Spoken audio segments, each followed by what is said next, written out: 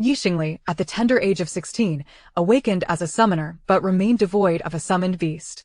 For 3 arduous years, she devoted herself wholeheartedly to her team, only to be betrayed by her comrades just before the crucial college entrance examination, who conspired to send her to serve a wealthy heir. After being expelled from the team, Xingli placed all her hopes on an ancient blood ritual and ultimately succeeded in signing a contract with a small wolf pup. This pup not only comprehended human speech, but also adeptly assisted her with laundry, cooking, and leveling up in battles, propelling her towards greatness. Subsequently, Xingli unlocked her meridians and contracted formidable beasts such as the blaze lion, the gale white tiger, the dark dragon, and the deep sea siren. Years later, the families of her summoned beasts sought her out. What? You claim they are aberrant sentinels? Are you mad, or am I? How could I possibly be unaware of what they truly are? Oh, do not lick. Come here for a kiss, my dear. Just be obedient. Look, they are simply so fluffy. Chapter 1. Betrayed by comrades to warm the bed of a wealthy heir, expelled from the team. In the recesses of her mind, a voice echoed, Xingli, what are you making a fuss about? Before her stood a tall, handsome man, his sharp brows slightly furrowed, revealing a hint of impatience. Yet his gaze seemed to drift, betraying an undercurrent of guilt. He spoke softly, if you accompany Wang Quanlu for just 1 month, he has promised to provide us with a piece of silver-grade equipment, which is crucial for our college entrance. Examination. I hope you can understand the bigger picture. White Xingli could scarcely believe her ears. What manner of person could utter such shameless words?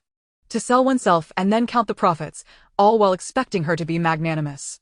Did they perceive her as someone so cheap? Moreover, the college entrance examination was of utmost importance not only to them but to her as well. For Xingli was not of this world. She hailed from the distant blue star in the Milky Way, a mature soul. Having traversed into the interstellar era, humanity sought to expand rapidly across the cosmos, launching a universal transition to new professions while necessitating a vast population. However, clones could not bind their souls to the cosmic alliance system, leading the alliance to provide subsidies for women to bear children, making singlehood a crime. Should she fail the college entrance examination, with her talents, Xingli feared she would be relegated to a breeding tool for numerous powerful individuals. Given the prolonged lifespan of interstellar humans, she might find herself birthing children until the age of 120, needing to deliver 100 offspring. Xingli was the 98th child of her mother. This was, to a woman of the 21st century who chose not to marry or bear children, the most heinous curse imaginable. Thus, she resolved to excel academically. In her first year of high school, Xingli transitioned into a summoner and awakened her talent. Charm, defeating a monster could increase her charm by 0.01 points. Overjoyed, she believed she would become a powerful summoner, for charm also influenced the affinity of her contracted beasts. Yet, she soon discovered that summoning was a costly endeavor. The formation for establishing a contract with a summoned beast required no less than 100,000 star coins. Xingli took out student loans to summon a beast, only to face repeated failures. With each attempt, her debts mounted, leaving her no choice but to work tirelessly. Meanwhile, she had to study various combat, defense, and healing techniques as a summoner to compensate for her lack of a summoned beast, ensuring she did not hinder her team.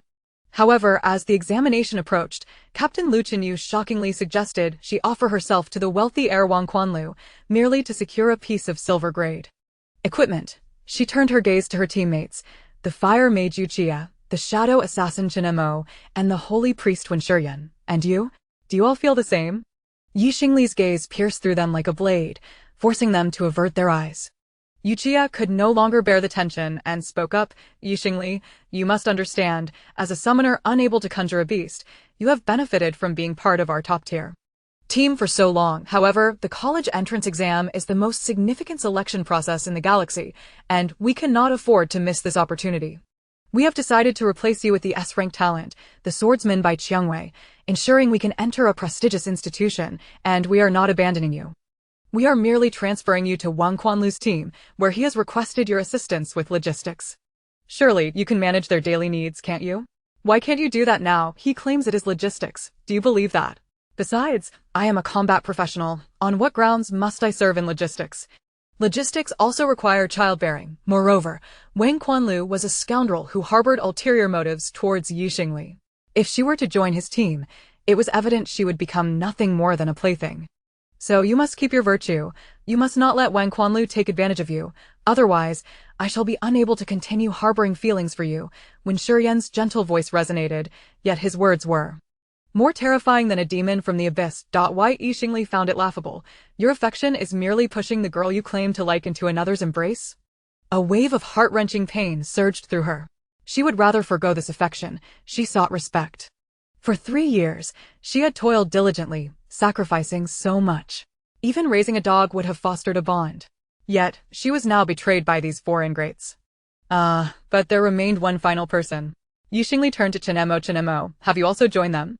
Among the 3, Chenemo, true to his name, was often overlooked, yet he was the one Xingli had cared for the most. This time, he did not remain silent. The silver-grade weapon Wang Quanlu offered is a dagger, and it is of great importance to me. So it was a matter of self-interest. Xingli felt a surge of emotion, her eyes welling with tears. You are truly beasts. Liu Chenyu, 3 years ago, during our first dungeon raid, you could not withstand the onslaught of the monsters. You were as inexperienced as a novice. It was I, ranking first in practical classes and martial arts, who took on the defensive role in our team, shielding you and saving your life countless times. Yuchia, to abandon a teammate and expel me so close to the examination, seamlessly transitioning to a new teammate. How can you be so brazen?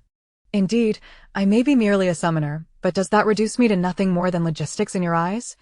I devised the dungeon strategies and filled enduring battles. For years, you have recklessly unleashed your attacks while I have shielded you from countless monster assaults.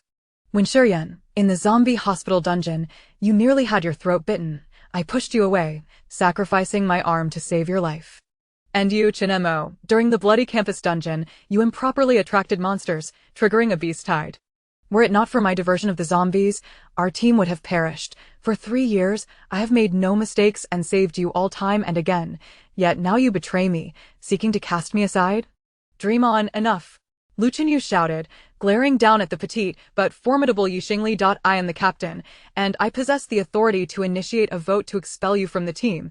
As long as the other members agree, it shall be done.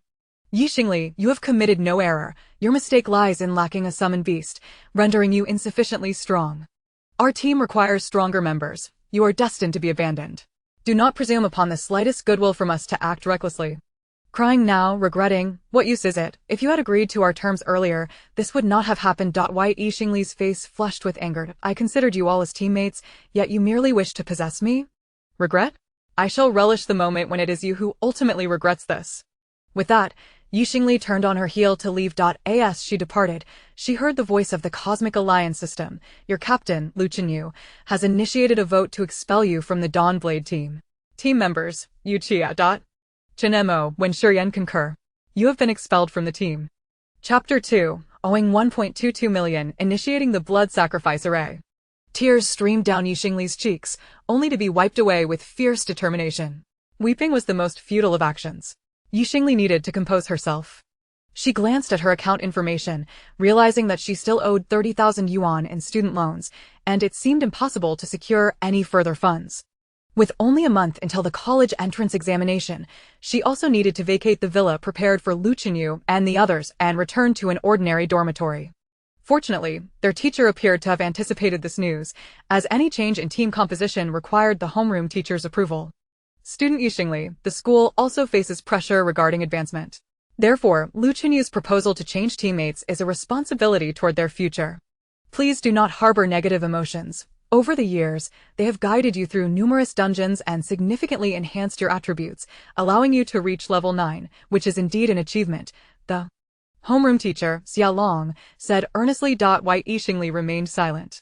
So what they claim is that they guided me through the dungeons. She emphasized the words guided me, feeling an acute sense of irony. It was she who crafted the strategies, managed the logistics, purchased various potions, and fully unleashed her abilities, even calculating the precise number of skill activations, meticulously avoiding the habitual attacks of monsters. In their eyes, however, it was as if they had brought her along. What else could it be? They all possess S-grade talent, and their classes are quite formidable. You still lack a summon beast, so of course, it appears they guided you. You should understand others better and reflect on their kindness toward you. Xingli dug her nails into her palm, feeling an overwhelming sense of frustration that she could not express. She had no intention of correcting Xia Long's impression.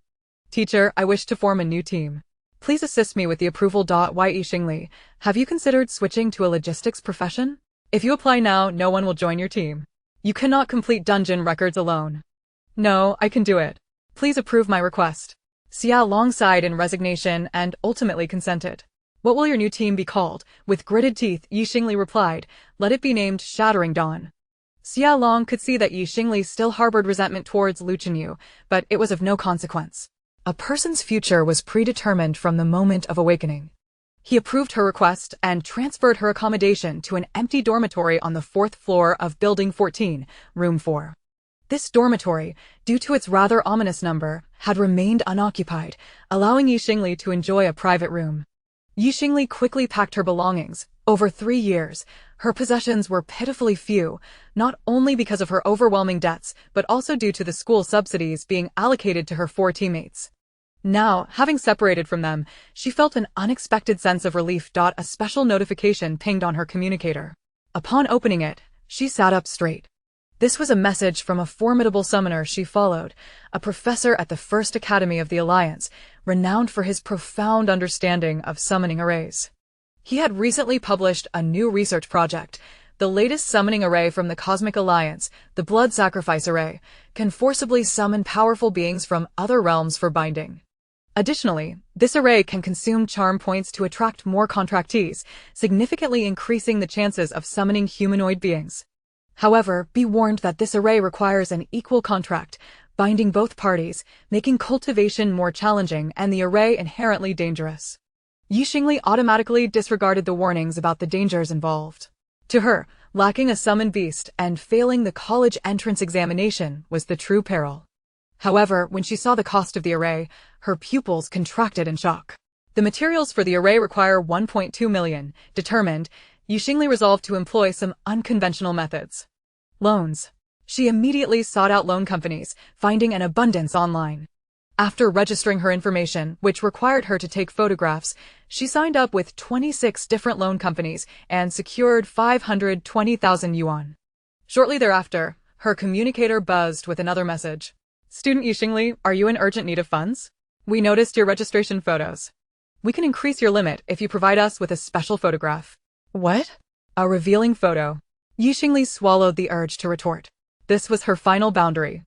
I cannot take such a photo, but you know I am attractive, and my talent is S-grade charisma. I am capable of repaying the loan, so would you consider increasing my limit? Upon learning of her talent, the representative became more enthusiastic and, after some negotiation, raised her limit to 100,000 yuan. With newfound clarity, Yi Xingli approached 6 more companies, each granting her a limit of 100,000 yuan. With a total of 1.22 million in hand, she promptly accessed her profession panel, navigated to her personal trading interface, and began purchasing materials. A significant quantity of summoning array materials was procured, depleting her star coins. With the materials assembled, she set up the array, slicing her palm to let her blood flow into it. The array activated, and a voice resonated from the system. Blood Sacrifice Array activated. Would you like to consume your charm attribute to summon a compatible contract beast? Yes, please enter the amount of charm points you wish to consume. Without hesitation, Yi Xingli input the maximum value, 100 points. Currently, she possessed 100 charm points, having hunted 10,000 monsters over 3 years. This was not a large number, and in fact, it was somewhat insufficient. The player who delivered the final blow could earn 20 of the monster's experience and collect the dropped items directly into their inventory. She rarely had the opportunity to secure kills. However, in order to increase her charm points, she had ventured into lower-level dungeons to hunt monsters. Once her charm points reached 100, she ceased her hunts. Excessively high charm points brought numerous negative effects. She noticed her teammates gazing at her with growing desire and was beset by several ardent admirers. Moreover, this attribute did not enhance her combat capabilities. Lacking a summoned beast, she dared not increase her charm further. Now, she would expend it all. She hoped to summon a powerful contract beast. The array emitted a scarlet glow, traversing countless parallel universes, eventually arriving at a desolate planet. In the parallel universe, known as the Serpent Head star system, there lay the exiled star. It was home to Sentinels who had been stripped of their reason and had morphed into grotesque monsters due to a lack of guidance. The planet was infested with these malformed creatures, their eyes reflecting chaos interspersed with fleeting clarity. The frenzied genes endowed these aberrant sentinels with tremendous destructive power. They seemed to have caught the scent of blood, racing towards the array, driven by an insatiable hunger for the sweet, enticing energy that promised an encounter. Yet, at that moment, an overwhelming pressure descended. A blood-red moon emitted an ominous light, splitting apart to reveal a massive fissure. It resembled an eye, gazing down at the earth, fixating on the array with unblinking intensity. All the grotesque beasts trembled in fear, too intimidated to approach. In the distance, colossal mountains crumbled as a silver giant wolf shook its fur, strands capable of rending the very fabric of reality. As it drew nearer, the surrounding space blurred, and the moon overhead descended to rest upon its forehead, showcasing its immense stature. It turned out that what was perceived as the moon was merely its ability, a third eye beyond comprehension. Chapter 3. Severing her wings to truly possess her. Yet the array was too small to forge a contract with the being on the other side. One would need to contend with the forces of time and space, consuming terrifying amounts of energy, potentially reducing oneself to a mere weakling. Nevertheless, that longing was intrinsic, deeply rooted in the chaos of its mind. At this moment, the blood within the array began to fade. He could wait no longer, his toenails gently tapping within the formation. He poured forth all his strength, transforming it into a silvery radiance that melded into the array. In the dormitory 1444, Xingli, weakened from blood loss, appeared somewhat pallid without the enhancement of her charm, her figure looking rather withered. Another failure, though this was not her first disappointment, this time felt particularly desolate. At that moment, the formation suddenly erupted with blinding light. Amidst the argent glow, a delightful, fluffy creature, reminiscent of a diminutive puppy, appeared before her eyes. Her summoned beast had finally manifested. Contractor, Yiju race, Xinghin silver wolf quality, super divine level, 0 attributes, constitution 100, strength 100, agility 100, spirit 100 talents, eye of the starry sky, body of star hen, realm of star hen. Skills, silver moon roar, starry rift, star domain shuttling, space collapse, silver moon radiance, cosmic black light, great annihilation. Xingli inhaled sharply, unable to fathom the attributes laid before her. Was the highest tier not supposed to be mythical? What then was super divine? Had she drawn an SSSR? Moreover, she had never encountered a level 0 summoned beast with an aggregate attribute reaching 400. At level 0, her total attributes had only been 37 points, which had already made her the top in the school. Not to mention, it possessed 3 talents and 7 skills. Her previous understanding was utterly shattered. After the initial shock, a wave of euphoria washed over her.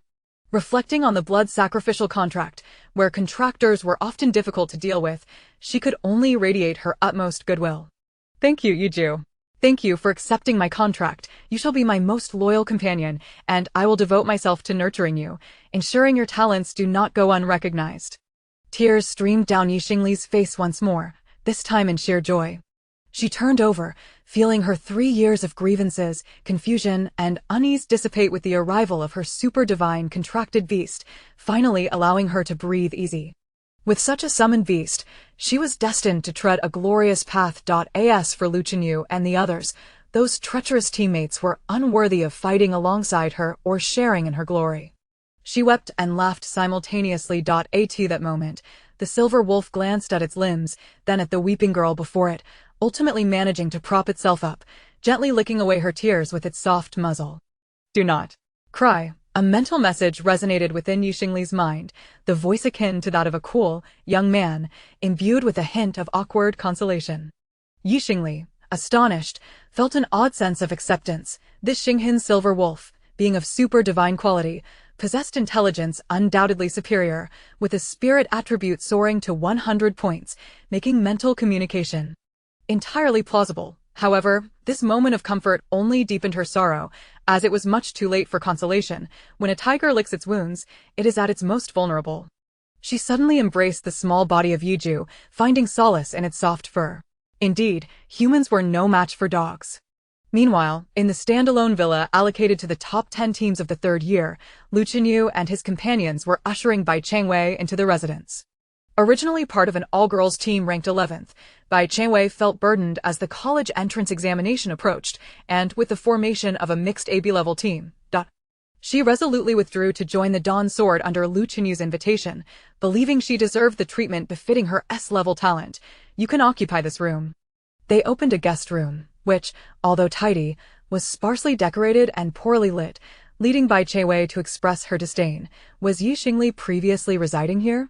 Lu Qinyu hesitated for a moment before shaking his head.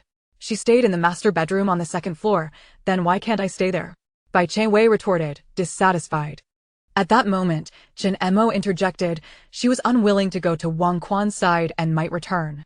Although her position in the team is no longer available, she can still assist with logistics, helping us with laundry and meals, which are far superior to the cafeterias. Offerings. She has been living upstairs for 3 years.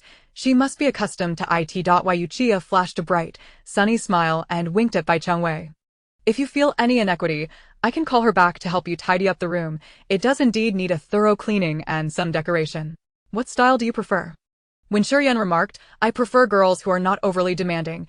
I hope you can minimize your requests and focus on tackling the dungeon quests. Our team still needs to conquer the final desolate castle. Bai Chewei, under Wen Shurian's gaze, suppressed her dissatisfaction. Rest assured, I am not a difficult person. I will cooperate with you all. This room will suffice. I will only stay for a month. To be on the same team as 4 top-tier prodigies, she naturally needed to temper her temperament. For the past 3 years, Yi Xingli had garnered envy from many. Now, all that glory belonged to her. Surrounded by the admiration of the male prodigies, what did it matter to endure a bit of grievance and coldness? Bai Changwei moved into her bedroom. The remaining 4 proceeded to the training room to train together, walking side by side when Yuchia suddenly said, Do you think Yi Xingli will continue to summon beasts after leaving us? What if she succeeds? The group responded with indifference. Lu Chenyu replied nonchalantly, She has run out of money. Furthermore, even if she were to summon now, her training would be too late. She is destined to transition into a logistics role, forever to be a canary. 3 years prior, when Yi Xingli first summoned a beast, the materials she purchased were advanced from the school. One of those materials was also needed by Lu Chenyu, who borrowed it, not expecting Yi Xingli to hastily establish the formation, ultimately leading to her failure. The failure of that summon caused significant mental distress for Yi Xingli, necessitating a 2-week rest. With the lack of free materials, she had to purchase them, accruing a considerable debt. During those 2 weeks, the 4 spent every moment together, and as Yi Xingli lacked a summoned beast, she began to compensate in other areas. She proactively sought strategies, assisted with chores, and even took on the responsibility of meal preparation. Chapter 4. Only upon losing her cooking did they realize its worth. The summon once again ended in failure. This time, Yi Xingli required a full 2 months to recuperate. They increasingly relished witnessing her dedication to the team. Yet, she worked so diligently that even without a summoned beast, her combat prowess remained impressive, instilling in them a sense that this girl would one day soar to great heights. As battles progressed, her charm heightened, drawing more attention, and the 4 began to feel an indescribable possessiveness. They did not wish for her to leave, nor escape. They wanted her to remain in the team, even to become their own. However, with 4 indispensable members, they ultimately decided to share her among themselves. In secret, they became frenzied in their desire to bind her, hence, preventing her from acquiring a summoned beast was a collective effort. This way, she would never be able to leave the team. Yet, even under such circumstances, Yi Xingli did not actively become anyone's girlfriend. She refused to relinquish any opportunity to grow stronger. The 4 were compelled to clip each other's wings, ultimately expelling her from the team as the college entrance examination approached. As for having her accompany Wang Quan, they had their own plans in mind. If she were to face humiliation, she would come to understand the value of their camaraderie, and then would obediently return to be their canary. If they could not possess this lofty flower, they would let it be torn apart and trampled in the mud, only to later descend as her saviors. At that point, surely she would comply. Yet, mere half a day had passed. They began to feel an emptiness permeating the villa. After completing their training, they tossed aside their sweat-soaked garments and awaited their meal at the dining table, only to find no immediately available food. This left several of them with unpleasant expressions. Yuchia took out his communicator. She should have calmed down by now. Let her return to cook. I am utterly vexed. Once I coax her back, I will certainly make her kneel and beg for my forgiveness. Yet, when he attempted to connect, a mechanical voice responded. You have been blocked by the other party and cannot connect. Yuchia's expression darkened. Xingli was quite ruthless. Forget it, let's head to the canteen. After we eat, we can explore the wasteland castle, Lu Chenyu suggested. The others nodded in agreement. After summoning Bai Qiangwei, they made their way to the canteen. Meanwhile, Xingli was also heading to the canteen with her little wolf dog. The wolf dog was still quite small, and Xingli adored it immensely, unable to resist cradling it while stroking its sleek silver fur as they walked. Yejue, our current living conditions are not ideal, and we cannot cook for ourselves, so we must eat at the canteen. Once we complete the dungeon and earn some money, I will buy some kitchenware, and we can prepare our own meals. The food in the galaxy was notoriously unpalatable. Most of the time, it was a mushy blend of various energies, sufficient to satiate hunger. Natural ingredients were looted from various dungeons and were exorbitantly priced, currently beyond Xingli's means. Upon arriving at the canteen, Xingli ordered 2 meals and a portion of dog food biscuits for her wolf dog, shaped like bones. Yejue sniffed the air, detecting the scent of various additives, and lost his appetite. He sat steadily on the bench, refusing to eat, instead directing his gaze toward Xingli. As she bit into a nutritional bar, noticing his attention, she offered it to him. Do you eat the same as humans? Sorry, you can have this. Yejue sniffed again, catching Xingli's scent, and promptly wagged his tail before swallowing the nutritional bar whole. Not bad. Xingli sighed in relief. At least Yejue could eat human food, she wouldn't let him starve. She had heard tales of a summoner who had called forth a giant dragon that could consume an entire house in one meal, forcing the summoner to sell himself to a major corporation to sustain the dragon, resulting in a 500-year servitude contract. Moreover, the contract beasts summoned by blood sacrificial formations had low loyalty, and with Yejue being a mythical creature, she feared he might become dissatisfied and run away. Just then, a sudden hush fell over the canteen, and whispers filled the air as patrons expressed their astonishment. It's the first battle team. Captain Lu is so handsome. Pastor One is so gentle. Oh, I adore you, Chia. He looks like a wild king. Actually, I prefer the cold type. Chen Mo is also quite striking, the brooding prince. Hey, where's Xingli? Who is that woman standing beside the 4 male gods? Don't you know? Xingli was kicked out of the team today. Honestly, she should have been ousted long ago. She's a useless waste without a summoning beast, relying solely on her looks to occupy a team position. So weak, she's completely hindering the team's future. That's Bai Qiangwei, quite formidable. If she hadn't insisted on being morally bound to form a women's team, the S-rank talent sword woman would have already stood out. Amidst the flurry of compliments, Bai Qiangwei smiled, feeling an unprecedented sense of satisfaction.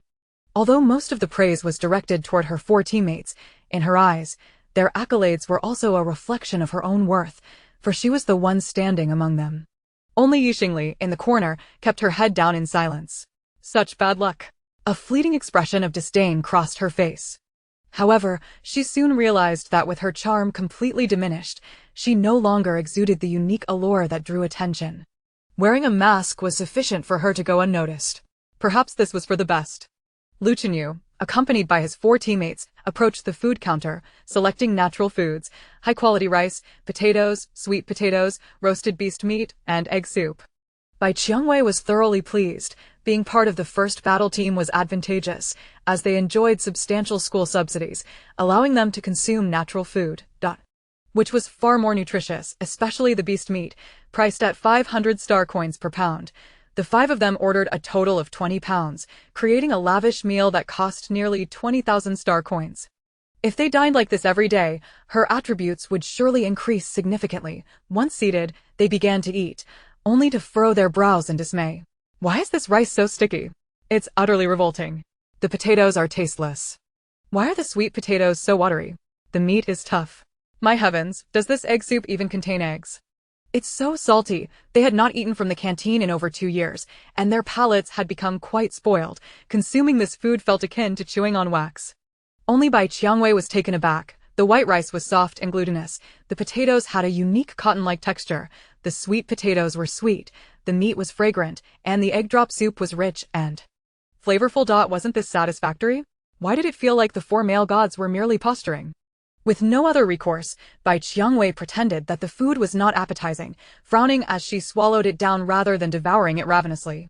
Yet, she couldn't help but wonder what the food they had previously consumed had been like. Just at that moment, a figure crossed from 2 tables away. The four of them, like hounds on the hunt, locked onto their target with precision. Xingli. Chapter 5. The summoned beast that must be executed. Preventing her from rising again, several voices spoke simultaneously, halting the figure in motion. Xingli, cradling a small wolf pup, had no intention of engaging with them, yet she found herself called out. She did not pause her stride, pressing forward, but in the next instant, the impulsive Yuchia sprang to his feet, leaping over 2 tables to obstruct her path. I'm calling you. Did you not hear me? His gaze fell upon Xingli's face, momentarily taken aback. Xingli seemed to have lost some of her former beauty, even with a mask covering her features. The allure that once captivated was diminished. Her eyes, though still striking, bore the telltale signs of tears shed earlier, rendering her appearance more fragile, and her annoyance was unmistakable. Is it too much to ask for silence? A good dog does not block the way. Xingli attempted to evade him, but the narrow space between the cafeteria tables left her no room to maneuver. How vexing. This single thought ignited Yuchia's already volatile temper. To him, Xingli's current state surely stemmed from being cast out of the team, wallowing in sorrow. How pitiable she was, yet her defiance remained unyielding. Had it been before, he would have sought to console her. But today, for reasons unknown, he felt no such compassion. He desired her submission instead. Enough of this commotion. Since you have no desire to join Wang Quan, return with us and serve as our support. Today's lunch was dreadful. You could prepare us a roasted whole lamb, which I yearn to taste. As he spoke, he reached out to grasp Xingli's wrist. At that moment, the Night Lord nestled in Xingli's arms could no longer contain himself. The small wolf swiftly extended its claws, a flash of white silver streaking through the air. The starry rift tore through space, leaving 3 claw marks in its wake. In Yuchia's state of disbelief, his wrist was severed in an instant. Yuchia screamed, blood gushing forth, splattering against the cafeteria ceiling, threatening to land on Xingli. Instinctively, she stepped back, only to be shielded by a burst of silver light, forming a protective barrier that kept her from being tainted by the sanguine spray. Others gasped in shock. When Shurian's expression shifted as he flung a pristine chain from his hand, ensnaring the severed hand that had fallen to the ground. The hand was pulled upwards, reattaching itself to Yuchia's wrist as the chain coiled around it. Chen Mo and Lu Chenyu were struck by the gravity of the situation. Such decisive action, devoid of mercy. Did she truly harbor such resentment against them? This was not what they had desired. Xingli, what are you doing? Are you attacking your classmates at school? Bai Qiangwei was the first to question, as these were her new teammates, and she felt the need to defend them and bolster their goodwill. Xingli had not anticipated that the Night Lord would act so decisively. However, after the fact, she felt a sense of exhilaration. My contracted beast has just been summoned and is highly sensitive to malice. Yuchia attempted to attack me. This was self-defense. As for whether the Night Lord was indeed perceptive, she declared it so. Yuchia deserved it. At that moment, the gazes of others shifted to the small creature in Xingli's embrace. They noticed for the first time the young pup she held, though it might not be a pup at all, but rather a wolf. Its bloodthirsty gaze fixated on Yuchia, filled with disdain and a desire to kill. Yet, it too sensed the change in atmosphere, realizing that its actions had brought trouble to its summoner. The surrounding murmurs reached his ears. Xingli actually has a summoned beast now, which she had previously failed to summon. This beast is formidable enough to attack Yuchia. Some who admired and supported Yuchia immediately countered. Yuchia was completely unprepared. Who could have anticipated that Xingli's contracted beast would assault him? Moreover, as a mage, it is entirely normal for him to be unready for an attack. How could a summoned beast act independently of its summoner? It must have been Xingli's intention. Xingli's actions are in violation of school regulations. Lu Chenyu's eyes darkened, a tempest brewing within his gaze. Xingli's previous attitude had already irked them, and now, having distanced herself, she had actually contracted a summoned beast. This filled him with unease, a sense that events were spiraling out of control. His eyes fell upon Xingli's hands, noticing the bandaged wounds, and he suddenly grasped the implication. Xingli, did you employ the latest blood sacrifice summoning array? The beast you summoned is bloodthirsty and uncontrollable, and you have attacked Yuchia. Such a creature cannot be allowed to remain. Xingli seethed with fury. On what grounds? Lu Chenyu raised his chin slightly, his demeanor haughty, his gaze condescendingly fixed upon Xingli. By my decree, your summoned beast poses a threat to the safety of our classmates. If you wish to continue your studies at Sanzhong, you must execute this summoned beast. Otherwise, you will be expelled from Sanzhong and unable to participate in the college entrance examination. If it is merely execution, I shall report to the homeroom teacher, granting you a mere reprimand, yet allowing you to remain as our team's support to atone for your transgressions. Xingli gritted her teeth. Was it not enough for them to force her out of the team? Now, they sought to expel her from Sanzhong, rendering her ineligible for examinations. Most crucially, if expelled from Sanzhong, she would become a social worker, no longer a fresh graduate. Social workers could indeed take the college entrance examination, but they were required to pay a hefty fee. Otherwise, many would languish in society as cogs, yearning for the examination to alter their fates, contributing nothing to society. The Cosmic Alliance does not support idleness. The fee for social workers is 1 million. She was already in debt to the tune of 1.22 million. Would they add insult to injury? I've stated that Yuchiya attacked me first. We can check the surveillance. Yet at that moment, the people around her began to cast blame upon Xingli. Yuchiya was speaking to you. Why did you ignore him? Clearly, it is your fault. Indeed. He merely reached out to stop you. You could have halted then. You even called him a good dog that does not block the way. Yuchiya is simply too good-natured to hold it against you. Xingli certainly did not believe herself in the wrong. Luchenyu, seeing Xingli's refusal to yield, resolved to teach her a harsh lesson this time. For reasons unknown, he found a hidden thrill in overpowering Xingli, watching her defiance crushed beneath his heel. Her impotent rage akin to training an unruly kitten, filling him with a sense of control. Soon, the homeroom teacher, Xiaolong, arrived. Having dealt with their affairs earlier in the day, he was further irked to be summoned again at noon. Upon hearing Luchenyu's proposal to execute Xingli's summoned beast, he readily acquiesced. Xingli, proceed as Luchenyu suggests or face expulsion from the school. Chapter 6. Expulsion from school, loss of dormitory privileges. Xingli felt that the grievances of the previous 18 years paled in comparison to the humiliation endured today. Yet, paradoxically, she felt no anger. Armed with an extraordinary summoned beast, she felt emboldened. Once trained, those who had bullied her today would pay her back 100-fold. Then go ahead and expel me, Xingli declared, her voice unwavering as she cradled the Night Lord and turned to leave. In the eyes of others, her shoulders squared. Her slender figure radiated determination. From this moment forth, she and her classmates would be as strangers. Do not think I am merely threatening you. Xiaolong's temper flared, and he began drafting the expulsion request. Xingli quickened her pace. She was uncertain whether Xiaolong would truly expel her from the academy or issue a severe reprimand that would prevent her from participating in the college entrance examination. Her belongings remained in dormitory 1444, and if she were expelled, she would lose everything, left with no choice but to sleep on the streets without a blanket. Apologetically, Yiju's ears drooped. He had not anticipated that his actions would lead to such considerable trouble for her. His contractor seemed to be in a dire predicament. Upon seeing the dejected little wolf dog, Xingli felt a momentary sense of healing. She gently patted his furry head. No, you were avenging me. Those individuals are exceedingly detestable. If I encounter them again in a major dungeon, I shall not let them off easily. Yet, I am sorry for dragging you into this hardship, leaving you without a place to stay. She secured her bedding, preparing to carry it. Leave it to me.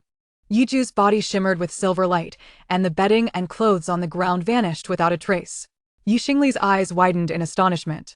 You possess a spatial backpack? Such a treasure was incredibly rare, contingent upon the resources one could acquire from dungeons. Yiju's little wolf head instinctively nodded, subsequently showcasing his ability, his third innate talent, Star Scar Kingdom. He possessed the power of spatial storage, the area of which was approximately the size of a kingdom. Of course, his current strength had been diminished, but the storage space of Star Scar Kingdom still measured 100 meters, equivalent to 1 million cubic meters. Moreover, he could manipulate time within the Star Scar Kingdom, allowing time to come to a standstill, preserving the state of items upon entry and exit, with no alteration in the flow of time. Xingli finally murmured, "We have struck gold." Her laughter radiated with brightness. Wonderful. Let's dive into the dungeon right away. You are truly remarkable, Yiju. She reached out to embrace Yiju and planted a hearty kiss on his furry head. Yiju's sharp wolf eyes narrowed slightly. clearly enjoying the affection. However, at that moment, a notification beeped from her communicator. You have been expelled for violating school regulations. You have lost your residency rights in dormitory 1444, your status as a student of the 3rd high school, and your privilege of free access to dungeons. How swift the actions were. Xingli scoffed coldly, yet remained unfazed. Let us depart, our future path shall undoubtedly be broader. She joyfully led Yiju away from the 3rd high school. This time, she felt no fear but rather an abundance of hope for the future. She took out her communicator, documenting their current situation as they walked. We need to enter a dungeon to acquire resources. With such a vast space, we can clear out everything within the dungeon. However, I am no longer a student of the 3rd high school, and entering a dungeon is no longer free of charge. The most cost-effective option would be the Sharp-Tooth Infant Village. After exterminating them, we can collect food and earn quite a sum. This way, we can also accumulate our team's dungeon completion record. Xingli could not help but marvel at the might of the Cosmic Alliance. When humanity expanded under the Cosmic Alliance, it did not merely traverse through lateral dimensions, exploring planets suitable for human habitation and establishing territories across countless star systems. Their exploration of the universe was vertical, seeking fragmented human civilizations in parallel universes, worlds invaded by zombies, insectoids, demons, and strange entities. They aimed to rescue humanity in these parallel worlds, slay monsters, and convert residual energy into dungeons, continually plundering resources and energy from parallel universes. Once the unique energy of a parallel universe, posing a threat, apocalyptic scenarios, dissipated, it could be fully conquered, allowing humanity to inhabit that realm. Currently, the Cosmic Alliance possessed an astounding million coordinates of parallel universes. In the Dungeon Plaza, a Level 0 warrior sought a party. Free entry to the Sharp-Tooth Infant Dungeon, you cover the ticket. A berserker team needed a priest and was ready to depart immediately. Even at the entrance of a low-level dungeon, throngs of people gathered. After 3 years, Xingli had reached level 9. Her base attributes were Constitution 824, Agility 820, Strength 726, Spirit 1039. The attributes of ordinary individuals hovered around 5, but Xingli, being a top achiever, had significantly higher stats than others. Among her additional attribute points, the Summoner class granted bonuses of 1 to Constitution, Agility, and Strength, and 3 to Spirit. Furthermore, she received 5 free attribute points to allocate at each level. Upon careful calculation, only 10 points were acquired through items over these 3 years. Was this what Xia Long meant when he said the team had contributed significantly to her attributes? In reality, most of the resources had been claimed by those 4 individuals. Thus, Yuchia was not incorrect. Without her summoned beast, her attributes were too low, rendering her a worthless character. Yet, with a summoned beast, everything changed. Xingli's gaze fell upon the shimmering portal before her. Challenge Dungeon, Sharp-Tooth Infant Village. This level 1 dungeon was one she could traverse with her eyes closed, as she visited weekly to scavenge for ingredients. It was perfect for leveling up the little wolf while also allowing them to clear out the contents within. Deducting 10,000 star coins for entry. Entered dungeon. Xingli was drawn into another world by the radiant light before her. As her vision cleared, she found herself in a desolate village. Soon, from the darkness, a massive, grotesque creature resembling an oversized infant with purplish-blue skin entered her line of sight. It was utterly terrifying. This was the first dungeon for all novices, where Lu Chenyu had once floundered like a rookie, far from the male god he was now. Xingli raised her sword, ready to strike at the sharp-toothed infant. In the next moment, she saw Yiju leap forward, his claws moving in a flash of silver light, instantly obliterating the sharp-toothed infant. Xingli beheld a damage number 100,000 crit. A damage of 100,000? The sharp-toothed infant had only 100 health points. Had she underestimated the strength of a divine beast? Your contracted beast has slain a monster. Your charm value has increased by 0.01. Her charm value rose once again. Yiju also sensed a unique rule emerging. A surge of power gathered around him, requiring approximately 1,000 such monsters for him to enhance. Understood. Above Yiju's head, a full moon shimmered. Despite the village's cloudy, dim sky, a colossal moon appeared overhead. Within the moon, a fissure opened, and a gigantic eye gazed down upon all creatures below. In the next instant, the moon's eye blinked. All the sharp-toothed infants within the village were crushed by spatial compression, leaving not a single bone intact. You have slain 99 sharp-toothed infants. You have slain one giant sharp-toothed infant. You have completed the dungeon. Completion time, 9 seconds. Would you like to save the current record? Current completion team, Shattered Dawn. Xingli was momentarily stunned. Then, she erupted into a scream. Yiju, you are simply incredible. What a treasure, mwah mwah mwah. She vigorously patted his furry head, showering him with loud kisses on his fluffy crown. She felt transformed into a goddess of stone. Goodness. I can also slay the sharp-toothed infants in one strike. But they're scattered throughout this village, which spans a full 2 kilometers. Searching house by house for the sharp-toothed infants would take half an hour. Yet now, it took only 9 seconds. Was this a forbidden spell? Of course, it was not a forbidden spell, merely his innate talent, the Eye of the Starry Sky. With a single strike, he had annihilated all monsters in the dungeon. Xingli promptly saved the record of this dungeon. Thus, her team now possessed 1 dungeon record, requiring 4 more to fulfill the prerequisite registration conditions for the college entrance examination. However, given Yiju's formidable strength and attack power, it was plausible that they could clear other dungeons in one go. Regrettably, the resources within the Jianyang dungeon were exceedingly meager, yielding no equipment drops. No matter. Even in the absence of drops, there were still other items to collect. Onward. Xingli, well-versed in dungeons, immediately began her scavenging. In the first room, she discovered a string of dried chili peppers, which served as a precious spice ingredient within the Galactic Human Alliance, with each pepper valued at 8 star coins. This string contained a staggering 300 peppers, equating to 2,400 star coins. The second room's backyard lay in disarray, yet upon closer inspection, she discerned buried potatoes. These were sold by weight at 30 star coins per pound, and there were 100 pounds in total. Moving to the third room, she found a barrel of unspoiled pickled cabbage. Subsequently, there were 30 heads of cabbage, a basket of dried green beans, sun-dried mushrooms, slightly battered but edible tomatoes, 25 cucumbers, a startled hen, and 5 eggs. The total value of these items could amount to 20,000 star coins. Naturally, these provisions were initially intended for the team. Moreover, the system allocated each player a basic space backpack of 1 cubic meter with a maximum weight limit of 100 pounds. Additional space could be acquired at the cost of 5 million star coins per cubic meter. No one in the Dawn of the Sword team had opted for expanded space, and they were even reluctant to clear out their existing inventory, resulting in wasted resources after each dungeon run. Now, they would take everything. The hen would be kept for later consumption, while the rest would be sold to offset the entrance fee, yielding an additional profit of 2,000 star coins. Most importantly, Yiju had also gained 10 experience points. After 10 such runs, he would level up. However, this was not the most cost-effective approach.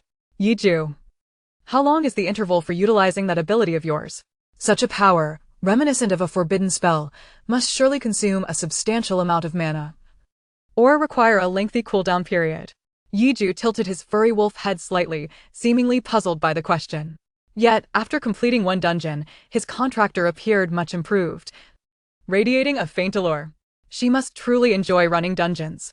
Yiju began to comprehend. There were no limitations. The Eye of the Starry Sky was indeed his innate gift. A talent is an inherent ability, so how could there be constraints? Xingli opened her mouth, experiencing a moment of clarity. She had truly latched onto a strong ally. Then I shall rely on you. We will grind through more of these dungeons.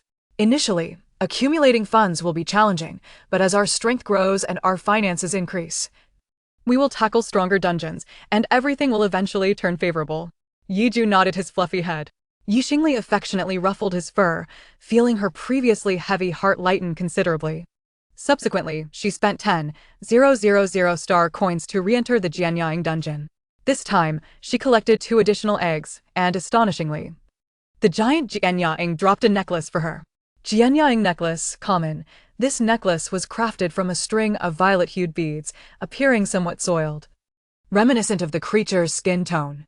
However, jewelry items commanded a price twice that of other equipment, while a standard common item cost 5,000 star coins. The necklace was valued at 20,000 star coins. This was a significant profit. Upon exiting the dungeon, Xingli sold the necklace immediately. After completing 8 dungeon runs, Her funds exceeded her expectations, reaching 45,297 star coins. Of course, within the Scar Kingdom, there were still 10 hens to keep for consumption. These were not for sale, as their value would only increase. Upon finishing the final dungeon, Yiju reached level 1. Your contractor Yiju has reached level 1. With attributes, Constitution 100, Strength 200, Agility 200, Spirit 300. After leveling up, Yiju's size doubled, transforming into the size of an adult Shiba Inu. His silvery fur lengthening, and his previously round, naive eyes becoming longer and more handsome. His gaze towards Xingli brimmed with loyalty and protectiveness, while he remained vigilant and fierce towards foes. The fragrant Yiju sniffed around Xingli.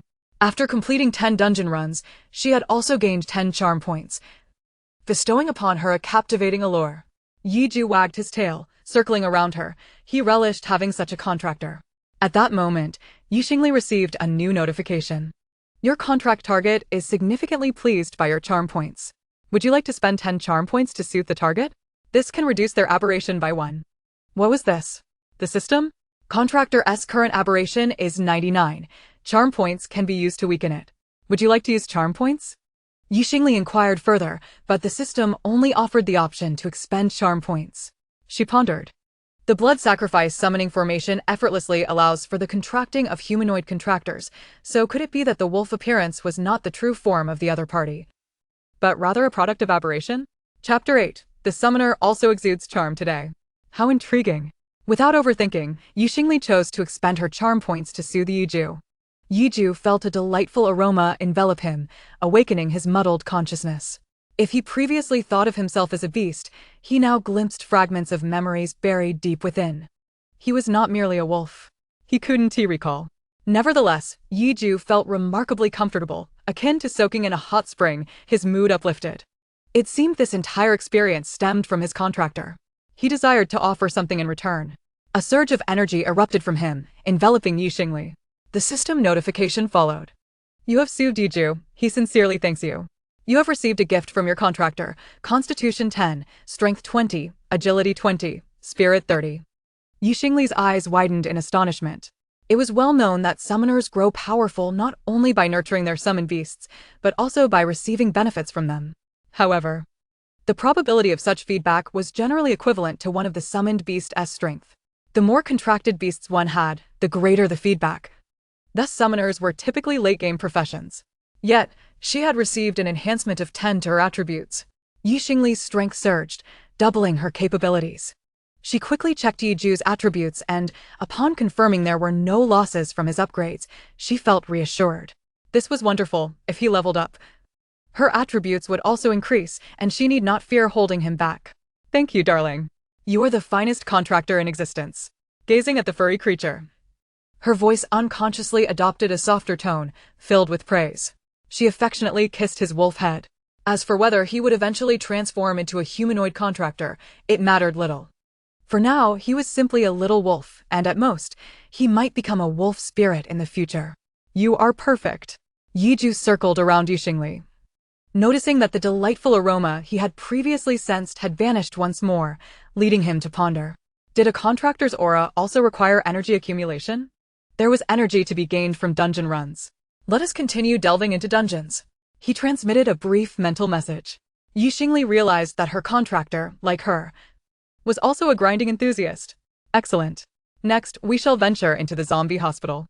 The zombie hospital was already a level 3 dungeon, yet with Yiju's attributes, this team-oriented dungeon would not pose a challenge. Challenge dungeon, zombie hospital. Upon deducting a fee of 30,000 Xingbi, Xingli found herself within the confines of a hospital lobby, teeming with sluggish zombies. Had it been under her previous attributes, even at level 9, she would have struggled to sweep through this instance, requiring a meticulous approach to eliminate foes. Instinctively, she dashed to the elevated information desk, dispatching 2 diminutive zombies clad in pink nurse uniforms with a swift strike, thus securing a tactical advantage. As the zombies began to converge, defending the information desk would allow her to methodically clear the area, a strategy perfectly suited for the dawn of the sword. In earlier attempts at this instance, the entire team had acted in unison, with Wenshurian at level 3, fully invested in mental attributes and lacking any enhancements to agility, rendering him considerably slower than the rest. He struggled to even scale the information desk. When a zombie lunged to bite his neck, it was Xingli who intervened, saving him from certain demise. This instance, while ripe for leveling, was abandoned by Wen Shiyan due to its overly complex environment and the paltry resources they could retrieve, leading to their decision to forsake it. Xingli also refrained from returning, as soloing the instance would risk increasing her charm value, prompting her to forego this endeavor entirely. In truth, the items within this instance held considerable value. At this moment, Yiju leapt onto the information desk, following the contractor's lead without hesitation. Upon spotting the encroaching zombies, Yin Lang stretched his neck and let out a piercing howl. The starry eye appeared to be constrained within the building's confines. Yet Nightju possessed a multitude of skills capable of swiftly dispatching monsters. The visible sound waves emanated outward, toppling an entire floor of zombies as their heads rolled away. You have slain 199 zombies. You have acquired 3 zombie crystal cores. The first floor lobby of the zombie hospital featured 199 patient zombies and a unique security zombie, the mini-boss of this area. However, this foe remained unaffected by the sound waves as it was situated within the elevator. Once the minor zombies were eliminated, the security zombie emerged from the elevator, as the mechanics of the instance dictated that the boss would only appear after the minions were vanquished. Nightju descended from the information desk and, with a swift motion, extended his claws towards the security zombie. From an extreme distance, a silver light tore through the space, resulting in the head of the security zombie rolling to the ground. You have slain the security zombie. You have obtained a security uniform top blink. This blink top could be sold for 6,000 Xingbi, a profitable venture indeed. Xingli felt elated at her unexpected gain. She urged the group to ascend to the second floor. On the second floor, Nightju replicated his previous success. You have slain 199 zombies. You have slain the head zombie. You have acquired 5 zombie crystal cores. On the third floor, you have slain 199 zombies. You have slain the director zombie. You have acquired 4 zombie crystal cores. In instances, even bosses do not guarantee valuable loot, especially in those that have been farmed extensively, leading to scarce resources. Only challenging instances with high levels would consistently drop valuable items. You have completed the instance. Completion time, 11 minutes and 23 seconds. Would you like to save the current record? The current team for completion is Crushing Dawn. Save. Subsequently, Xingli commenced her looting spree. In the first floor pharmacy, numerous medicinal items awaited. Within a low-temperature secure cabinet lay essential resources for the zombie hospital instance. Low-grade zombie vaccine potion, blink quality upon injection, grants 1 to all attributes. Each individual may only inject once. Xingli had never injected one, as they had not revisited this instance, and she would not spend 20,000 Xingbi to purchase the potion. Currently, she could not inject it either, as selling the potion was essential to cover her entrance fee. Fortunately, with the Starry Kingdom providing storage space, she could carry all the medicinal items from the pharmacy, even a packet of cold medicine, which could be sold to players in survival instances for 50 Xingbi. Some traditional medicines served as both herbs and ingredients, such as ginger, goji berries, lemons, and hawthorn, all of which could fetch a price. Chapter 9. She must have come to apologize. How could she possibly be here for the instance? Upon exiting the instance, Xingli placed all her items in the trading market, promptly recovering 50,000 Xingbi. The time spent managing her loot exceeded that of the instance itself. Thus, Xingli repeated the process 3 more times, accumulating a total of 100,000 Xingbi. Let us proceed to farm the Desolate Castle, where you can level up more swiftly. The Desolate Castle was a newly emerged instance with few completions and high drops. However, as a level 10 instance, the entrance ticket cost 100,000. Moreover, it held the potential to drop black iron-grade equipment, with an exceedingly rare chance of yielding silver equipment. A single piece of black iron equipment could be worth tens of thousands, while silver equipment could surpass 100,000. Securing even 1 or 2 pieces of black iron equipment would recoup the entrance fee, and if high school students could enter for free, they could earn substantial sums in a single run. Unbeknownst to her, as she approached the entrance of the Desolate Castle, Xingli encountered Lu Chenyu and his companions.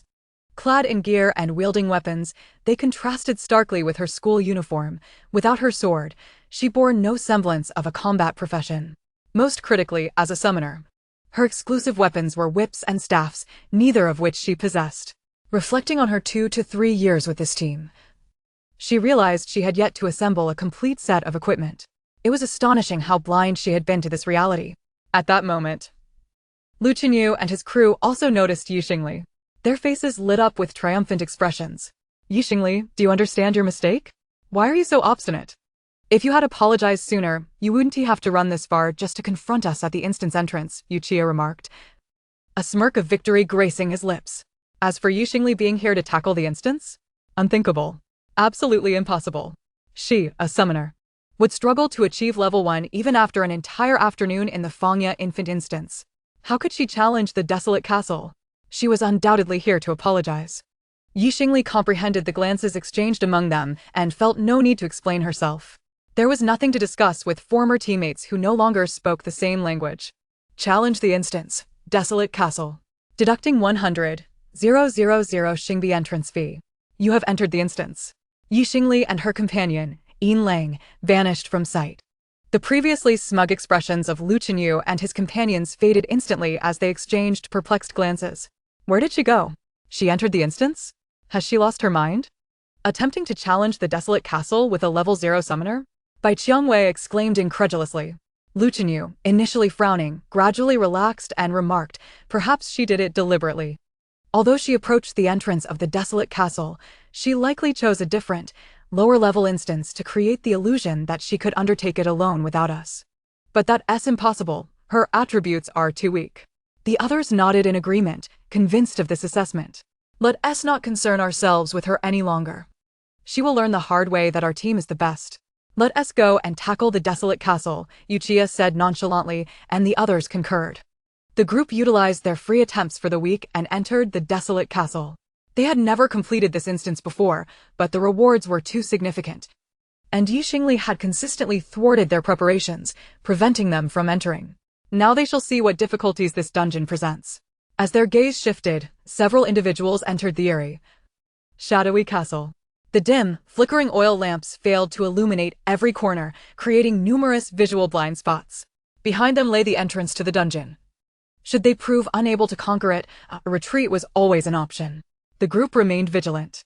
At that moment, a translucent figure, spectral and white, drifted towards them. Castle Spectre, level 10. Lu Qinyu brandished his shield, positioning himself at the forefront. However, his shield merely passed through the specter's form, inflicting no damage whatsoever. A chilling sensation penetrated his entire being as the specter glided through him. Health, 200. A silent, unexpected strike swiftly reduced Lu Qinyu's health by a quarter. What? He exclaimed in shock. Fortunately, at that moment, Bai Qiangwei intervened. With a flash of silver light, the sword borne by the gale struck the specter, creating a fissure in its essence. Yet this wound healed rapidly, and the specter retained its capacity for attack, although its visible health had diminished from full. Castle Spectre, level 10, remaining health, 82. The Castle Spectre immediately shifted its target, assaulting Bai Qiangwei, who felt a bone-chilling cold as her health plummeted by half in an instant. One more blow would spell her demise. In the data-driven universe, humans exhibited an acute sensitivity to death, as their health was plainly evident. Help me! Bai Qiangwei cried out in distress. When Shiryan acted swiftly, casting a beam of holy light upon Bai Qiangwei, stabilizing her health. Furthermore, the sacred light also enveloped the specter, eliciting a shriek from it. Yuchia finally completed his incantation of fire magic, striking the castle specter and immediately reducing its health by 30. The castle specter roared in fury, redirecting its aggression toward Yuchia. In an instant, he lost 2/3 of his health, his expression one of sheer terror. Quickly, draw its aggro away. Captain. What are you doing? Lu Qinyu desperately struck at the specter with his shield, but it merely passed through the specter's form, leaving him and Chen Mo, the assassin, unaccomplished. Fortunately, at that moment, when Shiryan unleashed another holy shield, enveloping Yuchia, preventing him from being instantly vanquished. Trembling, he launched a second fireball, and alongside Bai Qiangwei's assault, they finally vanquished the creature. The team found themselves in a perilous predicament. Bai Qiangwei, still shaken, furrowed her brow. Lu Xin. These spectral monsters do not respond to physical attacks. Elemental damage is required.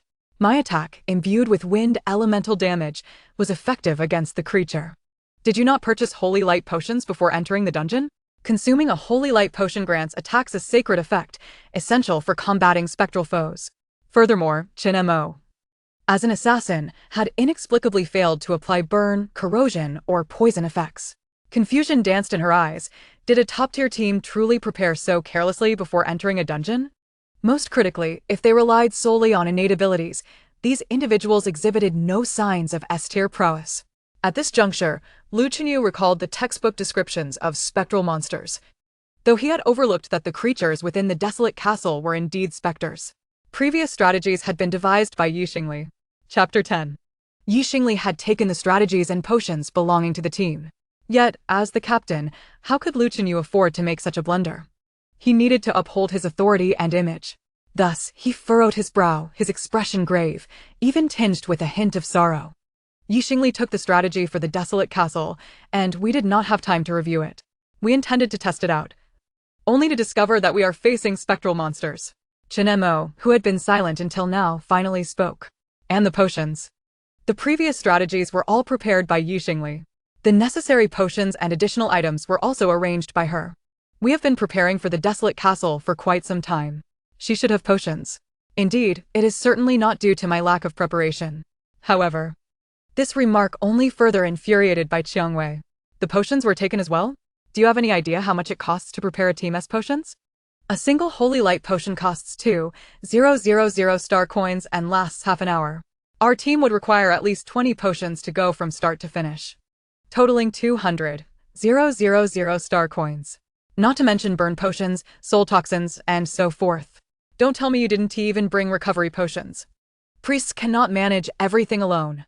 Yuchia, do you have enough magical potions?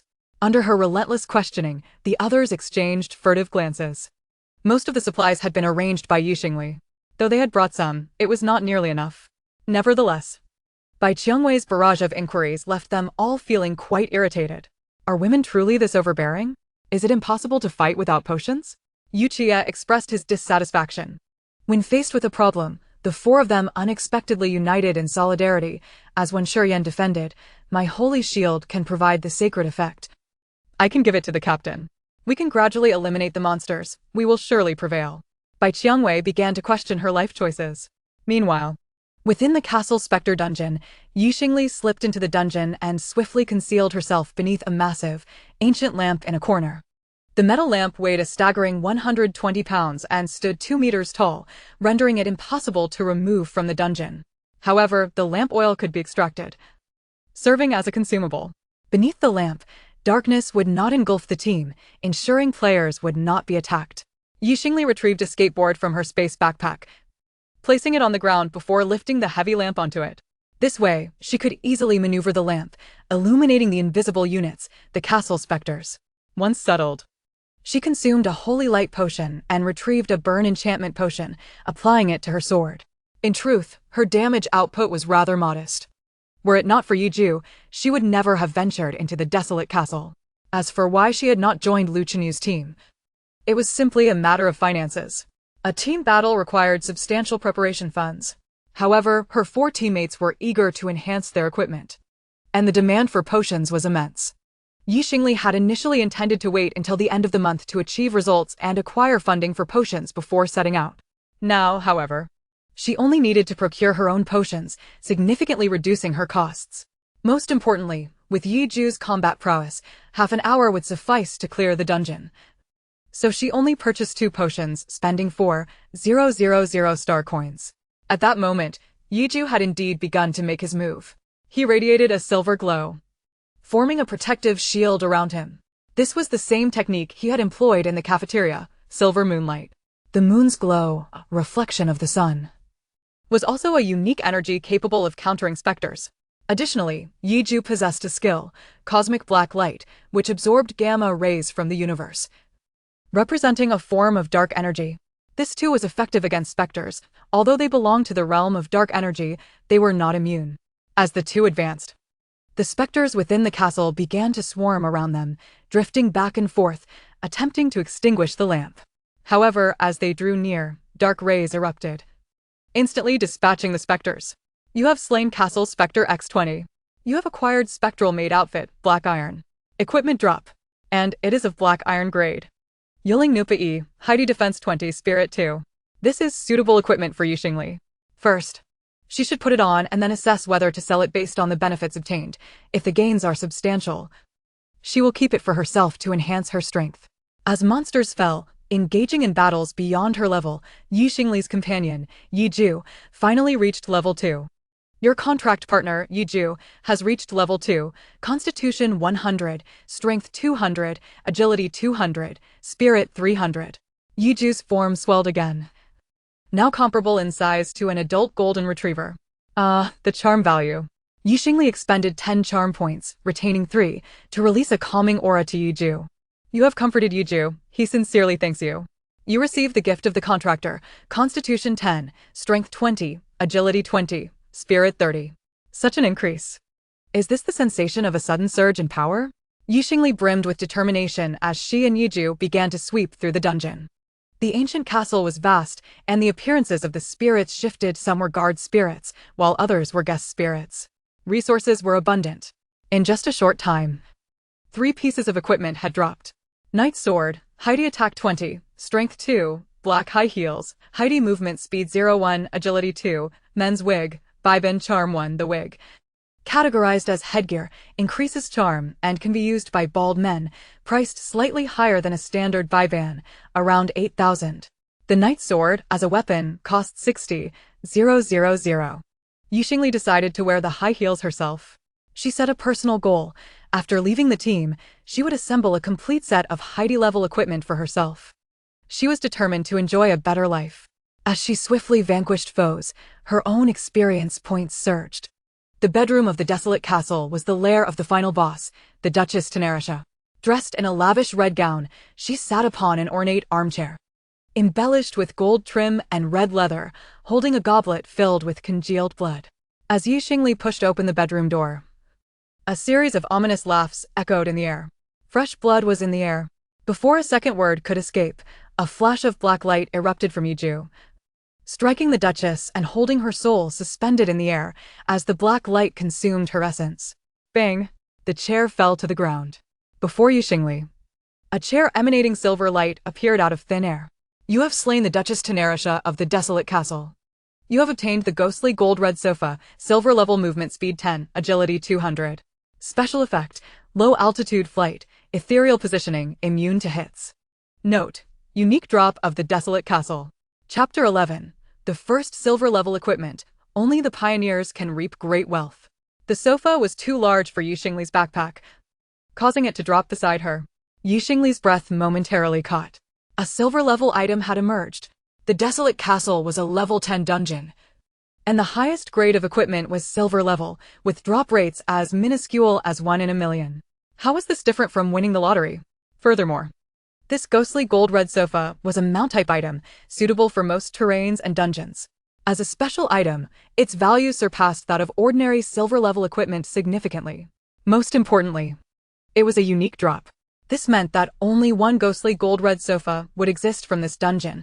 A second identical item would not appear. This item could fetch at least 2 million. In an instant, the burdens weighing down Yi Xingli lifted, and her anxieties vanished. Almost simultaneously, a series of notifications appeared. Your level has risen to level 10. Summoner class bonus, Constitution 1, Strength 1, Agility 1, Spirit 3. You have gained 5 free attribute points. You have completed the dungeon. Completion time, 39 minutes 12 seconds. Would you like to save the current record? The current completion team is Shattering Dawn. Save. 3 dungeon records are noted. The third is still the desolate castle. Once she supplements with 2 new dungeons, the Shattering Dawn team would be eligible for university applications. Yi Xingli was overjoyed. She had struck it rich. This time, she truly had.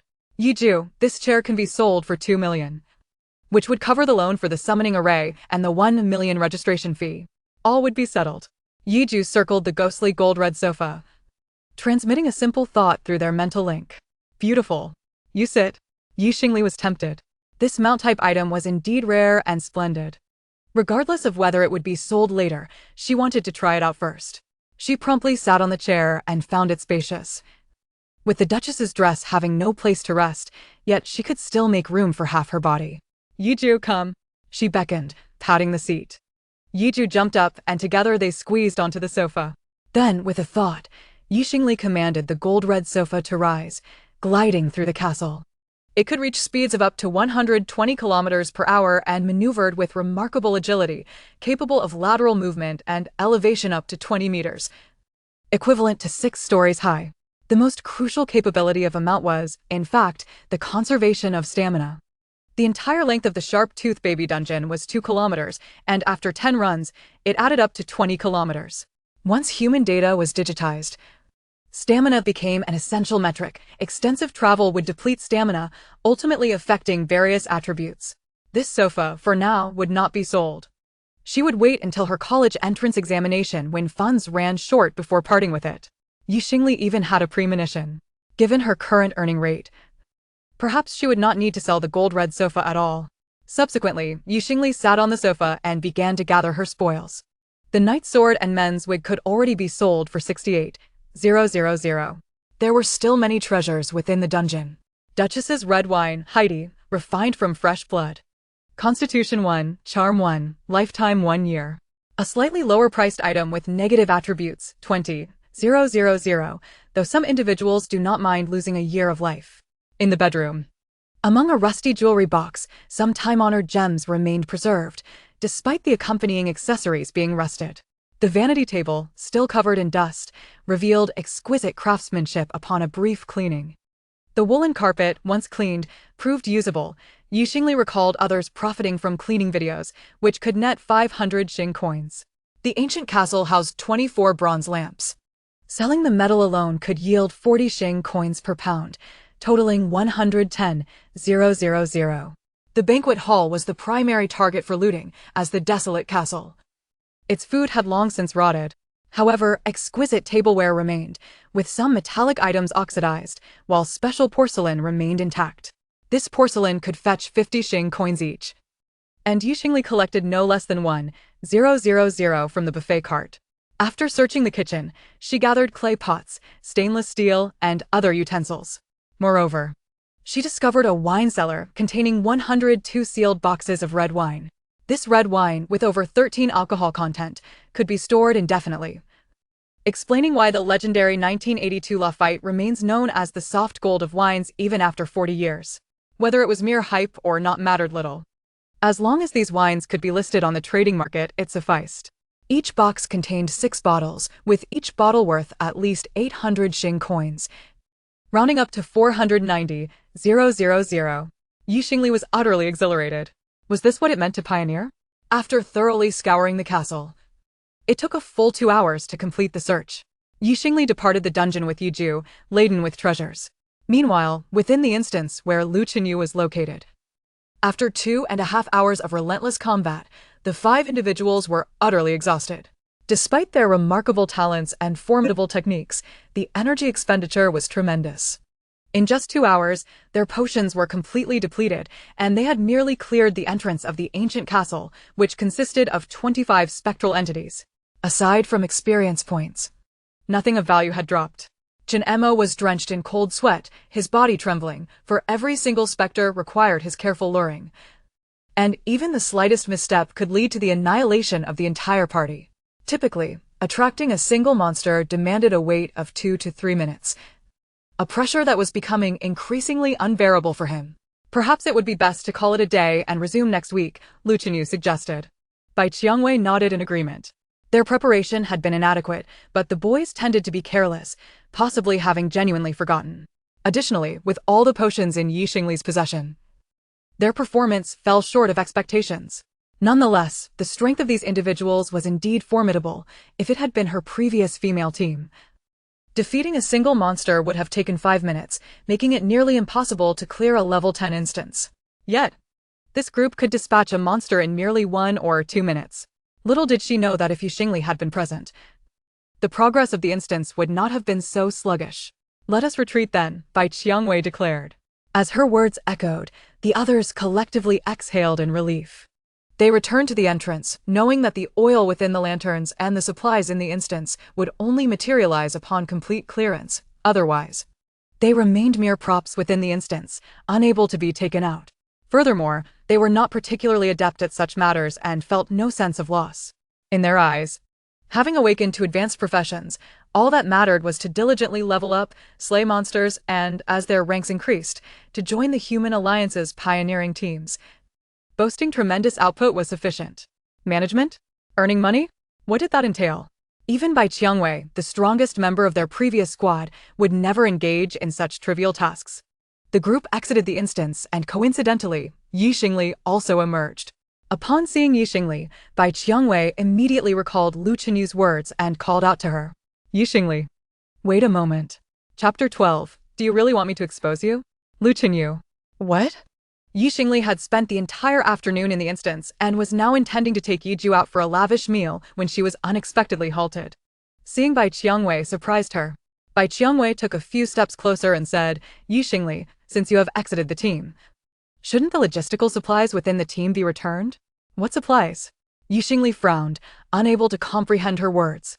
Bai Qiangwei suspected Xingli was feigning ignorance and escalated her reproach. Of course, I am referring to the supplies from the Wasteland Castle, holy light potions, flame potions, and the assassin's poison items. Since you have left the team, why take all these potions with you? These items are worth at least 300,000 star coins. Do you intend to embezzle the school's funding for the first battle team? With that heavy accusation, the gazes of those around them subtly shifted towards the two. Exiting the instance could happen at any time, yet such a scandal was a rare spectacle. Xingli finally grasped the situation. At that moment, Yuchia chimed in. Not to mention the instant strategy, bring it out. Did you know that without the strategy, I nearly perished in there today? Whether you live or die has nothing to do with me, Xingli countered, surprised by the swift karmic retribution. These individuals had plunged into the instance without any preparation. As for the strategy, they had never been fond of reading textual reports or watching explanatory videos, even for a minute, always insisting that Xingli handle it. She scrutinized the four of them, particularly noticing Chen Mo's hands trembling involuntarily, which brought her a sense of relief. At that moment, the others began to point fingers at Xingli. With her striking beauty, her words were venomous. It was evident that this enchanting yet treacherous woman had absconded with all the team's resources. Wasn't this a betrayal of the team? Xingli also noticed the murmurs and refused to accept such slander, casting a sharp gaze towards Lu Qinyu. Former captain. The scholarship funds allocated by the school amount to 300,000 per month, and this funding was disbursed last month. As it is now the end of the month, I have not received a single cent for the designated purchase of potions for the Wasteland Castle. Lu Qinyu's expression faltered as he spoke in a lowered tone, however. I provide you with 50,000 star coins each month for the team's routine operations. Since you prepared the strategy for the Wasteland Castle, you should have also prepared the potions. Xingli's lips curled into a disdainful smirk, her eyes radiating unprecedented coldness and contempt. So what? Captain Lu Qinyu. You allocate a mere 50,000 star coins for the entire team's food, and every meal requires natural food. Breakfast consists of millet porridge, rice porridge, freshly ground soy milk, fresh milk, soup dumplings, and pan-fried dumplings, among others. Lunch includes, but is not limited to, chicken soup, roast chicken, spicy chicken chunks, and grilled steak, with each person requiring no less than 4 jin of meat. Dinner follows suit. You ordered nearly all these items for lunch today. Yet the actual cost is 20,000 star coins per meal, while you only provided me with 50,000 for the entire month. Of course, some ingredients are sourced from the instance, but what about the rest? 50,000 a month, is that a lot? Would you like me to provide you with an itemized list to show whether I owe you money or if I am subsidizing the team? Thus, the potions you mentioned are simply beyond my financial means. Furthermore, must I expose you, Lu Qinyu? I told you a few days ago that we need to secure first place in the team assessment next month before we can purchase potions for the Wasteland Castle. Are you feigning amnesia? The slap in the face came so swiftly that Lu Qinyu's expression stiffened. The surrounding individuals shifted their blame from Xingli to Lu Qinyu. Damn. This is just like my previous team, where the captain always demanded I invest 100,000 star coins to achieve results worth 1 million. Goodness. Did they really kick someone out of the team? What are those soup dumplings, pan-fried dumplings, and stew chicken with potatoes? Didn't everyone eat porridge? That is natural food. I heard consuming it in excess can yield attribute points. Isn't that akin to having a top-tier chef? In this era, do they dare offend a cook? Amidst the pointed fingers of the crowd, Lu Chenyu found himself in a precarious position. At this moment, when Shiryan took a step forward, Xingli, let us set aside the potion matter, but you cannot take the strategy with you, as it was created during your time in the team, and we currently need it. Please return the strategy to us. Yu Qia added impatiently, exactly, you wouldn't deliberately withhold the strategy to harm us, would you? Xingli was further amused by Yu Qia's presumptuous attitude. May I ask, has anyone among you ever participated in the creation of the strategy? Did you watch the videos? Gather intel, or read the reports? I toiled day and night to collect information, explore news, and even join discussion groups to devise plans, yet none of you contributed. If any of you had participated even a little, why would you need to ask me for the strategy? Moreover, isn't the strategy merely the characteristics of the monsters? What more do you seek? As she spoke, a mocking smile graced her lips. These teammates had long been trained by her to function as the most precise machines, executing her commands in battle and maximizing their abilities. Xingli was indeed the brain of this team. However, her confidence was misplaced. She believed they could not do without her, not realizing that from the very beginning, they had intended to undermine her. She surveyed the individuals before her, and with a faint yet menacing smile, she asserted, surely, you did not venture into the desolate ancient castle unprepared. If you had merely glanced at a strategy guide, you would know that as members of our team, the captain must procure the holy light potion, while the assassin should also obtain flares. You cannot possibly have lingered at the entrance for over 2 hours without realizing that oil lamps can serve as a temporary safe zone, can you? Xingli's series of rhetorical questions rendered several faces perplexed, astonished, and eventually darkened with embarrassment. It was clear that they were utterly uninformed, even Bai Qiangwei was oblivious. In fact, not only they, but even those nearby who had never participated in the desolate ancient castle expedition felt they had gained insight. They now understood who was right and who was wrong. Xingli scoffed, why should I share the strategy one painstakingly researched with you? If you find the strategy so simple, then go and study it for yourselves. Do not bother me. Yiju, let us depart. The now level 2 Yiju, resembling a golden retriever in size and bearing the ferocity of a wolf-like creature, fixed his gaze upon the 5 individuals, particularly Yu Qia, emanating an aura of menace. Chapter 13. Preparing a feast for Yiju, while former teammates relish nutritional paste. However, Yiju managed to maintain his composure. His earlier attack had already cost his contractor her place to stay, and for the time being, he could afford to let them be. Xingli currently had less than 5,000 star coins in her account, but Yiju's storage contained a plethora of unprocessed items. Given the sheer volume of goods, she decided against selling them at the dungeon's entrance. Fortunately, the area surrounding the dungeon square was filled with short-term rental accommodations, catering to teams in need of rest, even available for hourly rates. However, the lodging prices were exorbitant. Yet, considering the goods within the Xinghan kingdom, she felt she ought to be more generous. She opted for a resting room with a kitchen at the rate of 80 star coins per hour, renting it for 5 hours before naturally leading Yiju there. Upon entering the room, she admired the spacious kitchen and began her culinary endeavors. Yiju, can you consume human seasonings? Do they taste salty or spicy to you? Xingli offered various condiments for Yiju to sample, and he nodded in acceptance, as he had previously consumed similar fare. Thus, she need not go to the trouble of preparing specialized pet food. Presently, she had 10 chickens on hand. She planned to clean them and prepare a dish of red wine chicken wings, shredded chicken from the drumsticks, spicy chicken cubes from the chicken breast, and the remaining pieces for chicken soup. Rice could easily be cooked as well. Potatoes would be transformed into stir-fried potato shreds, stewed potatoes, and mashed potatoes. The kitchen also boasted an oven, where sweet potatoes could be made into sweet potato chips, both delicious and filling. Since the Xinghan kingdom could preserve the freshness of food, she could prepare numerous dishes at once, taking them out as desired, thereby saving a great deal of time without the need to cook at every meal. After 2 hours, a sumptuous dinner was ready. Xingli took photographs and uploaded them to her personal page. In her previous life, she had also experienced the wave of internet celebrity culture, a time when standing at the forefront was akin to filling one's pockets with gold. Upon arriving in the Cosmic Alliance, she discovered an even more powerful network and influx of people. Thus, 3 years ago, she became a food streamer, coupled with the rarity of natural food, which most ordinary people could not afford. Her videos showcasing the preparation of natural dishes garnered attention akin to those who live-streamed feasting on abalone and lobsters in her previous life. Expensive, intriguing, and eye-catching.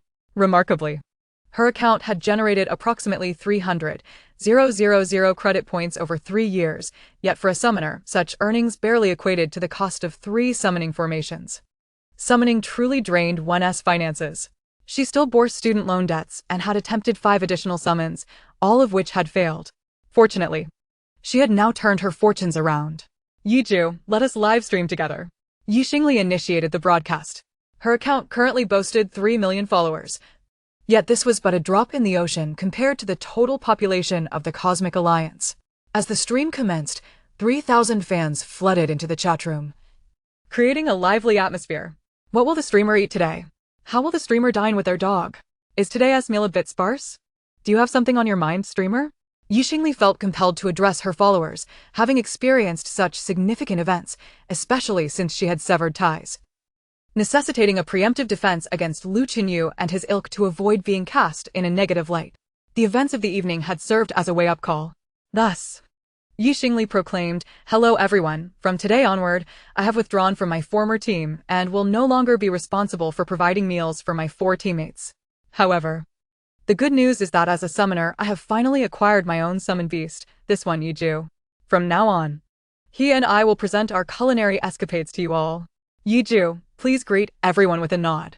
Yiju gazed at the barrage of comments appearing in the virtual space, recognizing this to be Xingli's networking device. Though it was his first encounter with such technology, it did not feel alien to him.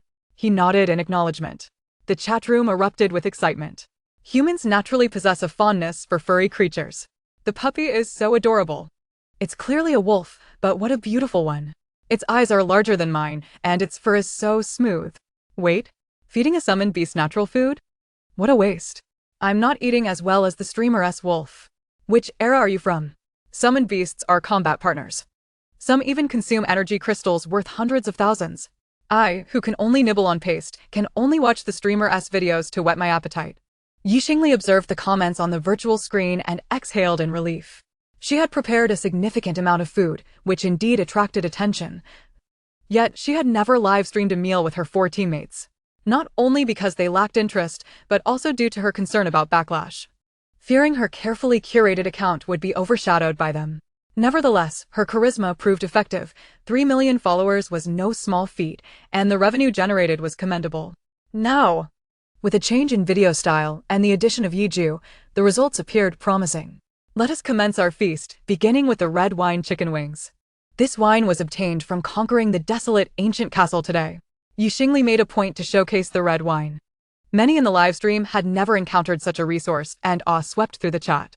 Meanwhile, within the Sword of Dawn team, Chen Mo's communicator emitted a notification sound. The streamer you particularly follow has begun broadcasting. The sole individual he particularly followed was Xingli. He activated his communicator, and the livestream instantly transformed into a 3-dimensional projection, adapting to the surrounding environment. The individuals in the living room were drawn to the display. Upon hearing Xingli announce her departure from the team, their expressions shifted to unease, tinged with irritation. Why was she airing their matters online? Did she truly intend to sever ties permanently?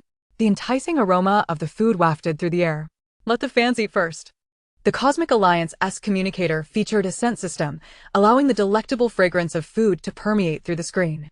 This familiar scent had once filled their days, but now felt exceptionally tempting. Bai Qiangwei's eyes widened, her nostrils twitching uncontrollably. It smells divine. How can it be so fragrant? Is this the heavenly lifestyle my former teammates enjoyed? She gulped, her stomach rumbling in response. After returning from the dungeon square, they spent 2 hours poring over strategies. And by now evening had descended, signaling the time for dinner. Bai Qiangwei could not resist asking, "Shall we head to the cafeteria?" Lu Qinyu suppressed his frustration and refrained from a tirade. In truth, Xingli's reminder earlier in the afternoon was astute. With Xingli no longer in the picture, how much of the team's finances could be squandered on food and drink? Gazing at the remaining 200,000 Xingbi in the account, he had initially intended to replace his bronze gauntlet. If they continued to indulge, it would be depleted within 4 days. Yet, he could not admit to being short on funds. Thus, with a stern expression, he coldly remarked, "The cafeteria food is terrible, let us just have nutritional supplements." He promptly purchased some nutritional bars made by novice chefs from the personal trading system. The cheapest, a dull yellow bar free of any artificial colorings, cost merely 5 Xingli each. Given their appetites, 10 bars per person would suffice. Chapter 14. Why are dungeon strategies so expensive? Are you robbing us? After tossing a pile of nutritional bars aside, seemingly fearing his teammates' reproach, Lu Qinyu immediately left the hall and returned to his bedroom. His slight outburst of fury was evident. Bai Qiangwei, startled, dared not voice any criticism. Indeed, when one cannot resolve an issue, feigning anger can serve as a means to evade responsibility. Bai Qiangwei, unable to comprehend the situation, mistakenly believed that her desire to eat at the cafeteria had provoked Lu Qinyu's ire, while in reality, Xingli was enjoying a lavish meal. Left with no choice, she quietly picked up a nutritional bar to eat. The color was unappealing, resembling that of excrement, and its texture was similarly unpalatable. Akin to consuming something foul, thankfully, the taste was merely reminiscent of vegetable soup mixed with porridge, truly dreadful. Meanwhile, in the live stream, Xingli showcased a bottle of red wine, prompting the others to sit up straight. Even Bai Qiangwei widened her eyes. A thought striking her with incredulity, she had completed the dungeon of the desolate castle. As this notion formed, a loud crash interrupted her thoughts. Yuchia stood up, kicking the coffee table, sending the nutritional bars scattering across the floor. Fortunately, his strength was only that of an average person, and the table merely shifted rather than shattered. How could Xingli claim she had no strategy? Where did this red wine come from? Did she even know the location of the wine cellar? 2 hours prior. Upon returning to the villa, the group had resolved to seek out strategies for themselves. However, once they began their search, they quickly realized the grim reality. The latest comprehensive strategy for the desolate castle, priced at 100,000 Xingbi. A complete map of the desolate castle town, including the secret entrance to the underground wine cellar, valued at 200,000 Xingbi. Monster combat strategies for the desolate castle, including a comprehensive guide for the final boss, priced at 400,000 Xingbi. Why were strategies so costly? Shouldn't these be included in the school curriculum? Or at least freely available online for anyone to discover? Yet, they were overly naive. A dungeon contains abundant resources, and as players swarm in like ants, the available supplies dwindle. Thus, those who possess maps and strategies, and who can defeat the boss, naturally reap greater rewards. Of course, this also depends on the size of everyone's spatial backpacks. Previously, among the 4 members of the team, particularly Yuchia, the least interested in gathering resources, they would finish a dungeon and leave immediately, questioning the need to linger and waste time, which did not contribute to their experience points. However, these resources were the most precious. The principle of the Cosmic Alliance has never been about individual strength, but rather about plundering resources from countless parallel dimensions. Completing a dungeon yields tangible benefits, making dungeon strategies immensely valuable, especially for the initial wave of strategists who must continually experiment, incurring significant costs for entry alone. Just as with the funding required for developing potions, why should later players benefit from the hard-earned formulas of earlier ones, selling potions at a lower price? If the development costs are excluded from the potion's price, who will continue to innovate? Who will create strategies? It was at this moment that they grasped the significance of dungeon strategies. They painstakingly scoured through an overwhelming number of threads, even Yuchia losing his composure and arguing with others online. Must they decipher a simple entrance to a wine cellar through riddles? Sooner or later, they would reach it. Why pay such exorbitant prices? One netizen quickly mocked him, stating, "The desolate castle is a ghost-type dungeon. Prolonged stays within will diminish your mental capacity, reducing your maximum mana and damaging your attributes. Do you not understand this? A vast castle spanning over 50,000 square meters requires a 5-person team 3 days and nights to locate a single secret room entrance, and you still think strategies are not worth the money? Clearly. You are a novice who hasn't even reached level 10, perhaps just a casual player. Go back to your leisure zone." In a single wine cellar, a case of red wine is worth 4,800 Xingbi. Emptying their backpacks could yield at least 20 cases, worth 100,000 Xingbi, enough to cover the cost of dungeon entry, with everything else being profit. Thus, purchasing the strategy for the cellar entrance could recoup costs in 2 runs, 3 would yield a profit. Yet, some still hoped for a free ride? Yuchia was mercilessly ridiculed. He could only delete his comment, but a netizen continued to harass him, browsing his profile and labeling him an immature adult. How is he immature? Yuchia exclaimed in frustration. If Xingli says there's no strategy, how could she know the entrance to the wine cellar? And where did she find the money to buy these strategies? When Shurian pondered for a moment, then solemnly stated, "The strategy group." What? The others turned their heads in surprise. Xingli had performed exceptionally well academically and had previously joined a storyline exploration club, familiarizing herself with the background of each dungeon. By combining clues found within the dungeons, she could uncover additional subplots. Members of such clubs, if unable to enter combat-oriented universities in the future, could become part of the logistics and strategy teams, effectively serving as combat support. Xingli must have joined the strategy group for the Desolate Castle and obtained her information from them. It is said that leaders of strategy groups are often more capable than those in combat roles. Chin Mo's face paled. In the span of just half a day. Whether others regretted their choices or not, he genuinely felt remorse.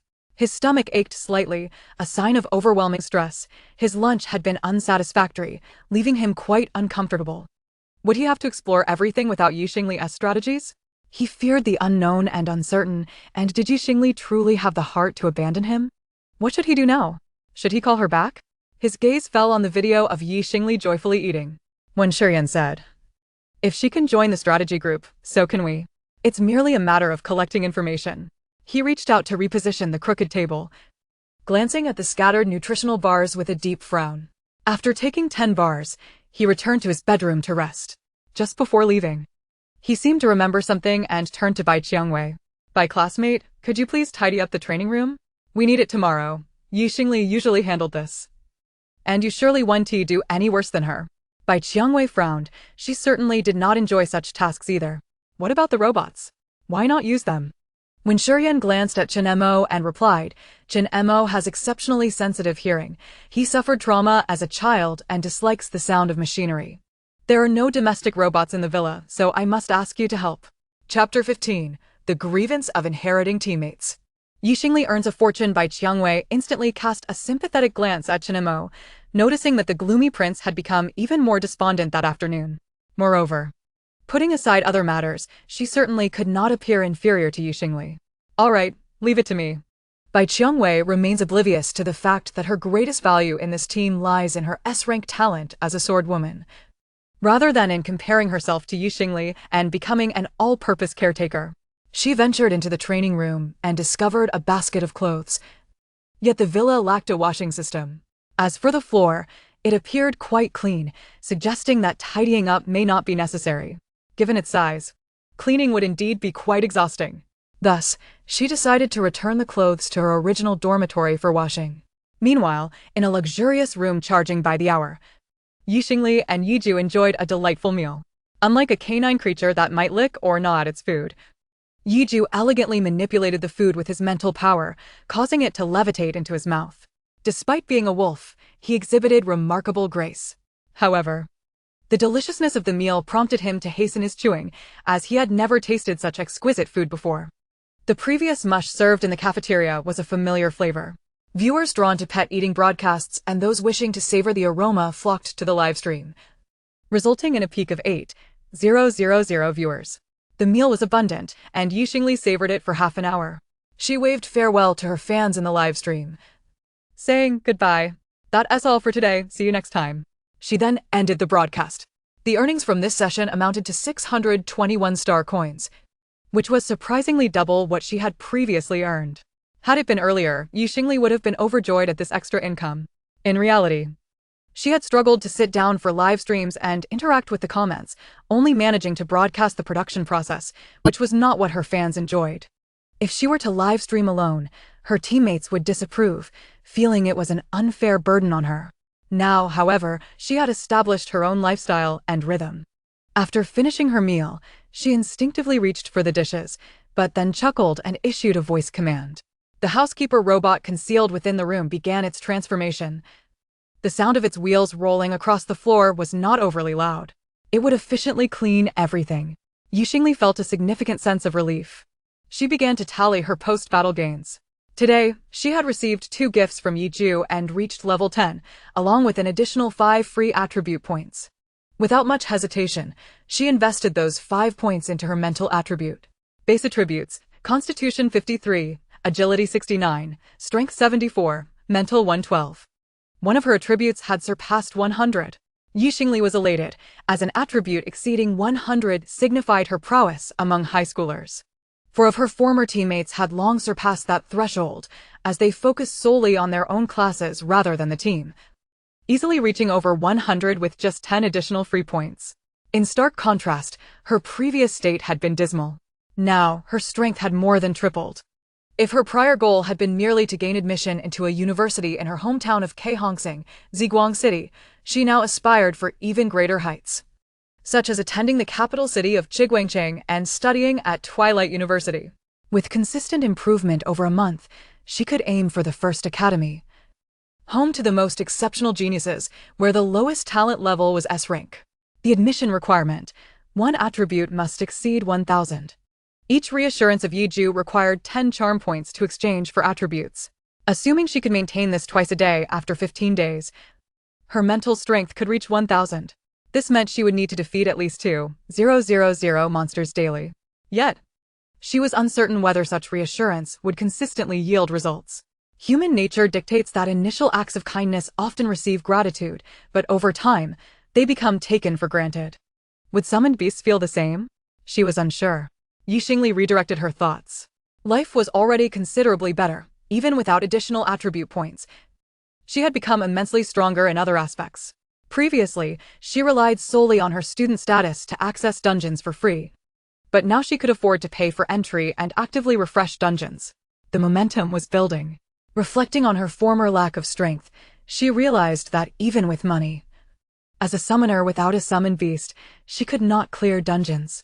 The super divine beasts were simply too formidable. Having calculated her attributes, Xingli instructed Yiju to retrieve items one by one for submission to the personal trading post for sale. The total income reached 750,000 star coins. This was wonderful. She was finally rich. Embracing Yiju, she caressed his furry coat, enjoying the delightful texture. With a few more sessions, she could clear her loan. But there was no rush. She had only borrowed it for a day. She needed to save up to 2 million before repaying it, ensuring she had funds for further dungeon entries, with at least 100,000 star coins reserved. Now that she had reached level 10, she could contract a second summoned beast. But that required another one. 2 million, creating a significant gap. In this world, ordinary individuals needed to invest 50 to 60 years to rise through their professions and change their fortunes. Of course, the costliness of being a summoner contributed to this. Other professions did not incur such expenses. It seemed that Yiju required little nurturing. He consumed the same food as she did, and the system had not specified any conditions for his advancement. If the formations were merely expensive, she was indeed profiting significantly. With this thought, Xingli reached out to the summoning instructor from the First Academy of the Cosmic Alliance, who had previously posted. She clicked on the donation feature and contributed 10,000. Though she felt a twinge of regret for donating so much, she vowed to send daily tokens of appreciation in the future. Had it not been for this instructor-s paper, she would have been unable to summon Yiju. Now, she was not only vindicated, but potentially on the brink of becoming a breeding machine. Upon closing the post, Xingli felt a surge of happiness. After considering her transaction records with Luchinu, she organized the videos of the dishes she had prepared over the past month.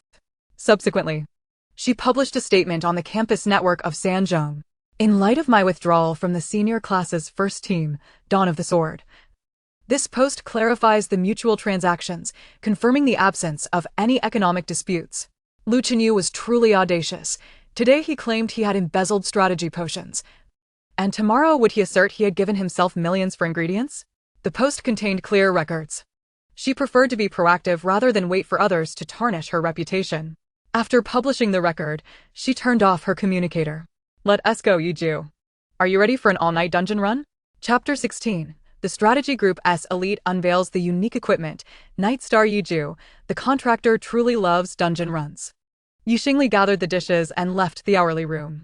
After resting for 4 to 5 hours, it was now 10 p.m. Xingli returned to the dungeon square. which remained bustling with activity. Many were engaged in overnight dungeon runs, with some even grinding a dungeon 100 million times, earning the title of Grind Emperor. However, dungeons were not free. During their student years, without completing the initial accumulation, one could not grind dungeons indefinitely. Now that Xingli had money, she was determined to work hard. It was no wonder that those born into wealth reached levels 17 or 18 during their exams. The disparity between having and lacking was immense. However, surpassing 1,000 in attributes required more than just leveling up. It also necessitated the consumption of potions, treasures, spiritual fruits, and ingredients crafted by chefs. Such resources were not readily available to the average person. Xingli could only exert her utmost effort. With renewed determination, she and Yiju once again entered the desolate ancient castle. Xingli summoned the golden red sofa, taking a seat. Should a monster attack her, she could activate the sofa's abilities to become ethereal, rendering the attack ineffective. Thus, the level of security has significantly increased, eliminating the need to manipulate the oil lamp and ensuring one's safety. Consequently, the speed of clearing instances has become slightly swifter. Upon reaching the final stage, the Duchess once again uttered her iconic line, exclaiming that she had caught the scent of fresh blood. However, Xingli astutely noticed that the Duchess was not seated on her customary sofa this time. Upon inspecting the bedroom, she indeed discovered a golden red sofa. Yet it did not accompany the boss, indicating it was not an item of interest. Henceforth, it would merely serve as an ordinary wooden leather sofa. Consequently, the Duchess's attack power would also diminish. Yiju, wait a moment before slaying her, I need to conduct some tests. Following this, Xingli swiftly assessed her defensive capabilities, rapidly calculating the formulas, and concluded that she could withstand a blow from the Duchess before bracing for impact. The Duchess, without hesitation, extended her ebony claws towards Xingli's maid outfit. Xingli dodged, only allowing the claws to graze her arm. With just one strike, she felt half of her body stiffen, her health plummeting to a mere quarter. What are you doing? Yiju's mental energy swiftly transmitted, and a beam of moonlight enveloped Xingli, rapidly restoring her health. It's nothing. I merely wish to test her attack power, defense, and movement speed. Allow me. Yiju positioned himself firmly in front of Xingli once more. Xingli felt warmth in her heart. Previously, when she had requested Lu Chenyu's cooperation, he would coldly refuse to partake in what he deemed futile endeavors. Thus, she had to secretly gather data while directing others, unlike now, when she openly dared to endure the boss's blows for data. This was all due to the increase in attribute points. Although Yiju was only at level 2, his constitution had already reached 200 points, making him significantly stronger than Xingli when combined with his basic defensive capabilities. Fortunately, the damage inflicted upon Yiju was not less than 1 point, which would have rendered calculations moot. After calculating the damage over a dozen times, they proceeded to assess speed and defense. Finally, after an exhausting battle, the Duchess was vanquished by Xingli. You have slain the Duchess of the desolate castle, Tanarisa. You have acquired noble gloves, bronze. Another piece of equipment dropped, still at the bronze level, worth several 100,000. Noble gloves, bronze, defense 112, agility 8. Spirit 12. Excellent item. Best to wear it for now.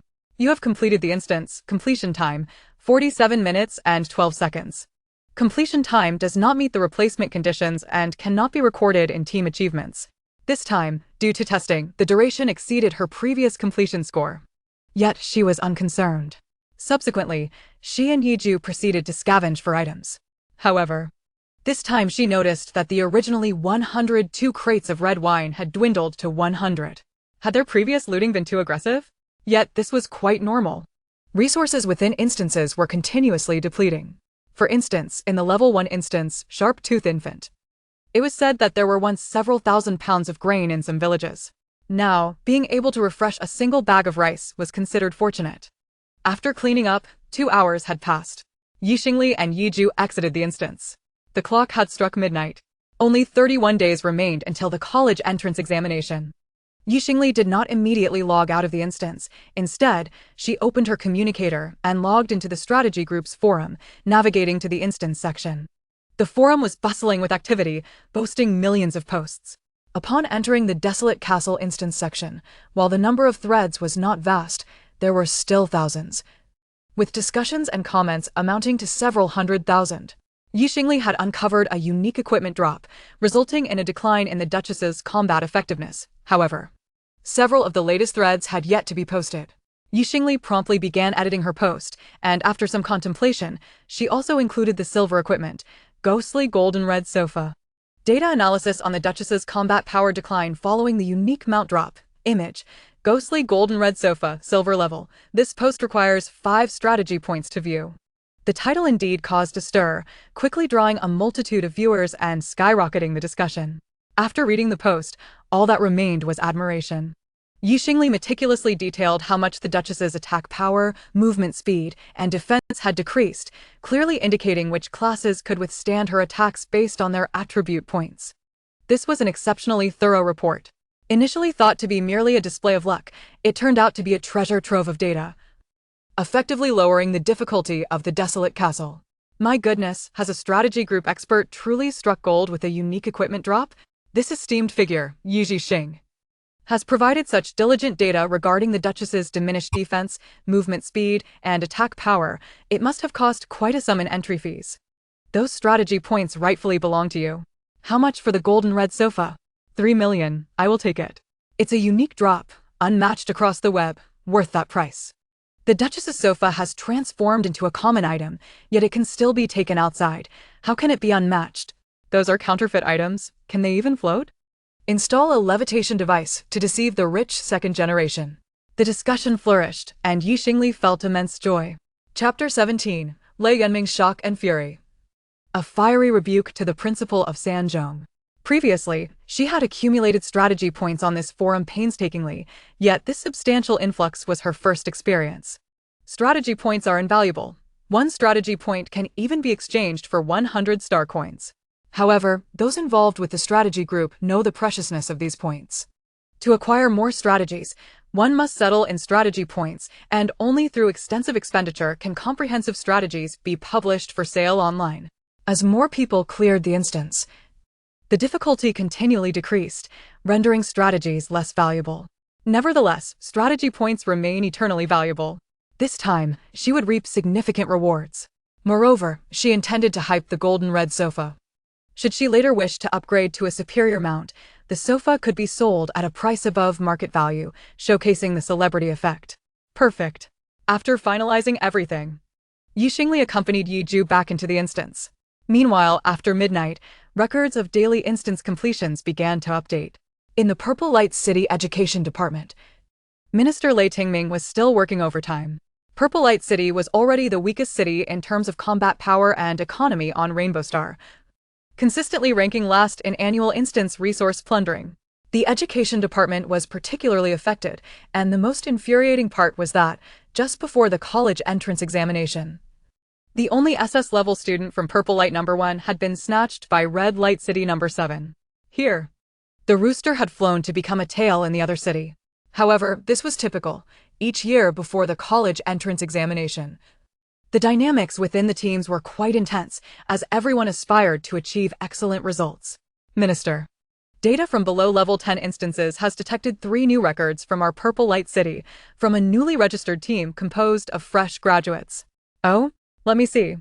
Lei Yanming's eyes lit up instantly. Instances below level 10 had been thoroughly exhausted. If there were new records at this time, it must indicate a highly promising team. Of course, it was also possible that a level 10 team had ventured to refresh a level 1 instance. Indeed. Upon viewing that the first record was from the Sharp-Tooth Infant instance, disappointment washed over Lei Yanming's eyes. It must be seasoned players trying to fish for easy wins.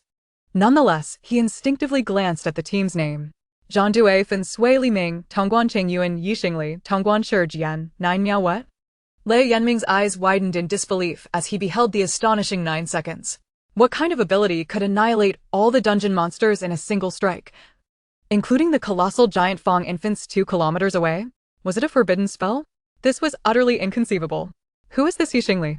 Had she awakened as a genius only this year? The secretary promptly presented her profile. After all, as a secretary, if the minister inquired and he was unable to respond, he would not retain his position. Minister, this Xingli is a third-year student from Gaosan High School, classified as a summoner. However, She has not successfully summoned a creature in 3 years. This morning, she was suddenly expelled from her team and established a new one named Fensui Li Ming, breaking all 3 records. We suspect she has suddenly succeeded in summoning a powerful contract beast, exhibiting immense potential. A series of information appeared. All 3 records were set by her. Lei Yanming hurriedly examined the other 2 records. Zombie Hospital Dungeon, completion time, 11 minutes 23 seconds. Desolate Castle Dungeon. Completion time, 39 minutes 12 seconds. Gasp. Beside these 2 data points were additional figures.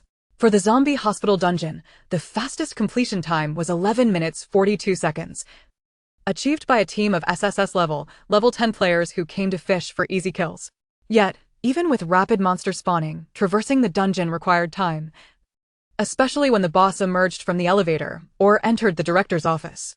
Thus, although she surpassed the record by only 19 seconds, it was still an impressive feat. As for the Desolate Castle Dungeon, it had only been available for half a year, and detailed strategies were scarce. The fastest completion record stood at 5 hours 21 minutes. Xingli's 39 minutes 12 seconds was truly astonishing. It was unlikely one could traverse such a vast castle in that time. An ordinary summoner suddenly unleashed power rivaling that of an SSS-level team. There could only be one explanation. She had unexpectedly acquired a formidable summoned beast. Excellent. Let us contact the principal of Sanzhong and arrange for a scholarship for Xingli. More importantly, we must secure her and prevent her from transferring to another school, lest other cities snatch her away. At this moment, the secretary's expression turned anxious. Minister, I must inform you that this morning, Xingli was expelled from her team and subsequently had a conflict with her former teammates. Her homeroom teacher has processed her withdrawal, and she is now classified as a social practitioner, no longer a student. Not a student? Even if she enrolls in a prestigious university. What relevance does that have to the Department of Education? It certainly does not contribute to our achievements. Moreover, if she attends a good university and reveals the grievances she suffered today, it could lead to accountability for us. Lei Yanming's temper flared, and he bellowed. What authority does a mere homeroom teacher have to expel a student? Who gave him the audacity? Does he wish to lose his position? Call him. Contact the principal of Sanzhong immediately. By the way, where is Xingli? I must see her at once. No, I shall go see her myself. Lei Yanming rose, determined not to allow the student to be poached by other cities. If others were to catch wind of her completion records, it was unfathomable how the education departments of other cities would attempt to seize her. The secretary quickly interjected, I have already investigated. She should be at the dungeon plaza.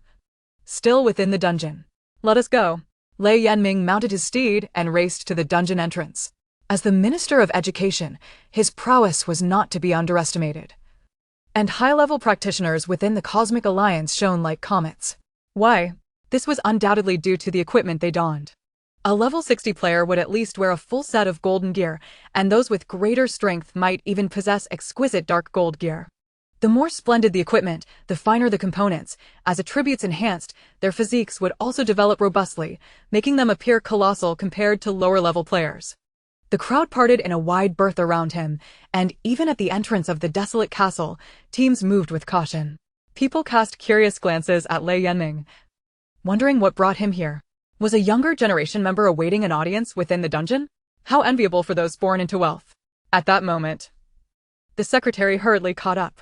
Minister, I have established communication with the principal of Sanzhong. Lei Yanming answered the call. Wang Yoji, you incompetent fool. How could you mishandle a student? If you wish to resign, there are plenty who would gladly take your place. Hurry and get to the dungeon plaza. Chapter 18. Major cities compete for talent.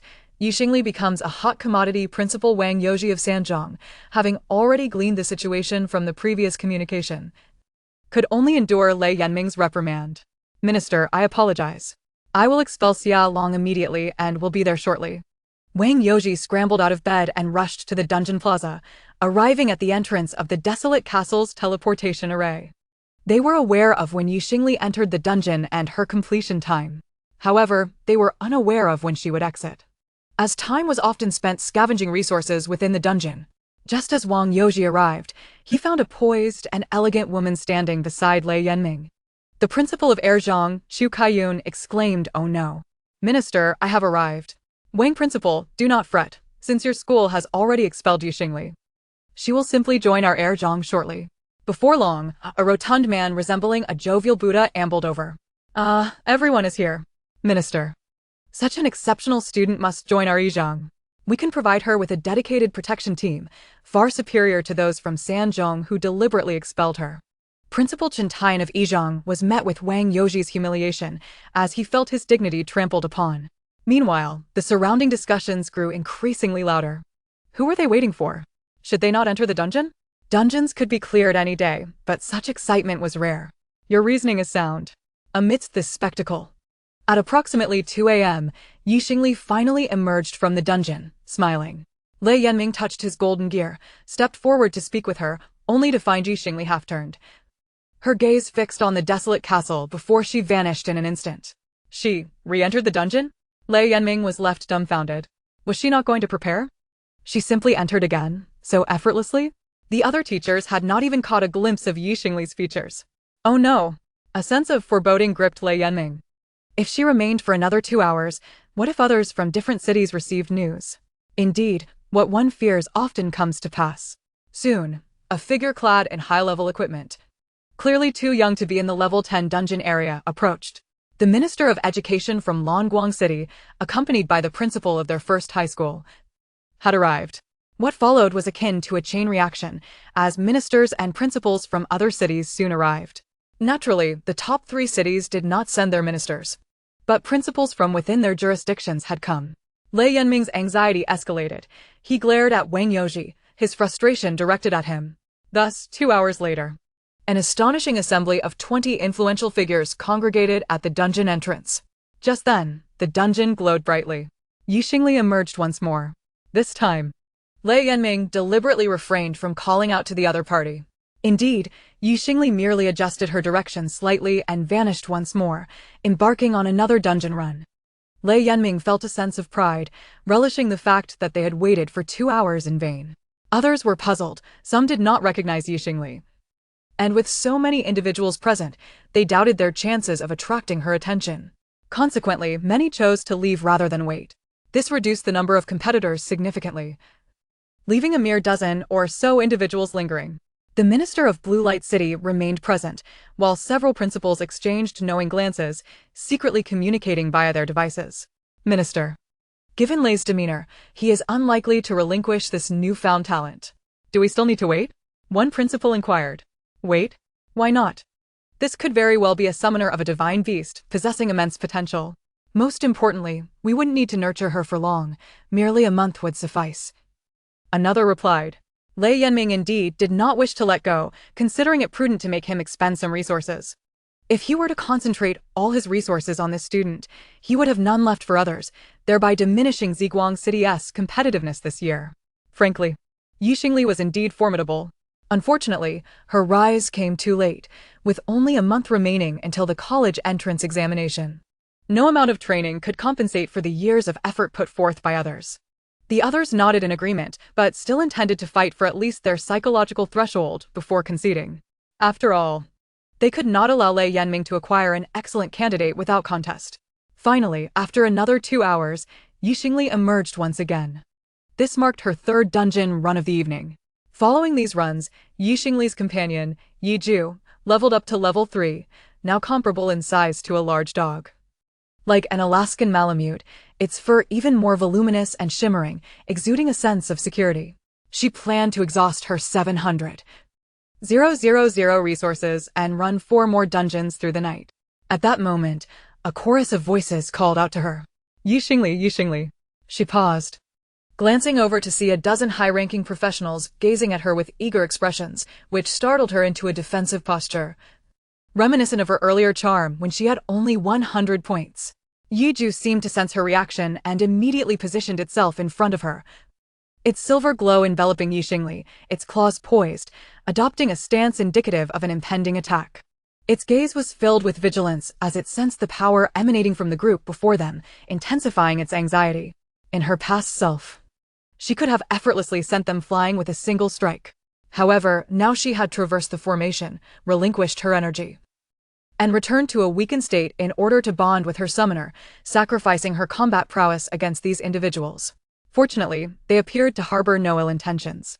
Each bore a smile, particularly one portly figure who called out, Xingli, I am Chen, the principal of Yizhong. I hear you have become a professional summoner. Would you consider joining us? Xingli raised an eyebrow, finally grasping the situation.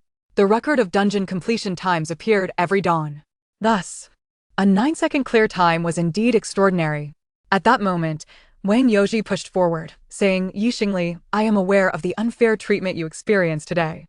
Your previous homeroom teacher, Xia Long, has been dismissed by me, and the school will compensate you appropriately.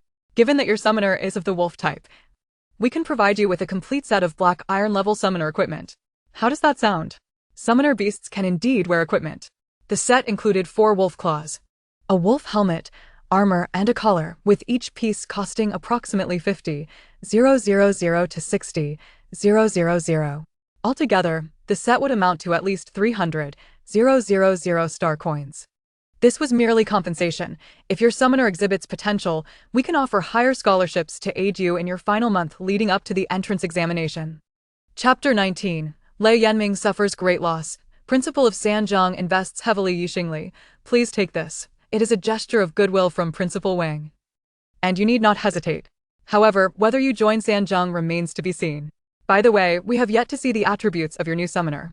Could you showcase it for us? If it possesses considerable strength, the scholarship will be a given. Although they all understood that Xingli's rapid completion times were likely due to her newly acquired summoner, they still needed to assess its attributes. Xingli, however, felt a surge of anxiety. The summoner was of the super divine class, shattering their perceptions. Was the world lacking in geniuses? Hardly. The Cosmic Alliance was designed to foster a plethora of talents, even resorting to extraordinary measures to ensure that women could bear 100 children. All to increase the odds of producing a singularly powerful individual. Yet, the fall of geniuses was lamentably commonplace. Geniuses had to venture into the most perilous dungeons, where mortality rates soared. Furthermore, while exploring other parallel dimensions, those realms would retaliate.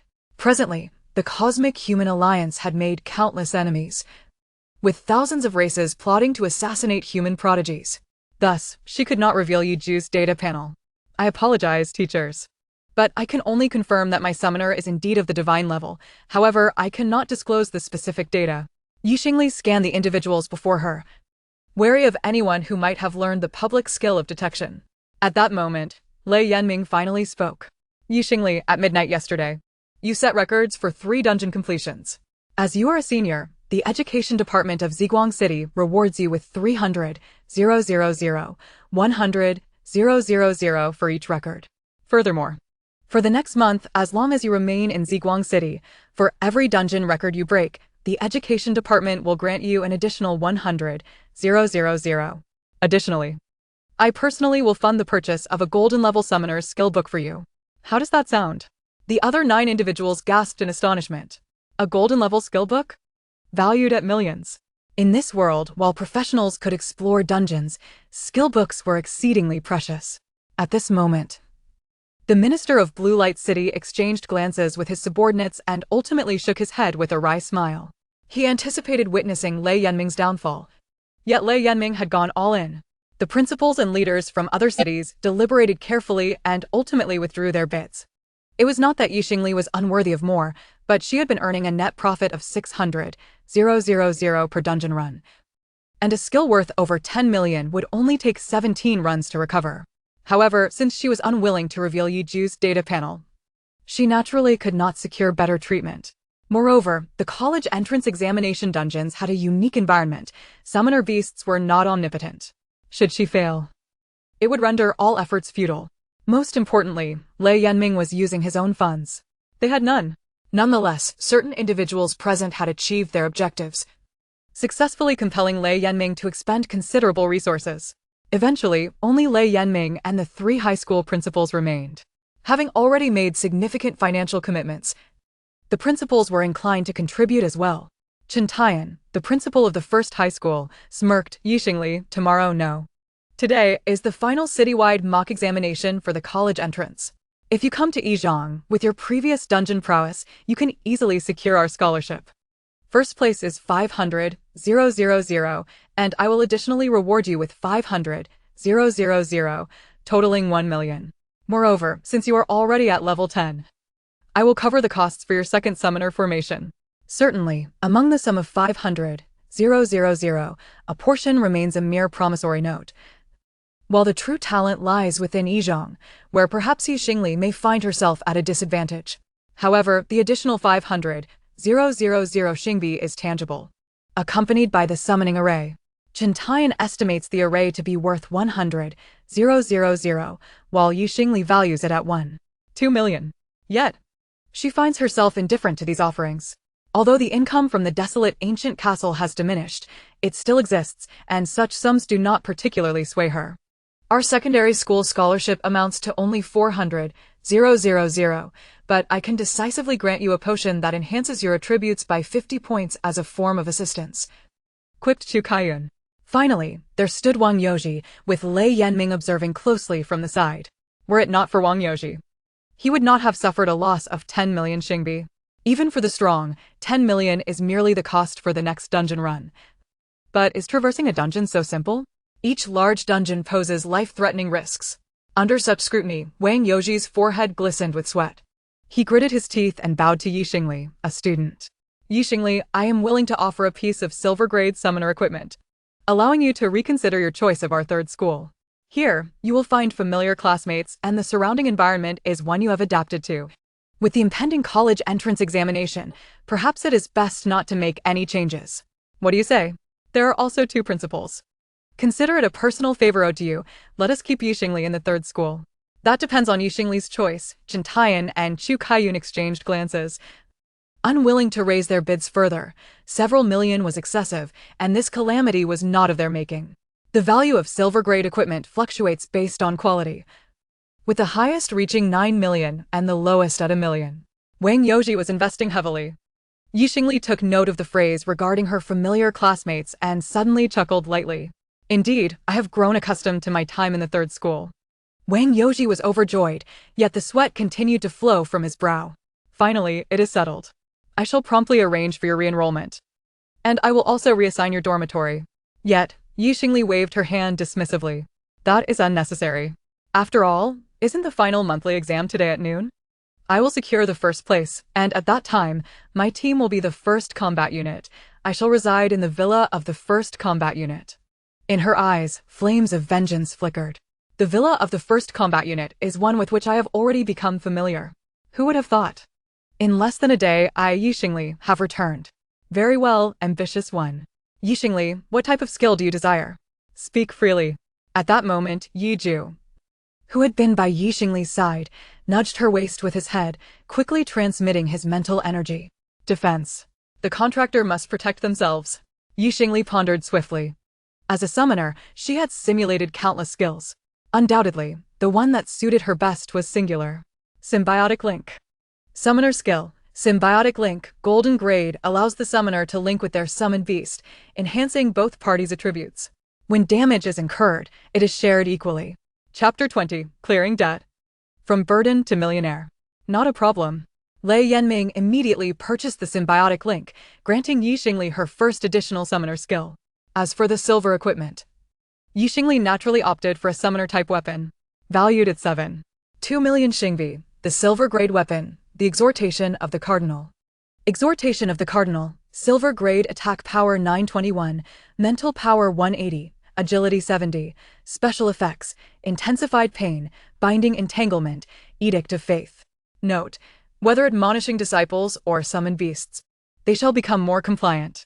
Thank you, Principal Minister. If there are no further matters, I shall proceed to clear dungeons.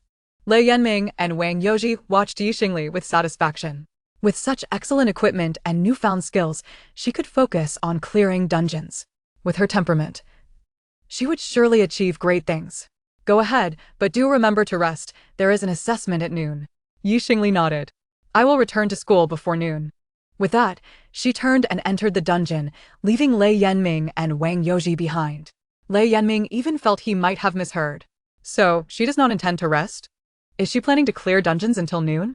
With this thought, he chuckled. Youth is indeed splendid. Wang Yoji, with only a month left, ensure you retain the students. Also, do not stir up any trouble. Do I need to remind you what that means?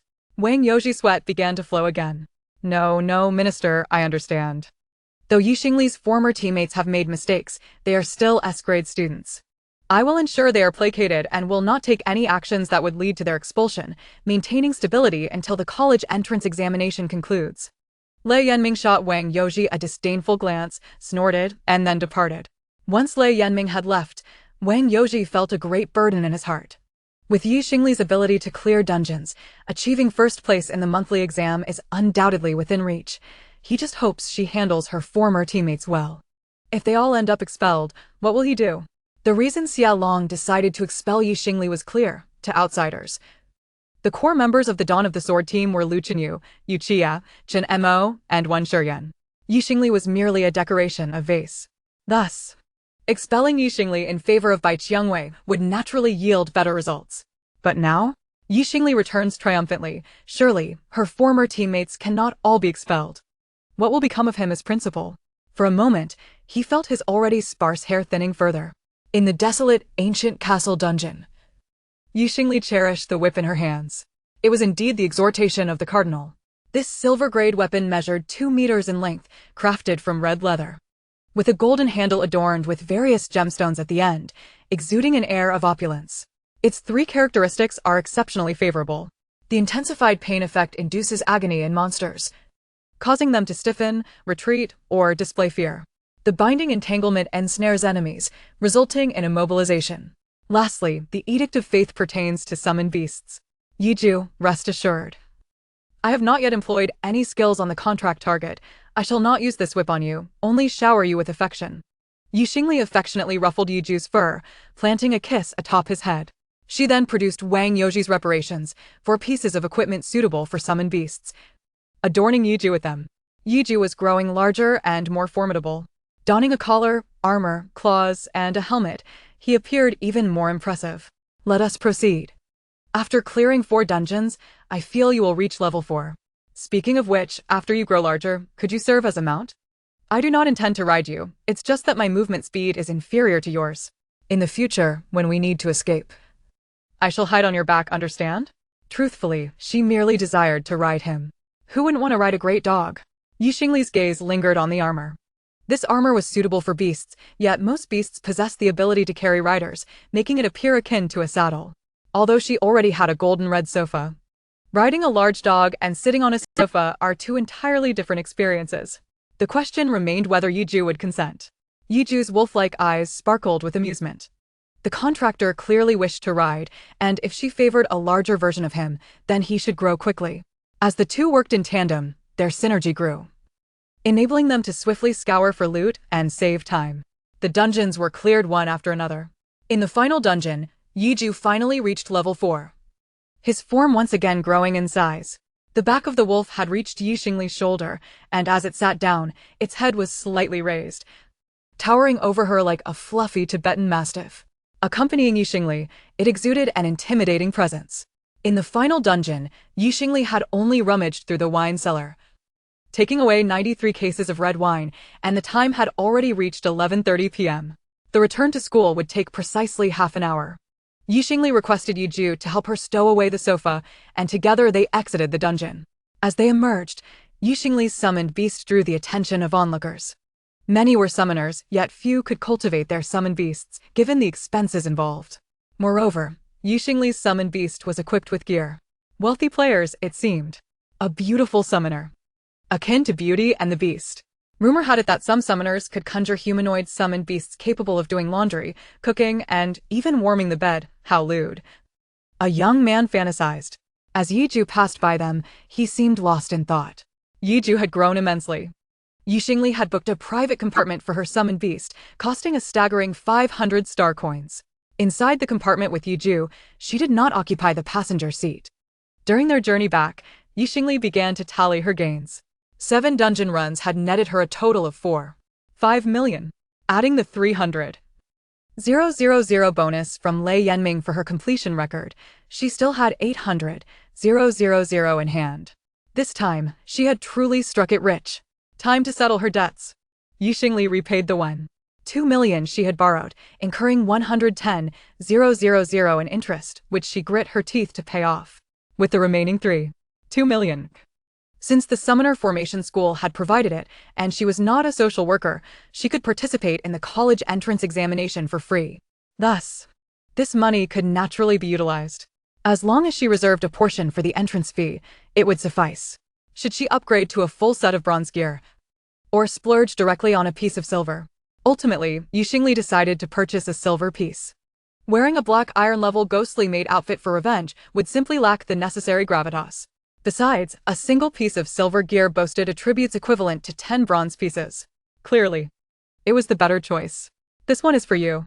Madame Venomous Spider's Gown, Silver Level, Chapter 21, Xingli, have returned.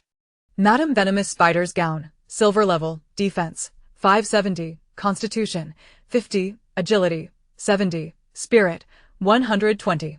Special Effects, Silk Protection, Insect Intimidation, Summon Enhancement. Note: for female wear only. The gown was pure black, featuring an off-the-shoulder design, with the chest area crafted in a horizontal fashion, revealing a delicate waist and subtly curvaceous form. However, as an equipment type, even if worn without any other clothing beneath, it would not fall off, unless one met their demise. The hem of the gown did not expand like a spider's abdomen, as that was another component of the Madame Spider's gown set, the lower skirt. Nevertheless, the gown itself was stunning, cascading like silk, with a high slit on the left thigh revealing a fair leg. Paired with Xingli's black high heels, the entire ensemble was exceptionally harmonious. Of course, the price was equally striking: 3.5 million. Indeed, one's appearance matters. Clad in this attire, she resembled a fierce queen of the underworld, radiating an unparalleled aura. Xingli, have returned. The vehicle came to a halt. They had arrived at the third high school. In the square, technicians were ready with the dungeon stone, merely needing to be embedded in the formation to open a level 10 dungeon. The dungeon served as the examination itself. If one was familiar with it, they could easily navigate the exam. If not, even great combat prowess could struggle against it. Until the dungeon was opened, no one knew what lay within. At this moment, the first battle team, Dawn's Sword, wore solemn expressions. Following the setback at the desolate castle, they began to study strategies, but after a night, their strategies for the desolate castle were riddled with inconsistencies and lacked detail. Even Uchiha had given up, thinking that after today's monthly exam, he would directly purchase a strategy guide. However, a rather unfortunate piece of news arrived in the morning. The homeroom teacher, Xia Long, had been dismissed for unjustly expelling students and had received a serious reprimand. Furthermore, Xingli had regained her identity as a student of the third high school. She was back. Initially, a few had treated Xingli as a mere plaything, given her compliance over the past 3 years, always contributing to the team and striving to please everyone. Yet it was only after her departure that they realized her significance. Xingli had not been defeated, rather, she had returned swiftly. Yet, an undercurrent of anxiety began to spread among them. Uchiha, agitated, kicked at non-existent pebbles on the ground. Do you think Xingli has become stronger since acquiring a summon beast? After we emerged from the dungeon yesterday, she managed to hold her ground for quite a while. Who knows her dungeon progress? Yesterday, Uchiha and the others cleared the first wave of 25 monsters, and their dungeon progress had only reached 8. What about Xingli? Bai Qiangwei had mentioned that the dungeon required a minimum of 10 hours to complete, and with Xingli's attack power, it was impossible for her to clear the dungeon. Everyone should have failed the dungeon and retreated due to being unable to defeat the subsequent monsters. However, Xingli undoubtedly knew more than they realized, with a higher progress. At most 20, because at 20, one would reach the banquet hall where a mini-boss awaited. There was no way Xingli could defeat it. As for her clearing the dungeon? Impossible. Absolutely impossible. Yesterday, we were careless. Today's dungeon is randomly selected, and without strategies, victory or defeat is uncertain. Lu Qinyu stated gravely. Exactly, all 5 of us possess S-level talents. How could we possibly lose to a summoner? Bai Qiangwei replied. The others nodded in agreement. Yet, in their hearts, doubts lingered. Chen Mo hesitated to speak. Having spent the most time with Xingli, he knew her circumstances best. She dedicated 2 hours daily to peruse various dungeon posts, and she had mentioned to him that this was her tactic of extensive preparation. Regardless of whether she had faced the dungeons before, she always ensured to familiarize herself so as not to panic upon entering. What if this dungeon was one she had encountered? Meanwhile, other students were also discussing the morning announcement. Had everyone seen the report? Teacher Xia was dismissed. Yi Xiaohua's attack on Yuchia was indeed wrong, but she was also treated and should not have faced expulsion, right? Teacher Xia had indeed overstepped. That was Yi Xingli courting disaster. Her summon beast was uncontrollable and should have been dealt with harshly, leading to her receiving a major demerit. She insisted on relying on her powerful summoned beast, acting recklessly. In my view, Teacher Xia was unfortunate. Who knew that after Yi Xingli left the school for a day, she would be brought back? What exactly happened? Did she latch onto some powerful figure? After all, she possessed S-level charm talent, the alluring talent. No way, right? How could that be? You are spreading rumors. This time, I am siding with Yi Xiaohua. Yesterday on the campus network, she posted a recipe. And Dawn's sword feasted splendidly every day. How dare they kick Yi Xiaohua out of the team? I think they have been overly indulged. Have you lost your mind? Is the college entrance exam about culinary skills? Just hire a chef for your team to cook, right? Where's the school flower? As they whispered among themselves, they glanced at Lu Chenyu and the others, exchanging opinions and pointing fingers. At that moment, a sharp-eyed student noticed something at the entrance. A silver-white wolf carried a young girl, leisurely striding towards the crowd. The massive wolf was imposing, while the girl radiated brilliance. Everyone's mouths fell agape. Yi Xingli had arrived. Why has her summoned beast grown so large? Just yesterday, it was a mere puppy, and now it has transformed into a colossal Tibetan Mastiff. This immense size instills a sense of dread in their hearts, particularly in Yuchia, who displays a look of incredulity. Just yesterday, when Yi Xingli had cradled him in her arms, it could effortlessly sever his outstretched hand. Now, this giant wolf, bearing a fierce glint in its eyes, seems poised to sever his neck. Instinctively, he steps back, seeking refuge behind Lu Chenyu, whose body also stiffens slightly. In this moment, he cannot help but question the validity of his previous decision. The other students, gazing at the giant wolf and the girl upon its back, feel an overwhelming urge to kneel, their legs trembling beneath them. At this moment, Yi Xingli is in high spirits. After disembarking from the taxi, Yi Ju prostrated himself on the ground, inviting her to mount him, claiming it would enhance their commanding presence. Now, from this elevated position, witnessing the grim expressions of her former teammates, her mood is markedly uplifted. A smile tugs at the corners of Yi Xingli's lips as she recalls the betrayal she suffered yesterday, transforming her sorrow into a potent motivation for revenge. Chapter 22, The Final Mock Examination. Glacier Rift. Wang Yoji breathed a sigh of relief upon seeing Yi Xingli arrive. It is good that she is here. Dear students, the final monthly examination of this semester, indeed the last one in your lives, is about to commence. The level of this instance is set at level 10. The examination will simulate the college entrance examination, and players who successfully complete the instance must score at least 60 points. The basic completion time for the instance is 20 hours. For every hour completed ahead of schedule, an additional 10 points will be awarded. Based on past years, a team scoring 100 points will gain admission to Ziguang University, while those with 130 points can enter Rainbow Bridge Academy. Teams achieving 160 points will represent Rainbow Star in the Intergalactic Assessment Battle. I urge everyone to exert 120% of your efforts to carve out a future for yourselves. In truth, the difficulty of the college entrance examination instance is somewhat lower than that of the instances in the plaza. The requirements for successfully completing the abandoned castle instance are 10 hours, which is quite challenging. However, it may be due to Rainbow Star's lack of prosperity. As a marginal planet, the standards are understandably lower. Once Wang Yoji concluded his speech, the installation personnel activated the entrance to the instance. The simulated college entrance examination is now open. All teams, please enter the instance. All eyes converged upon the entrance. Do you wish to enter the current examination instance? Content of the instance, confidential. Identity verification, senior students from 3rd high school. Yes, with each response, over 1,000 students and nearly 600 teams vanished from their spots. Simultaneously, the scores of the 600 teams appeared on the instance interface. Wang Yoji instructed his team to focus on the Dawn Sword and Shattered Dawn teams, and the visuals of both teams immediately materialized in the conference room. You have entered the level 10 difficulty instance, Glacier Rift. The biting cold wind swept through, causing even those with higher physical attributes to shiver involuntarily. Bai Qiangwei exclaimed in delight. I recognize this instance, Glacier Rift. I have played it once before. I remember we need to find a dog, as it can lead us into the rift to clear out monsters, and we can save people to complete the instance. The expressions of Lu Chenyu and the others brightened at her words. As they surveyed the endless glaciers, their initial confusion was alleviated by Bai Qiangwei's encouraging remarks. Where do we find the dog? Yu Qia asked urgently. Bai Qiangwei hesitated. Well, our Team S assassin found it last time. The assassin can scout ahead, right? Chen Mo. You go, Bai Qiangwei suggested. Chen Mo broke into a cold sweat, glancing towards Lu Chenyu with an expression of desperation, even searching for that gentle figure within the team. But it was nowhere to be found. Must they make him explore alone?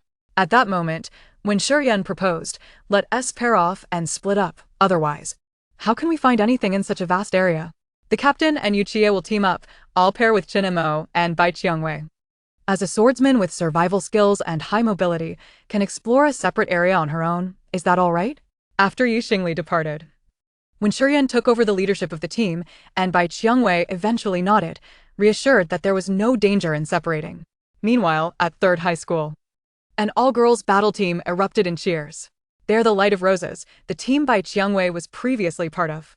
After Bai Qiangwei's departure, they had intended to invite Xingli to join them, but since she was expelled yesterday, their team still consisted of only 4 members.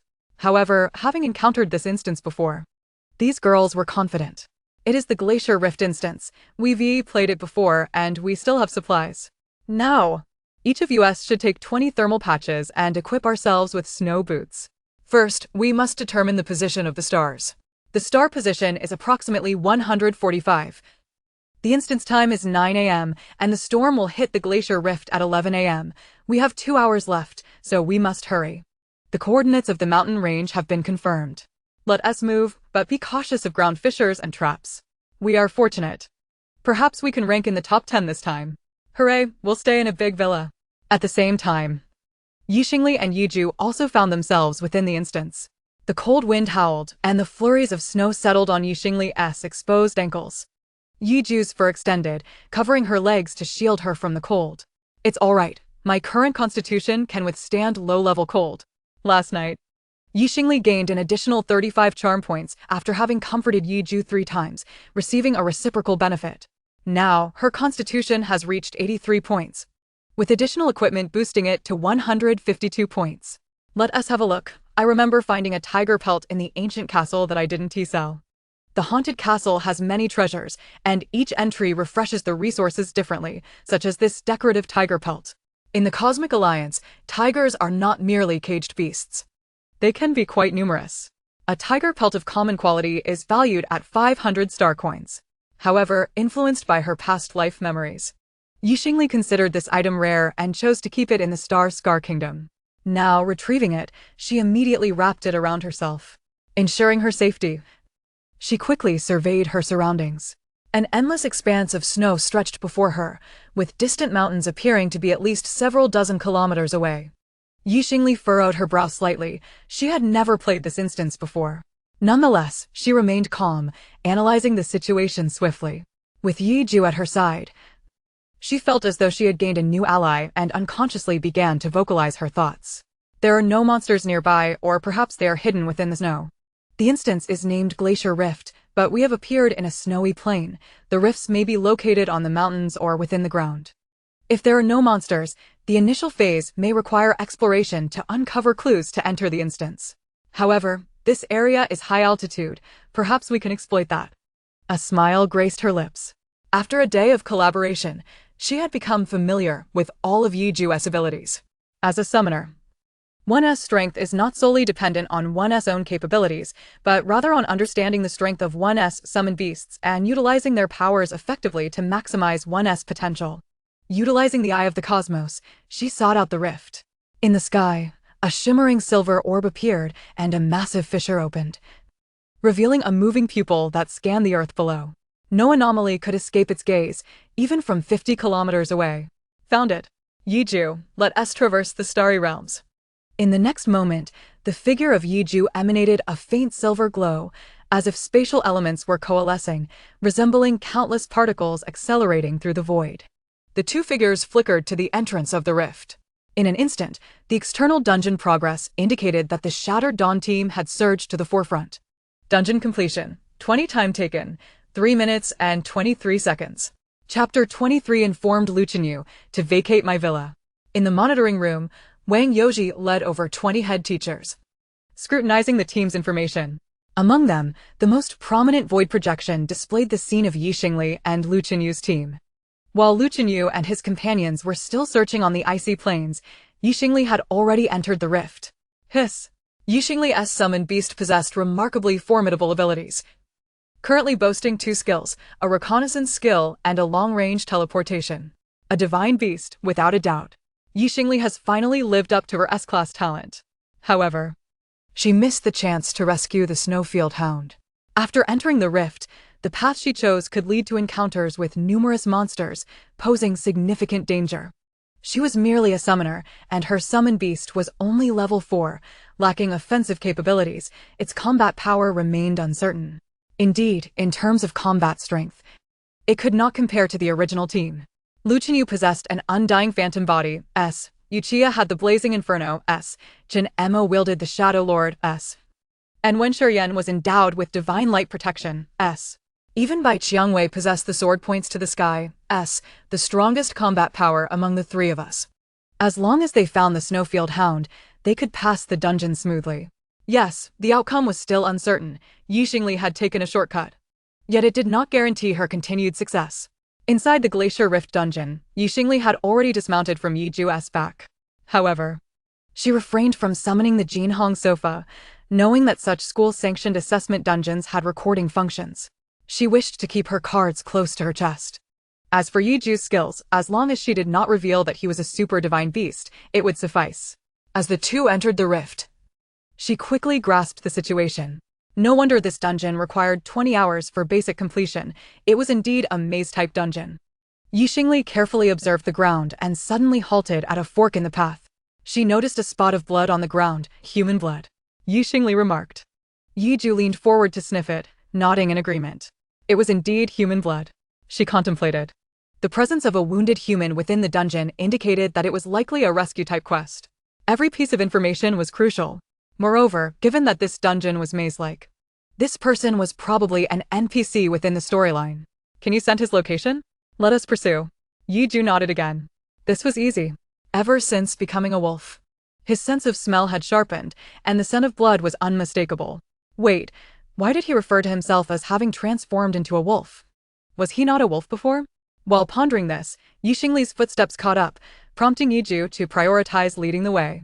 He needed to ensure there were no monsters ahead. Right, Yi Ju, please avoid using soundwave skills. I fear it might trigger an avalanche. If the rift is buried, the lack of oxygen will shorten the dungeon's survival time. We may complete the dungeon, but we would be unable to gather resources or collect information. Understood. Yi Ju acknowledged. In the monitoring room, the other teachers gasped in astonishment.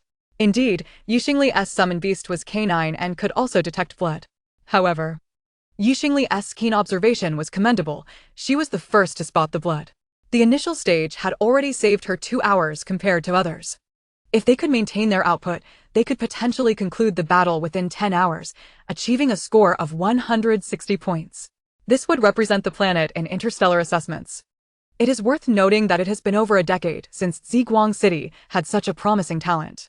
These 2 hours were crucial. However, what transpired next left everyone dumbfounded. The monsters within the glacier rift were ice elementals, which typically transformed into ice blocks. Upon sensing an approach, they instantly morphed into monsters to attack.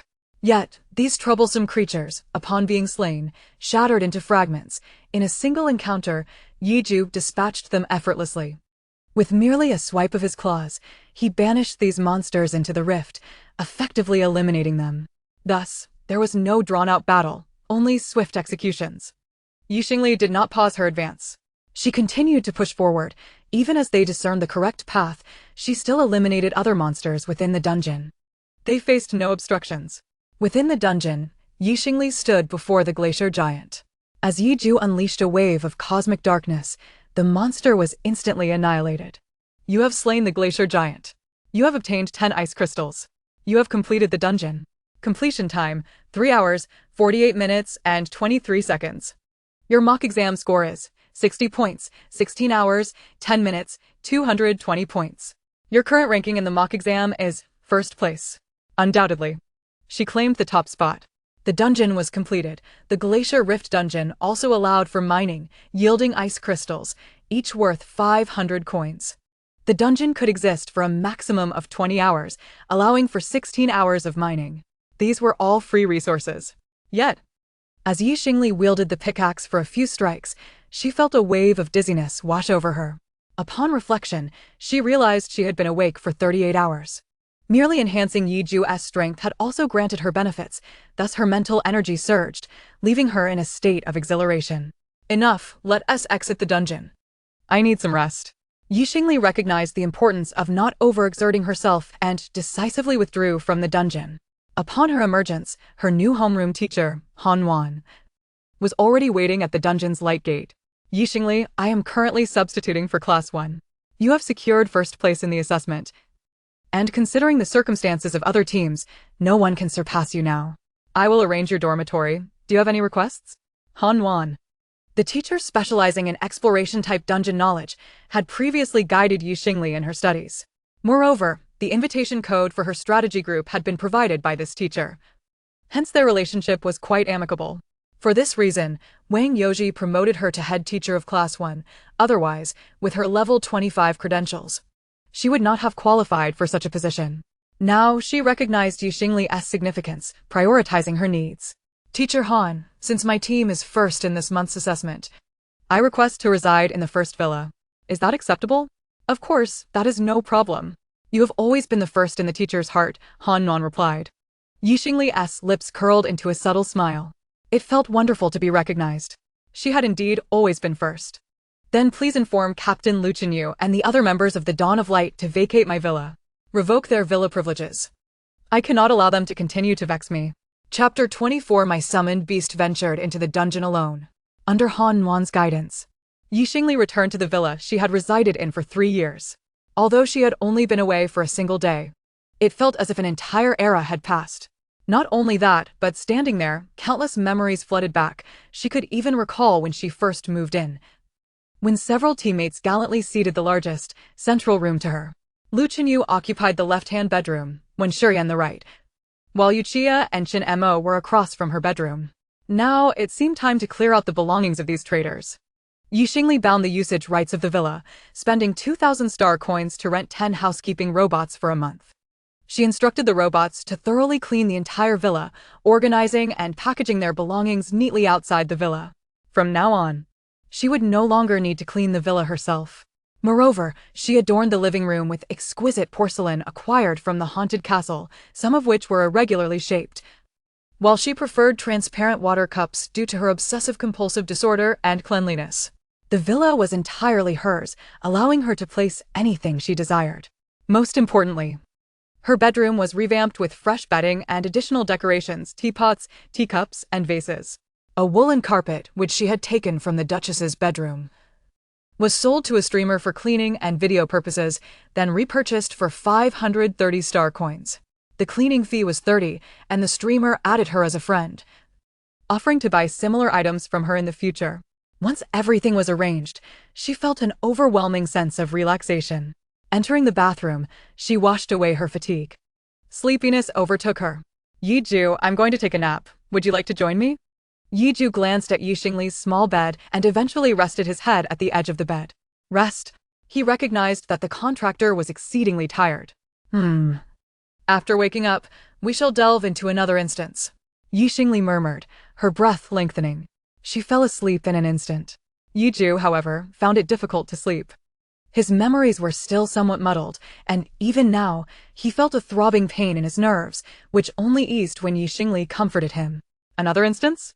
The contractor would gain energy from the instance, thus, he would proceed with it.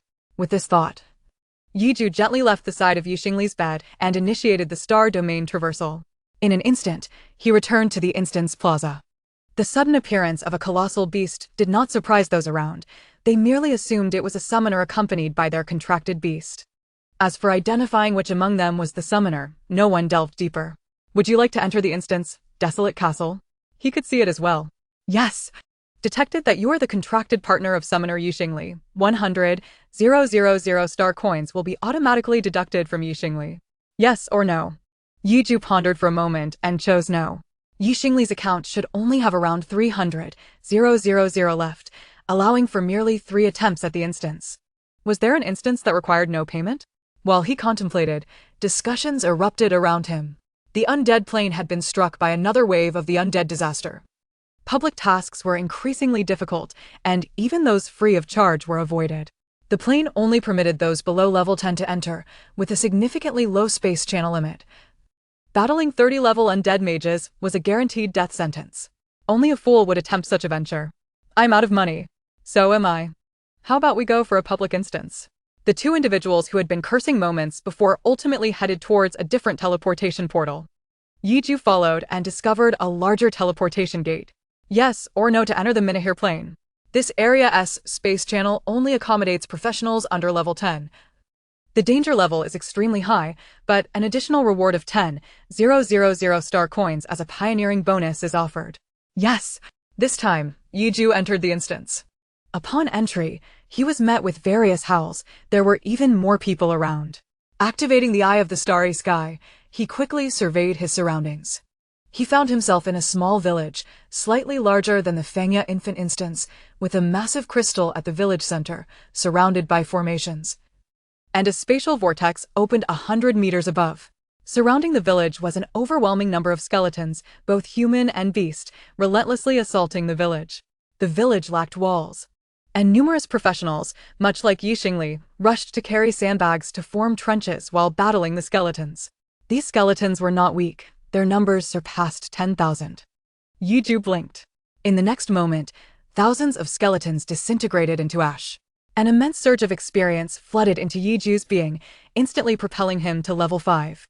His physique grew taller, reaching around 1.8 meters, comparable to that of an Asian elephant, with a length nearing 4 meters. At that moment, the surrounding professionals erupted in astonishment. What just happened? Why did all the monsters die? Look, it's the undead mage. We found the boss. Brothers charge. Don't let it escape. A level 30 boss. Defeating it grants an instant level up. Tank up. Are you all insane, or am I? Hurry. Run if you don't want to die. The energy of the spatial channel determined the strength of the professionals allowed into the public area. A level 30 undead mage was certainly not something these under-level 10 professionals could defeat.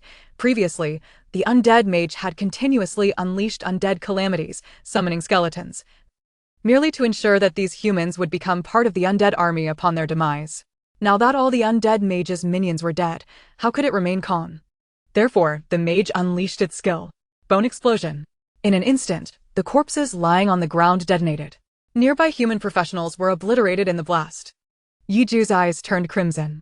In his hazy memories, there seemed to be a battlefield like this, where countless monsters surged forth. And humans sacrificed their lives to fend them off. Humans do not die. He howled, lunging forward to engage in battle with the undead mage. He stood firm against the mage's advance. Summon beasts? Yes, summoners charge. Utilize summon beasts to wear down the undead mage. Just buy us some time. Ranged attacks. Keep your distance. Some seized the opportunity to attack, but in the public area, the professionals' attacks could also harm their allies. Some strikes found their mark on the colossal Yiju. Yiju furrowed his brow deeply. His massive form made him appear as a target, and more importantly, did these humans not see him as a monster? He was no aberration. In an instant, every bone in Yiju's body cracked. His flesh collapsing as his body began to shrink, his wolf form standing upright. His sharp jaws retracted, his fur vanished, while the silver hair atop his head grew wildly. Chapter 25. Yiju transforms into a werewolf, slaying the level 30 necromancer. In a brief 5 seconds, Yiju transformed, standing upright in human form. 2 furry ears sprouted atop his head, and his silver hair cascaded down to his waist. His features were chiseled, and his wolf-like eyes were cold and fierce, shimmering in silver and blue. His visage resembled the most exquisite creation by the heavens, akin to a deity that commanded reverence. Yet, around his slender neck, he bore a collar that concealed his Adam's apple, making him appear as if he were bound. His armor, designed for summoned beasts, adapted to his transformation, changing as Yiju became human. The beastly defense primarily protected his back and waist, safeguarding the soft abdomen of a wolf. Upon transforming into a human, the armor shielded his back and fastened at the shoulders, revealing his chest and well-defined abdominal muscles. Fortunately, the armor treated his thighs as part of his waist, concealing his impressive lower body while opening a slot at the base of his tailbone to reveal a fluffy tail. Below his legs, boots resembling those of a wolverine appeared, and blades adorned his hands. This is also the equipment carried by the 4 claws gifted by Wang Youji. He appears exceedingly wild yet brimming with power.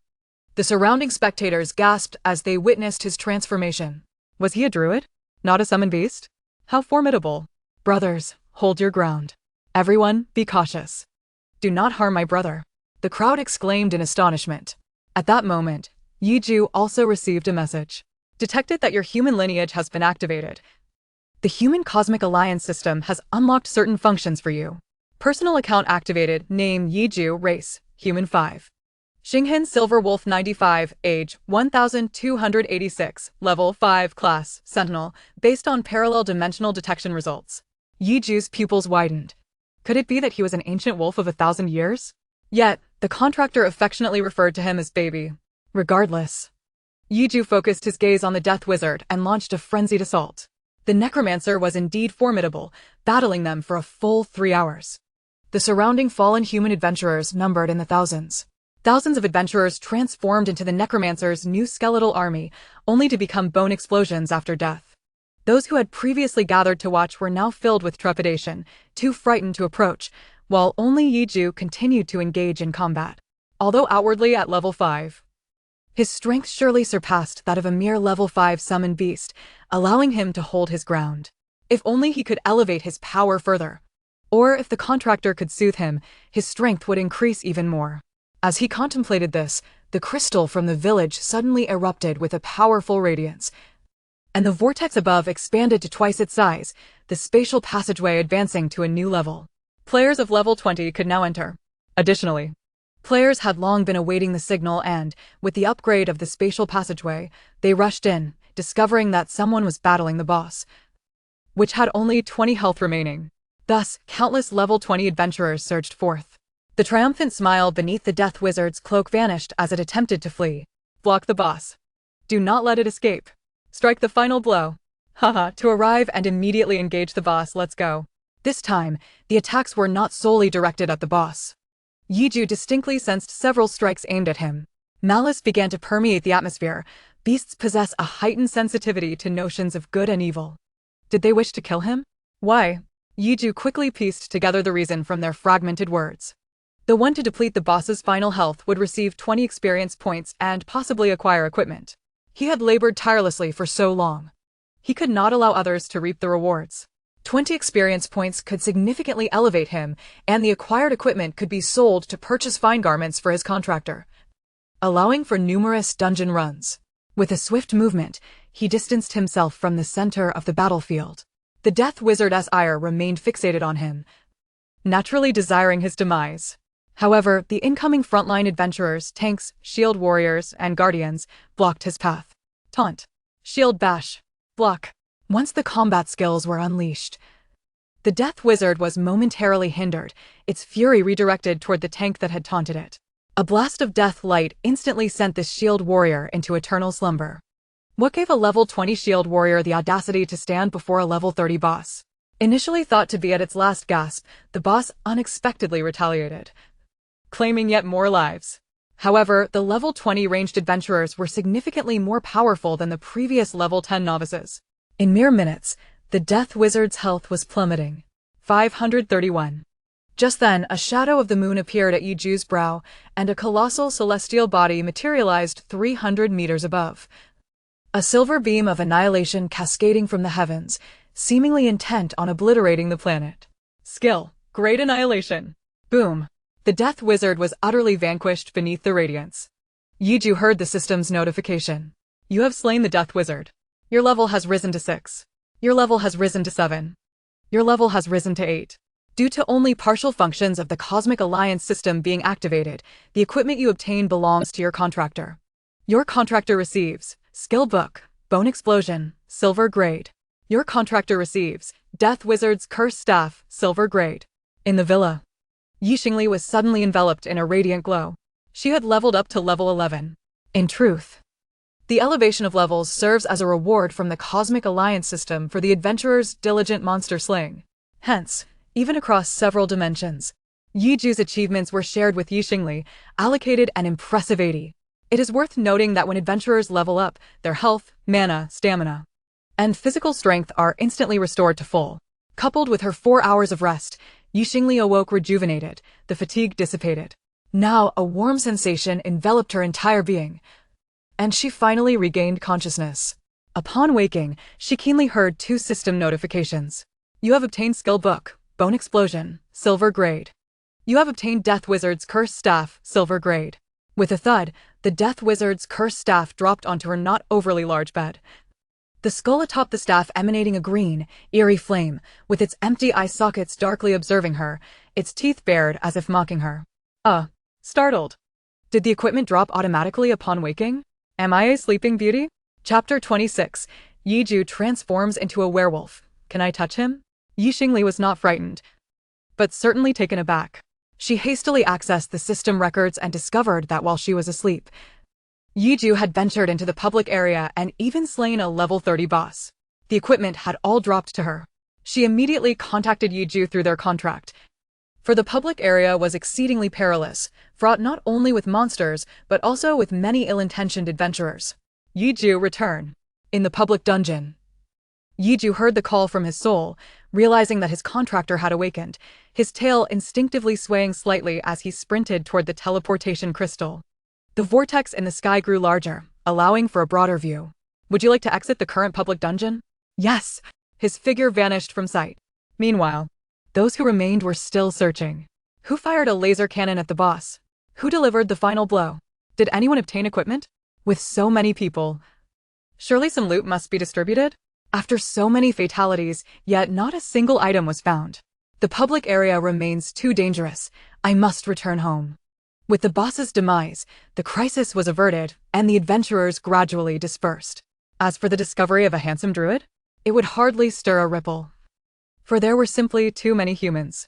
Within the vast network of adventurers, it would create no waves, nor would anyone suspect that the final strike had been his. Considering that druids merely transformed to fight, Yiju returned to the dungeon square. Within the confines of the Rainbow Star, the energy consumed by his stellar domain was significantly reduced, and a silvery glow enveloped him, transporting his form into Xingli's bedroom. In that instant, as the silvery light materialized, Xingli's eyes widened in astonishment. A silver-haired beauty adorned with a collar, exposing his chiseled abdomen, gradually emerged from the radiance. Most importantly, Xingli could sense the firm contract binding them both. This was her contracted target. Yiju, you have transformed? She joyfully rose from her bed. Yiju nodded. He seemed to recall the words he had inadvertently overheard earlier at the Fubong Square. Humanoid, splendid. The humanoid contract beasts are the most precious. Many summoners spend their lives alongside their humanoid contract beasts. Xingli chuckled, her eyes sparkling with excitement. Indeed, humanoids are delightful, and you are too. Wow. Yiju. May I touch you? Yiju understood that Xingli cherished petting his head and ears, so he acquiesced with a soft grunt, lowering his head to allow her to stroke him. However, in response to his compliance, Xingli's hand found its way to his abdomen. 8-pack abs. So this is what it feels like. The skin is soft to the touch, yet beneath it lies a firmness, full of resilience. Yiju instinctively tightened his navel. The abdomen is a vulnerability for wolves. How could one casually touch a beast's belly? Yet seeing Xingli's astonished expression, a blush crept onto his cheeks, and he ultimately relaxed, permitting her to indulge her curiosity. Perhaps this signified his absolute trust in his contractor, and that the contractor also wished to be close to him. Henceforth, he might often allow his contractor to touch his belly. Xingli felt a profound sense of satisfaction. In truth, Lu Qinyu and the others were all professionals. Lu Qinyu had a robust physique, his muscular build being the standard for tank roles, yet Xingli found little attraction in that. Yu Qia and Wen Shiyan lacked significant physical prowess, merely benefiting from their height. Their abs were not particularly prominent. As for Chinemo, He was quite frail due to a sensitive stomach, often complimented by petite girls for his delicate hands and collarbone. However, Xingli felt little interest when in their company, primarily because their intentions towards her were less than pure. If she were to display any semblance of affection in that regard, she would have been swiftly taken advantage of. Flirting and romantic entanglements seemed a frivolous waste of time. At 18, Xingli's sole aspiration was to gain admission to a prestigious university. Yet Yiju was different. He was her contract beast, wholly devoted to her. It was no wonder that most summoners chose to accompany their contract beasts for a lifetime. Who could resist such a bond? With this thought, she reached out once more to touch his ears. Consuming charm points, Yiju had defeated 10,000 monsters, granting her an additional 10 charm points, which she intended to use to soothe him. Yiju felt Xingli's aura enveloping him, and he instinctively pressed against her, wrapping her in his embrace, resting his head against her neck, his cheek grazing her skin. The closeness of human skin elicited a euphoric sensation. All right, that's enough tickling. Let's go eat, and afterward, we can strategize and explore new dungeons. The records of assessment dungeons would not count towards the college entrance examination scores. Consequently, their team needed to conquer 2 more dungeons to meet the application criteria. With only 30 days remaining before the college entrance examination, she was determined to maximize her strength. With Xingli's current abilities, alongside Yiju, could they not challenge a more formidable dungeon? Perhaps a level 15 dungeon? Meanwhile, at 8 o'clock in the evening, the monthly exam was still in progress. The 20-hour dungeon had only reached the 8th hour. In fact, during the 2nd hour, a group had already been eliminated. Just as the team from the Rose of Light had predicted, a blizzard would strike at that point, and those who failed to evade it would be engulfed by the snowstorm. The primary distinction of assessment dungeons from others was that players would be forcibly teleported away upon nearing death. It must be said that the 5 members of the Sword of Dawn exhibited notable qualities. They squandered 2 hours merely locating the sled dogs, only to be thwarted by the blizzard before reaching the crevice. Yet, amidst the harshest of conditions, the 5 of them exerted their powers to withstand the blizzard, persisting for 2 full hours until the storm finally ceased. However, this posed another dilemma. The blizzard had altered the terrain of the plains, leaving the dogs unable to recognize their path. No worries, we faced the blizzard. Other students did as well. At least we rescued the dogs. Exactly, Bai Qiangwei. Think back to which direction we were heading. Facing the expectant gazes of her teammates, Bai Qiangwei steeled herself, and with a sudden flash of inspiration, she pointed towards a distant mountain. It should be that way. The group commenced their advance, and fortunately, after 6 hours in the dungeon, they finally discovered the entrance and began to clear the dungeon monsters. In the school's monitoring hall, the screen displaying Xingli's dungeon footage had long since vanished, replaced by that of the Rose of Light. They were the most well-prepared team and possessed knowledge of the strategy. However, their output was sluggish, requiring over 20 minutes for each battle. Ultimately, it would take them 12 hours to conquer the dungeon, yielding a final score of approximately 140 points, a commendable achievement. This was the thrill of answering correctly. In contrast, another team left them utterly disappointed. They could only serve as cannon fodder in public dungeons. Xingli was the true core of the team. Now they had begun to clear monsters. Yet after 6 hours of trudging through the snow, they were afflicted with negative statuses, suffering from mild frostbite, rendering their movements sluggish during combat. Even so, they were still S-rank combatants, estimated to require 10 hours to clear the monsters. With such performance, their score would only be around 100 points, placing them approximately 30th in their grade, barely qualifying for Ziguang University, whereas they had previously been regarded as the elite of the Rainbow Bridge. Wang Youji had previously kept an eye on the assessments. However, earlier evaluations had involved lower-level dungeons, and since the first team had never faltered, he was left with nothing but satisfaction. Little did he expect that within just 1 day, circumstances would transpire thus. Was there any need to continue watching? These individuals, relying solely on their innate talents, had never exercised their intellect, destined to become mere fodder in public dungeons. Xingli was the true linchpin of the team. Other instructors nodded in agreement. Most significantly, Xia Long, the former homeroom teacher of the Sword of Dawn, who had been notoriously arrogant, was no longer present. Without Xia Long, this once prestigious first team had become a group of misfits, eliciting only mockery from others. Their combat style had not always been this way. When Xingli was present, They functioned as a finely tuned machine, but now they resembled a troupe of clowns. This Uchiha could never control aggro, having drawn monsters away several times. Lu Chenyu's defensive capabilities were also lacking, always revealing vulnerabilities. What was Chinemo doing? Was he simply standing idle without directives? When Shurian performed adequately. Bai Qiangwei had become the firefighting team member, her previous position should have belonged to Xingli. Why did she not possess a stronger foundational combat ability than a summoner? This was the final assessment. Let the records reflect the truth. The professional direction for these individuals should be marked as public dungeon exploration. Alas, without teamwork or intellect, they could only clear monsters in public dungeons. In this relentless world of competition, human qualifications and positions had long since been meticulously differentiated. In Xingli's previous life, students toiled tirelessly, striving for university admission and graduate studies before entering the workforce, all to accumulate life experience and mature their thoughts before joining the professional realm. Otherwise, entering society too soon would lead to deception and greater setbacks, rendering life more arduous. Yet in this world, awakening to a profession began at 16. In the first year of high school. Subsequently, they diligently learned combat skills, familiarized themselves with their professions, and engaged in career planning, occasionally venturing into dungeons for battles. By the time of the college entrance examination, gaining admission was not merely about further study, but rather about acquiring a platform for free exploration of more dungeons. With a plethora of specialized fields available, all oriented towards dungeon exploration, beast-type dungeon specialization, oddity-type dungeon specialization, and so forth. The realm of apocalyptic survival has birthed various specializations: the public dungeon specialization, the comprehensive dungeon specialization, and the strategy group dungeon specialization, among others. Notably, the comprehensive dungeon specialization, also known as the genius class, is deemed suitable for conquering any dungeon. Conversely, the public dungeon specialization boasts a mere 50 graduation rate. Those who do not graduate are not simply delayed, but have perished, a quintessential cannon fodder specialization. It is evident that the instructors have directed Lu Chenyu and his peers towards the public dungeon specialization, a stark departure from the previous focus on the comprehensive specialization. Largely due to the absence of Yi Xingli in their team, the Cosmic Alliance does not nurture idleness.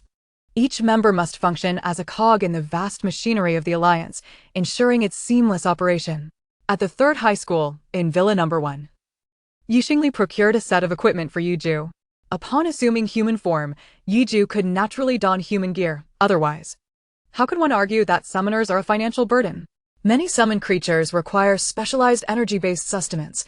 Dissatisfaction leads to a decrease in loyalty, necessitating significant financial investment for their upkeep. Additionally, summoned beasts require their own set of equipment, and humanoid summoned creatures can adorn themselves with various pieces of gear. Having sold a bone explosion for 7 million and a staff for 5 million, both earned through his efforts, Yi Xingli inquired about the type of weapon Yiju desired, aiming to procure equipment that suited him. A fleeting memory flickered in Yiju's mind as a voice called out to him, "General."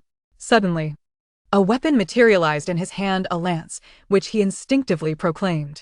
Yi Xingli expressed surprise. Only knights wield lances, yet such weaponry should be reasonably priced. After a brief search, she indeed found a lance unrestricted by level for 3 million, albeit with attributes slightly inferior to a level 10 lance. Cold light lance, silver grade. Subsequently, she spent 9 million to acquire a complete set of silver armor. Western Knight's attire, silver grade, priced at 3 million star coins. Western Knight's attire pants, silver grade, at 2.5 million star coins. Western Knight's attire boots, silver grade, at 200,000 star coins. And Western Knight's attire gloves, silver grade, at 150,000 star coins. This attire, reminiscent of a refined Western tailcoat rather than cumbersome battle armor, evoked memories of a character from an animated series, Kaido Kid's White Ensemble. However, she still required a cloak, priced at 5 million, which she could not afford. Soon, Yiju donned his new equipment. Fortunately, after leveling up 3 times, he gained better control over his form. His tail and the wolf-like reverse-jointed legs transformed to resemble those of a human, while his ears and beastly eyes remained unchanged. This retention of wildness enhanced his allure. Observing him impeccably dressed yet adorned with a collar around his neck, Yi Xingli felt an air of forbidden intrigue. An impure thought crossed her mind. imagining a chain tethered to him, cough cough. She hastily sought distraction to dispel such notions. The helmet and 4 wolf claws Yiju had removed were sold at her portable trading post for 200,000, adding to her remaining funds, now totaling 500,000. Let us dine first. After our meal, we can deliberate on which dungeon to tackle next. Xingli initiated a live stream, eager to earn extra income and, admittedly, to showcase her little wolf. Half an hour later, the live stream's viewership surged, doubling yesterday's numbers, yielding a profit of 1,128 star coins, a substantial sum, albeit paltry compared to current dungeon earnings. Yet, she relished the feeling of being acknowledged for her culinary skills. Next, they would explore the subsequent dungeon. Thus far, they had successfully conquered the Fong Infant, Zombie Hospital, and the Haunted Castle. It was time to select a different type of dungeon. Chapter 28, Difficult Dungeon, Seeking Temporary Allies. Teams participating in the college entrance examination must submit records of 5 dungeons, not merely to validate their strength, but also to influence their specialized distribution post-admission. Undoubtedly, Xingli aspired to join the genius class specializing in comprehensive dungeons. Therefore, her forthcoming dungeon choices must diverge from those previously conquered. Upon surveying her equipment, inspiration struck. They would venture to confront the Spider Lady. A bug-themed dungeon. Destruction of Grand City Train Station. Difficult dungeon. Dungeon level, 10. Required level, 15. Perfectly suited for Xingli's current standing. However, as a difficult dungeon, the Cosmic Alliance mandates that a party of 10 must tackle it together, unless one exceeds level 20. This regulation aims to prevent exceptionally gifted novices from meeting their demise within the dungeon. Of course, those with comprehensive attributes exceeding 5,000 may enter solo. But Xingli clearly had not reached that threshold. Nonetheless, this dungeon serves as a trial for the truly gifted. Typically, 2 teams collaborate to conquer it, assessing individual contributions within the team. Thus, maintaining a high contribution rate would suffice as her dungeon record while also augmenting her scores. First, she needed to find a temporary ally.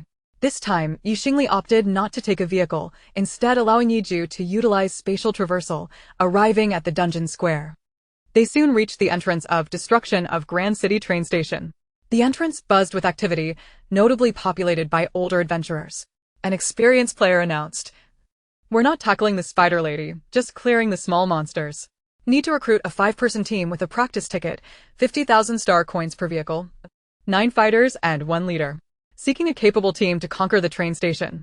Upon hearing this recruitment call, Xingli's eyes sparkled with realization. Not engaging the Spider Lady? It was common knowledge that without clearing a dungeon, one could not scavenge resources. Thus, simultaneously fighting while collecting materials was impossible, as demonstrated when she utilized a skateboard to push an oil lamp in the haunted castle. If she joined this team, once the small monsters were dispatched, she could defeat the Spider Lady herself, thereby claiming all the dungeon's resources for herself. That would be quite advantageous. "Take me along," Xingli declared, submitting her request to join. Team leader, Linho, level 19 shield warrior, has accepted your application. Linho's gaze fell upon Xingli, his eyes widening in surprise. At first glance, beautiful. At second glance, wealthy. This girl wore the Spider Lady's attire, a silver-grade outfit suitable for level 10 graduates. With such wealth, why not opt for the 50,000 per vehicle team? He felt compelled to caution her, "Miss, they LL carry you through all the small monsters for free. But you must contribute 5,000 for your ticket and an additional 5,000 for an extra ticket, totaling 10,000 star coins. Is that acceptable?" "Yes," she replied. "All right. Just a moment, the vehicle will depart shortly." Linho called out, and nearby, another team leader capable of engaging the boss noticed Xingli, his eyes shimmering. Both her attire and weapon were silver-grade. My goodness, is that a humanoid pet? This girl was either a pampered heiress or funded by a corporation. Summoners truly spend lavishly. He couldn't resist approaching her. "Beautiful, if you join their team, you'll spend an extra 5,000 just for small monsters. While my team requires 50,000, we can take down the Spider Lady and afterward, you can freely scavenge the resources from the train station. You might even break even." It felt somewhat dreamy to think of recovering costs. The instance of Ga Longshi Huaches Fumi has long been established, its resources thoroughly depleted. Its sole value lies in the equipment drops from the hard mode. While significant resources may be absent, minor ones still exist. The train station is expansive, allowing for the looting of its shops and supermarkets. Presently, a starch sausage originating from the train station can be sold for 500 Xingli in the personal trading market. However, within a single instance, one can only obtain a maximum of 5 or 6. Such quantities are implausible. Xingli shook her head. She currently possessed a total of 500,000 Xingbi, not having spent the entirety of her funds. She merely appeared affluent. Lin Ho, noticing someone encroaching on his business, promptly remarked, "Beauty, do not heed his words. The big boss will take an eternity to defeat. It is not worth it. The equipment will not belong to you either. Only with our efficient monster farming can we level up quickly enough to tackle more advanced instances. Contributing 500,000 Xingbi per person is excessive." Soon, Lin Ho's party was complete. Aside from Lin Ho, 5 other players joined, one of whom was only level 9. Evidently striving to make a final push before the upcoming exam. Xingli did not recognize them, yet these students were familiar with her. Xiahua, I am from Qizhong. Who would have thought we would be so fortunate to team up? Your summoned beast is magnificent. May I add you as a friend? A girl, her eyes sparkling with sincerity, asked. Xingli readily agreed. Of course. She had no intention of maintaining an aloof persona, and since the system had no limit on friends, adding them posed no issue. Can we add you too? Several boys eagerly inquired. Sure, go ahead. Xingli nodded, ultimately adding them all as friends. The group consisted of 1 girl, Wu Yue, and 3 boys, Yue Zihao, Wang Fing, and Shirlei. Lin Ho, observing their camaraderie, sighed, "Youth is indeed a blessing. At my age, I am reluctant to add new friends. After all, if a friend dies, their name fades in the list and disappears after 6 months." This topic cast a shadow over the mood. Xingli chose not to respond, stating, "Let us begin." She transferred 100,000 Xingbi to Lin Ho, as did the other 4. As the team leader, Lin Ho selected the instance and led the group inside. Xingli received the notification. You have entered Galongshi Huachizinfumi. Her vision darkened, and the surrounding space twisted. She found herself seated within a train. The train slowed, coming to a halt in less than half a minute. The other players were gathered around her. Moreover, several NPC humans were present. Wait, what is that? Monsters. There are monsters outside. Spiders. Amidst the screams, a heavy object seemed to crash down from above. Subsequently, a spiny spider leg pierced through the metal ceiling of the train car, tearing it apart with a shower of sparks. From the revealed gap, 8 stacked eyes gazed at the group inside the train, akin to a cat peering through a mouse hole at its prey. Xingli and her companions found themselves in the terrifying perspective of food, scrutinizing the monstrous creature above. Chapter 29, Teaming Up in a Small Pitfall, No Worries. I will step in. Yeju reacted first, his spear tracing a rainbow arc through the air. The silver gleam of his weapon shattered the spider. The creature flipped, retreating from the breach. At that moment, Lin Ho's teammate, an archer, had just drawn back her bow when Yeju had already dispatched the small threat. It should be noted that this was a minor monster from a hard-level instance. Despite being a level 10 instance, the monsters were level 15, each an elite. Typically, it would take them around 2 minutes to defeat a single elite. What a high attack! The archer exclaimed. Quick, let us switch compartments. The roof here is compromised. Lin Ho guided the others towards another car. Upon arrival, they found the door ajar, a spider attempting to break in, tearing a massive hole in the entrance. Lin Ho raised his shield to block the entry while an archer, 2 mages, and a priest in their party began their assault, with the priest healing Lin Ho. A remarkably stable monster farming and leveling team had emerged. You all can rest inside or practice if you wish. We will handle the spider minions. You have reviewed the instance strategy, right? It will take a total of 3 days, Lin Ho explained. Yes, understood. This is quite comfortable. But I can't afford to farm continuously. Otherwise, by the time the exams come, I could reach level 11, Wu Yue remarked. However, Yue Zihao frowned. Does your output truly require 3 days to complete the instance? I shall assist as well. I am a mage too. With his help, their farming speed would undoubtedly increase. I am an assassin. I will stay out of it. Wang Fing hurriedly waved his hands. I can serve as the secondary tank, widening the entrance and drawing more in. Shirlei stated. I will assist with healing, Wu Yue volunteered. In their eyes, having invested only 50,000 Xingbi to be guided through the instance by a level 19 professional was already a great bargain. Moreover, the method of farming monsters was exceedingly secure, and they felt a bit guilty lounging at the back. Additionally, practical combat experience was crucial. However, Xingli furrowed her brow. Her gaze fell upon Lin Ho's seemingly honest face, and she suddenly realized the truth. Lin Ho was rather cunning. Although he claimed to bring others into the instance, the party's output was evidently lacking. They required another team to efficiently farm the minions. However, the entry tickets were prohibitively expensive. So they had cleverly assembled 5 members under the pretense of helping newcomers, intending to exploit the entry tickets. The high school seniors were too naive, eager to contribute within the instance, ultimately exerting themselves and spending money while feeling they owed gratitude for the opportunity to improve. This reminded Xingli of a certain recruitment for university students as actors in her previous life. 50 kwai a day. What? Just 50 kwai a day to experience real-life CS? I want to play as the enemy. Where do I scan? What a splendid arrangement for paid labor.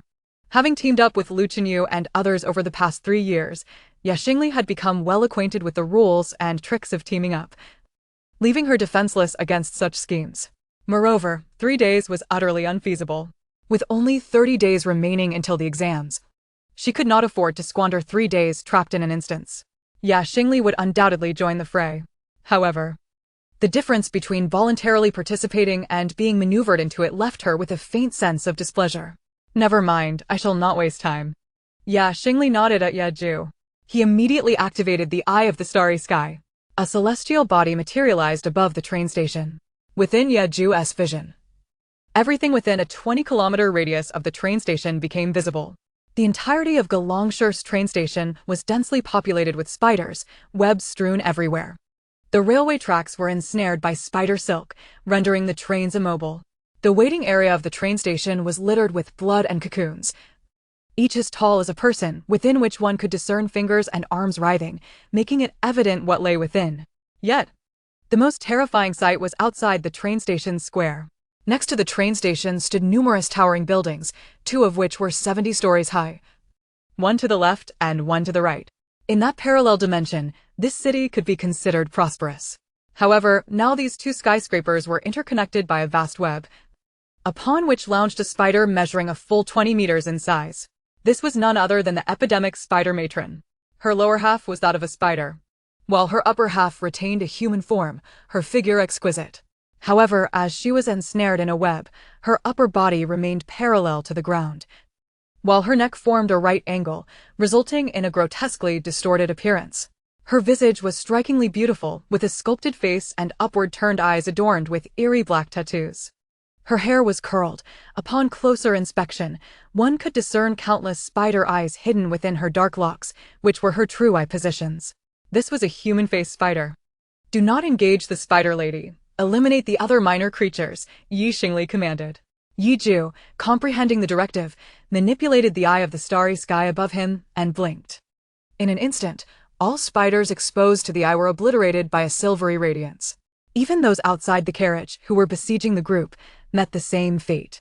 You have slain the mutated spider 6186. You have slain the juvenile mutated spider 7219.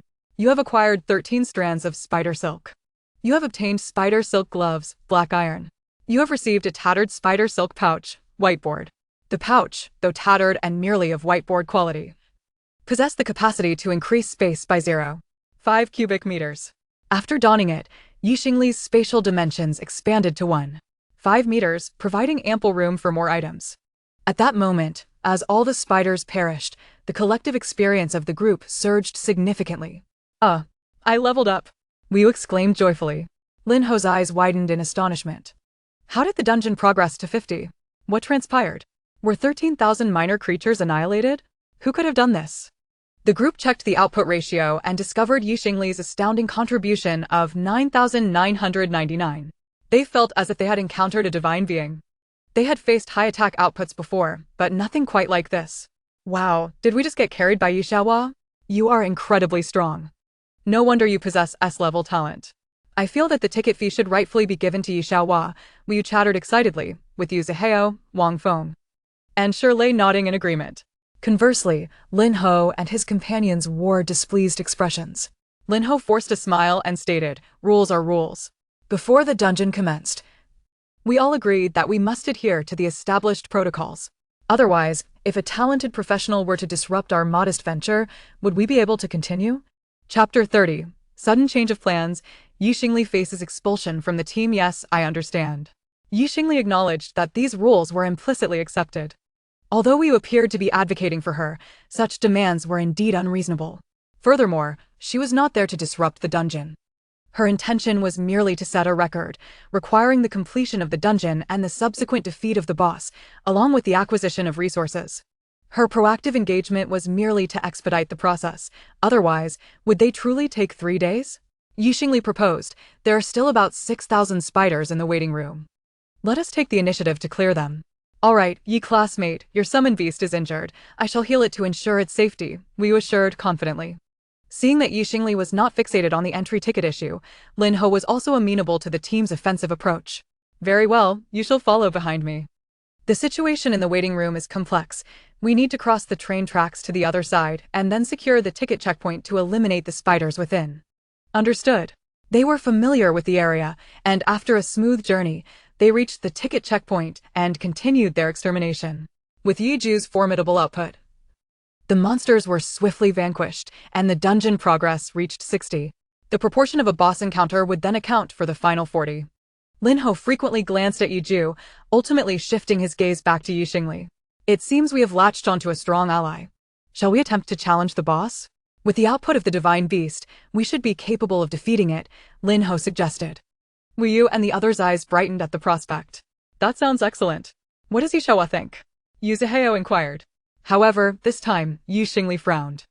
This is not what we agreed upon. Were we not to avoid engaging the boss? That was because we previously lacked an output source, now that you are here. What do you say?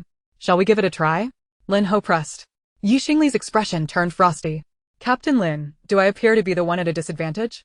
You charged 50,000 for guiding us through the dungeon, promising only to eliminate minor creatures. While I willingly shorten the time, I do not begrudge a mere ticket fee.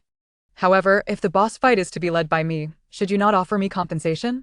The going rate outside is 500,000, but I will grant you a discount of 400,000. After the dungeon is completed, you may scavenge for resources. Do we have an agreement? Lin Ho and his companions were left speechless. Wu and the others also ceased their laughter, sensing a shift in the atmosphere. Wang Feng spoke with irritation. Fighting the boss is merely a matter of convenience. Why must you be so calculating, Yishawa? We could tackle it together. If I engage, you owe me a favor. And if I do not, I then owe you a favor? Is it merely because you feel deprived? Xingli's gaze turned icy. You may leave. We previously agreed to only eliminate minor creatures and not engage the boss. Once the minor creatures are eradicated, our arrangement ends. Lin Ho was deeply displeased. Rather than seeing the validity in Xingli's words, he felt as though he had been exposed. This S-level talent summoner, if I am not mistaken. You came to record the dungeon completion, which necessitates defeating the boss. If you refuse, as captain, I can expel you from the team, resulting in your automatic teleportation out of the dungeon, wasting your 100,000 star coins. This was a blatant threat. Xingli was genuinely enraged this time. She did not spare a glance at Lin Ho but turned her attention to Wu Yu and the others.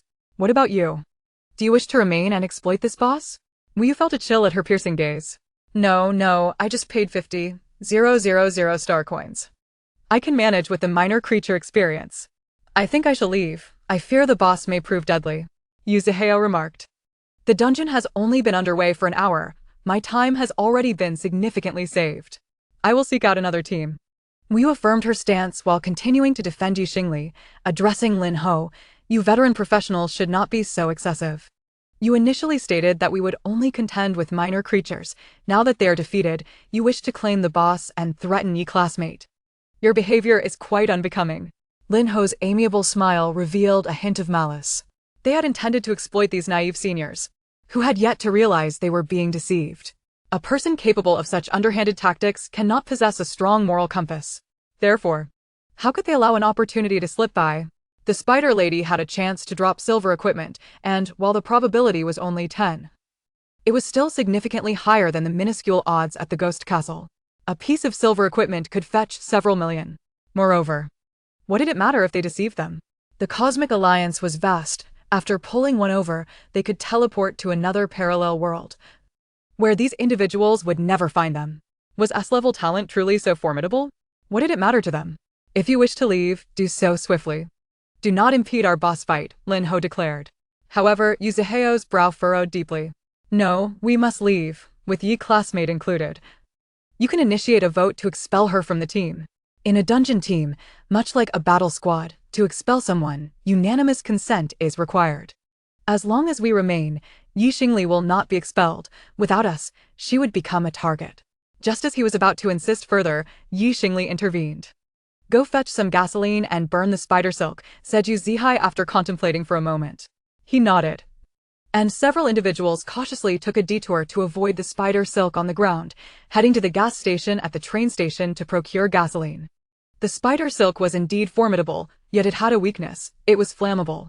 By dousing the tracks with gasoline and igniting the silk, they could proceed to the train and activate its ignition switch, allowing it to continue its journey. As long as they traveled 10 kilometers, they would escape the dungeon. Thus, the difficulty level of the dungeon remained perilous, for the entry and exit points were not the same, making emergencies difficult to navigate. Essential items for entering the spider dungeon included gasoline, lighters, torches, and other flammable materials. Of course, these supplies could also be retrieved within the dungeon, provided that no unforeseen incidents occurred. Wu and the others returned to the side of the railway after acquiring their supplies and began to incinerate the spider webs. Wang Feng expressed his discontent, saying, in the end, Xingli still has to fight the boss.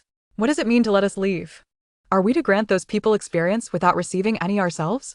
Are they afraid we might seize the final blow and acquire the equipment? Such cowardice. Yu Zihai frowned at Wang Feng's words, which bore the scent of ingratitude. They had not compensated Xingli. Why should she allow them to gain experience for free? He felt a sudden aversion towards Wang Feng, relieved that the two were not well acquainted, one from Wuzhong and the other from Shi, ensuring they would likely have no future interactions. Chapter 31. Human Greed, let it remain with 1 HP. Yu Zihai hastened his actions, and fortunately, the spider silk only spanned 200 meters, which was soon consumed by flames.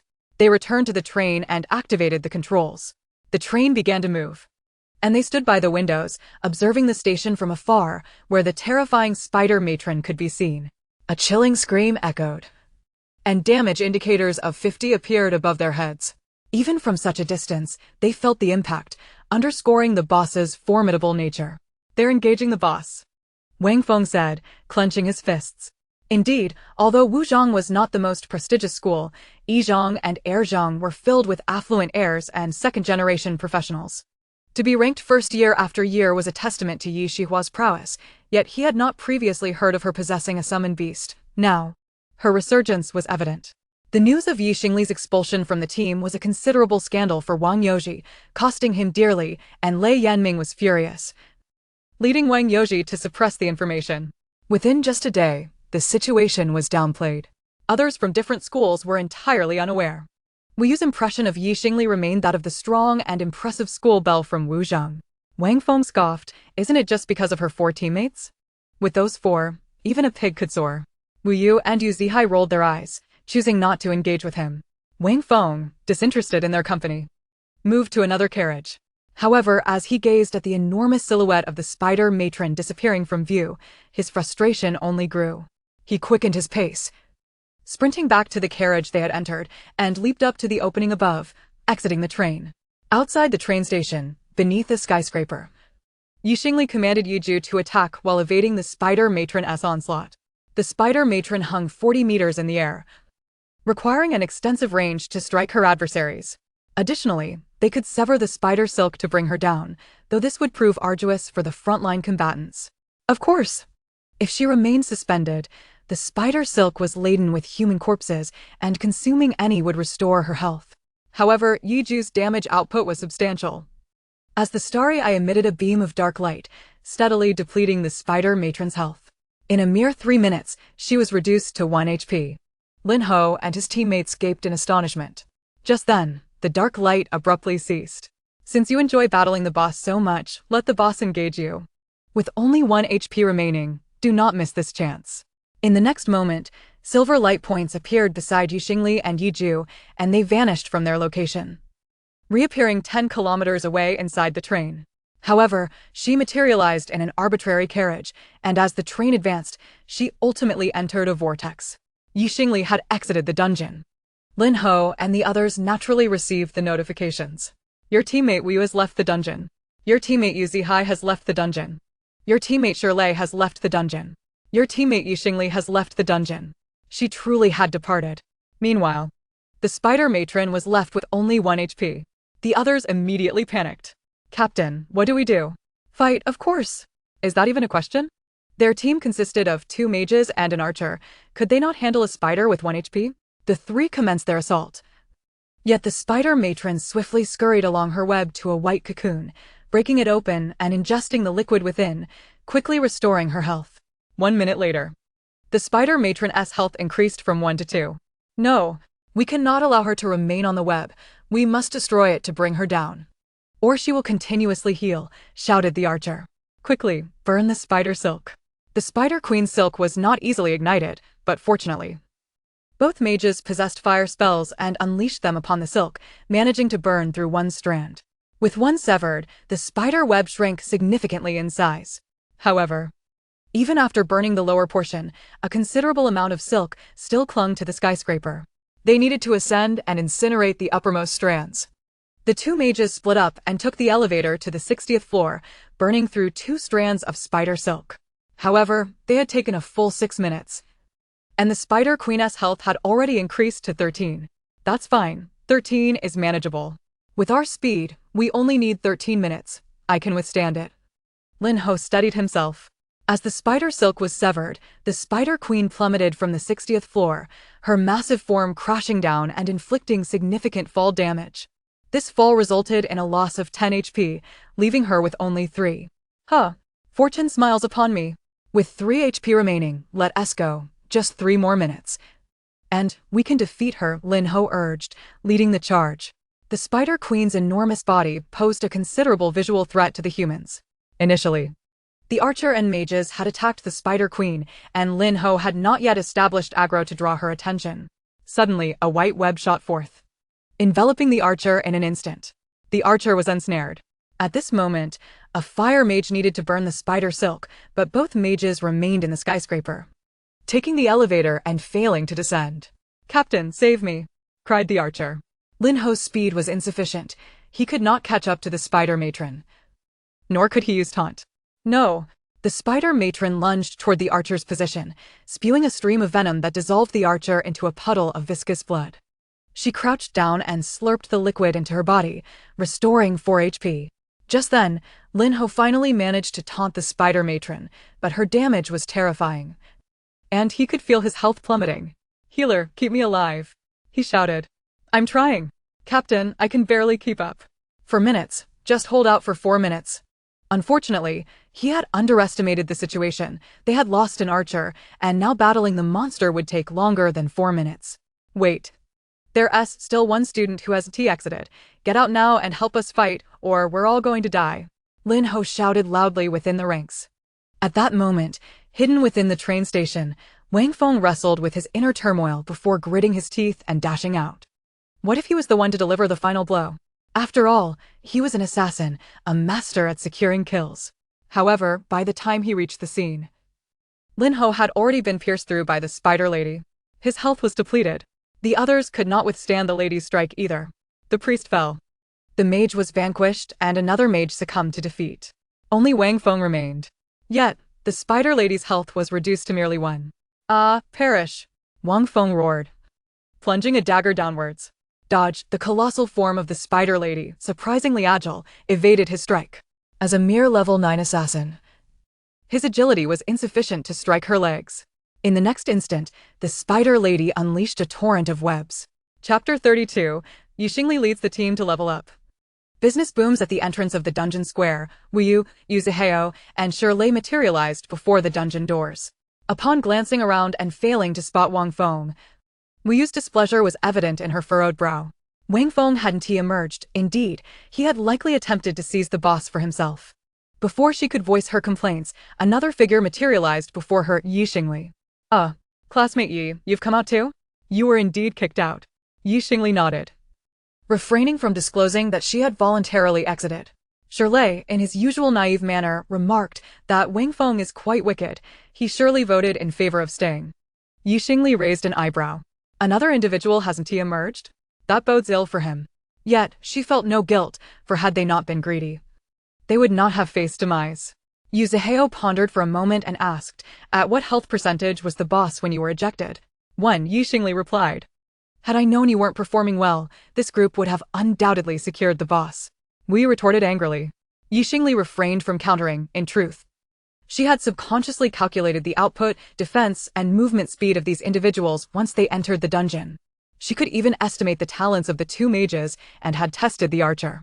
This was all part of her strategy collection, and it did not imply prior knowledge of their abilities.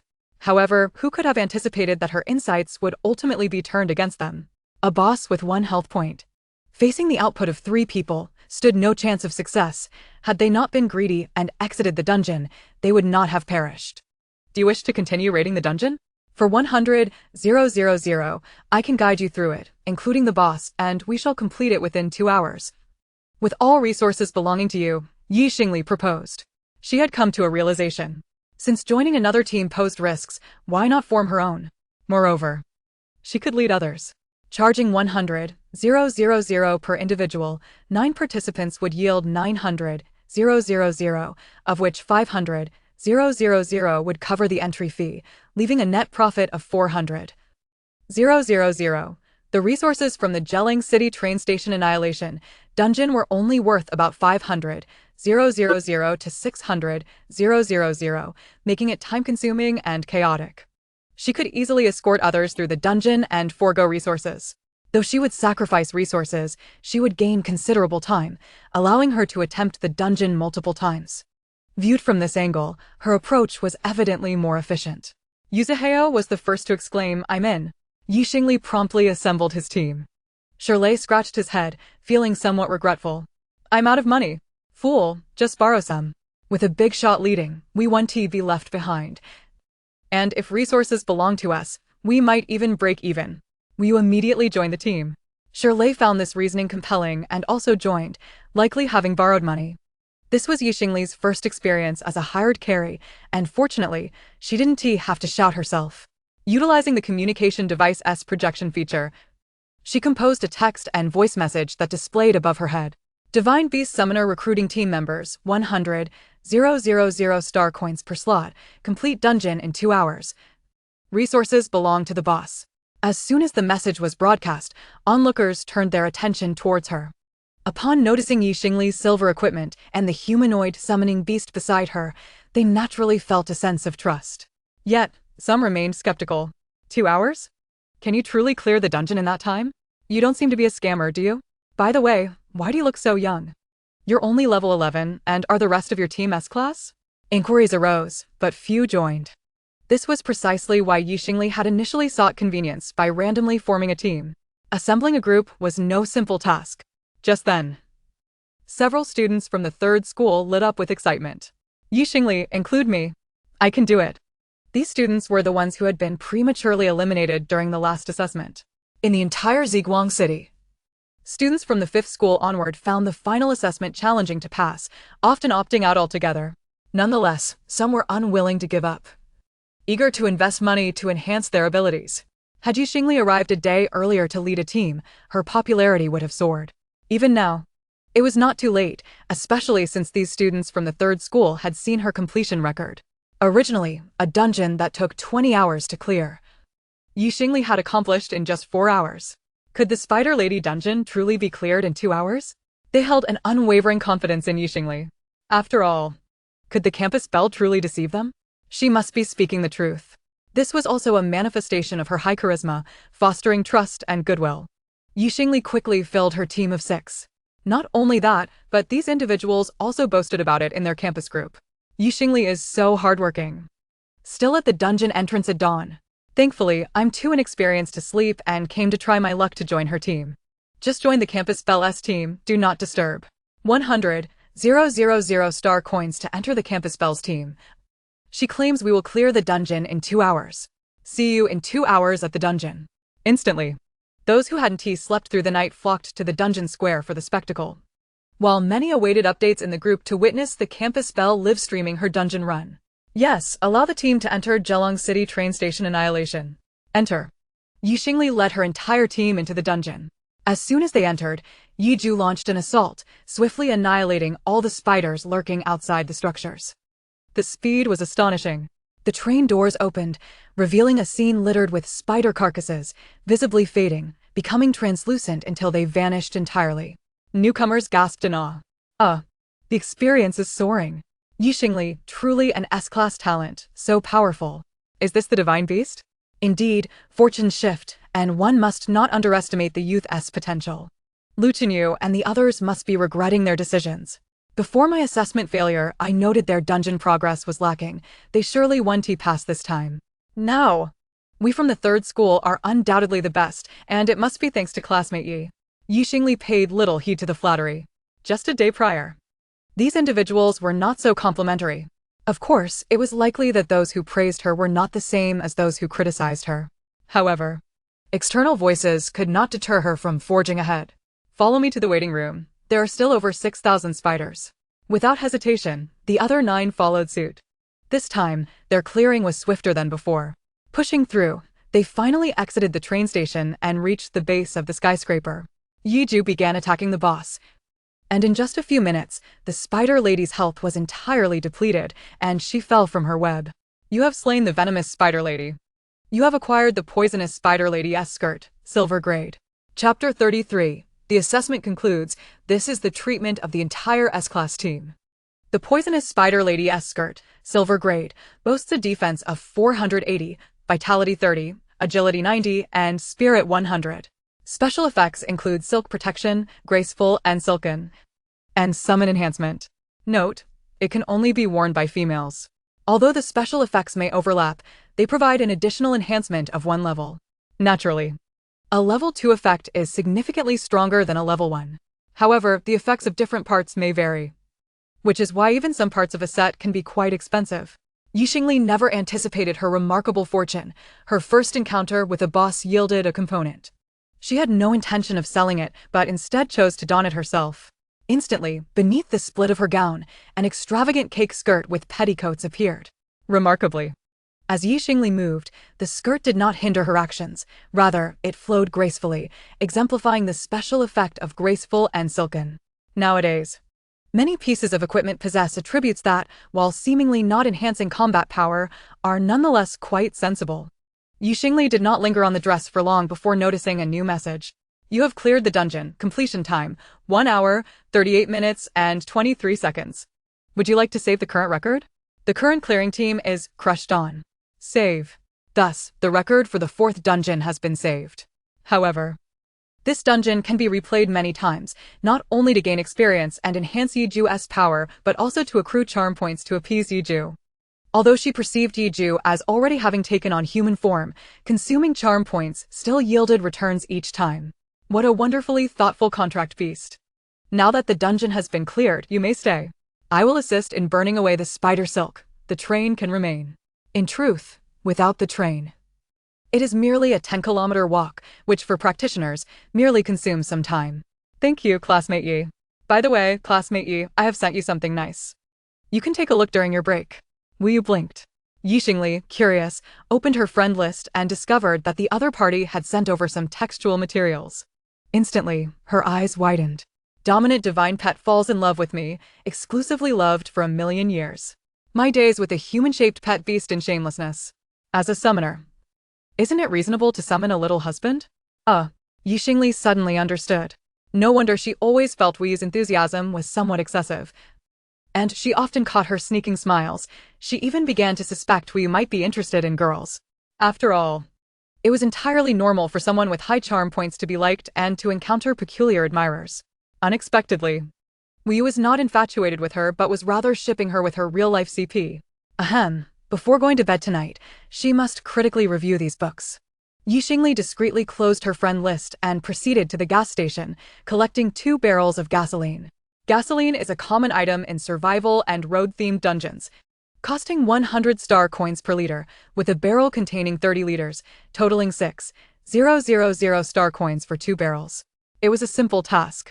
Xingli instructed Yiju to retrieve some collected rags from the space, tying them into torches, soaking them in gasoline, and igniting them. Wielding the torch, she dispelled the spider webs along the railway.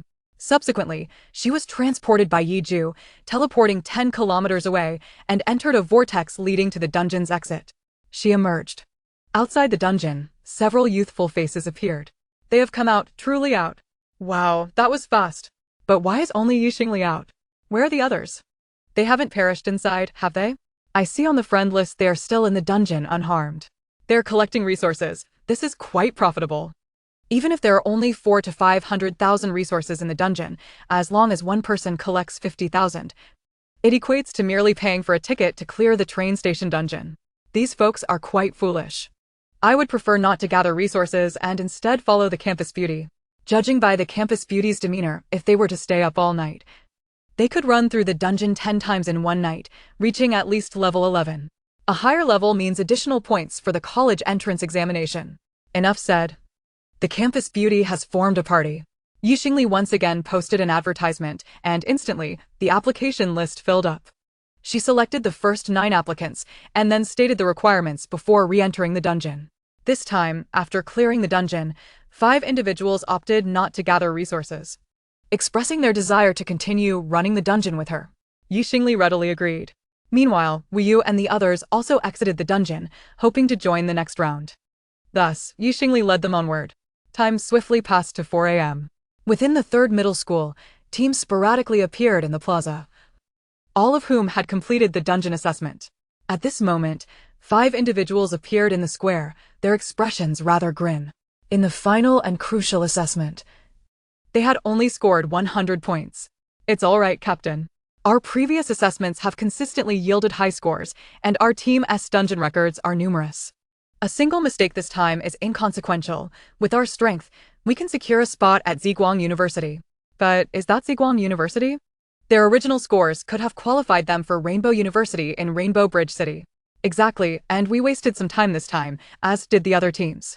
The dungeon's difficulty was comparable, perhaps others scored poorly as well. Let us see the overall results. Bai Qiangwei raised her gaze to the team rankings, and her pupils trembled. Ranking first, Crush Dawn, team members. Xingli, score, 220. This was double their own score.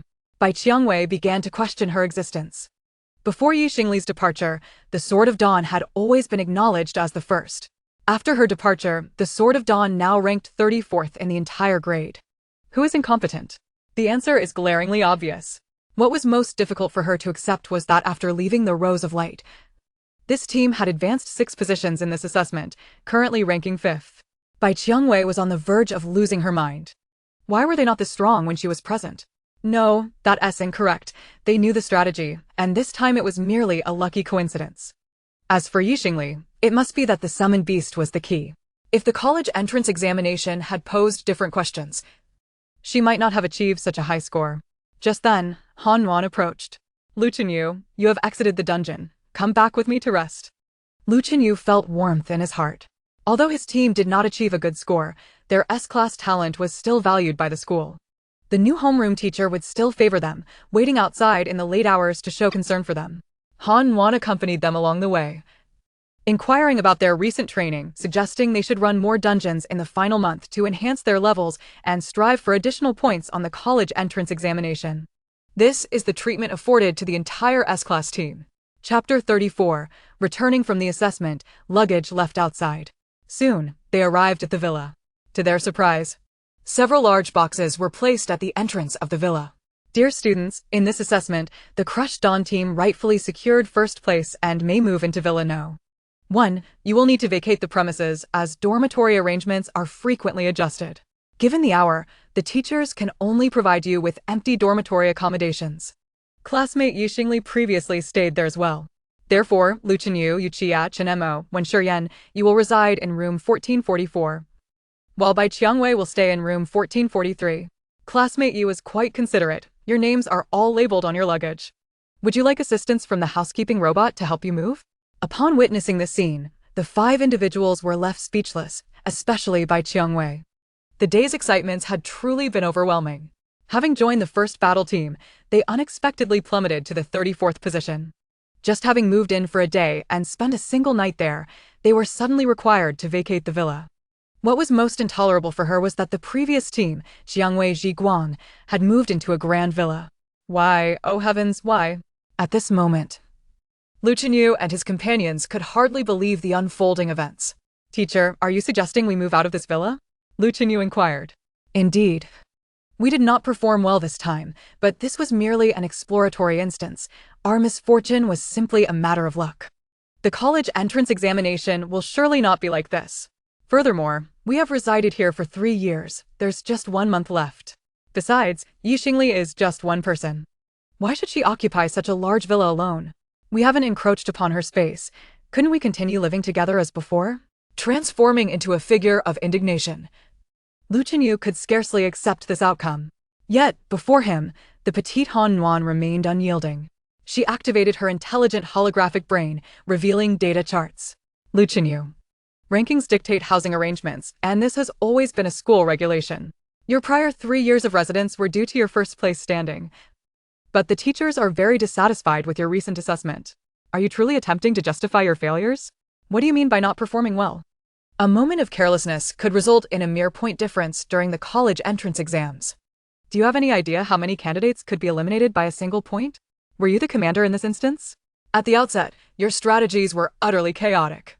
Particularly you, Chen Mo, as a scout-type profession, you failed to even conduct a simple analysis of clues. Your combat data has decreased by 5242 compared to previous performances. Do you harbor some hidden troubles? And you, Bai Qiangwei, having previously participated in this instance, you did not retain the strategies or content. To make mistakes on a familiar instance type is truly beyond belief for someone with an S-class talent. Yu Chia. Did I not specifically mention you? You were out of time 5 times during the instance, necessitating Lu Chenyu to rescue you each time, costing the team a total of 14 minutes. Lastly, Wen Shurian, your treatments are consistently ineffective. Do you not realize that your compulsive need to maintain every team member's health at maximum capacity results in a significant waste of your healing resources? Such an approach will lead to a marked depletion of your mana, rendering you incapable of healing should you find yourself in prolonged engagements. You're a team. And this subpar performance necessitates introspection to regain optimal conditions before the college entrance exams. Standing at a mere 165 centimeters, Han Nuan emanated an imposing presence akin to that of a towering figure. Following her admonishment, the talented youths bowed their heads in acknowledgement of their numerous mistakes. They recognized the issues Han Nuan had highlighted. However, this situation was starkly different from the past. How could they have fallen so far? Was it truly just because of one individual? The image of Xingli flickered through their minds. Eventually, Chen Mo spoke up. I refuse to believe that Xingli is so heartless. I will wait for her here. Han Nuan frowned deeply. Wait for what? It is not Xingli who has barred you from residing here. It is a school regulation. Now, gather your belongings and follow the teacher. Han Nuan summoned a few robots. As the robots approached, Chen Mo, startled, fled in panic. Han Nuan furrowed her brow once more. What is wrong with him? When Shurian replied with a frown, teacher, Chen Mo's parents are both formidable professionals and he has 2 older sisters. When he was 6, the dimension he lived in was attacked by the mechanical race, resulting in his parents' deaths, leaving him with a significant psychological scar. He harbors a deep-seated fear of all mechanical entities and avoids them whenever possible. This is common knowledge among the other students. Han Nuan, who had just taken over the class, was unaware of this background. She frowned, feeling sympathy for the boy. In this era, while heroic figures may create numerous lives, they often fail to shower their children with affection. Only those powerful professionals who establish cosmic value tend to nurture their offspring. Chen Mo is a quintessential example of a privileged child, yet his once happy family was shattered. Very well, I will document all of this and highlight it in his file. Every cog must be placed in its appropriate position, and none should be willfully damaged. Han Nuan would be attentive to these matters. Subsequently, they had their belongings transported by the robots to room 1444. In a space where resources were not scarce, this dormitory felt exceedingly cramped. The layout consisted of a living room with 2 bedrooms on either side, each measuring a mere 12 square meters, barely accommodating a single bed. Furthermore, There was only one cupboard accessible from the door, and two of the bedrooms lacked windows, depriving them of sunlight. The bedrooms did not even feature private bathrooms. They had to use the communal facilities for bathing. Not to mention the absence of a dining hall, training room, viewing room, or garden. Now, they had to travel to the public training room for practice, an unprecedented arrangement. When Shuryan felt a wave of discomfort upon seeing the number 1444, upon entering the cramped space, he felt suffocated. Seizing the opportunity while Chen Emo was absent, they released the robots to clean up. Meanwhile, Chen Emo lingered at the entrance of the villa, appearing even more melancholic under the street lamp as though sorrow was about to overflow from him. During this time, other teams gradually completed their assessments, spotting Chen Mo's figure. Soon, word spread that the first battle team had been expelled from the villa by Xingli. Some, feeling pity for Chen Emo, approached him, saying, "Chen Emo, you need not wait here. Xingli is currently engaged in the Spider Lady instance, training with her classmates. It seems she intends to continue through the night. If you wish to find her, perhaps you should head to the instance entrance." Chapter 35, Chen Mo's Vigil, Xingli's Gains. Should I go to the instance plaza? But previously, we always went as a team. Chen Emo hesitated, ultimately deciding to remain where he was. I will wait for her here, after all. She likely does not want me to disturb her. Nearby classmates sensed his fragility. Many girls captured photographs of Chen Emo standing forlornly before the villa, posting them on the campus forum, sparking extensive discussions about the poignant atmosphere. Numerous individuals urged Xingli to offer solace to the sorrowful prince. Some even messaged Xingli through the profession panel's friend feature, saying, "Xingli, you should go check on Chen Emo. He is waiting at the villa entrance. You have been teammates for 3 years, and he appears on the verge of tears. It is surprising that you have become so indifferent. As classmates, we hope you can comfort him. Is it not better to resolve any conflicts? Why let Chen Emo suffer? He is so pitiable. Can't you offer him some comfort? We cannot allow our Prince Chen Emo to be sad. As his fan club, we strongly condemn your actions. Furthermore, we have heard that he did poorly this time and will be moved to a 4-person room. Could you not leave him a room?" In the midst of her instance, Xingli received these messages and was rendered speechless. She had set her instance to do not disturb and promptly deleted all individuals who messaged her regarding Chen Emo, blocking them. What lunacy is this? When she was expelled from the team by these 4 prodigies, none offered her consolation. In fact, many seemed to revel in the drama. Yet now, as Chen Emo stood there performing, these same individuals suddenly felt sympathy for him. When Xingli's charm was at its peak, she was pursued by everyone. However, once she lost that charm, those admirers vanished without a trace, and even others sought to ridicule her. It was truly absurd. Xingli understood that during these 3 years, she had been excessively occupied, primarily revolving around these 4 individuals, resulting in mediocre relationships with her classmates. Now, however, she found solace in not having to deal with meaningless social interactions and had severed ties with that group of friends. Xingli once again embarked on a dungeon run with her team. Fortunately, those accompanying her were wary of provoking her and did not mention anything about Chen Emo. Thus, she diligently completed a total of 16 dungeon runs. In the early hours of the following day, Xingli ceased leading her team. "I'm taking a break. May fate bring us together again," she declared. "Ye classmate, if you plan to lead another run, do remember to call me. I shall join as well." One of her followers responded, filled with joy. "Thank you, ye classmate. I never expected to reach level 10 before the college entrance examination. With a bit of effort, perhaps I could gain admission to Ziguang University." The participants were overjoyed. Xingli waved goodbye and, alongside Yiju, initiated a star domain transit back to their villa.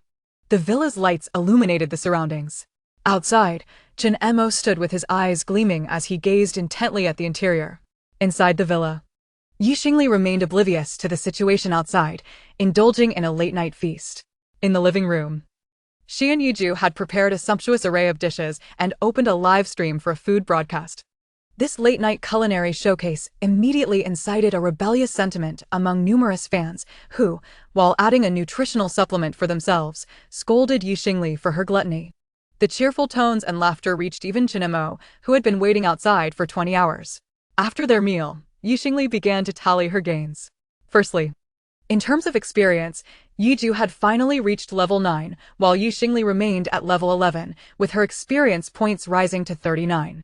During the college entrance examination, Each level gained would equate to an additional 1 points, potentially hindering millions of candidates.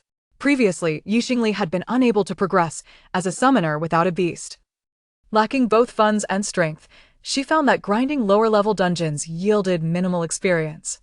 Her teammates were uncooperative, and while fighting alone would increase her charm value, she feared that an excessive charm value might lead to her being kidnapped and sold in the underground market. Now, however, she had gained strength and was determined to engage fiercely in competition, striving to catch up with the top-tier professionals. The 16 runs of the Spider Lady dungeon typically did not take other teams as long as Lin Ho's 3-day ordeal. Nevertheless, with the Spider Lady included, the minimum time required for a dungeon run was at least a day and a half.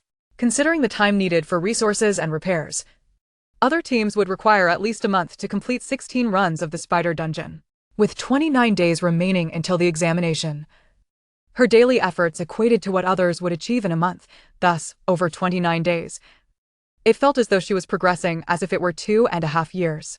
Xingli calculated precisely, her confidence soaring. Each dungeon run netted her 400,000, totaling 6.4 million. Furthermore, she acquired 2 pieces of silver gear, 6 bronze pieces, 12 black iron items, and a multitude of whiteboard and black iron materials. The silver gear included a gown's hem and the Spider Lady shawl.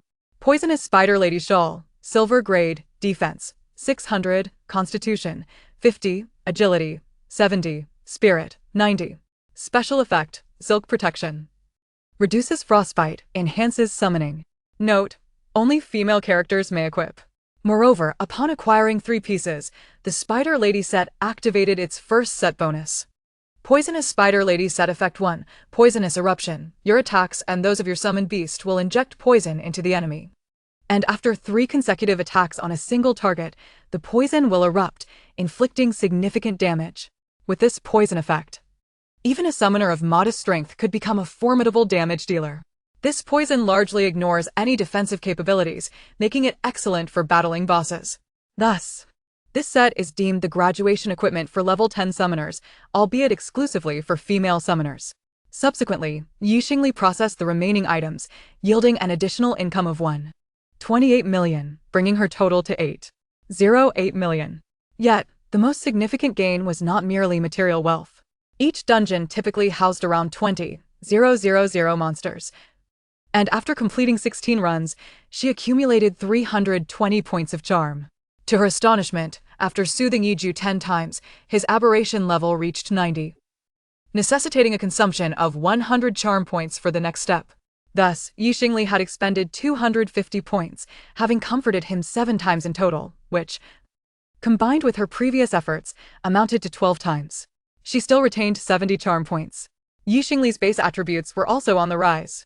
Base attributes: Constitution, 124, Agility, 210, Strength, 215, Spirit, 330. At this rate, in 4 days, her spiritual power could surpass 1,000. Subsequently, Xingli spent 5 million to acquire a silver-grade skill to enhance her abilities. Chapter 36, Qin Mo's Regret, You Betrayed Me First. Summoner Skill. Mental Whip. Silver grade utilizes one's own mental power to form a whip. When striking an enemy, it deals damage based on the user's mental power. When striking one's summoned target, it will activate the beast's potential and accelerate recovery. The Cardinal's Exhortation. Silver grade. Weapon conveniently possesses a pain amplification ability. Thus combining the two greatly enhances Xingli's combat prowess.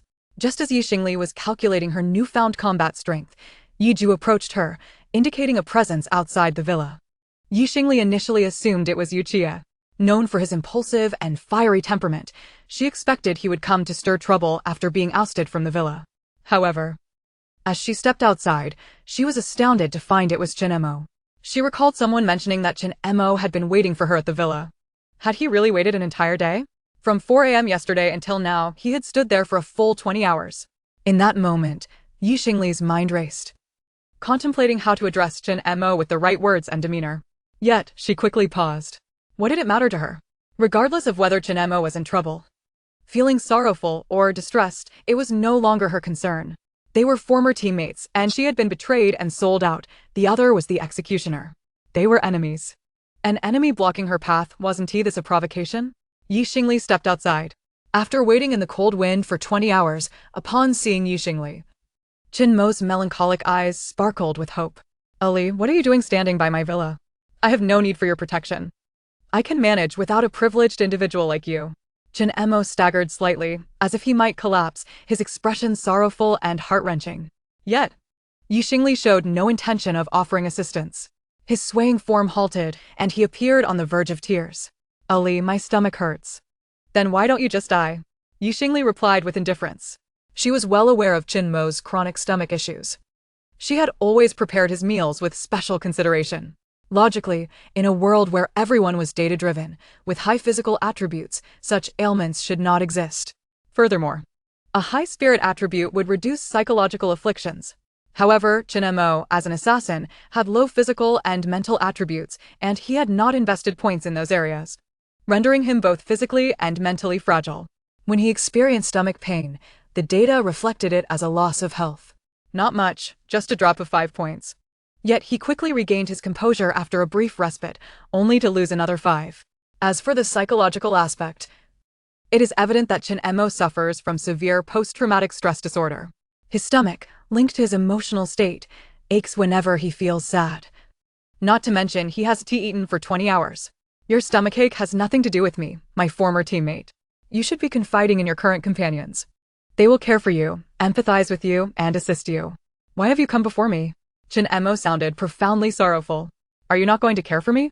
You promised to always be by my side. Huh? Xingli seemed to find something amusing in those words. She gazed deeply at the boy who had once cared for her, now feeling nothing but irony. And what about you? What have you done?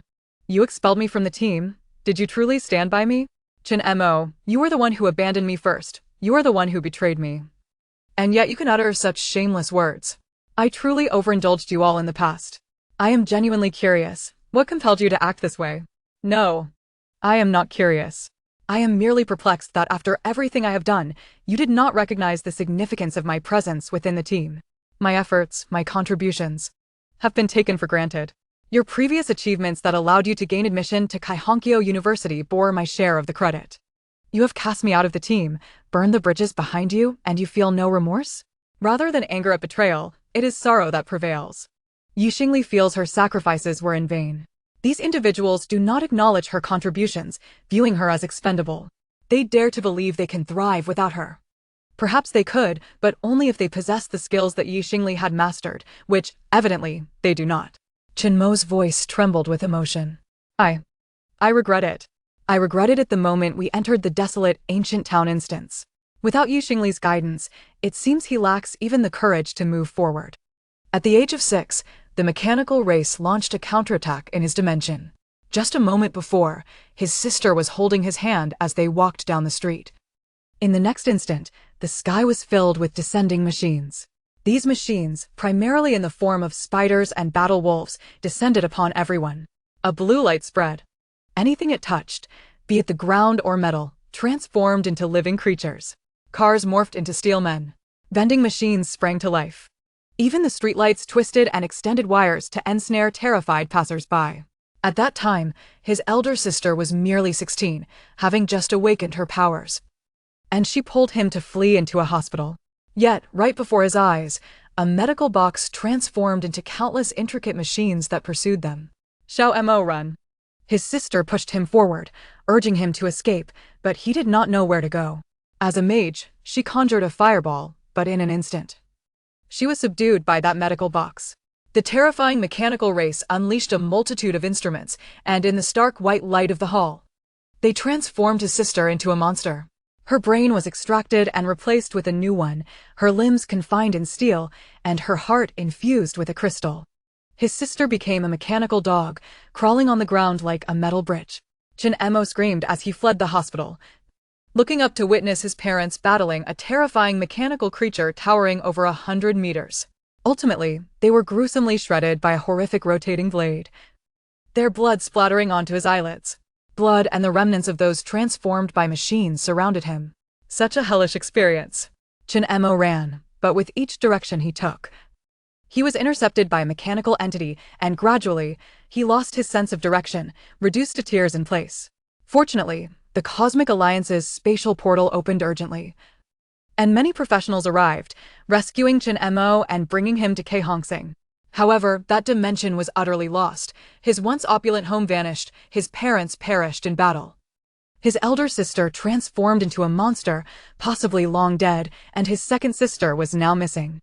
From that moment on, he harbored a deep-seated hatred and fear of the mechanical race, terrified of all electrical devices, fearing they might suddenly become monsters and come to kill him. Chapter 37 Chen Mo, you are truly blind and heartless, selfish and ungrateful. He could not choose a direction, and if left to his own devices, he would be engulfed by fear, as if the moment his sister released his hand, all his happiness vanished. He heard Xingli's voice resonate. You fear the mechanical race. You cannot overcome the terror within you, but you must rise to fight. I have blinded you and trained you in advanced combat techniques, blind strike. You have finally dared to wield your weapon against the mechanical race, yet your hearing has heightened significantly. You claim you cannot hear the machines. So I have removed the housekeeping robot, I handle all the cleaning of the villa, and of course, you have helped. Which is why I find you to be quite a decent boy. And now? You cannot recall a single kindness I have shown you, you betray me. You sell me out. You are truly blind and heartless, ungrateful and wicked. Xingli invested the most in Chen Mo, caring for him deeply. Indeed. It seems that caring for a man brings misfortune for a lifetime. Is blind strike so easy to master? To be blindfolded, relying on hearing to discern, and utilizing perception to feel everything around you. If Xingli is to teach Chen Mo, she must understand it herself, and thus she accompanied him in practice. Not only did she master blind strike, but she even learned heart strike. What is heart strike? It involves being blindfolded and blocking one's ears while still sensing the direction of incoming attacks to counterattack. In the countless days and nights spent training with Chen Mo, she too poured forth her sweat. You sold a silver weapon for me? How short-sighted you are. Or do you genuinely believe that Lu Chenyu and the others are right? Thinking I am useless without a summoned beast, a burden to the team, and that without me, your team could truly advance? How utterly ludicrous. No, that is not the case. Chen Mo pleaded, feeling genuine fear and anxiety. He sought to reconcile with Xingli.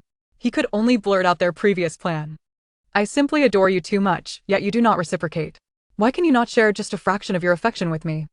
I do not wish to remain merely as your teammate. I hope you would only look at me. If you succeed in the college entrance examination, you will flee. Upon entering university, you may encounter stronger teammates, ones with SS-level talent or even SSS-level talent.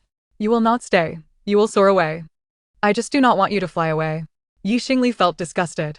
So your love is meant to ruin me? Do not make excuses for yourself. You truly make me look down on you. Leave. Do not appear before me.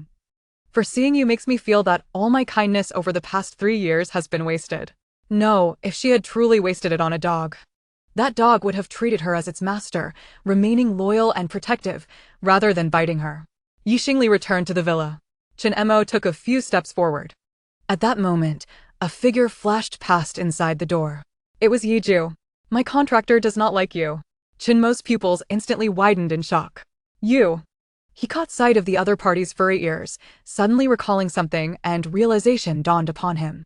It was Xingli's giant wolf. Yet, he had not anticipated that in just a day, that giant wolf had been trained by Xingli into a human form. In that instant, he remembered. Initially, it was they who had prevented Xingli from summoning her beast. If they had not interfered back then, would Xingli have already taken flight? Perhaps she would have been poached away to Qiguang City, or at the very least, transferred to Yizhong.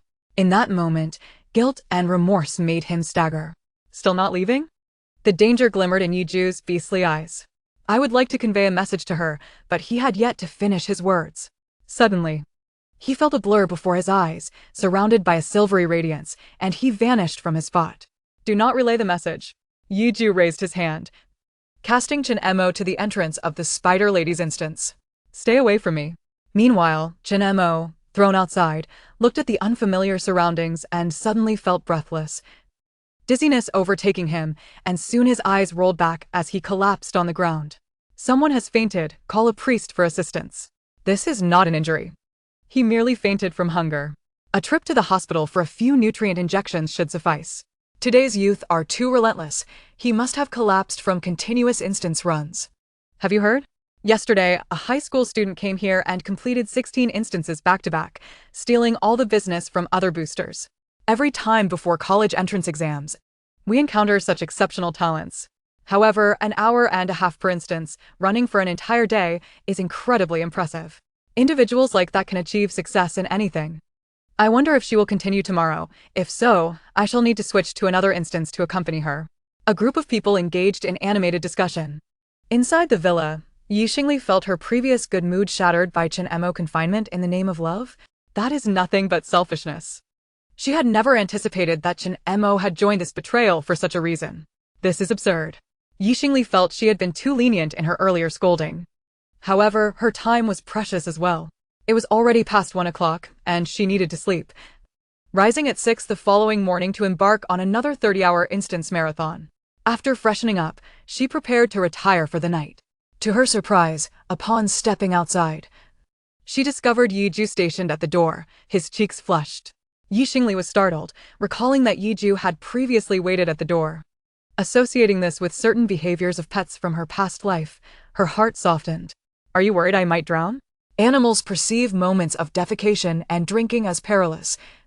Thus when their owners enter the restroom, small dogs and cats often scratch at the door, unwilling to leave their owners alone. Bathing is even more unthinkable. They must be watched closely. Yiju likely shared this sentiment. However, Yiju had once been fluffy and shimmering, requiring no bathing. Yet now in human form after such prolonged combat, a bath was indeed necessary. You need a bath as well. Come here, I shall teach you how to use it.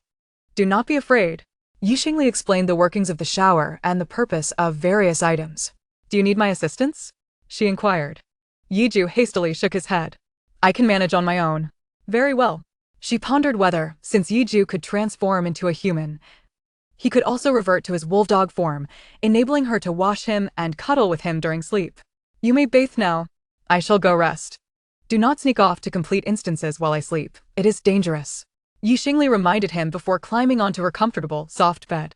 The sound of water splashing from the bathroom prevented her from falling asleep for a while. Suddenly struck by an idea, she discreetly opened the document we had sent her on the system page. The overbearing divine pet fell in love with me, huh? Why is there a section on cooking? Chapter 38, How to Make the Contractee Like You, Learning to Cook. Xingli tucked herself under the covers, watching intently. Unbeknownst to her, the sound of water had ceased. Wrapped in a towel, Yiju emerged, hesitating for a moment before walking to the spot where he had watched Xingli sleep the previous night, ultimately sitting on the carpet. Xingli was startled and quickly closed the interface, feeling guilty. What are you doing sitting on the floor? She asked. Yiju hesitated before gracefully leaping onto the bed, causing Xingli to jump in surprise. She hadn't meant it that way. She merely thought that with so many rooms in the villa, Yiju could sleep in another one. She had not intended for him to sleep with her, especially since she had just secretly finished reading about cooking. However, this sudden development was beyond her acceptance. Indeed, her bottom line was still too high. Yiju, could you revert to the form you had when I first summoned you? Xingli whispered. Yiju, puzzled, complied with her request, his body gradually shrinking until he transformed into a small puppy the size of a stool. Xingli immediately let out a cheer. She lay on her side, cradling Yiju in her arms, extending her lower arm beneath his furry head to serve as a pillow, while her upper arm gently stroked his soft back. Sleeping with something fluffy is so much more comforting. The presence of a male human is far too imposing. With this thought, Xingli closed her eyes. As she dozed off, her breathing lengthened, and she fell asleep. Yiju did not require sleep. However, considering that Xingli had forbidden him from going to complete instances, he obediently remained nestled in her embrace, closing his eyes. Yet, as Xingli slumbered, she naturally rolled over, no longer holding onto Yiju. He breathed a sigh of relief. Although he cherished Xingli's embrace, he felt compelled to refrain from mischief, believing such actions would not endear him to her. He needed to engage in activities she would appreciate. He recalled the words he had heard and suddenly felt a spark of inspiration. Laundry and cooking. He resolved to cook. Quietly, he slipped out of bed, transformed back into his human form, and made his way to the kitchen downstairs in the villa. He had observed Xingli cooking before. However, some ingredients had already been utilized, such as the hen, while others remained, including flour, potatoes, sweet potatoes, and chili peppers. The kitchen also had some extra seasonings. After contemplating, Yiju returned to the living room and addressed a screen. I wish to learn how to cook. He had seen Xingli use the device, which responded to voice commands. Soon, the screen illuminated. A highly intelligent virtual screen began searching for the cooking methods Yiju required. Intelligent. Husband compilation. The top 10 dishes wifey loves most. Yiju displayed the ingredients he currently possessed and pointed to the kitchen. I only have these. Deeply analyzing. I have filtered recipes that can be made at home. 5 desserts suitable for home preparation. Yiju focused intently on the information. Before long, he donned an apron and busied himself in the kitchen. Since Xingli often stayed up late, and Yuchi frequently played games while utilizing the virtual screen, she slept soundly even amidst the noise. At 6 o'clock in the morning, Xingli was awakened by her alarm. Having only slept for 4 hours, her formidable attributes invigorated her, and those 4 hours of slumber alleviated her fatigue. Yiju was not by her side. However, she sensed he was likely downstairs. Upon opening her bedroom door, she was instantly greeted by a sweet aroma, the scent of desserts. Surprised, she stepped out and beheld Yiju busily at work. Xingli gazed at him in astonishment, not because he was making desserts, but rather because he was not clad in his gear. Instead, he wore an apron, his silvery hair cascading down his back, and his strong thighs exposed. What an extraordinary sight! Ahem, Yiju, pause for a moment. I bought you some clothes. Remember that when at home, you should wear clothes if not in gear. You cannot just walk around like this, understood? Xingli hastily purchased 10 sets of male clothing for Yiju through the trading post, including undergarments, ensuring that her newly transformed contractee had clothes to wear. Oh. Yiju nodded and obediently donned a set of comfortable casual attire. His silver hair and slightly blue-tinted eyes transformed him from a tempting cook into an elegant and aloof figure. He was undeniably handsome, a favored child of the heavens. A perfect creation. Once dressed, Yiju proudly displayed the dishes he had prepared. I made some desserts. Do give them a try. Upon witnessing Yiju's culinary achievements, chiefing cake, cream cake, cookies, and peach blossom pastry, Xingli was utterly astounded. Is this not too impressive? She picked up a peach blossom pastry and took a bite, immediately enchanted by the sweet and flaky texture that made her hasten her chewing, the delightful aroma enveloping her senses. Delicious! Xingli exclaimed, her eyes crinkling with joy. Yiju smiled back. I'm glad you like it. However, I only utilize the ingredients from the fridge, so if I had more, I could create a wider variety. Wow, Yiju, you're amazing! In the future, let's choose more quests that offer abundant natural ingredients, Xingli suggested. Yiju felt a surge of happiness. After enjoying a cake for breakfast, Xingli finally accessed her communication device to handle some matters. First, she applied to the school for materials for a summoning array. Currently, her spiritual attribute stood at 700 points, but calming Yiju required 100 points of charm value to receive a single attribute feedback. Yiju's appetite had grown. The most prudent choice would be to summon a second contracted beast. If the new beast were similar to Yiju, using charm value to soothe it would yield 10 feedbacks for every 100 points spent, thereby facilitating her growth exponentially. Although transforming her soul beloved Yiju into a family of 2 could be seen as a compromise, Xingli was not one to hesitate for the sake of her own strength. Merely 5 minutes after her application, Xingli's device buzzed with an incoming call. To her surprise, it was Principal Wang. Student Yi, you recently applied for materials for a summoning array, but it appears this array has been prohibited. What? Xingli was taken aback. She quickly accessed the internet to check the personal page of Professor Qin Fengyao. Indeed, Professor Qin had issued an apology on his page and retracted the paper. In just 2 days, numerous users of this summoning array had indeed summoned powerful contract beasts. But soon after, the contracts proved unstable, leading to the beasts breaking free and even attacking their summoners. Chapter 39, Seeking Materials from Wang Yoji. Jin Mo's introspection after receiving a barrage of reports, Qin Fengyao had no choice but to remove the array's content. He also explained the situation on his personal page, attributing the issues to insufficient charm value. Xingli retorted, I possess ample charm value. She continued, Principal, my divine beast was summoned using this array. With one divine beast already exhibiting such prowess, imagine the potential of having 2. The attacks on others stemmed from their lack of charm value. I possess an S-rank charm talent, and my contract will undoubtedly succeed. Wang Yoji hesitated. He had indeed promised Xingli materials for a level 10 summoning array, But the cost he had anticipated was merely over 100,000, not the staggering 120,000 required. The faculty managing school resources had also been alerted to the situation and sent a message to Wang Yoji. Upon learning that it concerned Xingli, he became fully attentive and promptly contacted her. Understanding the significance of the array to Xingli, Wang Yoji felt the sting of the additional expenditure of 1 million.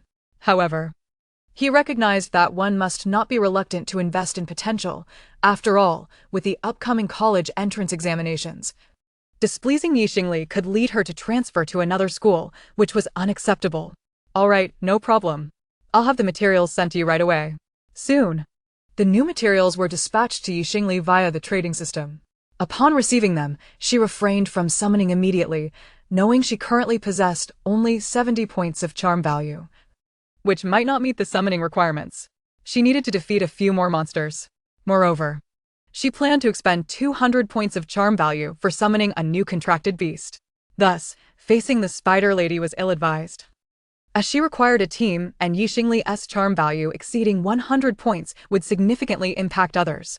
She needed a quest that involved numerous monsters, yet could be resolved solo, while also allowing her to acquire the final record. Xingli sifted through her options, ultimately focusing on challenge-type quests. In this category, every level she tackled would see an increase in the number and strength of monsters. The higher the level, the more challenging the task. The advantage was that one could tackle multiple levels in a single attempt. However, such challenges were notoriously difficult. The more levels one completed, the better the rewards. Currently, Xingli had strategies for 4 quests: Trial Grounds, Plants vs. Zombies, Planetary Warfare, and Starting with a Wooden Sword. Trial Grounds was a boss fighting quest. Plants vs. Zombies allowed for the planting of flora to aid in defending against zombies.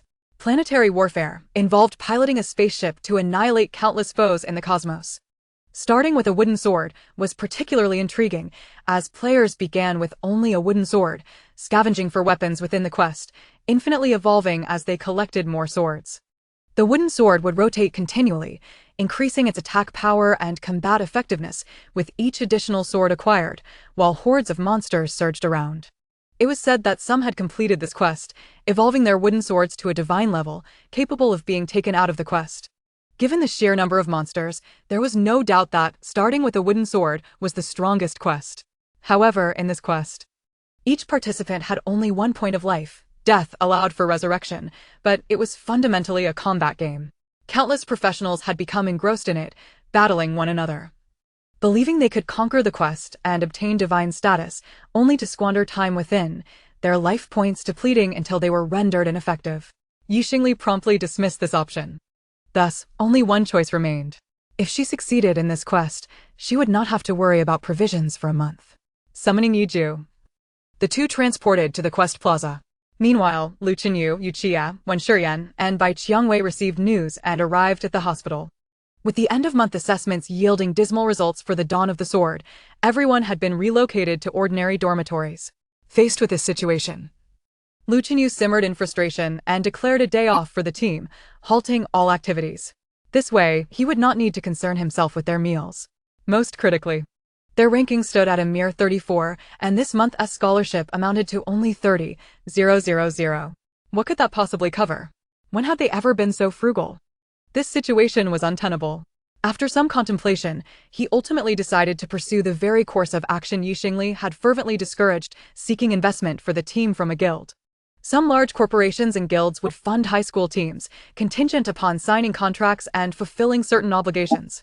When Lu Chenyu approached these entities, he discovered how challenging it was to negotiate with them. After a day of efforts, he finally made contact with a representative from the Amxin company, subsequently finalizing a funding amount exceeding 10 million. Today, Lu Chenyu intended to take his team to sign the contract. However, he was taken aback to find that Chen Mo was absent. After moving their belongings yesterday, Lu Chenyu had mentioned there were no arrangements, leading Yuchia to play games all day, while Wenshurian, with a sense of ambition, spent the day researching strategies for the Forsaken Castle. Bai Qiangwei had gone to the public training room to practice, but she felt a deep sense of emptiness within. The Light of the Rose cherished her frequent training room, yet now it was empty save for herself. Her former teammates, no doubt, were honing their skills in the secluded training rooms of the villa. The bitterness of solitude was not meant for outsiders. To think that within just a day, one of her teammates had been hospitalized. Upon hearing that Chen Mo had remained at the villa entrance for the past 20 hours, Bai Qiangwei felt a surge of anger. What was he thinking? Their team still required a battle record, and the desolate castle awaited exploration. If they failed to conquer it soon, they would have no choice but to settle for a lower-level dungeon, leading them to merely qualify for Ziguang University, leaving no chance of even touching the shadow of Kaihankyo University. Complaining aloud, she truly softened upon seeing Chen Mo lying on the hospital bed, his face reflecting utter defeat. What fault did he have? He was merely too pitiful. Lu Chenyu inquired, "What is the matter?" "Get up, we have a mission today." Chen Mo felt unwell. Yet he instinctively obeyed the command and crawled from the bed. In truth, he had not slept all night, his mind swirling with thoughts. Over the past 3 years, whenever he fell ill, Xingli was always the first to notice and care. Yet this time, hospitalized as he was, his teammates would hardly have cared had it not been for the collective mission. Even now, they inquired not about his health, some lamenting instead that his illness delayed the team's affairs. A throbbing headache plagued him. "Captain, did we make a mistake?" Chapter 40. Former teammates seek sponsorship. Xingli conquers the fruit dungeon. Lu Chenyu's expression shifted. What mistake? Chen Mo's gaze fell to the ground, his jawline sharp enough to pierce the earth. In just 2 days, he seemed to have lost considerable weight. Should we have expelled Xingli from the team? Finally, he voiced his concern. The atmosphere changed among those present, as if a veil of shame had been lifted. Bai Qiangwei was the first to react. "What, are you having regrets? You don't mean to bring Xingli back, do you? What about me?" Chen Mo immediately pressed his lips together, rendered speechless. Lu Chenyu patted his shoulder and spoke solemnly. "Right or wrong, it is done. Besides, a moment's success or failure means little." Yu Qia expressed his discontent. "Xingli has a divine pet now, she's become arrogant, disregarding us, even driving us from the villa. I was truly blind to think well of her. It seems she has no sense of loyalty. Mark my words. She is a summoner. Nurturing divine pets will require vast resources, and the more pets she has, the more experience will be divided. Our levels will eventually surpass hers. When we grow stronger, even if she begs for my forgiveness, I shall not grant it." Bai Qiangwei thought to herself, such words may deceive others, but do not deceive oneself. Must we truly wait 30 years for fortune to turn? With merely a month until the college entrance examination, the future remains uncertain. Yet at this moment, Xingli is undoubtedly the strongest. Lu Chenyu, however, concurred with Yu Qia's sentiments. The gap between us and Xingli lies in her divine pet. Yet our innate talent is S-rank combat prowess. Our future development will not be inferior to her divine pet. She possesses a divine pet and has suddenly acquired equipment. We need that too. I recall she returned yesterday with an additional piece of silver equipment. She must have found someone to sponsor her team. Today, we shall seek a sponsor as well. The Amyxian company has contacted me and will provide us with 10 million star coins in support. In due course, each of us can purchase a piece of silver equipment, making our descent into the desolate castle significantly easier. With renewed determination, they prepared to head to the company to sign the contract. When Shurian looked at Lu Chenyu with newfound admiration, truly, he was a commendable captain. It became evident that the core of their team was not Xingli, but rather their capable leader. Previously, their squad had not advanced rapidly due to Xingli. After all, she was merely a summoner without a divine beast. It was only after leaving their team that fortune smiled upon her. He had completely forgotten that it was their own actions that had led to Xingli's lack of a divine beast. Meanwhile, Xingli arrived at the entrance of the fruit battle against zombies dungeon. The area was bustling with people, yet unlike before, these individuals were not forming teams, but rather exchanging items and strategies. How on earth do we clear level 37? Seeking strategies. Level 37 requires balm lychee, frost blueberry, and mango to release the mangoes. Mangoes are bronze plants, but I only have black iron grade banana shooters. Haha, I have a silver durian that has already reached level 45. A few more days and I can clear it. This dungeon is a solo challenge. And the greatest challenge lies in the fact that the combat fruits cannot be taken out of the dungeon, yet progress can be accumulated. And the rewarded fruits, edible types, and seeds, cultivation types, can be taken out. Each day, different levels yield additional rewards. Xingli's gaze fell upon the dungeon entrance. Do you wish to challenge the fruit battle against zombies? Yes. Due to your lack of progress in the dungeon, You must start from level 1. Entry fee of 10,000 star coins deducted. You have entered the dungeon. Xingli found herself within a small wooden cabin upon entry. Inside, there was only a hoe and 3 flower pots, each containing a red apple, whiteboard-level fruit, apple shield. Having reviewed the strategy, Xingli relocated the 3 pots to a position 3 meters in front of the cabin, arranging them horizontally. At that moment, a notification appeared. Zombies are approaching. Due to the zombies' slow movement speed, would you like to accelerate? Accelerating will increase the monster refresh rate and the plant's growth rate. Xingli promptly selected yes and maximized the acceleration, choosing 10 times speed. The first wave of the level would ordinarily take at least an hour, but at 10 times speed, it would only require 6 minutes to complete. This would expedite the process. As she confirmed her choice, the zombies began to spawn. Yija immediately unleashed the eye of the starry sky, a moon appearing in the sky, surveying the land. He soon noticed that the area outside the cabin was quite dilapidated, yet not small in size, larger than the village of Sharp-Tooth Baby. Gazing into the distance, a bleak city came into view, shrouded in dark clouds. It seemed the zombies were wandering forth from that very city. Yija commenced his assault, swiftly dispatching a horde of zombies. Xingli received a prompt. You have killed 200 zombies. You have obtained 1,000 units of rotting fertilizer, dungeon exclusive. You have cleared the first level, rating, SSS. You have obtained 3 banana seeds, black iron grade, dungeon exclusive.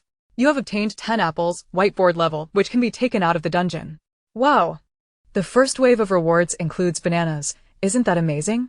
Of course, the initial wave of zombies was only level 1, and with Yija present, it was indeed easy to eliminate them. The high rating for clearing the level granted her critical plants right from the start.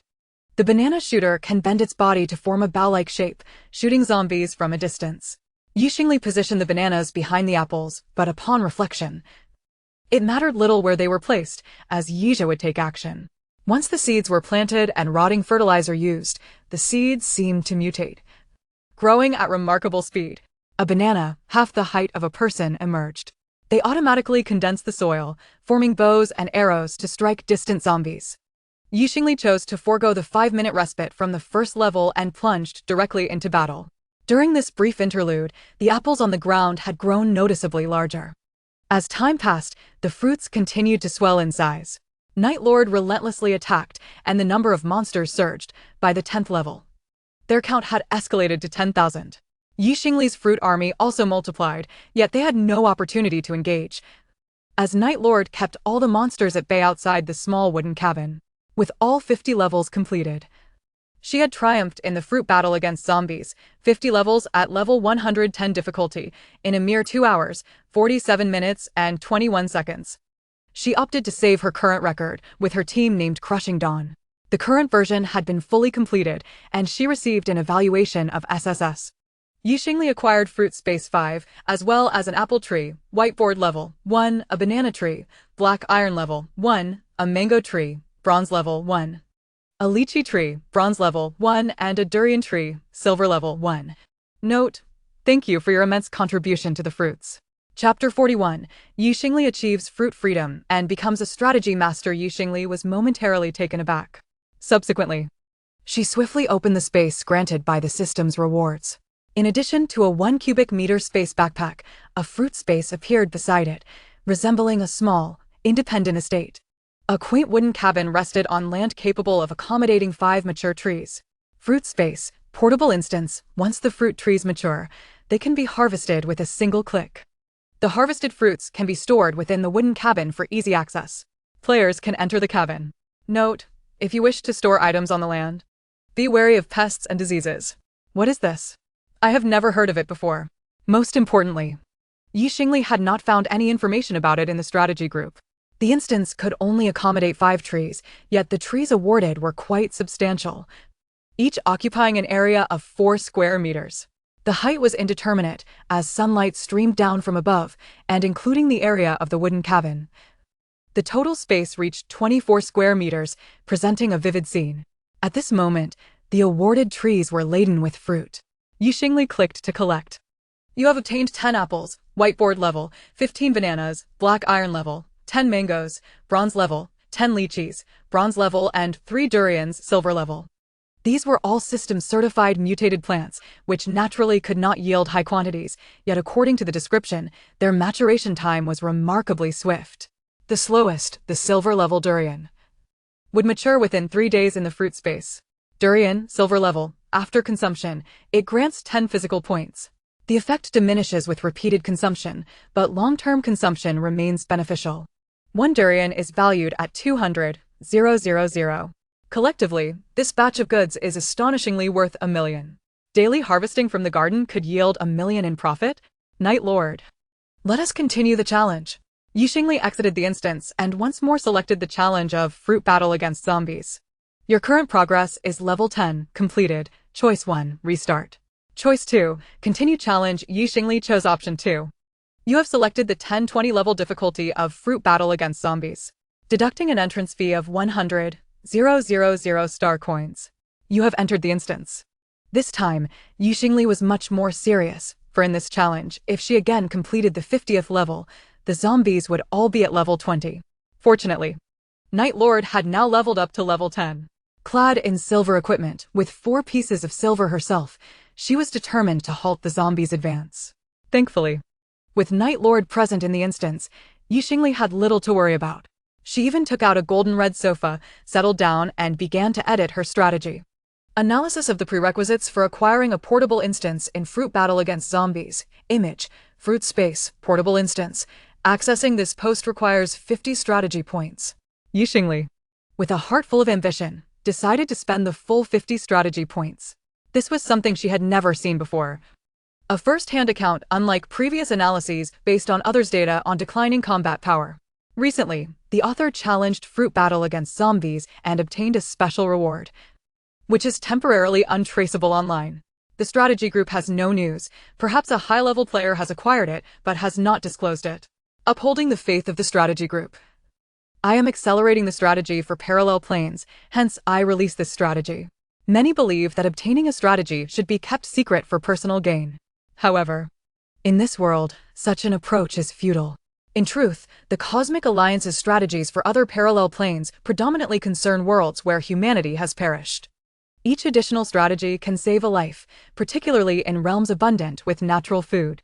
By disseminating the strategy, more individuals can succeed and acquire their own portable instances for fruit cultivation, thereby increasing yield and naturally driving down prices. As prices decrease, accessibility increases, enhancing the average attributes of professionals. This will save countless lives. The cyclical nature of cause and effect means Xingli has saved many. She may have led to the downfall of individuals like Lin Ho, yet she is not inherently selfish or cold-hearted. Reasonable speculation 1. The instance requires a 10-fold acceleration. Speculation 2. Limited time to complete. The author's completion time suggests it may take around 10 hours considering the instance's difficulty. Speculation 3. One-time completion of the instance. Speculation 4. No damage completion, ensuring no fruits suffer harm or perish. Speculation 5. Each level scores SSS. Speculation 6. First completion reward. Only the first player to complete the instance will receive this. Speculation 7. The reward is not marked as unique. All professionals may attempt it. Xingli recorded all her speculations. Now she awaited verification. However, she was aware that the 1020 level fruit battle against zombies included flying and long-range attacking zombies, making the no damage completion imperative. She remained vigilant, even taking the initiative to wield her whip to control enemies, preventing them from encroaching upon the fruit cultivation area. Over 3 hours passed. Xingli completed the challenge once more. You have completed fruit battle against zombies, 50 levels, 10-20 level difficulty, completion time, 3 hours, 12 minutes, and 35 seconds. Would you like to save the current record with your team named Crushing Dawn? Save. Current version fully completed, current evaluation, SSS. You have acquired fruit space 5. You have obtained an orange tree, bronze level 1, a dragon fruit tree, bronze level 1, a blueberry tree, bronze level 1, a cherry tree, silver level 1, and a peach tree, golden level 1. Note: thank you for your immense contribution to the fruits. Xingli's eyes widened in astonishment. A golden item had emerged. She immediately harvested. This time, only one ingredient appeared. Peach, golden level. Consuming it increases agility by 20 points and physical constitution by 20 points. The effect diminishes with repeated consumption, yet long-term consumption remains effective. This value is 4 times that of silver-level fruits. The peach likely represents a level 20 item, hence its golden classification. Subsequently, Xingli posted her second completion record, effectively adding another set of experimental data, although she refrained from sharing the details of the second batch of fruit trees. Once the strategy was published, the unusual rewards sparked immense curiosity, drawing countless spectators. Wow! A master! You managed to complete such an instance in under 3 hours? What did you use? A forbidden spell? I am inclined to refer to you as the deity of strategies. Fortuitously, I have yet to conquer this dungeon, so I shall endeavor to attempt it. Esteemed one, please accept my humble admiration. Are silver fruits available for purchase? I am looking to acquire them in bulk. Chapter 42, The Second Contract Beast. The fiery lion Xingli beheld her soaring points with a sense of delight. Previously, she had refrained from utilizing these points unless absolutely necessary. But in circumstances where her team was devoid of resources, she would exchange some for star coins to procure dungeon items. Now, these accrued points served as testament to her abilities being recognized, portending significant utility in the future. Naturally, she had no intention of using them recklessly. Yiju. Let us return to the villa, Xingli stated. Certainly.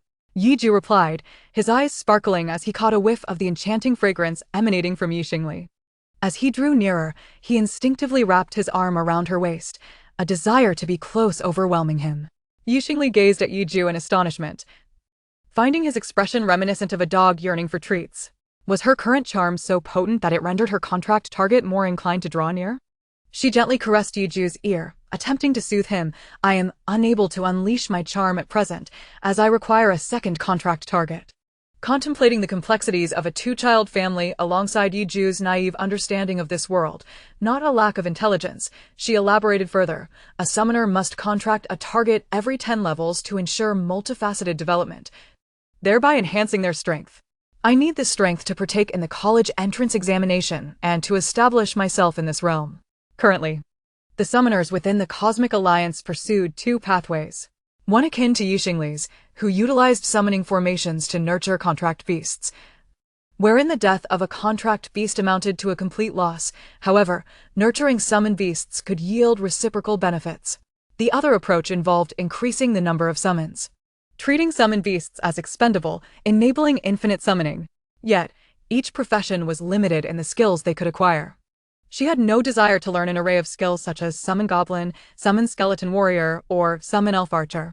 In the later stages, lacking personal combat prowess and relying solely on numbers would render her vulnerable to assassins.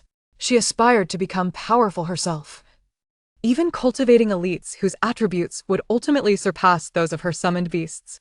Of course, given her current circumstances, she would need to contract at least 10 summoned beasts to catch up to Yiju's attributes. Yet, she was confident she would achieve this in due time. Yiju, on the other hand, was reluctant to share his contract target with others. However, the thought of Lei Yanming instilled an urgency within him. Lei Yanming was formidable, albeit devoid of hostility towards Xingli. Yet, such a powerful being existed in abundance within this world. Should Xingli inadvertently offend a being of that caliber, he would be unable to protect her alone, putting her in peril. Thus, summoning additional contract targets to bolster their strength was the correct path forward. Moreover, in his recollections, it seemed rather commonplace for contractors to bind multiple contract partners. Especially for someone as exceptional as her, was it not natural for her to be cherished and safeguarded by more individuals? Yiju nodded. Rest assured, should the new contractor prove disobedient, I shall assist in their discipline. A little reprimand will suffice, but it is certainly not out of malice, he mused internally. Xingli once again caressed his furry ears before proceeding to set up the formation. With each subsequent attempt, she exhibited greater proficiency. And the next step entailed a blood sacrifice. The formation was activated. A voice resonated from the system. Blood sacrifice formation activated. Do you wish to expend your charm attribute to summon a contract beast that aligns with you? Indeed. Please specify the amount of charm you wish to expend. Xingli observed her charm value had surged to 1,000 points, an extraordinary feat initially. She intended to expend 200 points, but reconsidering, she surmised that a greater release might yield a more formidable contract target. Attribute points were the currency of sacrifice. Without hesitation, she maximized her expenditure, consuming the full 1,000 points. The formation emitted a crimson glow, traversing through countless parallel universes. Ultimately, it settled within an extraordinarily prosperous universe, one marked by advanced technology, where even artificial suns had been created. The 3 planets orbiting the sun had been transformed into habitable worlds. Rather than manifesting on those 3 natural planets, the formation appeared beside the artificial sun. However, the inhabitants of the 3 thriving planets erupted in collective chaos. What was this energy? Heaven's mercy, I yearn to be there. It seems like the contract partner I have long awaited. From that vantage point, a multitude of warships ascended, mechas initiated their operations, and humans morphed into beastly forms, traversing the void. At that moment, the artificial sun pulsated violently. Indeed, it was dancing. A tremendous roar reverberated through the cosmos, unleashing a horrific wave of flames that erupted from the star. The flames dispersed the molten rock on the star's surface, revealing its exterior, an intricate circular cage crafted from a special metal. Within the star, urgent roars resonated, and with a thunderous sound, a colossal lion, enveloped in golden flames, leapt forth from its confinement, racing through the cosmos. The stellar lion locked onto the formation, its body shrinking and transforming until it ultimately assumed a human form. Entering the formation sealed shut. Within the opulent universe, the 3 planets gradually succumbed to darkness. All were left in stunned silence. The star has vanished. Duke of the Fiery Sun has fled. Level 1 alert. SSS class aberration Sentinel. Duke of the Fiery Sun has disappeared, posing a grave threat. Immediate search required. At the villa of the first battle team of the 3rd high school, Xingli consumed a bottle of restorative potion, gazing at the formation as it emitted blinding golden light. Beneath that radiance, a figure gradually materialized. This time, it was a humanoid contract beast. No, it ought to be referred to as a humanoid contractor. Xingli felt an exhilarating thrill as her gaze fixed upon him, as the brilliance of the formation dissipated. A strikingly handsome man with wild, golden hair emerged into her view. Amidst the unruly locks, 2 semicircular, furry ears could be faintly discerned, also golden in hue. He was extraordinarily handsome, exuding an intense aura, his skin a rich bronze with glimmers of golden light. His features were well-defined and deep, imbued with an air of dominance. His physique was robust, with arms as thick as Xingli's thigh, suggesting immense strength, complemented by a chest that could easily boast a C-cup. 8 well-defined abdominal muscles adorned his torso, interspersed with patches of golden fur. Xingli averted her gaze, swiftly accessing the trading hall to purchase a set of 190 men's casual attire. Chapter 43. The Fiery Lion, Xiyao. The great cat who knows how to be affectionate. Greetings, I am your contractor, Xingli. It is a pleasure to have you choose to contract with me. This attire is representative of our world, you must don it. My apologies, came a calm voice. I am Xiyao, a duke from our star system. 2 centuries ago, I underwent aberration and can only maintain my beastly form. Moreover, the passage through the formation drained much of my power. So I beg your pardon for my lack of decorum. He utilized the clothing to cover his body, bowing slightly in a display of exquisite etiquette. However, within his golden irises flickered a fervor that starkly contrasted with his courteous demeanor. At the moment the contract was solidified, an indescribable sensation emerged, binding their souls together. Devoid of barriers, filled with exhilaration and joy. I am grateful to you. The energy released from your formation has allowed me to absorb only a fraction, which has impacted the distortion of my physical state, restoring some of my sanity. From this day forth, you shall be my guide, illuminating the path ahead. Subsequently, Xingli distinctly sensed a reciprocating force emanating from the contract. Your covenant positively influences Xiyao, who sincerely expresses gratitude to you. You have received the benefaction of the Covenanter, Constitution 400, Strength 200, Agility 200, Spirit 300. He knelt partially, took Xingli's hand, and gently kissed it, even rubbing his forehead against it. Who could resist such a gesture? Xingli, exhilarated by the remarkable enhancement of her attributes, felt that her 1,000 points of charm were not in vain, while with her other hand, she affectionately patted Xiyao's head, casually brushing her fingers against his ear. Ah, it is indeed softer than Yiju's fur. Truly, a magnificent feline. She casually examined Xiyao's attributes. Covenanter, Xiyao race, Liang Xiangshi quality, super divine level, 10 attributes, Constitution 4000, Strength 2000, Agility 1000, Spirit 2000 talent, Eternal Liang, stellar body, devour stars. Skills, growth of all things, light speed leap, leader's pressure, magma furnace, gamma rays, helium flash, stellar storm. Due to Xingli being level 10 and having invested a substantial amount of charm points, the summoned Xiyao commenced at level 10. Xingli scrutinized Xiyao's abilities. Notably, Devour Stars could absorb any fire-related powers, enhancing his defensive capabilities. He was akin to a tank resembling a fire mage. Aside from offensive skills, Xiyao's growth of all things could accelerate the evolution and growth of plants. This revelation sparked excitement within Xingli, prompting her to open her personal dungeon and allow Xiao to enter. Upon entry, he radiated brilliance, and soon enough, several fruits on the trees matured in rapid succession. This ability was astonishing. Xingli promptly harvested the fruits and then listed them for sale in the trading market. Half an hour later, Xingli profited a staggering 20 million star coins. Coupled with additional rewards from the fruit battle against zombies and her previously saved funds, she now possessed 25 million star coins. Wealth. It was time to spend and enhance herself. Xingli realized that not only did she need equipment for herself, but her two Covenanters also required gear, potions, and training. Xiao, what type of weapon do you prefer? The money from selling the fruits can be used to purchase you a set of equipment to bolster your abilities. Is there any difference? Lin politely inquired. His combat strength was already formidable, rendering additional equipment unnecessary. However, Xingli deemed this matter crucial, as it pertained to the future direction of their team. Consider what role you wish to play within the team, and then decide on the weapon. Based on your attribute points, you should ideally be a tank. Yet many of your skills are of magical nature. After listening to Xingli's explanation, Xiao ultimately opted for the frontline tank position, as it was a role capable of protecting the entire team. Consequently, weapon selection became straightforward. Barrier shield, silver grade, priced at 9.28 million star coins. Silver one-handed dagger, silver grade, priced at 2.1 million star coins. The equipment for the tank profession significantly determines whether a team can withstand a boss's assault, making it exceedingly important. Thus, the prices are considerably higher than for other professions. Conversely, the one-handed dagger, a warrior's first choice, was produced by many blacksmiths, causing prices to escalate. After completing the purchases, she still had 13 million remaining. Embracing the philosophy of equitable distribution, Xingli also acquired a set of Western knight attire for Xiao. Thus, standing beside her were two knights clad in splendid equipment, instantly amplifying her sense of security. With 4 million left, Xingli treated herself to a piece of silver equipment.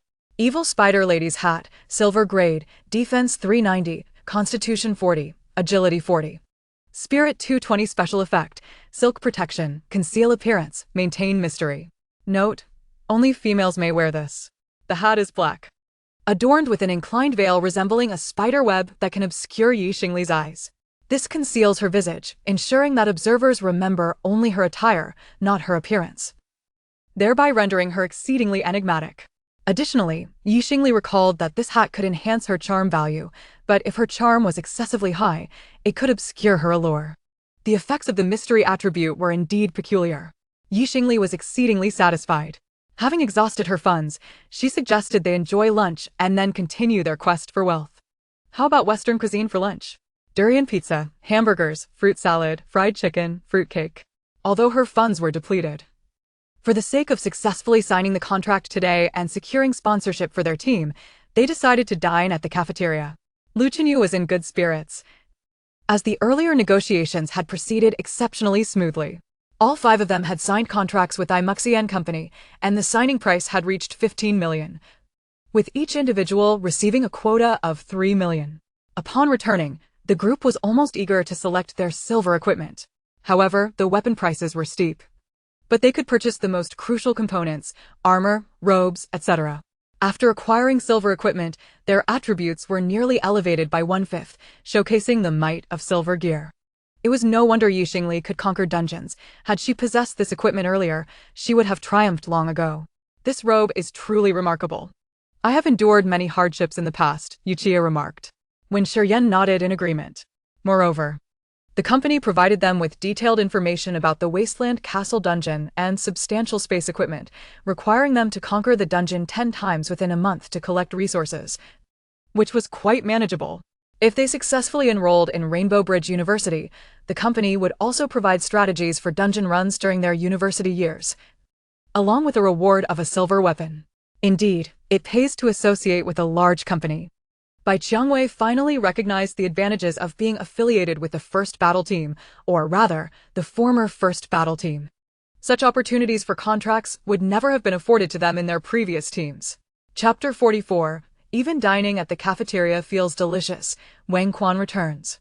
Little did they know, once equipped with large space gear, the resources within the Wasteland Castle dungeon amounted to approximately 600,000. 5 runs of the dungeon would equate to 6 million star coins submitted within a month. In 2.5 months, Imuxian Company would break even. The contract they signed with Imuxian was for the duration of their 4 years at university, along with a 3-year employment contract post-graduation. In reality, given their team's strength, even if they only farmed the Wasteland dungeon, they could generate a value of 72 million annually. Of course, without the space backpack and strategies, they may not have achieved such outcomes. Thus, the company profited, and they felt equally rewarded. Should Xingli discover their binding contracts, she would only extend her respect and blessings. Lu Chenyu took several individuals to the cafeteria, where they ordered meals worth 20,000 star coins. Observing the remaining balance of over 100 million in his account, Lu Chenyu felt a sense of relief and indulged freely. After 3 days of consuming nutritional supplements, he found the cafeteria's natural food remarkably delicious. He no longer picked and chose. At that moment, Qin Mo's communicator chimed. It was a special alert. He hurriedly opened the communicator, gazing at the familiar figure who was broadcasting a food show. Sweet little buns, durian pizza, blueberry cake, hamburgers, fried chicken, these were all dishes he had never tasted before. These were all prepared by my covenanter Yu Ju. I merely need to enjoy. This durian is classified as a silver-level item. I wonder what attributes it will possess once transformed into food. Since neither of us are chefs, the system did not provide any attribute indicators. It was delicious, and I savored a piece, which increased my constitution by 1 point. Although it might have been diluted since flour is not an attribute food. Next time, we must conquer the dungeon. Chen Mo inhaled the sweet aroma, and saliva unconsciously began to flow. The food in the cafeteria suddenly seemed less appetizing. Lu Chenyu could not contain himself and exclaimed, "Focus on your meal. Do not watch the live stream while eating." Chen Mo quietly switched the screen to display internal communication and donned his headphones. Lu Chenyu found it difficult to reprimand him, but felt that the food in his mouth had lost its flavor. In truth, it had never been particularly appetizing. What had Xingli prepared? It looked so sweet and delectable. Moreover, was it truly an attribute food? Here he was, still eating cafeteria food while she enjoyed attribute food. Was the gap between them widening? As these thoughts crossed his mind, his communicator emitted a beep. He glanced at the incoming message, Wang Kunchuo. Lu Chenyu hesitated momentarily, his gaze deepening with a fleeting glimmer of calculation. He answered the call. Young Master Wang. Lu, the genius. How did you fare with the task I assigned you? When will you bring Xingli to me? I'm utterly bored in this public dungeon. The previous female classmates have lost interest. Xingli is simply enchanting. Every time I see her, I feel exhilarated. Ha ha ha. Wang Kunchuo's audacious voice rang out. Those nearby could hear his words, and Chen Mo's expression darkened, while Wen Shiyan's demeanor turned inscrutable. Lu Chenyu maintained his composure and replied, I have followed your instructions and removed Xingli from the team. However, she did not wish to join yours. Instead, she created her own team. Huh? Wang Kunchuo scoffed, with her mere S-level charm talent. Who would join a team she created? No one, just her. Lu Chenyu answered truthfully. Haha, then she must be faring poorly now. All right, I understand.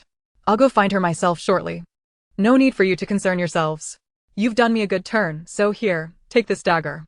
Soon after, Wang Kunchuo ended the call. Subsequently, Lu Chenyu received a designated sale from Wang Kunchuo's trading post, acquiring a silver-level dagger for 1 star coin. The attributes were highly suitable for Chen Mo. Lu Chenyu handed the dagger to Chen Mo. Take it. Chen Mo gritted his teeth. We've already received support. We can refuse it. Lu Chenyu sneered. But we did indeed follow Wang Kunchuo's orders. Having completed the task without accepting anything in return, what about the losses we incurred?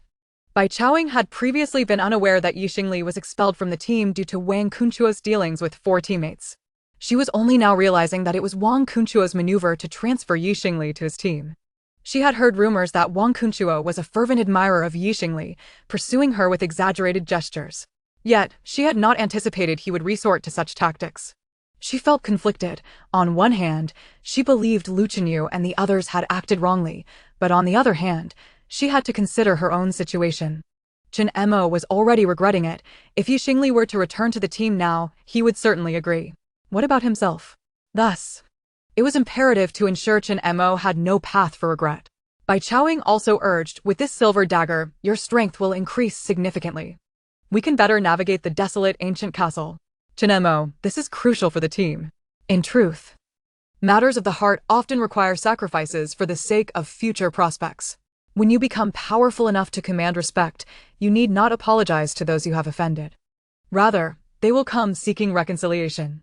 Conversely, if you grow weaker, others will disregard you. Chen Mo, do not forsake that which can empower you. Chen Mo lowered his head, unwilling to accept. Yu Qie frowned. What are you hesitating for? You've already made enemies. Do not regret it. Can't you understand? When you grow strong, Xingli will return, seeking your favor. When Shurian added, consider this. Whether it is this dagger or the support we received today from the organization, it was all rejected by Xingli. She does not wish for us to grow stronger, and would like to discard us at any moment. If you do not want to one day find yourself unable to even glimpse her silhouette, then take up arms and fight. This statement finally resonated with Chen Mo. He felt abandoned and deprived of the freshly baked pastries. Everything stemmed from his lack of strength. He finally reached out and grasped the dagger of betrayal. Within the villa, Xingli finished her meal, increasing her attributes by 10 points. It was exhilarating. This kind of meal, she resolved to indulge in more often. At that moment, her communicator chimed, and upon opening it, she found a notification from the strategy group. Your strategy post regarding the fruit battle was exceptional, contributing significantly to the resources of the Universe Alliance's parallel world. The strategy group has issued a special reward, 1 piece of silver-level equipment. Please check. Chapter 45, Who spread the rumors, and why are they silent now? The strategy group actually issued silver equipment? A specific item flashed through Xingli's mind, and she quickly understood. She checked the designated trade in the trading post and purchased the equipment issued by the strategy group for 1 star coin. Memory book, silver level attack power 500, all attributes 100, special effect, records battles. Note, some details you may have overlooked will be presented in the memory book. Indeed, it was a general-purpose item from the strategy group, a secondary weapon akin to a magic book. As Xingli donned it, the memory book floated around her. Possessing this book signified that one was a scholar, having made contributions beyond the standard points for the strategy group. Wherever she went, she would be referred to as teacher. Furthermore, the memory book was a growth-oriented item. As she accumulated enough strategy points, she would be able to purchase memory book upgrade stones, allowing her to elevate it to gold, dark gold, diamond, epic, legendary, and mythical tiers. She recalled that the gold-level memory book increased all attributes by 500, and if she could obtain it, her attributes would surge, making her preparations for the entrance exam far more secure.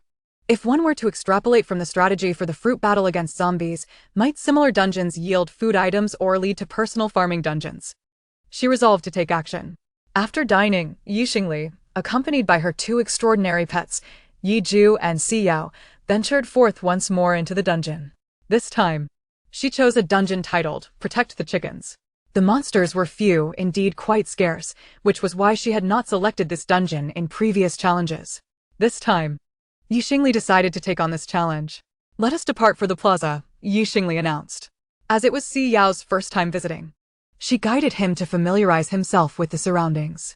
This is where I currently reside, 3rd High School. Our dormitory is Villa number 1. We are heading to the dungeon plaza now. Conquering dungeons will help us grow stronger. My charm talent can emit an aura that reduces your mutation levels, which is also acquired through monster battles. Xingli explained along the way, primarily addressing Si Yao to clarify the necessity of battling monsters. Si Yao, Being an intelligent contract partner, often displayed a temper and was unwilling to engage in battles unless necessary, often requiring trade for expensive cores and the like.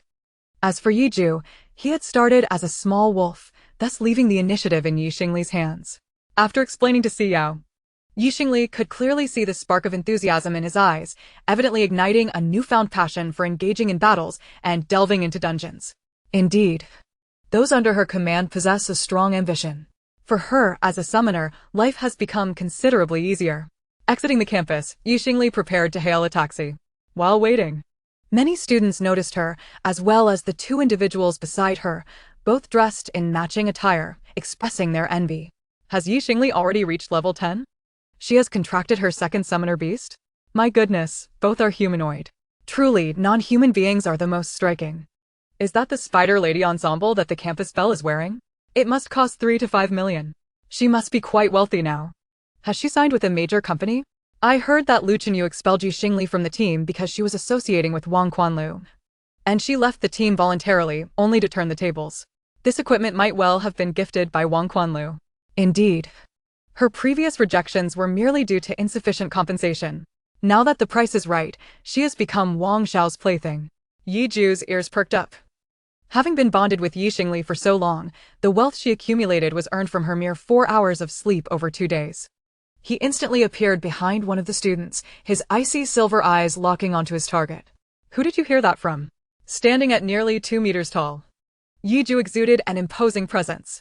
The student gossiping behind Xingli's back was a boy barely standing at 1.60 meters, with a buzz cut, accompanied by a tall, slender boy who wore a lewd expression. The watermelon-headed boy looked up at Yi Ju and was instantly intimidated by his silver beastly pupils, stammering. I didn't say anything, I swear. Xingli naturally sensed Yi Ju's sudden disappearance and, upon sensing, found him already 50 meters away, questioning her classmates. The two students were evidently seniors as well, and Xingli recognized the watermelon-headed boy as Tong Yang. He had awakened not as a combat class, but as a living profession, a blacksmith. Despite his height of less than 1.60 meters, he had strong arms and a robust physique, with the essence of a blacksmith emanating from him. Most crucially, his parents were noteworthy. Tong Yang's father was a level 25 combat practitioner, while his mother belonged to the dwarven race. As humanity explored countless parallel dimensions, they naturally encountered other races, leading to the inevitable underground trade, the slave market. The price for female dwarves was not high, but it satisfied the vile desires of some. They stood only about 1.20 meters to 1.40 meters tall, appearing quite petite. Moreover, dwarven women could also forge and were known for their hardiness. Once purchased, their offspring could inherit warrior or blacksmith professions, though they were not particularly favorable for male height. Even Xingli could look down upon him now, without uttering a word. Why are you so anxious? Xingli turned her gaze towards Yi Ju. Yi Ju recounted their conversation. Tong Yang attempted to defend himself, claiming, I only heard rumors. Xingli immediately scoffed. Heard from whom? Point them out, so I can have a proper discussion. Tong Yang was unable to disclose his source, as all of it stemmed from his conjectures and imaginations. He stammered, I've forgotten. Someone just mentioned it. Who possesses such vile thoughts? If you are wretched yourself, why project that onto others' financial gains? Is it envy and jealousy? If so, why not approach Wang Quanlu directly? After all, he has no preference for gender. Faced with such rumors, Xingli would not adopt a passive attitude.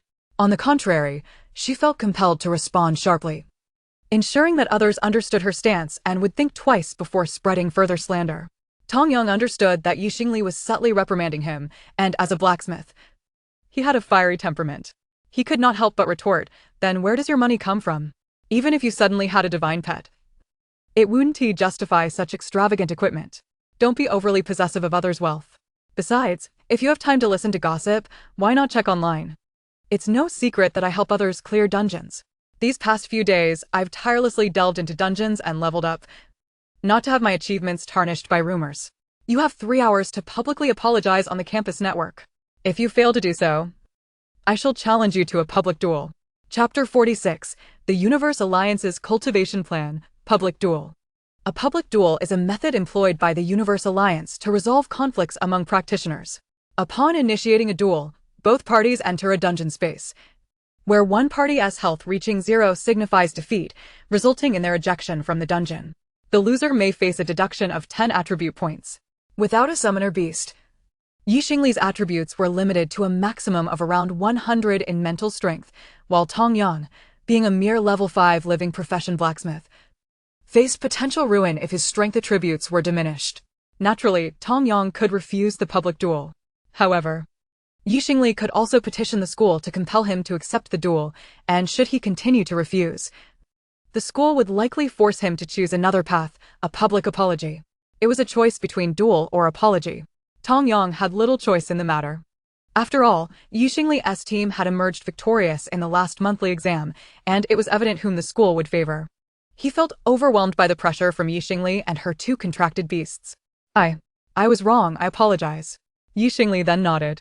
Should any rumors arise in the future, I shall consider you the source, and I reserve the right to challenge you to a public duel again. At the entrance, the taxi had arrived, and Xingli wasted no time, departing with Yi Ju and Xiao. Once the trio had left, Tong Yang began to curse. Xingli has become too arrogant. Does she think wearing the Spider Lady ensemble makes her the Black Widow? And have you noticed she has lost her charm? A mere summoner, it will be difficult for her to rise in the later stages. She is far too arrogant. His companion weakly remarked, "You should stop talking. Are you not afraid she will challenge you to a public duel? Surely she wouldn't. Isn't she now a formidable summoner? Why would she trouble someone with a living profession? Moreover, she claims there's no connection with Wang Quanlu. Does that make it true? If Wang Quanlu has returned today, I will inform him of her whereabouts." As the taxi moved forward, Xingli explained the various buildings to Xiao, addressing any questions he had.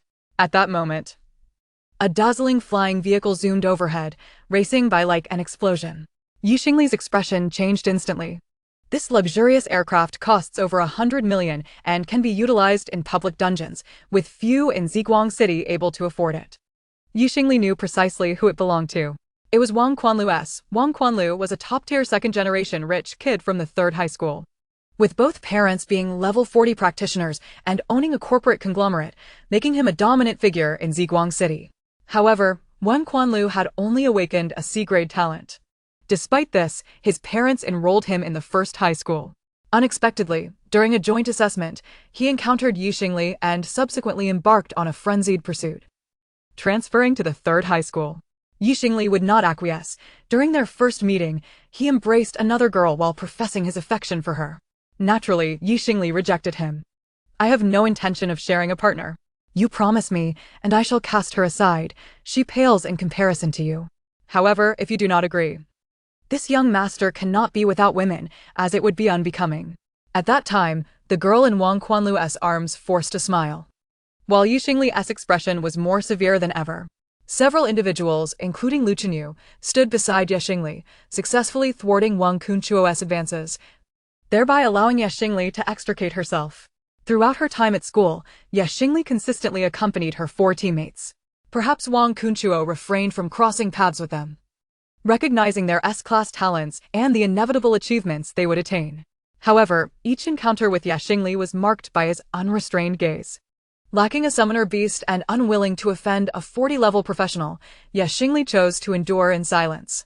Yet, on one occasion, Wang Kunchuo seized the opportunity to confront her. To his astonishment, Xingli retaliated fiercely, proving that even without a summoner beast, her combat skills were formidable enough to outmatch Wang Kunchuo, a warrior. Her prowess in battle was exceptional. Unless her opponent incapacitated her, she would fight to the bitter end. This incident truly incensed Wang Kunchuo, but also made him aware of his shortcomings. Previously, he had not taken his studies seriously, and upon realizing he was a C-class talent, he had ceased to put in effort. His parents, contemplating giving up on him, had even begun planning for a second child.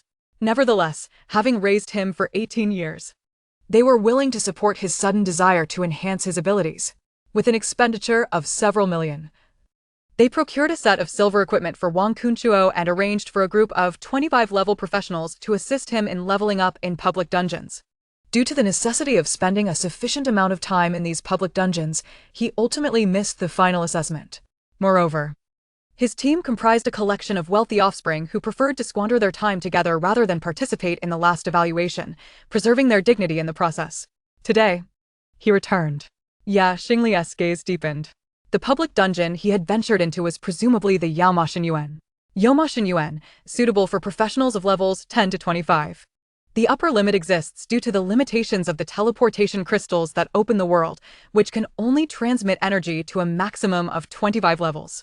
This also prevents higher-level professionals from exploiting the lower-tier resources without striving for their own advancement. Wang Kunchuo, unable to bear solitude, returned every week, each time accompanied by a different girlfriend to the dungeon. Yeah, Xingli found him foolish. He sought improvement yet diluted his experience by bringing others along. He wished to strive yet frequently returned to rest. Had Xingli been in such a position, she would have tirelessly leveled up in the public area. Perhaps I should take a look as well.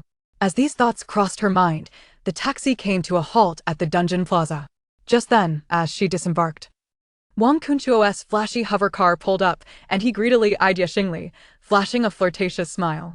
What's this? Dressed so conservatively, I don't fancy it. You should remove that hat. He reached out to lift Xingli's hat. This time, however, she raised her whip. The Shuji Jujiao's admonition curling protectively to ward off Wang Kunchuo's intrusive touch. Equipment is meant for battle. I must descend into the dungeon and cannot indulge in nostalgia with you, Wang Xiao. Naturally, Wang Kunchuo was unwilling to let Xingli depart so easily. He often delighted in teasing her, relishing the sight of her helplessness. Chapter 47, Deceiving Wang Kunchuo, Public Duel. What's the matter? Can you spare a moment for a chat with me? Yet, as he attempted to draw closer, Xingli's allies, Jue and Siyao, stepped forward to shield her from Wang Kunchuo. The latter's expression darkened, covering his nose. He disdainfully remarked, "What's that stench?" The smell of summoner beasts. Xingli. Is your reluctance to chat with me due to these two foul beasts? I've heard you've been particularly remarkable lately, all thanks to them. In that case, what will you do if I dispose of them? A broad grin suddenly spread across Wang Kunchuo's face. Xingli, in the past, you were indifferent. But now that I threaten your summoner beasts, you must care, right? How about staying for a chat? Xingli's lips curled into a cold smirk. Wang Kunchuo. I see you haven't had enough of being beaten. How about a public duel? If you lose, you cannot interfere with me before the college entrance examination. If I lose, you can have your way. Really? Wang Kunchuo's eyes sparkled with excitement. He was currently at level 13, comparable to those top-tier high school prodigies. And with his silver gear and 4 golden skills, he was confident Xingli stood no chance. As for her summoner beasts, they were of no consequence. His charge would easily break through their defenses. Fine, let us formalize this contract. Otherwise, I fear you might back out, Wang Kunchuo insisted. Xingli nodded. And they both signed the contract, submitting it to the system. Suddenly, Xingli interjected, wait? I added a 1 to the defeat clause. Fine, 100 it is, Wang Kunchuo. I vow I shall not lose to you. Wang Kunchuo found her declaration amusing. Could 2 pieces of silver equipment ensure victory? With his numerous golden skills, there was no reason for him to lose. All right, I wager 100 points. He immediately submitted his version of the contract. Instantly, a unique dungeon wave enveloped them, transporting the two away. Not only that, but ethereal images of them appeared 10 meters above the ground, along with the surrounding environment. The reason public duels are called public is due to their transparency, allowing others to witness the event. This was Xingli's first experience in a public duel dungeon. The environment resembling a Roman Colosseum, and given their levels, the arena was roughly the size of a playground. As she observed Wang Kunchuo, 30 meters away, the countdown began. Xingli commanded, Jue Siyao, hold back a bit and do not strike too hard. Block him, but not too tightly, understood? They partially comprehended, yet grasped that their summoner wished to confuse the opponent. Good. Symbiotic contract. Xingli unleashed 2 life chains, linking them to Jue and Siyao. In that instant, she felt her attributes surge, providing her with a profound sense of security. Thus, even if Wang Kunchuo possessed a trump card, her high health would prevent her from being easily defeated. Wang Kunchuo's confidence stemmed not only from his silver gear, but also from the golden skills he had mastered. He was unaware that Xingli possessed similar capabilities. 10 seconds swiftly elapsed. The countdown reached 3, 2, 1. Wang Kunchuo promptly activated his skill. Rage charge, golden level, red flames enveloped him, granting immunity to certain control abilities, making his charge unstoppable. Jue and Siyao attempted to intercept him. It's futile. Haha. Wang Kunchuo boasted, feeling the wind rush past him as he activated his skill, a power he had never experienced before. How could Xingli, a recent summoner, possibly hinder him? As expected, he barreled past her two summoner beasts, heading straight for Xingli. The thought of his axe striking her chest brought forth a savage smile. Xingli's silence only fueled his desire to torment her. Now was the moment to assert his dominance. However, as he charged, Xingli swiftly sidestepped. Her movements graceful and precise, narrowly evading the lethal arc of his axe. As his momentum faltered and the red glow faded, she vigorously swung her whip. Mental lashing. Even with merely a silver-level skill, the accompanying ability to deepen pain rendered the effects of this whip particularly profound. Wen Quanlu emitted a cry of anguish. The pain was unbearable. How could a whip be so excruciating? It felt as though his very soul trembled at each lash. His first instinct was not to retaliate but to flee. Wang Quanlu turned and ran, with Xingli immediately in pursuit. That damned rich second-generation heir, that cursed occupational second generation. Due to Wang Quanlu's harassment, Xingli had spent her entire senior year in high school in constant trepidation, striving to gain admission to university to escape this fervent pursuer. Now, empowered, the satisfaction of delivering a resounding thrashing to him was simply exquisite, imparting a sense of enlightenment to Xingli. Were it not for the consideration of a level 40 professional backing him and her own impending college entrance exams, she would have truly wished to eliminate Wang Quanlu. With this thought, Xingli swung her whip, leaving an afterimage in its wake. Having practiced with this unusual weapon during dungeon runs over the past few days, even her basic strikes without skills inflicted considerable pain. After a chase around half the square, Wang Quanlu realized the dire situation he was in. Glancing at his health points, he saw they had dwindled to 70. This could not continue. If she caught up, he would surely perish. As a fragile summoner, he only needed to unleash Fury Charge to stun her, followed by Earth Strike to knock her back, and Bloodthirsty Seal Slash to restrict her skills. Finishing with Storm Slash for the kill. Wang Quanlu mentally rehearsed his combo. With that in mind, he charged back. However, Xingli appeared unprepared this time, remaining stationary. Yet, her mental command was executed. 1 second later, silver moonlight erupted. Wang Quanlu collided with Xingli, his axe striking the spider lady's gown, instantly conjuring a web to protect her. However, Xingli was left stunned. Immediately after, Night Lord's silver moonlight manifested, a grand shield absorbing Wang Quanlu's assault. His hammer struck the ground, causing a tremor, yet above Xingli's head, a damage indicator read 0. Having spent considerable time in public dungeons, Wang Quanlu had executed this combo numerous times, and now he could not afford to concern himself with Xingli's status. He unleashed Bloodthirsty Seal Slash, a black cross seal landing upon her, still resulting in 0 damage. Finally, Wang Quanlu raised his massive axe, spinning wildly around himself. This time, Xingli did not withstand the attack but retreated a few steps, evading his strike. Subsequently, Night Lord and Xiao finally arrived, their spear and shield blocking Wang Quanlu's onslaught. After testing the waters 2 or 3 times, a smile began to form at the corners of Xingli's mouth. The assessment was complete. Chapter 48. Gratitude to the adversary Wang Quanlu for the 10 million Fury Charge, Gold, Earth Strike, Gold, Bloodthirsty Seal Slash, Gold, Storm Slash, Gold, for golden skills, indeed. As a rich second-generation heir, he had the means. These 4 skills, combined with a set of silver-level equipment, amounted to another billion in investment. Yet he was only level 10. This highlighted the disparity. Without the super divine beast, Xingli would only be able to reach his level of attributes after graduating from university. However, the situation had changed. Xingli instructed Night Lord and Xiao to gradually whittle away at Wang Quanlu's health, occasionally using her mental whip to inflict further damage, ultimately reducing Wang Quanlu's health to 10. At that moment, he abruptly exited the dungeon to prevent her from continuing her assault. Xingli also left the dungeon, returning to her original position. By then, a crowd had gathered at the dungeon square entrance, drawn by the spectacle of an open duel.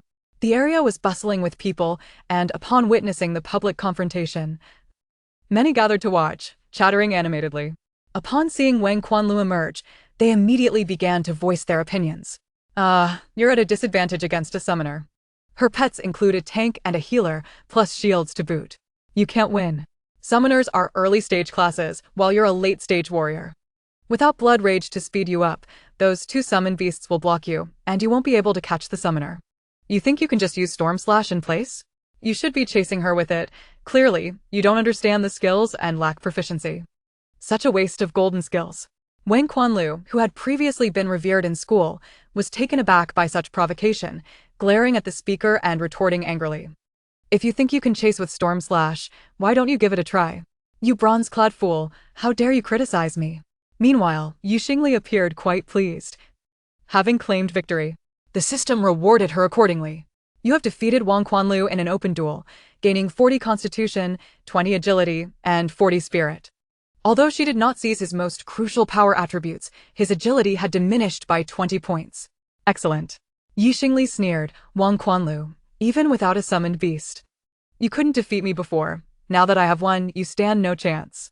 Do you believe that even without my summoned beast, I could still pin you to the ground?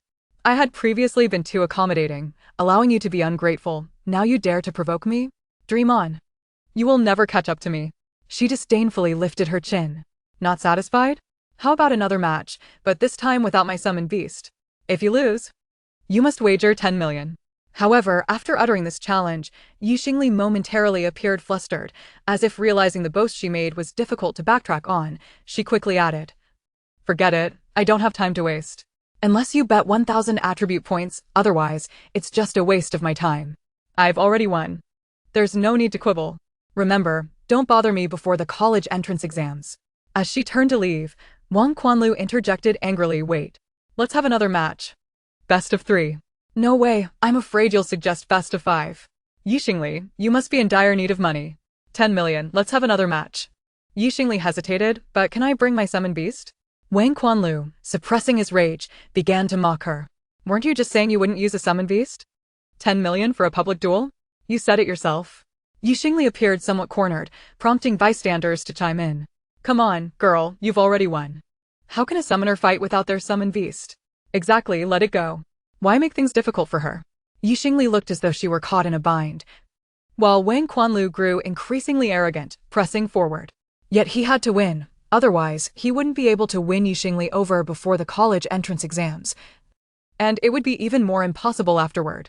Xingli, no longer hesitating, declared, Let us fight, but remember, since I won last time, if I lose this time, we'll call it even, and the previous wager won't count. Fine. Wang Quanlu was merely eager to reclaim his pride. Dressed in silver equipment and boasting 4 golden skills, how could he possibly lose? Subsequently, both parties initiated the public duel. Xingli was prohibited from using summon beasts, while Wang Quanlu wagered 10 million. Xingli reminded him, If you lose, you owe 1,000 attribute points as agreed. You, Wang Xiao, don't lack 10 million. If there's no loss in the public duel, what's the point of fighting? Wang Quanlu paid no heed, immediately filling out the wager. Xingli submitted her application with satisfaction.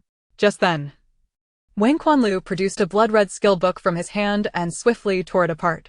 Blood Rage, golden level. It ignites one's own vitality, significantly enhancing attack power, increasing movement speed, and accelerating recovery rate. He has mastered his 5th golden skill. The moment he completed his training, he immediately accepted the duel invitation, and the two vanished from their original location.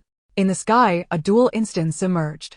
Surrounding players gasped in astonishment, with some spending 10 star coins to enter the spectator seats, eager to witness the spectacle, as the star coins would yield a profit of 50 to the victorious party. Naturally, only a little over 20 players entered. Once inside, these spectators erupted in exclamations. That young lady, this fellow has learned blood rage. How despicable! They cried. He has suddenly acquired healing abilities. Isn't he practically invincible now? The summoner was destined to lose, clad in the attire of the poisonous Spider Queen, which only provided web protection and summoning enhancements. With her summoned beast yet to appear, her gear was rendered ineffective. In contrast, the warrior donned the frenzy set. A level 10 silver armor, complete with enhancements in attack range and defense, augmented further by his newfound blood rage, which would make his recovery formidable. A professional analyzed the situation. With a mere 10 seconds of preparation time, the battle was about to commence. Xingli began her summoning. For the sake of 1,000 attribute points, she revealed her trump card without hesitation. After all, the sole equipment from a level 10 instance was worth millions. Who would truly care? Xingli summoned a phantom gold-red sofa. Concurrently, due to the inability to use the symbiotic link, her attributes suffered a decline, prompting her to don the memory book. The memory book danced around her, while the gold-red sofa further enhanced her movement speed. The summoner, being a ranged profession, could wield her mental lash to a distance of 20 meters at her level. Yet, Wang Quanlu, as a level 13 warrior, had an attack range of 22 meters due to his weapon's reach and skills. With Xingli's arm span and the whip's reach, the total distance was 27 meters. This would undoubtedly become a complete farce. Chapter 49. Wang Quanlu is defeated. The next target is the ranch instance. Soon, the professionals in the audience realized something was amiss. With each of Wang Quanlu's attacks, Xingli effortlessly evaded. Her speed surpassed his, her dodges more agile. Several of his strikes came close. Yet he could not land a hit. Whenever Wang Quanlu attempted to charge, Xingli would evade, and if escape was impossible, she activated her phasing ability, entering a ghostly state that rendered her immune to physical attacks. It was not that she could not evade, rather, she was executing extreme damage output. Her movements were remarkably precise, every step calculated to maintain optimal distance for attack. This assault had outwitted her opponent's skills. It was a clear display of technical and intellectual dominance. "Who is this summoner?" they murmured. "I overheard them speaking. They must be a genius from Zhejiang. This year's college entrance examination candidates," they discussed. Observing Xingli mercilessly pummeling Wang Quanlu, who appeared like a fool, furiously chasing yet unable to catch her. 20 minutes later, the battle concluded. Wang Quanlu inflicted 0 damage while Xingli dealt approximately 150 damage, given that Wang Quanlu had the Blood Rage skill to restore his vitality. You have triumphed over Wang Quanlu in a public duel, earning 10 million star coins, with attributes: Constitution 113, Agility 269, Strength 550, Spirit 68.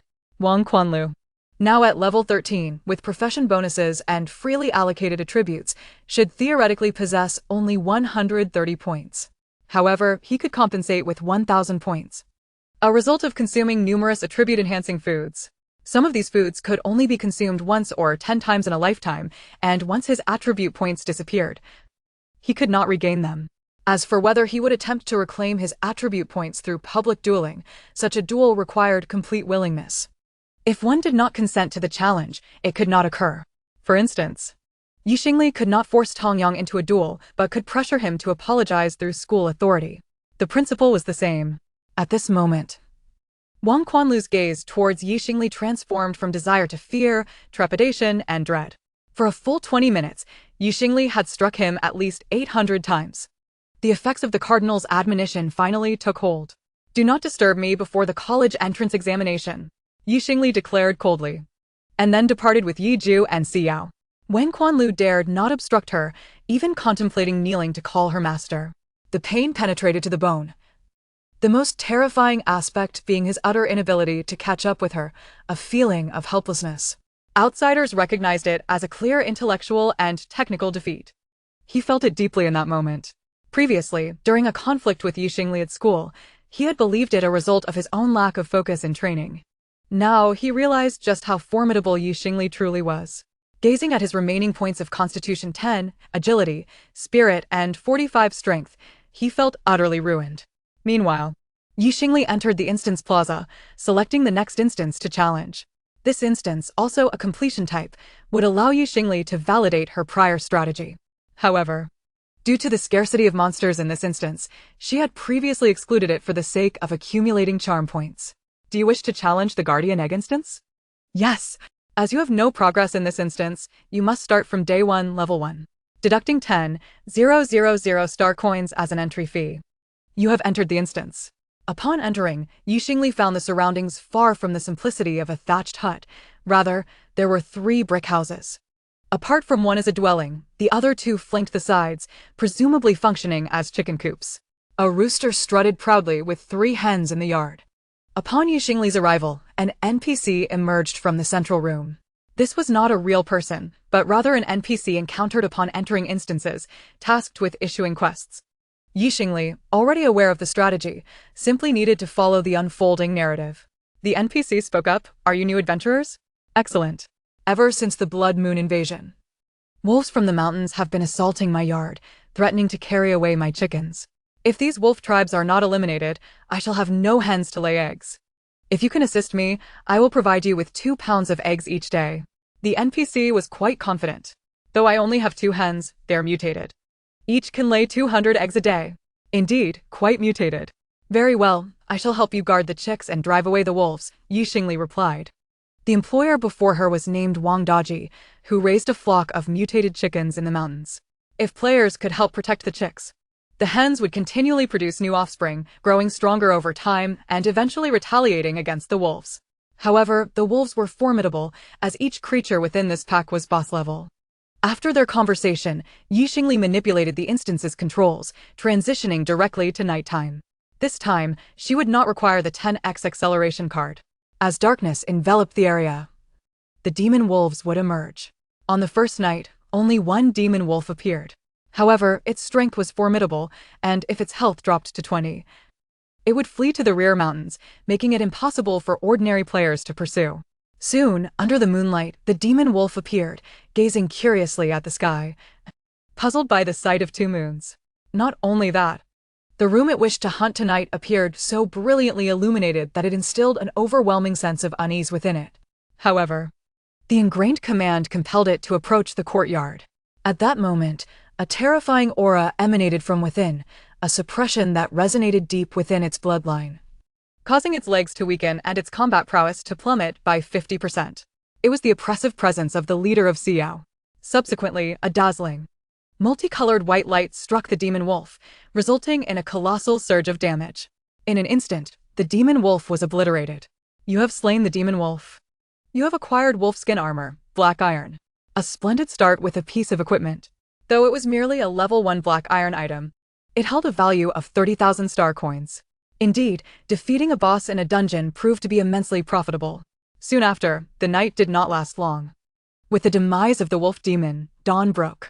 Wang Daji yawned and arose, discovering that his chickens had not diminished. He sniffed the air and ventured outside, where he stumbled upon the carcass of the wolf demon. "Esteemed practitioner, you are truly remarkable. Would you accompany me to collect eggs? By the way, could you help me bring the demon wolf's body back? I can feed it to my chickens." Chapter 50, Longing Chicken Pet Egg, 25 days until the college entrance examination. Of course. Xingli instructed Xiao to transport the carcass, choosing not to involve Yejue, as she felt it cruel to have him carry a demon wolf to feed her livestock, akin to feeding a beast with human remains. Hence, Xingli had refrained from asking Yejue to intervene, instead opting for Xiao. Before long, Xiao had delivered the demon wolf's body beside the chicken coop, tossing it inside. Wang Daji retrieved 20 eggs from the coop and presented them to Xingli. "You have survived the first night. You have obtained 20 chicken eggs, common. Chicken egg, common, consuming restores satiety, health, and possesses high nutritional value. Naturally, the food produced in dungeons possesses its own attributes, and this common chicken egg is valued at 50 star coins each, making it a highly sought-after ingredient. Many low-tier cosmic humans indulge in the luxury of purchasing a delicious chicken egg to improve their meals." Xingli handed the eggs to Yejue for safekeeping before entering the second night. As night fell, Xingli noticed distinct changes in Wang Daji's chickens. After consuming the flesh of the demon wolf, 1 rooster and 2 hens had noticeably swollen, reaching knee height. Moreover, the hens laid 2 unique gray-shelled eggs, which hatched rapidly into 2 gray-feathered chicks, their tails resembling those of wolves. Mutated chick, young wolf-tail chicken, black iron, requires 1 night to mature. These chicks would grow stronger with each day that Xingli progressed through the dungeon and could assist her in battles. However, Xingli could not risk releasing them. Should even one fall victim to a demon wolf, all her efforts would be in vain. Her primary goal in this dungeon was to explore whether she could replicate the strategy from Fruit vs. Zombies to acquire a portable dungeon farm, even if it were only the size of a chicken coop. Soon, new monsters appeared. The second round commenced, and the difficulty escalated dramatically, featuring 2 demon wolves and a black bear. There was a strategy to this level, luring the demon wolves and the bear together to let them fight amongst themselves, allowing for a more manageable defeat. However, Xingli opted for direct confrontation, commanding Yejue to slay the black bear while Xiao dealt with the demon wolves. "You have slain demon wolf 2. You have acquired wolf skin boots, black iron. You have slain the black bear. You have obtained bear gallbladder, common. The black bear boss proved underwhelming, dropping only a common material valued at 300. Had it dropped a bear paw? Yeah, Xingli would have attempted to make bear paw delicacies today. This time, Xingli did not need to direct. Jue and Xiao efficiently returned with the carcasses and disposed of them in the chicken coop.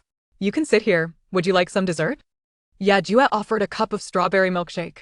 Xingli settled on a golden red sofa, sipping her milkshake while observing Jue and Xiao at work, requiring no effort on her part. It was indeed a divine existence.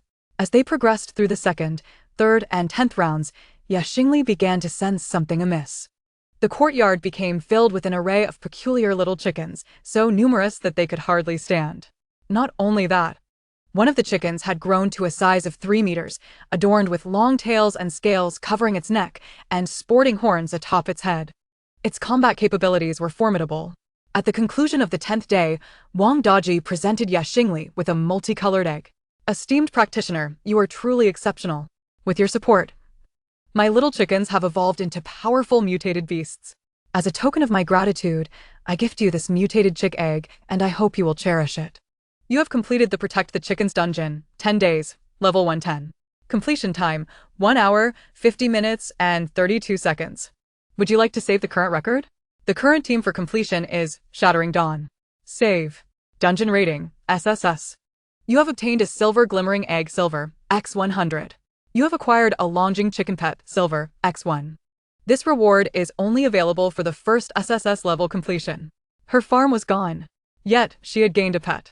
Pets are special entities that practitioners can contract, distinct from summoner beasts, allowing each individual to contract one or more. An additional pet undoubtedly enhances one's combat capabilities. A silver-level pet is valued at 23 times that of silver-level equipment. Thus, this pet is worth at least 10 million. Xingli was uncertain whether she had profited or lost. Continuing onward, she aimed to reach level 20 to see if any golden-level pets awaited her. Although she had not obtained a farm, the value of a golden-level pet would be even more staggering, at least 80 million or more. Xingli invested another 3 hours to complete the 10 to 20 level dungeon. As for the 20 to 30 level dungeon, it was not available to her due to her current level. You have completed the Protect the Chickens dungeon, 10 days, level 1020. Completion time, 3 hours, 22 minutes, and 33 seconds. Would you like to save the current record? The current team for completion is Shattering Dawn. Save. Dungeon rating, SSS. You have obtained a Golden Glimmering Egg, Gold, X10. You have acquired a Feathered Dinosaur Pet, Gold, X1. This reward is only available for the first SSS level completion. The chicks had transformed into feathered dinosaurs, hatching into massive beings measuring 7 to 8 meters long, suitable as mounts and battle companions. After careful consideration, Xingli listed the longing chicken for 15 million star coins, while the feathered dinosaur was priced at 1.5 billion star coins. Since no one would suspect these were once chicks, claiming them to be dinosaurs would certainly elevate their perceived value. Both pets were unique, and with the vast population of the Cosmic Alliance, the daily traffic in the trading market was immense. Once listed, both pets were swiftly sold. Xingli took a deep breath, examining her current earnings, 1.8 billion. It was hard to determine whether the farm's role was more impactful or the money's significance. In this light, her earlier earnings from the duel with Wang Kuinji seemed trivial. With newfound wealth, Xingli prioritized her self-improvement, starting with the remaining pieces of the Spider Mistress set, high-heeled boots and silk gloves. She had now assembled the complete 6-piece Spider Mistress set.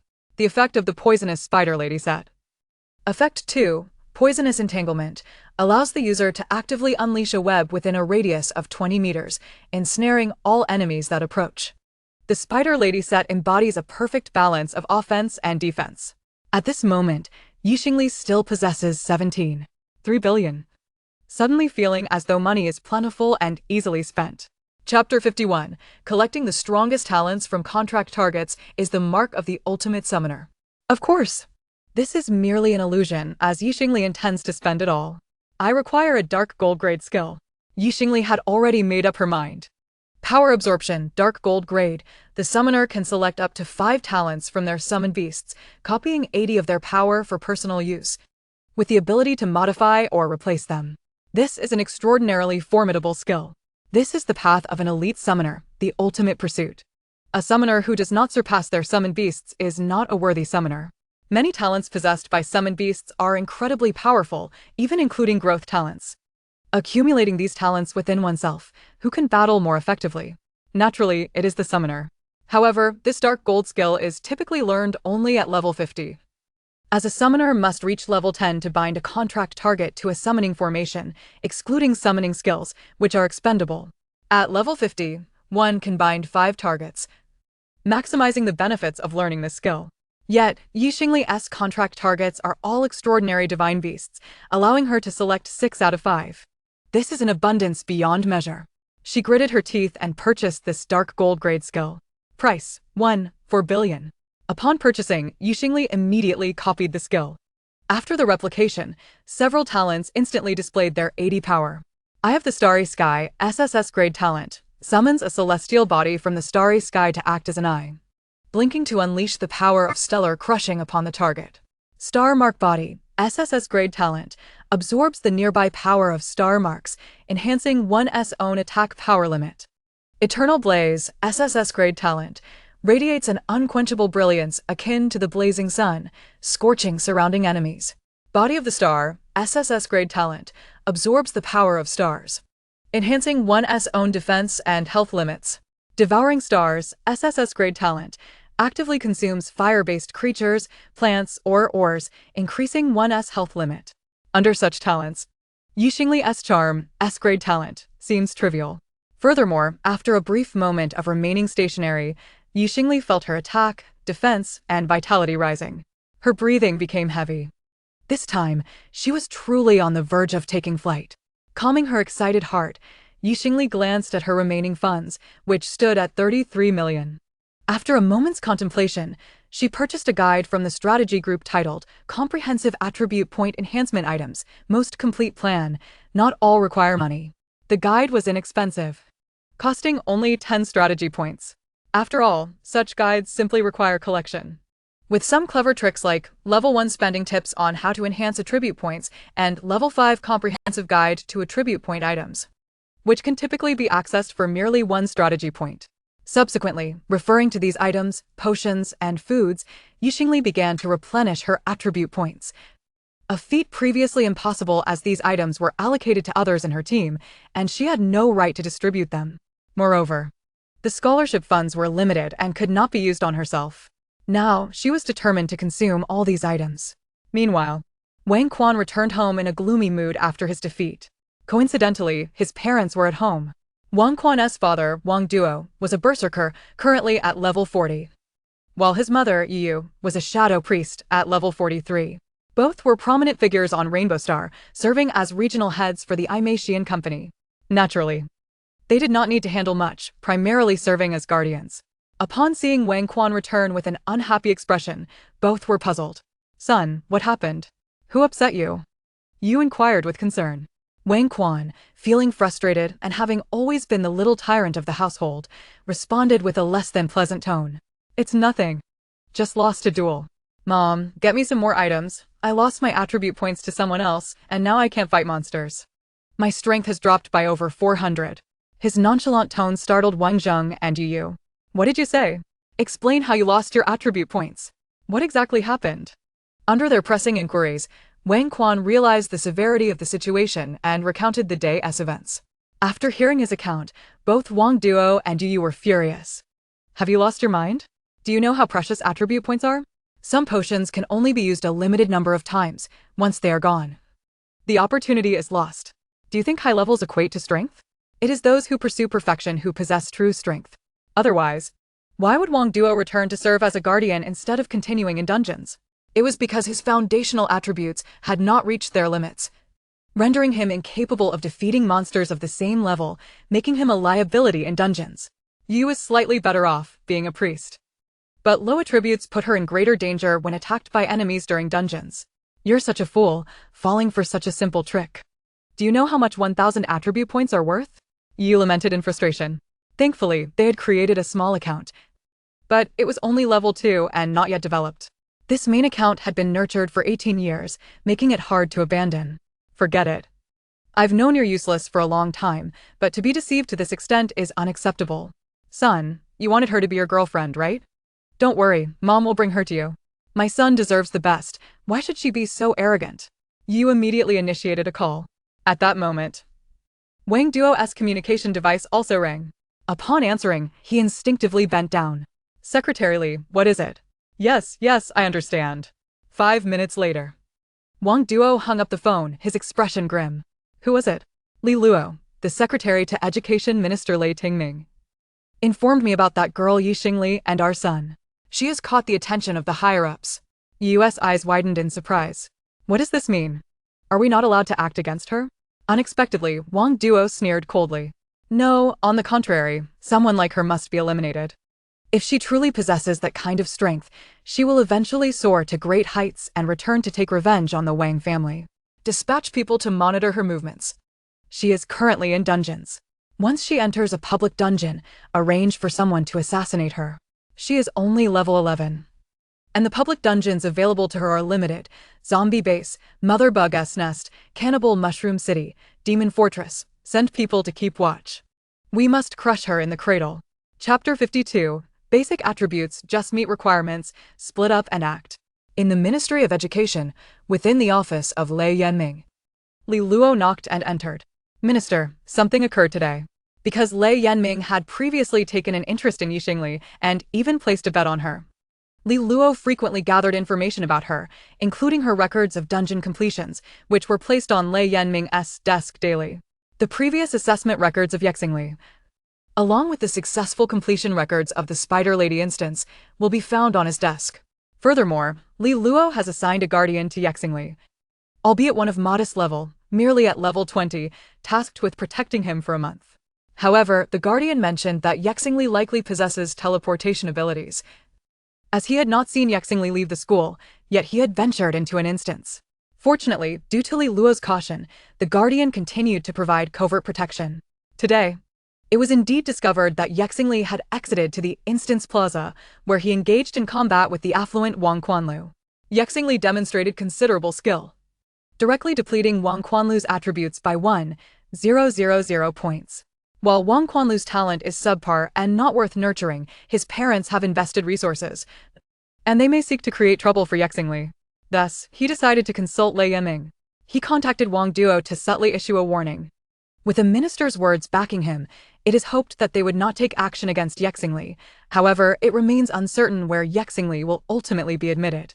If he can gain entry to the Rainbow Star, it would signify a golden phoenix soaring from this remote corner.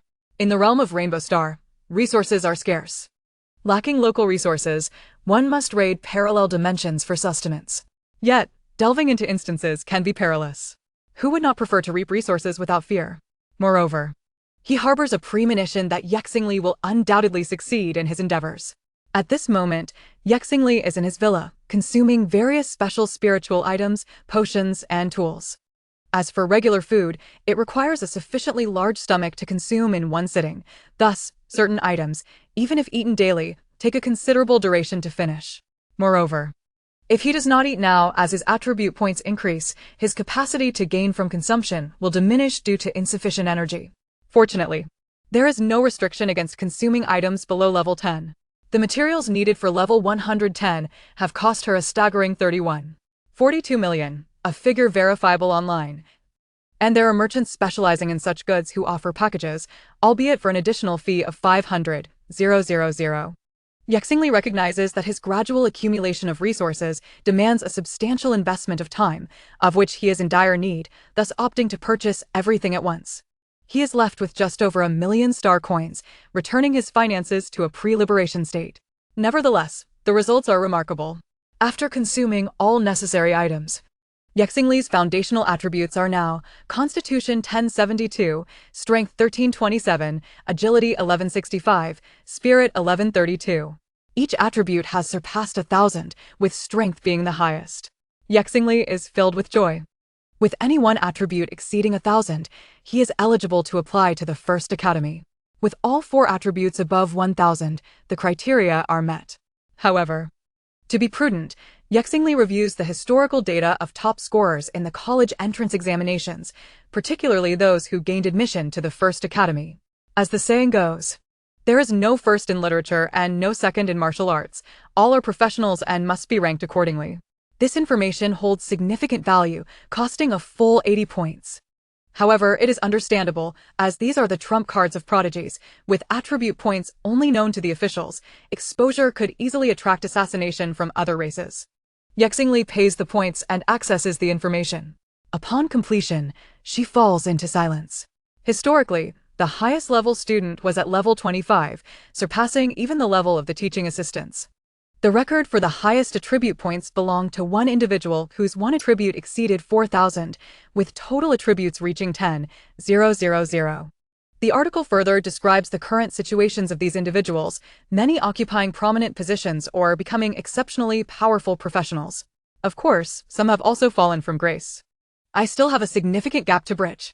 Xingli squints thoughtfully, quickly calculating her current limits. Currently, appeasing Yi Ju requires 100 charm points. As for Xiao, it is uncertain whether he can be appeased with 10 charm points. If so, he could provide an additional boost.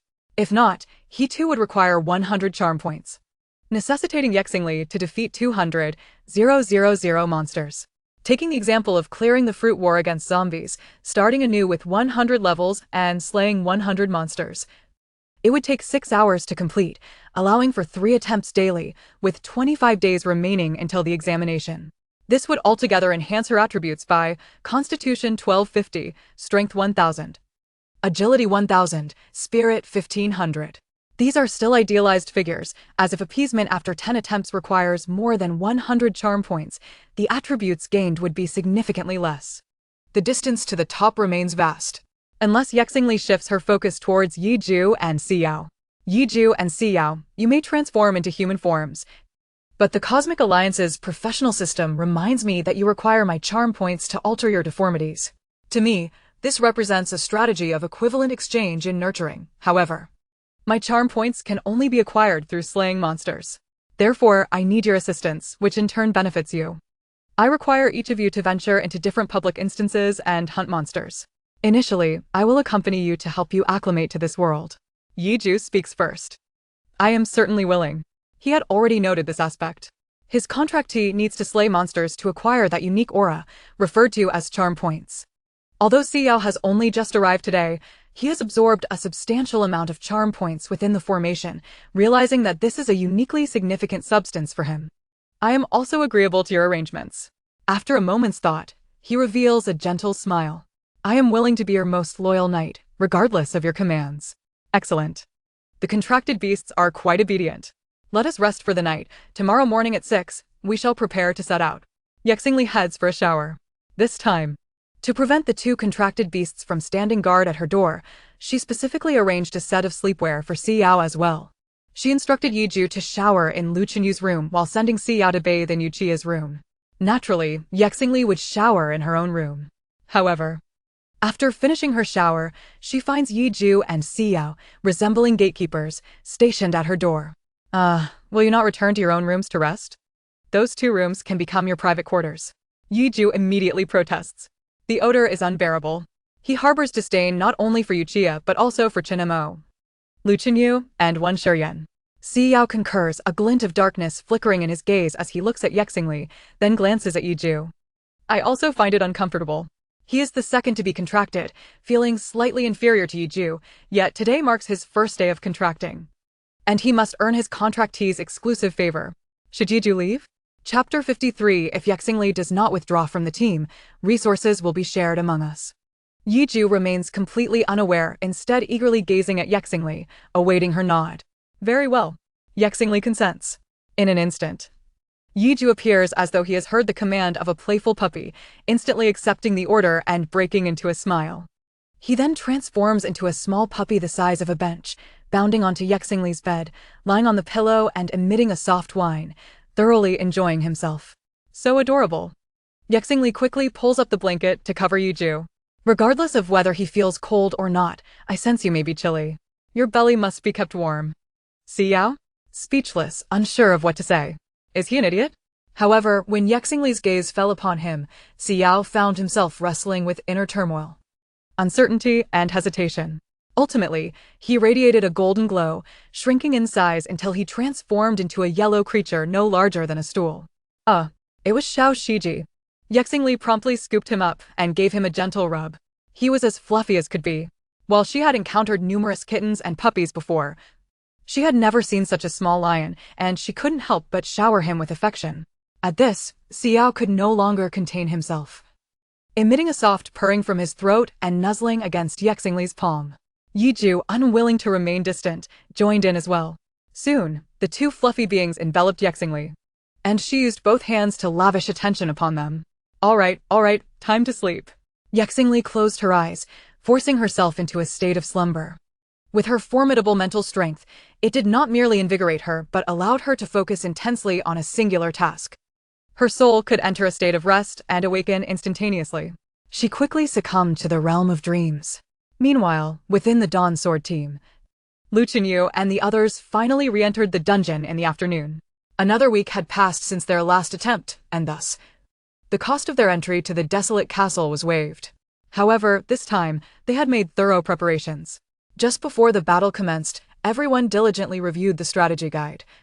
Even Yuchiya, who patiently flipped through the pages. In the past, Xingli alone had sufficed for such endeavors. As the afternoon wore on, the group approached the entrance of the dungeon to apply for entry. Unlike their previous chaotic experiences, this time, each member was equipped with a piece of silver gear, significantly enhancing their combat effectiveness, and their supplies were well prepared as they began to systematically conquer the dungeon. Yet, challenges still arose. Yuchiya, you need to control your output. Don't just think of your own enjoyment. You've over-taunted several times already. Lu Chenyu shouted while tanking the enemies. At that moment, when Shurian interjected, after this wave, I need to take a break. My potion resistance can't hold out much longer. Lu Chenyu was at a loss for words. Had he not listened to the teacher's advice last time? There was no need to heal everyone to full health. He should at least wait until their health dropped below 50. Han Nuan was right, when Shurian had a compulsion to heal everyone to full capacity before relinquishing his efforts, which often wasted a significant amount of healing potential. It felt as if their team had become a rusty machine, no longer operating smoothly. After a great deal of stumbling, they barely managed to complete the dungeon in the 11th hour. Having spent considerable time within the haunted castle, each member suffered a deduction of 3 to 10 health points from their maximum. Phew, this time we can chalk it up to inexperience. Next time, we must complete it within 10 hours. Let's start gathering supplies. Fortunately, after finishing the dungeon, the invading ghostly energy dissipated, allowing them to remain as long as they wished without sustaining harm. However, their ineptitude in gathering supplies led to a wasteful 4-hour endeavor to scavenge everything. The entire dungeon run took a staggering 15 hours, leaving them utterly exhausted. Upon exiting the dungeon, personnel from the company awaited them, confiscating their spatial gear and providing them with new equipment. Your efficiency is abysmally slow. I waited for you for 3 hours. Remember, after a day's repair, you need to continue tackling the dungeon, the staff instructed. Yuchiya felt exceedingly fatigued and furrowed his brow. Just 1 day of repairs before needing to dive back into another dungeon? Their potion resistance had only just recovered. Was this not akin to a continuous grind? He did not wish to be so drained, as prolonged battle would wear on his spirit, especially with the impending college entrance examinations. Yet before they could voice their objections, Lu Chenyu readily agreed. He cared about his reputation and consistently upheld the honor of the first squad, not wanting to be outdone by others. Once inside the company, he naturally wished for his team to be given due importance. All right. Subsequently, he turned to his teammates, aware of their exhaustion. Yet he still offered a motivational speech. I understand that everyone's potion resistance is quite high now, but starting today, we truly cannot afford to slacken. They had likely heard that Xingli had assisted others in leveling up, managing to do so consecutively for 11 times while sleeping only 4 hours over 2 days. Why can't our team achieve the same? Tomorrow, I do not intend to rest. Instead, I plan to clear every dungeon we can. With our spatial gear, we can gather supplies and accumulate funds, allowing us to challenge the desolate castle multiple times. After all, you all have calculated today as gains. There are only 24 days left until the exams. We can still attempt the desolate castle 12 more times.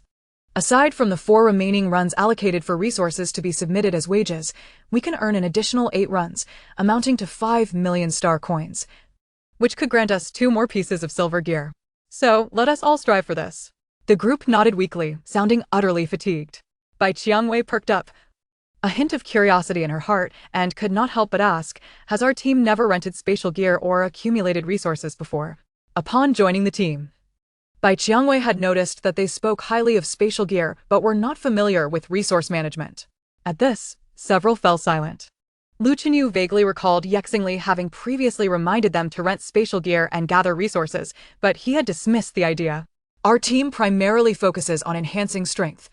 There's no need to squander time on trivial resources. It would be better spent training to become even stronger. The school's resources are sufficient. And renting spatial gear would cost a hefty 100,000 star coins, which is far too expensive. Thus, the decision was made without further discussion. He had rejected Xingli's proposals time and again. Ironically, it seemed he was now following many of the paths she had suggested. If Xingli had not left the team, she could have summoned beasts to guide them through the dungeons for free. In fact, as a team, they would have shared in the resources she collected. Surely, she must have completed the desolate castle numerous times by now. Chapter 54. A single egg for 5 million star coins. Yuchia's defenses cracked when Shuryen suddenly inquired. Continuing to challenge the desolate castle requires 100,000 entry fee. Captain, did you set aside extra supplies? Lu Chenyu was taken aback. He wanted to retort that it was trivial to quibble over such matters, but 100,000 star coins was indeed no small amount for them. We can't just pay to work, right? Nevertheless, he was unwilling to admit his lack of skill in management, so he gritted his teeth and replied, next time. Let us set aside a little. There's no need to be so stingy. The company has provided us with plenty of funds. We can always afford to skip 5 meals of natural food. At 5 in the morning, the group, dragging their weary bodies, returned to the school. As they passed by Villa Number 1, they noticed that the lights on the first floor were surprisingly on. Has Xingli returned? The 5 instinctively turned their gaze in that direction. The villa area offered little in the way of privacy, and the first floor primarily housed maid quarters and functional rooms, including the kitchen. Through the glass, they caught sight of a busy figure, but it was not the Xingli they had hoped to see. Instead, it was 2 strikingly handsome men with different colored hair, both adorned in aprons, busily preparing ingredients. The aroma of food wafted through the chimney, enticingly filling their nostrils. It smells so good. What are they cooking? Bai Qiangwei exclaimed as she took a deep breath. In the kitchen, Yiju also noticed the group, even catching their subtle movements of sniffing the air. He produced a resplendent golden egg, cracking it into the pan, and then deftly flipped the skillet, tossing the egg, which emanated a luminous golden glow, into the air and turning it over. The gazes of several onlookers became fixed in astonishment. For within the purview of the professionals, the Cosmic Alliance system could assist in identifying the attributes of any object. Golden egg, golden grade. The first consumption grants an increase of 50 points to all attributes. Subsequent consumptions will yield diminishing returns. What kind of egg can provide a staggering 200 attribute points in one bite? Golden grade. Then it is of no concern. Wait. What do you mean by golden grade? How could she afford such a premium item? This single bite must be worth 5 million. They would have to labor for an entire month just to afford a single mouthful, and that is if 5 of them shared it. The most shocking revelation was when Yiju produced another gleaming golden egg, cracking it into the skillet. He actually cracked 3 in one go? Bai Qiangwei swallowed hard. Captain, should we head to the cafeteria? Lu Chenyu gritted his teeth. I'm too exhausted. Let us skip it and just have some nutritional supplements before sleeping. Yuchia's temper flared. He clenched his teeth and said, it's just an egg. I can make them too.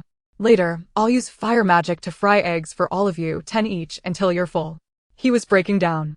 Within Villa Number 1, Yiju watched as the group departed, their spirits deflated, and let out a cold laugh. Xiyao was puzzled. What is happening? They are the former teammates of the contractee. Xiyao pondered, no wonder their aura felt so familiar. These individuals must have previously resided in this villa. However, it was evident they had been expelled. Contemplating this, the golden hue in his gaze transformed into a blazing inferno. Yiju, fearing his impulsiveness, cautioned. The rules of this world prohibit conflict among kin, or at least within this academy, so do not cause trouble for the contractee. Xiyao nodded. Very well. He is indeed a gentleman who abides by the rules. Xiyao once again directed his gaze to the fried ham before him. An hour later, Xingli finally awoke. She entered the washroom, and upon descending the stairs, was greeted by the enticing aroma of food. "This is the fried egg I made." Yiju presented the dish before her. "I made fried ham," Xiao retorted. "I also prepared pineapple buns filled with cream." Yiju placed a delicate pastry before her. "I concocted honey milk." Xiao offered Xingli a cup. "I prepared cold hand-pulled chicken." Yiju clearly excelled in culinary skills. A sumptuous breakfast lay before Xingli. She felt an overwhelming sense of happiness. "Thank you, Yiju." Xiao, "I truly feel like the happiest summoner in the world. You are both amazing." "I am so fortunate." Xingli generously lavished them with praise. The gazes of Yiju and Xiao, one sparkling like the stars and the other radiating like the blazing sun, were fixated on Xingli. Although she did not employ an aura of charm, her compliments instilled a sense of comfort within them, filling their hearts with joy. "Let us eat." Xingli casually began a live stream, sharing today's meal with everyone. In dormitory number 1444, the group secretly watched the live stream while indulging in 50-star coins per fried egg, sensing that the eggs, cooked using magic, tasted somewhat off. It seemed there was no oil, and the edges were slightly burnt. After breakfast, Yiju activated his spatial abilities and entered the instance plaza. Xingli checked if any public instances had emerged unexpectedly, and upon confirming everything was normal, she led her companions into the mother worm's nest. "Yes. No, enter the mother worm's nest dimension. This area's spatial channel can only accommodate practitioners of level 20, inclusive, or below. Danger level unstable. Rewards of 100,000 star coins for 24 hours of combat." The danger level of the mother worm's nest was not as high as that of the Menai Hill dimension Yiju had previously entered, as this was already a mature public instance. The lowest level worm was level 1, while the highest was a level 20 flying mantis, with the potential appearance of a level 25 insectoid leader or a level 30 mother worm. However, the mother worm typically does not attack the teleportation portal and is unlikely to appear near the safe zones established by practitioners. Xingli stepped inside. As the teleportation array shimmered with light, the figures of the three vanished from sight. After the teleportation, they found themselves in a vast plaza. It resembled an instance plaza but lacked numerous teleportation portals. There was only a colossal blue teleportation crystal and a floating teleportation portal above it. The plaza was as large as a train station, surrounded by shops. Following the flow of people, they noticed taxis operating and tall buildings in the distance. The only difference from Rainbow Star was the presence of a blue protective dome in the sky, occasionally struck by terrifying insects, which were then electrocuted and fell to the ground, their bodies either swiftly disappearing or remaining. While Xingli was surveying this small safe zone, unbeknownst to her, a team inside a caravan received a series of alarming beeps. A surveillance bee had locked onto its target and was tracking it. The 5-member team sprung into action, each member being level 20, comprising assassins, thieves, and hunters. All eyes were glued to the screen. It has finally appeared. Chapter 55. The assassins sent by Wang Quan's parents were eliminated as dangers. The surveillance bee is a small pinhole camera disguised as a bee, capable of maneuvering through the air. Humanity has adeptly utilized this technology, much like how in Xingli's original world, everyone possessed a smartphone for selfies. Even the live stream Xingli conducted employed such devices, which is why she remained oblivious to it. Moreover, the surveillance bee has an extensive range and is mechanical, so neither Yiju nor Xiao sensed any malice. Xingli hailed a taxi and headed toward the outskirts of the town, explaining to her 2 summoned beasts along the way. Public instances differ from other instances. They are part of the real world, albeit within a combat zone. The corpses of deceased beasts can be decomposed for greater dimensional energy, which is then transformed into equipment by the Cosmic Alliance system. This is the rule of this world. Therefore, the equipment, items, and props are not dropped by monsters, but rather rewarded by the Cosmic Alliance system. Xingli continued, thus, in theory, public instances yield more items and richer resources, but they're extremely dangerous, as there are no limits on the number of participants, leading to potential conflicts. Some even deliberately attack you, knowing that your death will result in a portion of your equipment dropping. Hence, some hunters prefer not to slay monsters, but to kill players for their loot.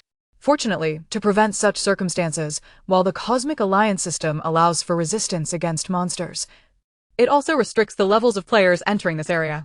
The mother worm's nest only permits players below level 20, and with Yiju's strength, Unless faced with a genius practitioner, he is unlikely to be defeated. However, such genius practitioners would not venture into a completely undeveloped instance like this. The taxi gradually distanced itself from the teleportation array. Soon, a towering wall, standing 60 meters tall, equivalent to a 20-story building, came into view.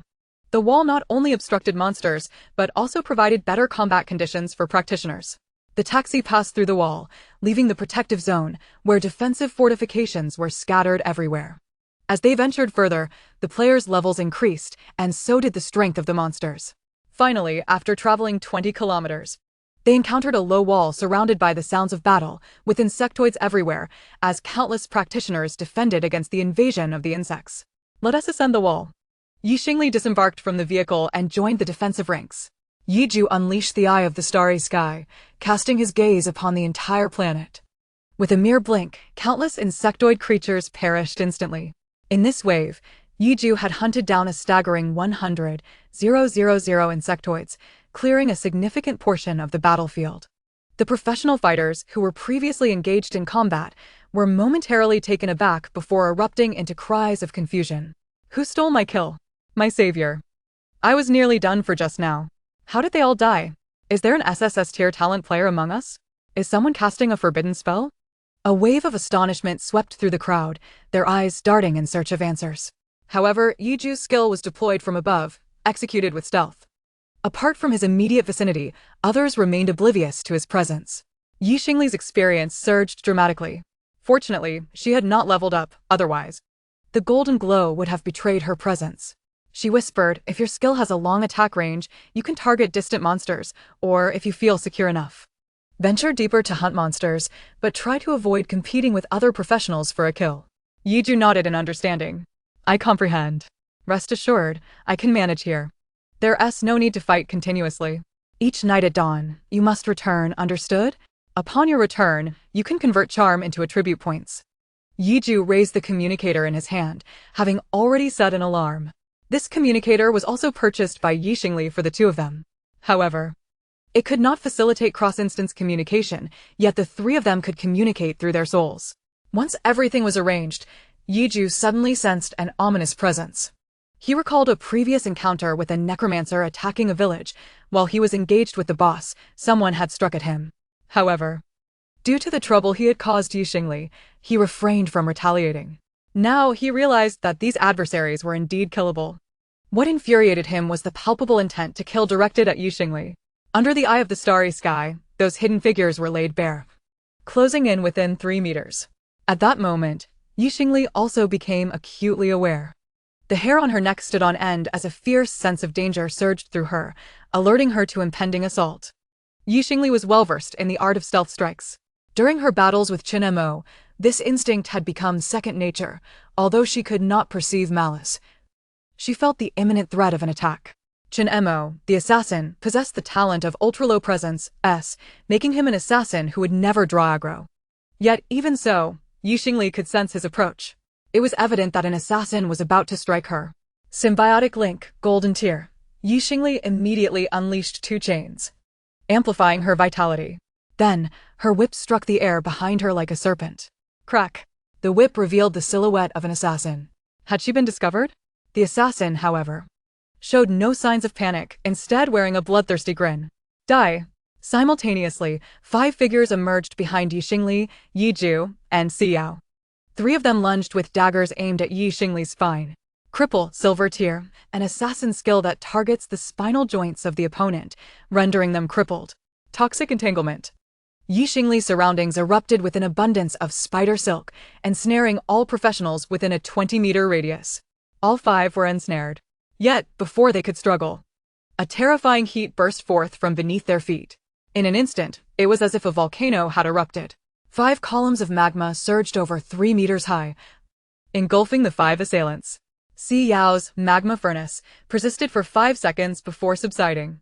None of the 5 assassins survived, all were consumed, their remains reduced to ash, which drifted away with the cooling magma, solidifying upon the ground. Furthermore, at least 10 pieces of equipment dropped around them. As for the items within the attackers' spatial backpacks, since they were initiated by the Cosmic Alliance system, they all reverted to the system. In fact, a significant portion of the dropped equipment also returned to the system. A part of the system's recycling plan aimed at nurturing. See? This is the nature of public instances. There will always be greedy individuals who would rather kill players than monsters. Perhaps my Spider Lady set is too conspicuous, prompting them to attempt to seize my gear. Chapter 56. Summoned Beasts Grinding Instances while Xingli remained active. Understood. Next time I encounter such individuals, I shall show no mercy, Yiju proclaimed coldly. Both he and Xiao felt a surge of anger, believing such behavior was unacceptable. Everyone was fighting for humanity, standing together against monsters. How could they turn on their own? Filth like this should not exist in this world and must be incinerated in the furnace to prevent pollution. Xiao acted on his words, indeed refining those individuals. Xingli felt reassured by their response. She collected the equipment that had fallen. The 5 were all level 20 and had not even donned a complete set of silver gear, dropping only 2 silver items and 8 bronze ones. Public instances allowed for trading, and Xingli sold the equipment, instantly amassing an additional 8 million. No wonder some people relish player kills. In a mere 5 seconds. She had gained 8 million. In contrast, to achieve similar gains in a dungeon like the Desolate Castle, one would need to run it at least 14 times. The profit was undeniably high. However, Xingli would not resort to such means for personal gain. A gentleman values wealth acquired through righteous means. Subsequently, Xingli lingered a while longer with Yiju before returning with Xiao. This time, they ventured to the zombie base, public instance, similar to the insect mother nest. Yet outside the walls lay a swarming mass of zombies, countless in number. Additionally, there was a zombie city continuously spawning more undead. As soon as they landed, they were spotted by a swarm of surveillance bees. Madame Yu has sent us to track them down. They have appeared. Haha, this bounty is ours. Quick. Let us follow them and take them out in the city. These individuals, brazen and audacious, pursued them in vehicles. Midway, Xiao sensed their malicious intent. Someone is tailing us. They seem intent on targeting us, he warned. Xingli hadn't anticipated that donning the Spider Lady set would attract so much unwanted attention. Let us get out and eliminate them, she commanded, bringing the vehicle to a halt. In truth, the taxi was self-driving and could stop at any moment. Once she halted, the group that had been fixated on her surrounded them, their gazes filled with ill intent. You dare to stop? Clearly, you have no regard for your own life. Little girl, don't blame us for being ruthless. Blame yourself for offending the wrong people. Enough talk, let us get to killing. Who would have thought she asked wearing the Spider Lady gear?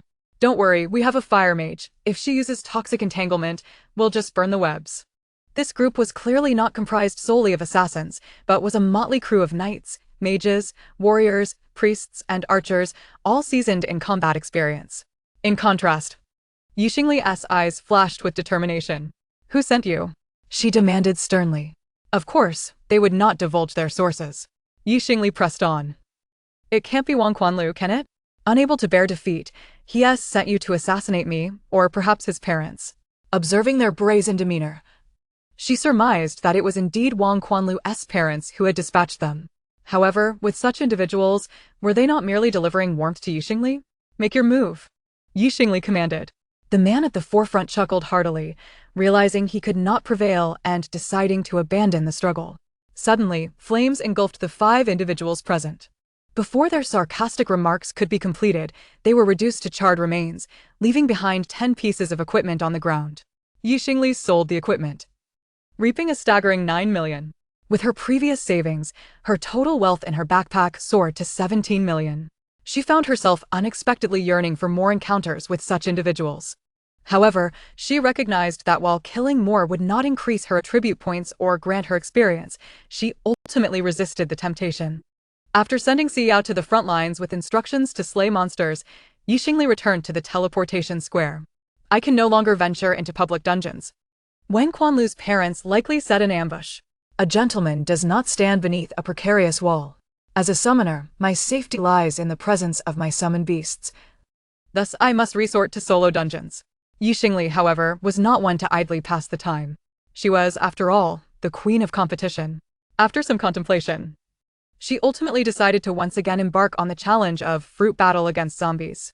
Having acquired the Night Lord's Eye of the Cosmos, she could launch comprehensive attacks on the zombies.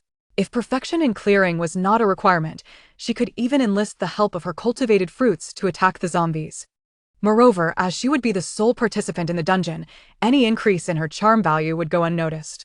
Upon arriving at the dungeon, she was astonished to find the number of individuals at the entrance had more than doubled since yesterday. Were there practitioners who had obtained personal farms? The passion fruit group had signed contracts with annual salaries in the millions. The strategies of the big shots were formidable, and our dungeon had now gained popularity. They were selling bronze-level seeds and black iron fruits. It turned out to be due to her own post. Xingli smiled brightly before stepping into the dungeon to engage in her peculiar endeavors. Under the blooming threefold influence, her charm value surged more rapidly than anticipated. In just one day, Xingli managed to clear fruit battle against zombies once. After all, her attack power was somewhat inferior to that of the Night Lord. For safety's sake, she opted for a 5-fold acceleration, but still earned a commendable 1,000 charm points. Meanwhile, both the Night Lord and Xiao had slain 5 million monsters, which contributed an additional 10,000 charm points to Xingli. When her charm value reached 10,000 points, a buzzing sensation filled her mind. System notification: your charm value has reached 10,000 points, granting you an additional skill. This skill does not occupy a slot in the Practitioner-S skill bar. You have learned enchantment. Golden level: the higher your charm value, the stronger your enchanting ability. Targets enchanted will be rendered helpless and mutual benefits ensue. Note: the higher your charm value, the more potent your enchanting ability will automatically become. Such a powerful control skill. Most importantly, this skill is an additional one. After transitioning to a combat practitioner, one can learn up to 5 career skills, with an additional skill available every 30 levels. Wen Quanlu only learned 4 because his family intended to purchase him a skill exceeding the dark gold level, yet he filled his skill slots prematurely. It could be said that that public duel truly crippled Wang Quanlu. In contrast, Xingli approached each skill with great caution. Skills such as Mental Whip, Symbiotic Link, and Combat Power Absorption all held special significance for her. With 2 skill slots remaining, she was determined to acquire a diamond-level skill. As for epic-level skills, they were beyond her reach. She could not afford to be eliminated immediately upon emergence. However, lower-level skills could be enhanced under certain circumstances, such as achieving first kills in dungeons or acquiring skill enhancement stones. Powerful god-tier players could elevate their lower-level skills to divine levels. Moreover, additional skills are exceedingly rare. This indicates that she would possess an advantage over others in the long run. To think that charm value held such potential. How foolish I was to have previously feared both the wolf and the tiger, missing out on this opportunity. Otherwise, over 3 years, even farming the Fangya infant dungeon could have led her to attain a charm value of 10,000. Ultimately, it came down to her unfortunate luck, as she had faced repeated summoning failures. At this moment, Xingli remained blissfully unaware that her summoning failures were not a result of her own shortcomings. Chapter 57. Only 1 day remains until the college entrance examination. In the dead of night, the number 1 villa glimmered with light. After a day spent in dungeons, Xingli had returned. At this point, she possessed a charm value exceeding 10,000. The Night Lord and Xiao, as her contracted targets, gazed at her with eager anticipation for her rewards. She immediately reached out to pat the Night Lord's head, releasing her charm value. You have comforted the Night Lord. He sincerely thanks you, and you receive a gift from your contractee: Constitution 10, Strength 20, Agility 20, Spirit 30. You have comforted Xiao. He sincerely thanks you. And you receive a gift from your contractee: Constitution 40, Strength 20, Agility 20, Spirit 30. Pats to the left, pats to the right. Finally, she indulged in a dual approach. It cost her 2,000 charm points. Xingli's attributes surged once more. Constitution increased by 500 points, Strength by 400 points, Agility by 400 points, and Spirit by 600 points. Adding the level she gained today, with 5 free attribute points allocated to her Spirit attribute, her overall attributes transformed to Constitution 1523, Strength 1777, Agility 1616, Spirit 1790. A remarkable surge indeed. Now, it was time to witness the miracle. Could she continue to increase her attributes? Xingli released her charm and caressed both. System notification: more charm value is required for further comforting of contract targets. As expected, her previous plan had fallen through. After 10 attempts at comfort, the required charm value had once again escalated. This time, she would need 1,000 charm points to exchange for a single round of comforting gifts. Xingli pondered for a moment and chose not to continue. She resolved to gather 20,000 charm points by tomorrow, so she could comfort both individuals 10 times in one go, thus enabling another significant attribute increase. As for whether she would need 10,000 charm points for each comforting session then, she would grit her teeth and endure. Was it not merely a matter of monster farming? She would do just that. The next day, Xingli achieved another increase in her attribute points. 10 days passed, and she had amassed 100,000 charm points, with enchantment, golden level, upgrading to enchantment, dark gold level. Another 10 days later, she had accumulated 200,000 charm points. Xingli expended all her charm points, receiving another batch of attribute points from the Night Lord and Xiao. At this juncture, only one day remained until the college entrance examination. Her level had reached 16. Yet, she still felt she had started too late, lagging 2 to 3 levels behind the top-tier geniuses. Fortunately, through the feedback from her contractees, as well as the nourishment from fruits, natural foods, and potions, her attributes were once again revitalized. Constitution 2521, Strength 2612, Agility 2609, Spirit 3009. All she could say was that she had done her utmost. She had pushed herself to the limit. Whether she could gain admission to the first academy would depend on luck. However, she had already secured a fate far removed from that of an ordinary person within this cosmic alliance. On the final day before the college entrance examination, the school began preparations to ensure that every student was in optimal condition. Xingli had not attended class for a month, the last time she had come. She had been forced to withdraw from the team. Not everyone in her class possessed formidable strength. To ensure that each teacher could diligently oversee a top-tier team situation, the allocation of teams during the first year was based on a selection system. Those who secured a spot in the first team would be destined to select from teams ranked 30 or lower in subsequent rounds, and so forth. However, after 3 years, team restructuring meant that whether students improved or regressed depended on their own abilities. Throughout this month, with Han Nuan's efforts, everyone had made some progress. Yet, it was too late. How could the exam be upon us when my level has yet to reach 10? I won't be able to enter university and will have to settle for a logistics role, lamented one individual. Had I known earlier, I would have spent some money on a substitute player. I was so close, yet time slipped away. Yeah, Xingli, have you been grinding dungeons all this time? It has been ages since I last saw you. My goodness, have you managed to gather a complete set of gear? Even your accessories are of silver grade now? Silver grade accessories are considerably more expensive than ordinary ones. Have you heard? Lu Qinyu and his team have joined Ai Muxian Company, and they are thriving now. Wang Kuntu has learned 5 golden skills and has advanced to level 15. Even with poor talent, he is bound to achieve good results in the upcoming college entrance examination. I truly envy this group of second-generation elites. Although Xingli has exhausted all her charm points, leaving her with only a few hundred.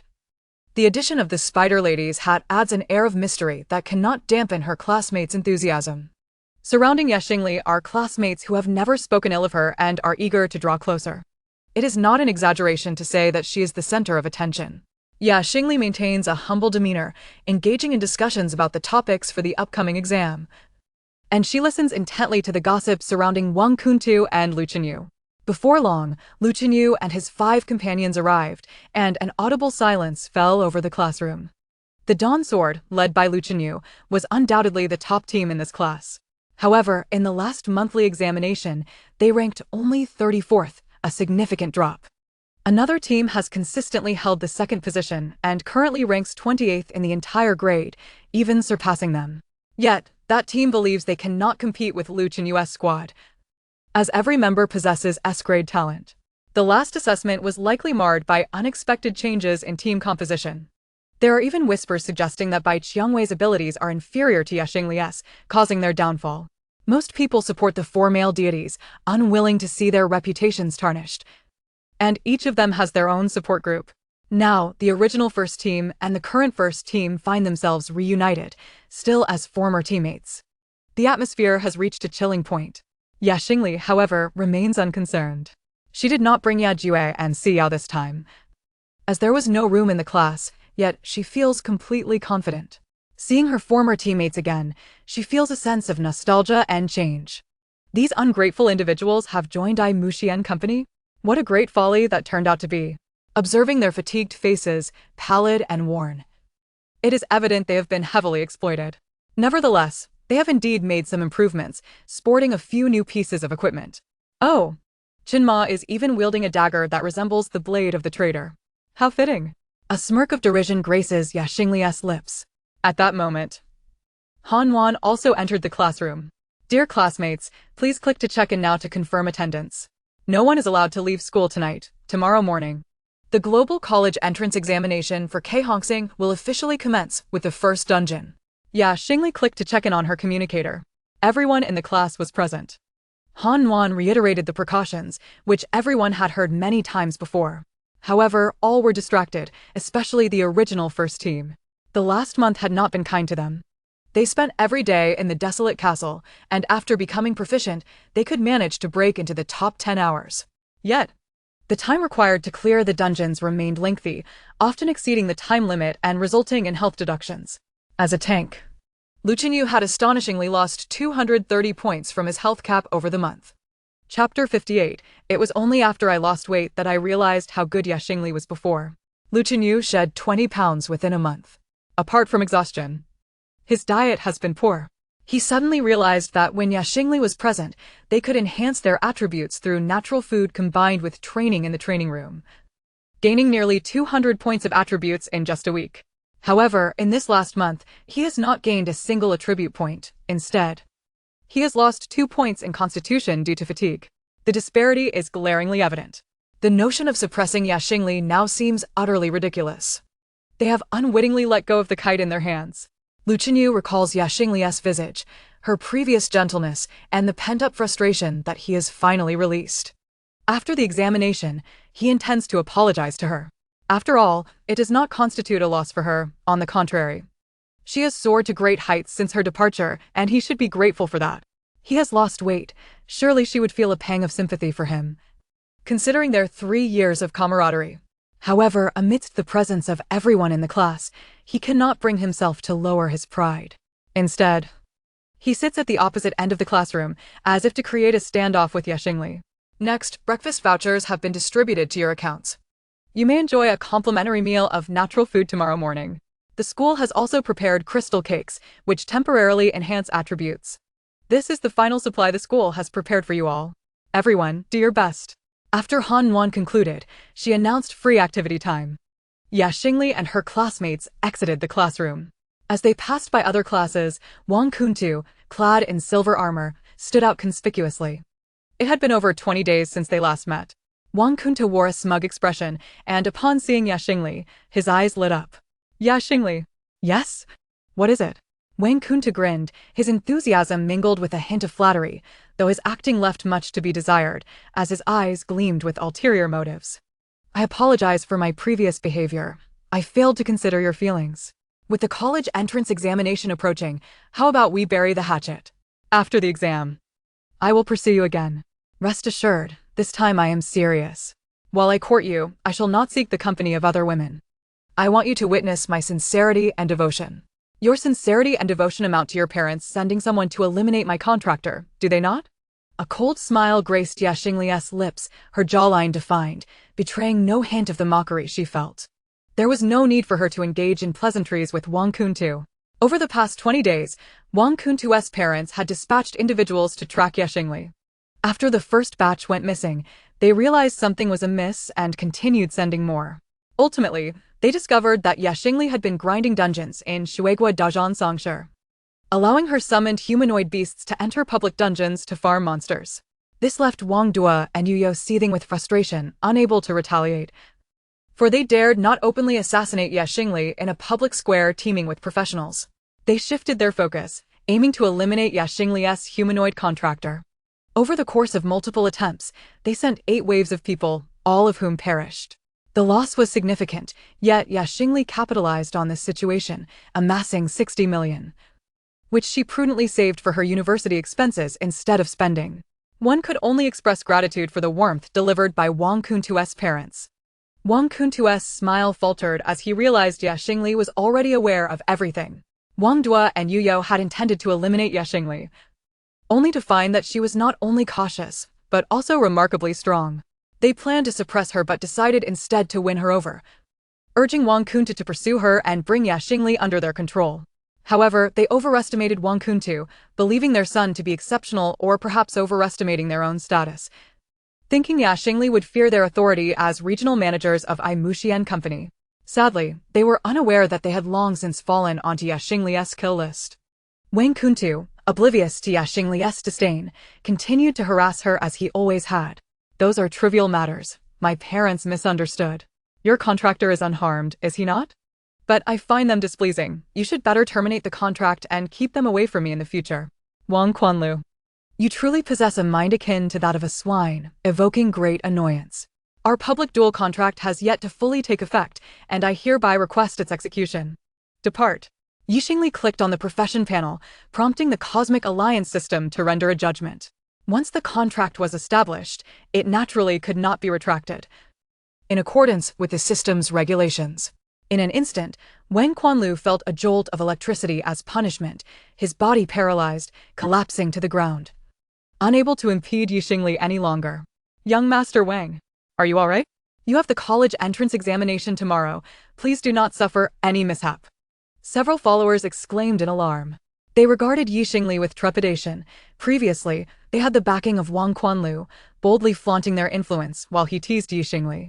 However, ever since Xingli compelled Tongyang to issue a public apology and subsequently ensnared Wang Quanlu, these followers dared not provoke her. What if she initiated a public duel against them? To refuse would necessitate an apology. Who would wish to lose face? Xingli departed the scene, returning to the villa.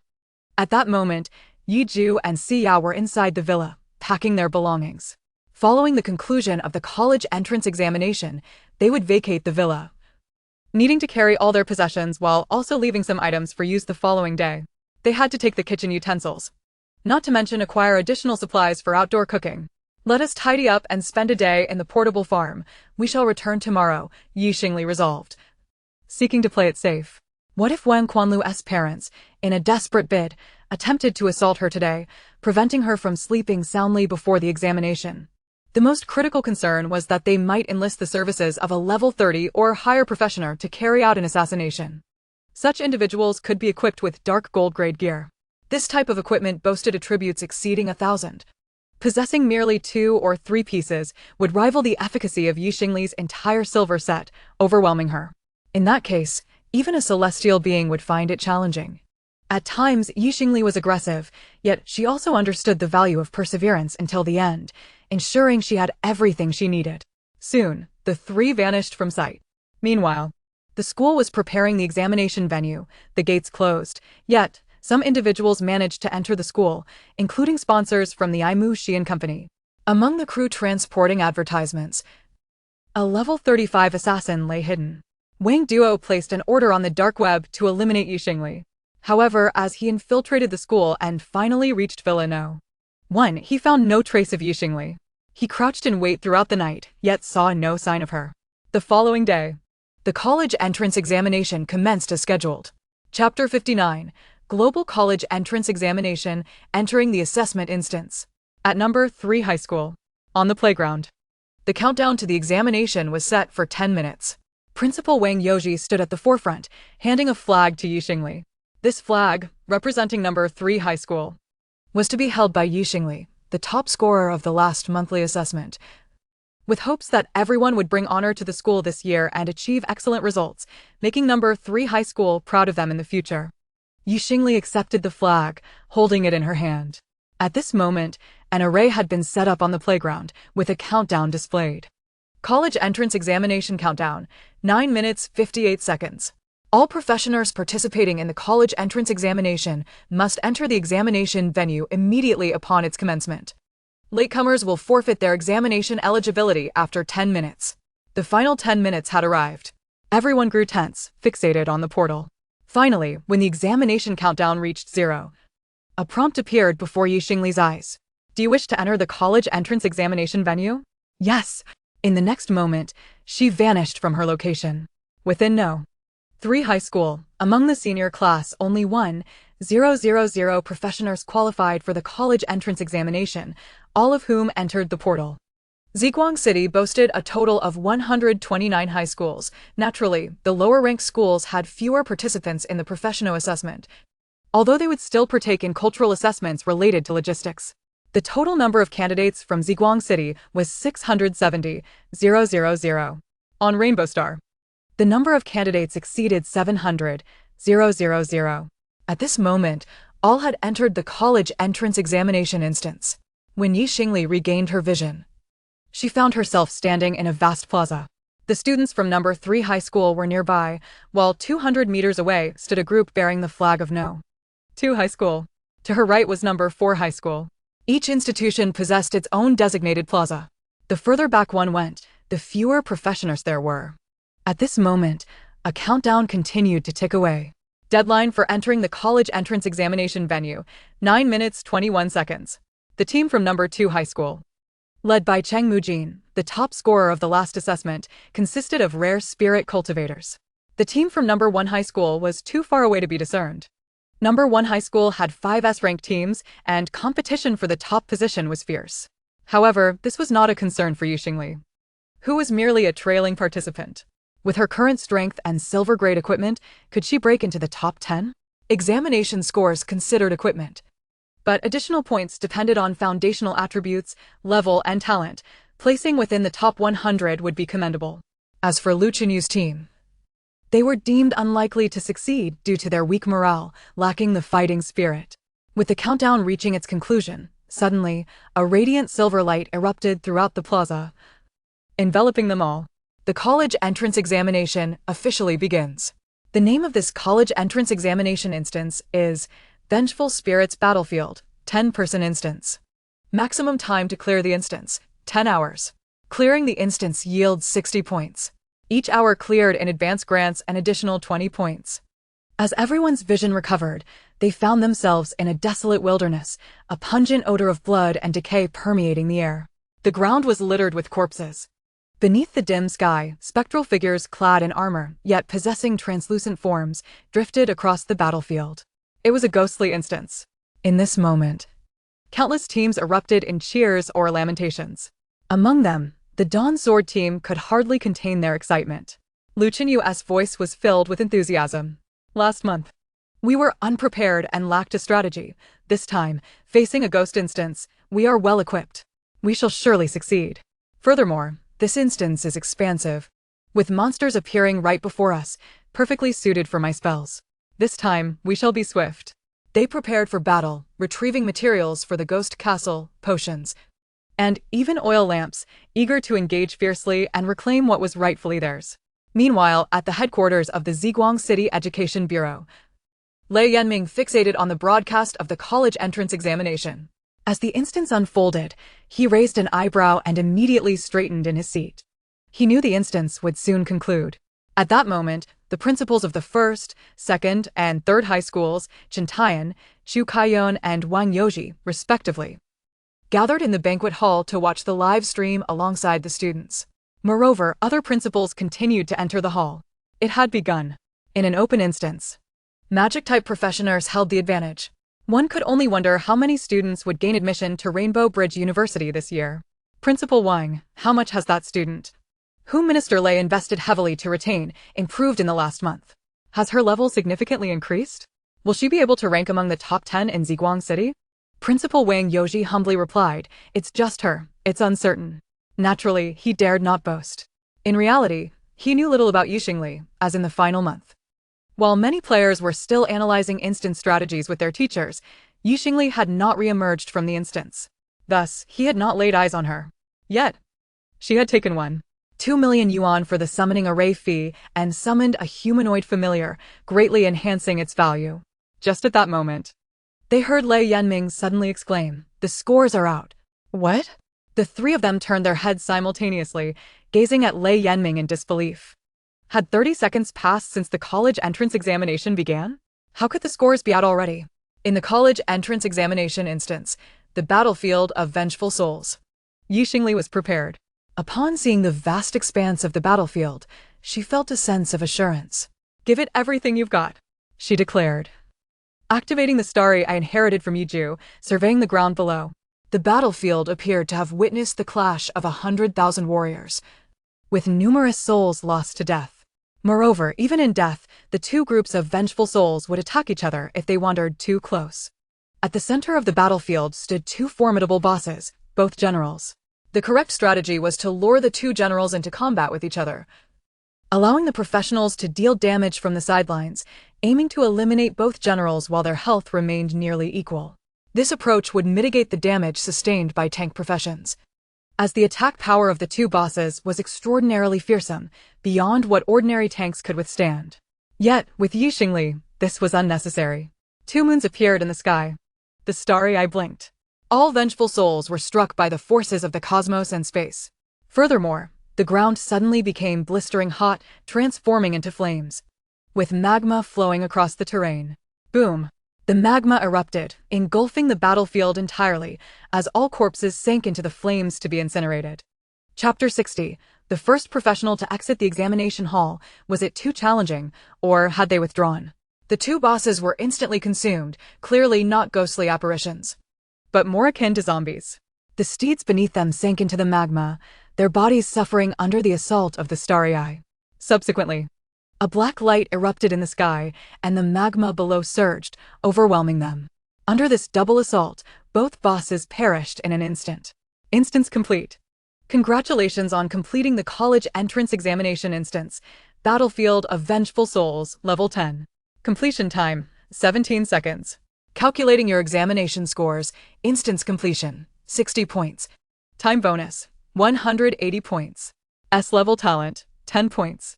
Level, 16, 12 points. Base attributes, body over 2,000, strength over 2,000, agility over 2,000, spirit over 3,000.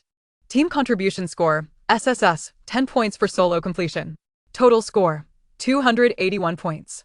It's over. A month of effort culminated in this day. Xingli submitted a satisfactory answer sheet. In an instant, she was teleported out of the instance. At this moment, in Ziguang City's live broadcast, the host Yuan Jiao held a microphone, displaying a perfect smile. I am currently in the Ziguang City College Entrance Examination Hall number 1. Shortly, the professionals who have completed their exams will return here to rest for 10 hours before departing. The most advanced medical team is also prepared. I wonder which student will be the first to exit the examination hall this year. As soon as she finished speaking, a flash of silver light appeared around her. She had anticipated a lengthy chat, but unexpectedly, someone had already exited the hall. Of course, in these few seconds, the one emerging must be a poor performer. Could they have merely entered for a tour? However, upon seeing the newcomer, Yuan Jiao's eyes sparkled with surprise. The individual was clad in finely crafted black armor, inspired by spiders. As an experienced host, Yuan Jiao immediately recognized the origin of this equipment. Spider Lady set, Level 10 Summoner Graduation Gear, Silver Grade. Moreover, the individual bore a flag, the banner of the 3rd high school. The flag bearer must be from the 1st combat team. Additionally, 2 humanoid summoned beasts accompanied them, clearly of exceptional strength. With such equipment and such a profession, how could they have merely gone for a sightseeing tour? Furthermore, an irresistible allure emanated from the individual. For some reason, she felt that the eyes hidden beneath the hat must be extraordinarily beautiful. With countless questions swirling in her mind, Yuan Jiao approached. Hello, student. You are the first to emerge from the college entrance examination instance. Was the instance challenging? Xingli understood this was a routine inquiry and did not wish to make things difficult for Yuan Jiao. After a moment's thought, she shook her head. It was relatively easy for me. Yuan Jiao's eyes widened in disbelief. You found it easy? Are you saying you completed the instance? But how is that possible? It's only been a few seconds. Surely you aren't joking? Why haven't your other teammates emerged? My team consists of only one person, Xingli replied. At that moment, the entire Rainbow Star was watching the live broadcast, witnessing the 1st high school student boldly claiming the examination was simple. Indeed, a one-person team must have been there merely for a vacation. She was also carrying the flag of the 3rd high school. Did they abandon the competition this year, choosing the most attractive over the strongest? Information was quickly uncovered. A 3rd high school professional with S-level talent, but their talent was S-level charm. Her talent was similar to Yuan Jiao's, only Yuan Jiao held B-level charm. With such high charm, shouldn't she pursue a career in a girl group or become a celebrity? A barrage of comments flooded the live stream. Just then, a replay of the college entrance examination was interjected into the broadcast, showcasing Xingli's examination footage. The entire process lasted a mere 17 seconds. After those 17 seconds, the comments section erupted, overwhelming everyone's view. What is this? Is this a forbidden spell? A divine pet? Her summon beast is divine, and there are 2 divine beings. My goodness. Is this the ace up the sleeve of the principal of the 3rd high school? Hidden so deeply, I've never heard of it before. In the Ministry of Education's reception room, all the principals turned their attention to Wang Yoji. The principal of the 1st high school expressed great regret. Had I known earlier, I would have invested more resources. What a pity. This student is capable of shining on the Rainbow Star. Gaining admission into Rainbow Bridge University is already remarkable, but to emerge on the Rainbow Star represents the greatest honor of all. Lei Yanming burst into hearty laughter. Indeed. Xingli is undoubtedly the top scorer in Ziguang City. The next step is to see how she fares in the global competition and whether she can secure the top rank. Others also began to anticipate the outcome. However, Xu Kaiyun remained skeptical. The top 10 high schools in Ziguang City all boasted professionals with SS-level talents, and even the top high school had an SSS-level professional. Unless unforeseen circumstances arose, as long as he cleared the instance within an hour, he would undoubtedly claim the title of global top scorer. That individual was named Chu Chu Yuan, if she recalled correctly. Yet, he seemed to be a shield warrior.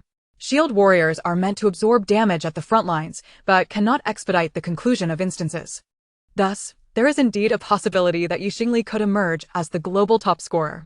At this moment, Lei Yanming and the others felt their hearts race. Their gazes fixed on the live broadcast. In the rest area, Yuan Jiao received information and was utterly astonished.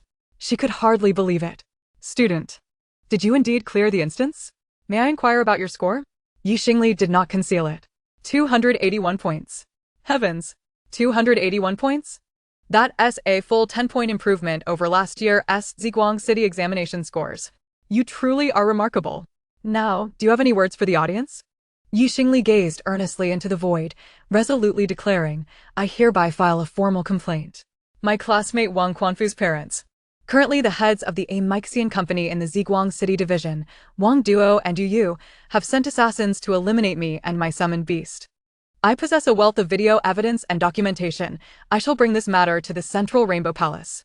Yuan Jiao was taken aback. Just as Xingli finished her statement, the live stream abruptly switched to an advertisement. Never give up, never admit defeat. 3 years of college entrance examination, 5 years of simulation. Ameixian Company, the cradle of professionals. Chapter 61, The Dark Underbelly. What compels a student to make such a grave accusation on such a significant day? Dark underbelly. What on earth is happening? A formal complaint? Assassination? Is there any esteemed figure who can verify the authenticity of this matter? As a parent of a student from Sanzhong, I have heard my child mention that Xingli is the school beauty, while Wang Quanfu originally attended Yizhong, only to transfer to pursue her, which could be construed as harassment. I did not anticipate the severity of the situation escalating to assassination. As a parent of a Yizhong student, I lament the departure of this scourge, Wang Quanfu. I was nearly ready to celebrate when he left. My heavens! Is this world dominated by the Wang family? Countless comments flooded the screen. At that moment, Lei Yanming's face turned ashen. Get lost. Initially, Xingli's excellent academic performance was a boon for him, but he never imagined that he had already instructed his secretary to intervene, only for the other party to feign compliance while secretly plotting Xingli's demise. Had it not been for the formidable strength of her summoned beast and her vigilance in not venturing elsewhere, she might have indeed fallen prey to the Wang family's machinations, resulting in his loss of a promising talent. Investigate. I demand a thorough investigation. Lei Yanming bellowed. Deep down, he felt a tinge of disappointment, believing that Xingli did not trust him. Otherwise, why had she not confided in him before exposing everything? This scandal would likely incite greater panic than if Xingli had merely secured the top score in the exams. Meanwhile, Wang Duo and Yi were thrown into a state of disarray. They had yet to see any evidence and, naturally, were unwilling to relent. They hastily attempted to discredit Xingli, issuing a public relations statement under the company's name. Dear all, we apologize for occupying public resources. But it is true that our son, Wang Quanfu, is pursuing Xingli. Coincidentally, A month before the college entrance examination, she agreed to publicly duel with my son. If she won, she would agree to be with him. Xingli possesses an S-level charm talent, making her beloved by all within the school. Such individuals can effortlessly acquire what others toil for. Under her persuasion, Wang Quanfu agreed to the duel, wagering 1,000 attribute points and 10 million star coins. Naturally, Xingli emerged victorious, leaving my son empty-handed. As for her claims of assassination, they are utterly baseless. Perhaps she has offended others, leading to her current plight. We hope the authorities do not take her one-sided narrative at face value. Once the college entrance examination concludes, the truth will come to light. Beneath this announcement, chaos ensued. S-level charm? Has she had numerous boyfriends and collected vast sums of money? Look at her donning a full set of silver-grade equipment. Is this something an ordinary person can possess? Xingli is simply a thief shouting to catch a thief. How come she doesn't mention having taken 1,000 attribute points and 10 million star coins? Is this some self-destructive ploy? Flies do not swarm a seamless egg. Xingli is not a virtuous character either. A chorus of voices emerged from Wang's online supporters. I am a junior from Sanjiang. Wang Quanfu pursues any slightly attractive female student, and those who refuse face violence or abduction. He is nothing short of a beast. Today, I stand with Senior Yi. Xingli is incredibly brave to expose Wang Quanfu. Students from Yizhang are here to support her. I was once coerced by Wang Quanfu as well, but I lacked the courage to speak out. Now, I shall rise to support Xingli. The factions clashed while the focal point, Xingli, awaited in the holding area. Yuan Jiao noticed the livestream had been cut off. She admired Xingli's courage, but felt she was flying too close to the flame. Xingli, what can you achieve this way? They are a conglomerate. Wang Quanfu's parents must be at least level 40 professionals to hold the position of regional manager. Your strength is worlds apart from theirs. Moreover, with your current talent, once you leave, they will have no means to harm you. Why confront them so boldly now? You could wait until you are stronger to seek revenge. They surely cannot match your future potential. Xingli had long contemplated this issue. Given her present circumstances, openly confronting Wang Duo and Yu is indeed unwise. Yet, she felt a pressing need to act. If I do not stand up now and impart a lesson, the number of victims will only continue to grow. I could simply walk away and Wang Quanfu would continue to wreak havoc in Ziguang City. His strength is sufficient to gain admission to Ziguang University. Perhaps once there, he would no longer hold sway and might even meet with retribution. However, that would not be a lesson delivered by my own hand. I must confront this malignant force before I depart, even if it means exposing his crimes to the world. My voice alone is too faint. Only by bringing this to light can I hope to deter wrongdoing. Even if the authorities do not impose any judgment upon him, I must act. I shall take my leave to rest. Thank you, host. If you find yourself implicated, feel free to seek me out later. You believe I will become strong. Do you not? Xingli proactively added Yuan Jiao as a friend, who gladly accepted. Alright, if you become the top scorer in the college entrance examination, you must grant me an exclusive interview opportunity. No problem.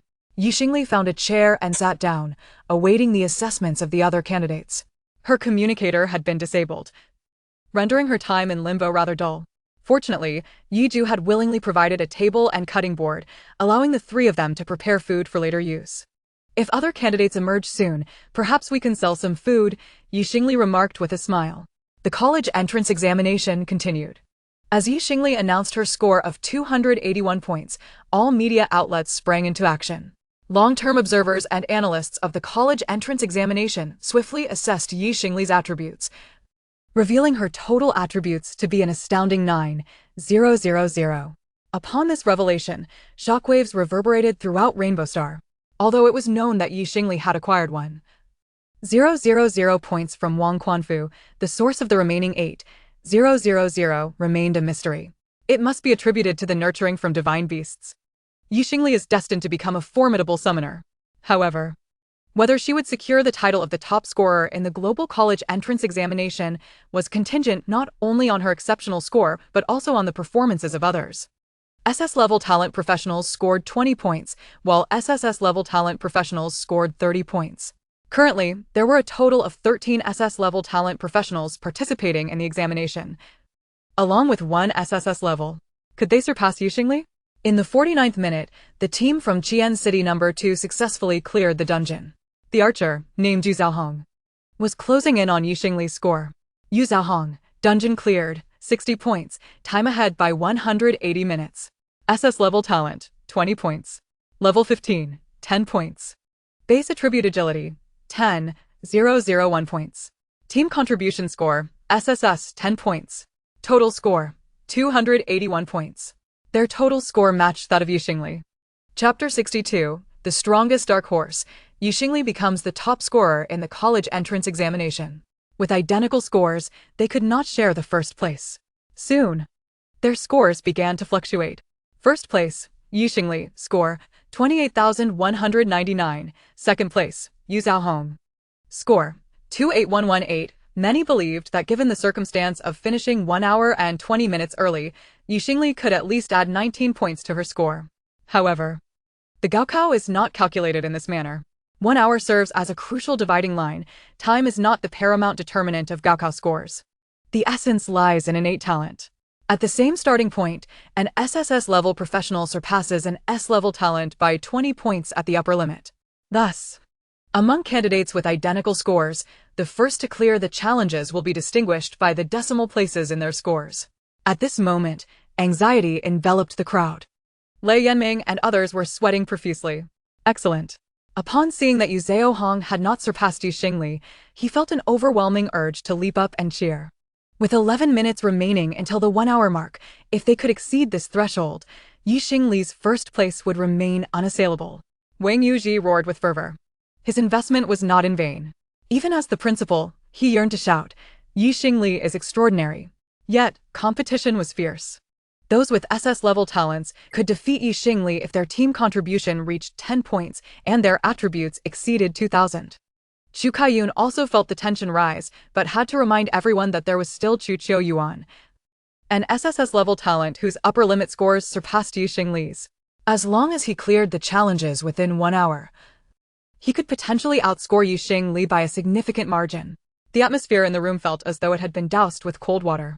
Lei Yanming reassured them, stating that such a score was already commendable. Coming in second was also impressive. Indeed, Xu Qiuyuan was an SSS-level talent, a promising candidate for the first academy. Adjusting to his channel, they observed the global leader, Gaokao's strongest candidate, Xu Qiuyuan. Undying talent, SSS Special Effect 1, when health reaches 0. It permanently locks at 1 point, converting maximum health into constitution attributes, remaining alive for 1 hour, after which health rapidly restores to full. Special Effect 2, killing other beings allows for the absorption of their souls, enhancing one's own constitution attributes. Special Effect 3, feigned death. Maintaining the integrity of the body allows for revival after 24 hours. The SSS-level talent with 3 unique traits established Xu Qiuyuan as the mightiest shield warrior. All eyes were drawn to Xu Qiuyuan's live stream. Moreover, even Yuan Jiao was broadcasting the details of his Gaokao. Xu Qiuyuan's team, composed entirely of SS-level talents, included a warrior, an archer, a rogue, and a shaman as their unique class. Yuan Jiao quickly analyzed the information provided from the back end. The situation appeared dire. It was evident that Xu Qiuyuan's team had opted for a shaman instead of a typical priest, capitalizing on their powerful frontline roles. The shaman could enhance their teammates' abilities through dance, song, and rituals, thereby augmenting their strength. While they also had healing totems, their effects were not particularly pronounced. However, the shaman's team had a critical weakness. They lacked a mage-type crowd control class. Fortunately, they had prepared potions capable of inflicting damage on ghostly monsters. They were about to confront the boss. With 8 minutes remaining, would they have enough time? Oh dear, they had chosen to engage the red-armored general first, misjudging their strategy. In the Gaka dungeon, Xu Qiuyuan steadfastly faced the boss, allowing his teammates to unleash their full potential. His massive shield absorbed the creature's attacks, yet the spectral foe strikes penetrated his form. This caused Xu Qiuyuan to frown repeatedly. What is happening? Are the monsters in this year's Gaokao unusually formidable? I can feel the pain. How can the other frontliners endure? Everyone, increase your output. Xiaoman, deploy more healing totems. Understood. Li Xiaoman, the shaman of the team, nodded. The totems summoned for healing were crafted from special materials and required funding, making it a profession that could rival summoners in terms of expense. However, Any boss with even a hint of intelligence would destroy the totems to prevent healing. Nonetheless, her combat prowess significantly exceeded that of an ordinary priest, capable of dealing damage, providing healing, and casting buffs, an ideal class. Under her extensive totem deployment, the team successfully defeated the boss within a mere 4 minutes, urging to finish within the 1-hour mark. Chu Qiu-yuan commanded. However, their approach was flawed, escalating the difficulty of the battle. On the battlefield stood a red armored general and a blue armored general, each unleashing fire and ice, mutually inflicting damage and reducing the opponent's health by 50%. The remaining 50 was what the players needed to attack. Particularly, the blue armored general's frost could freeze the entire area, obstructing their attacks and wasting precious time. Ultimately, the completion time was 1 hour, 2 minutes, and 21 seconds. The Gaokao began tallying scores. Chu Qiu-yuan, dungeon completion 60 points, time bonus 160 points. SSS level talent 30 points. Level 15 10 points. Base attribute constitution 4004 points. Team contribution rating SS 8 points. Total score 272 points. It's alright, this boss was exceedingly challenging. Other teams must have been trapped at the final hurdle. Our score is undoubtedly first. Upon exiting the dungeon, Chu Qiu-yuan was left dumbfounded, his rank plummeting to beyond the 30th position. In a mere 10 minutes, 7 teams had completed the challenges, all composed of SS-level professionals. Indeed, among the 700,000 candidates, clearing the dungeon within 1 hour showcased the caliber of these teams. Moreover, 5 of these 7 teams hailed from Qiguang City, while 2 were from Chengguang City, all being competitive squads, including Xingli, that made for 8 teams, although Xingli stood alone. Furthermore, she represented the historically weaker city of Xiguang City, which had not seen a Gaokao team enter the top 10 for a decade. At this juncture, with Chu Qiu-yuan's misstep and the passage of Gaokao time exceeding 1 hour, Xingli emerged as the dark horse of this year's examination. Undeniably, she claimed the title of top scorer. The media began to fervently report. Top scorer Xingli, S-level charisma talent, can also become the strongest Gaokao candidate. Xiguang City secures its first top scorer in a century. SSS-level talents suffer defeat. What is Xingli's true strength? Does S-level talent qualify to compete against the Rainbow Star? The shadows surrounding the top scorer, when will they be unveiled? Xingli Wang family. Chapter 63, Lu Qinyu's team faces a humbling defeat.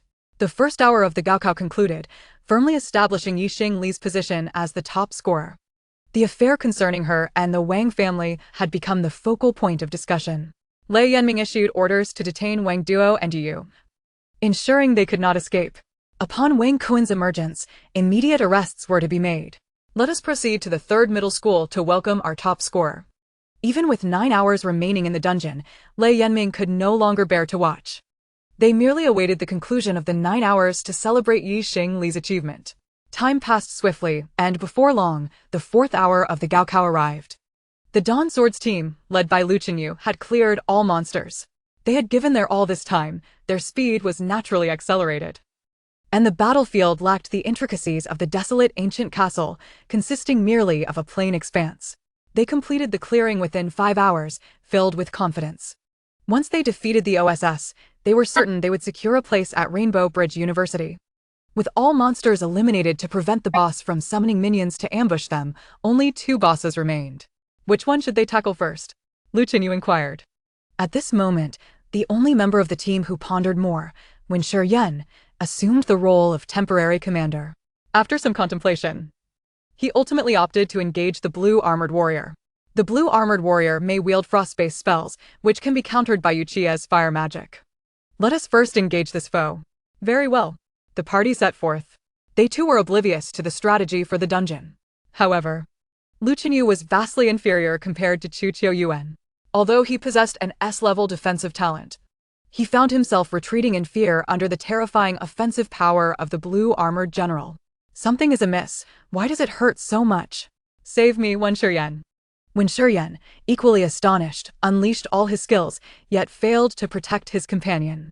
In an instant, a flash of white light appeared. Lu Qinyu was vanquished.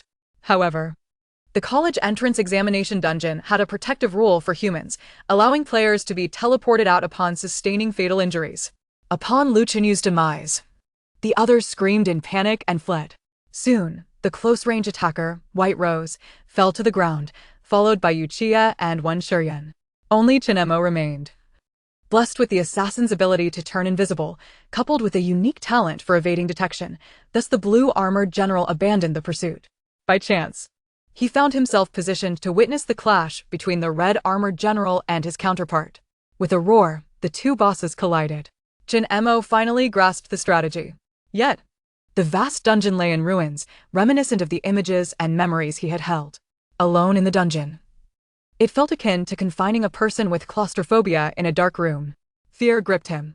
Even though he understood that two bosses were engaged in combat and he could take advantage of the chaos, dread overcame him. Furthermore, if he continued in the dungeon, he might gain admission to university, but it would mean betraying his comrades. He did not wish to betray them any longer. Deep down, he recognized that he owed an apology to Xingli, yet having come this far, he felt he could not betray Lu Chenyu, Yuchiya, or Wen Shuryan. It felt akin to a scoundrel who, after causing immense pain to his first girlfriend, only sought to make amends with the next, vowing never to repeat past mistakes. This is the essence of compensatory remorse. Do you wish to exit the dungeon? If you exit, your college entrance examination results will be considered a failure. And aside from bonus points, your dungeon score will be 0. Yes, Chinemo nodded. In the next moment, he was teleported out. At that time, the rest area was filled with people. However, it was not organized as previously arranged in the square. Each hall held 1,000 individuals. And after Lu Chenyu and the others appeared, discussions erupted everywhere. White Rose spotted classmates from her school, including members of the Rose of Light. 173. My team score is 8, haha, I can attend Rainbow Bridge University. I might even participate in the Star Domain Wars. My team score is only 5. It seems I can only pursue a less desirable major. Oh, White Rose, you made it out too. With your S-level talent. You should have scored 10 points higher than us. Several girls turned their gazes towards White Rose. She felt overwhelmed. Did you all clear the dungeon? How is that possible? Your defense couldn't possibly withstand the boss's power, and how did you manage to complete it so quickly? Seeing her distress, the girls from the Rose of Light exchanged knowing glances. They understood. White Rose had failed to pass. She did not clear the dungeon and was disqualified from even attending Ziguang University. In reality, among the 700,000 students, only about 10 could clear it. And merely around 30,000 could gain admission to Rainbow Bridge University. Don't worry, Rose. With your exceptional talent, you can still participate in next year's college entrance examination as a social professional. White Rose could not accept this. Did you know the strategy? Have you encountered this type of dungeon before? Tell me how you cleared it. Although the girls hesitated to rub salt in her wounds, White Rose's pleading compelled them to reveal the truth. Did you not notice the peculiarities of this battlefield? Both armies had fallen soldiers, even their spirits continued to fight. Thus, when assassins or thieves attract monsters, it's best to draw two types, prompting them to battle one another while we deal damage from the sidelines. If the assassin is agile enough, they could even traverse the battlefield to lure the monsters together, leaving them weakened for us to strike. The same applied to the bosses. This was the strategy for clearing the dungeon. Nearby, teams from other cities nodded in agreement. You are truly clever. We had no idea until we faced the boss and realized the difficulty was overwhelming, but we speculated that the college entrance examination would be easier than the monthly tests. So there must be some rule we misunderstood. Eventually, we thought the two generals might attack one another, which led us to draw them together. The flames from the red-armored general would be frozen by the blue-armored general, and then the frozen ice would melt under the flames, significantly reducing the difficulty. Unfortunately, we had already wasted time clearing the ordinary soldiers. All of us are S-level, now we are ranked beyond 10,000. At this time, the peak period of players clearing the dungeon had arrived, with numerous teams surrounding them. Some teams found the dungeon easy and achieved better results than usual. Others were swiftly annihilated by the bosses and left in disappointment. Now, the college entrance examination involved a single significant question. If it remained unanswered, one would be entirely barred from university. White Rose felt as though struck by lightning. She regretted it. She did not know if Lu Chenyu and the others felt remorse. But she regretted it. Had she not left the Rose of Light, had she not been tempted by these four men, she could have been attending Rainbow Bridge University by now. Her gaze fell upon Lu Chenyu, whom she perceived as a foolish ox. Chapter 64, an explanation for top scholar Yu Xingli and the desired compensation. White Rose's gaze shifted to Yu Chia, whom she found laughably absurd. Turning to Chen Mo, she deemed him utterly useless, timid as an assassin, incapable of even attracting monsters properly. Finally, her gaze fell upon Wen Shuryan, who could not even save others. Always picky and fussy, criticizing others' CPUs. Useless, useless, useless, useless. Why did I ever team up with this bunch of inept individuals? I must have been blind. With a furious shout, she summoned her panel and exited the Dawn Sword team on the spot. After high school graduation, they could still form teams.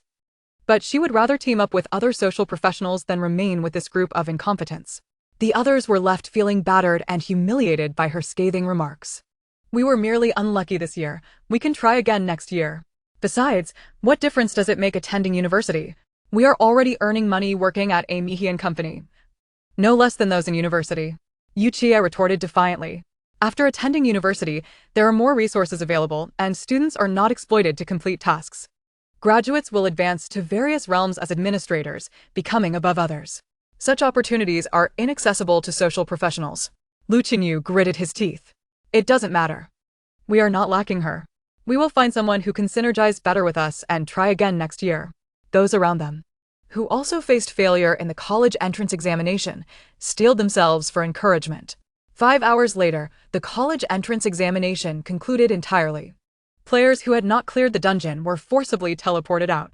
At this point, those capable of completing it had already done so. Those remaining were simply practitioners of combat professions below B level, stubbornly challenging the college entrance examination, despite the dungeon's difficulty exceeding their capabilities, making success impossible. The individuals in the rest area were all teleported away. At the third middle school, the lights blazed brightly and countless cameras buzzed in the sky. As the first beam of white light emerged, all gazes converged upon one figure. Yu Xingli, adorned in a spider lady costume, stood amidst two knight-like humanoid summon beasts, resembling a princess from a parallel realm of Western civilization.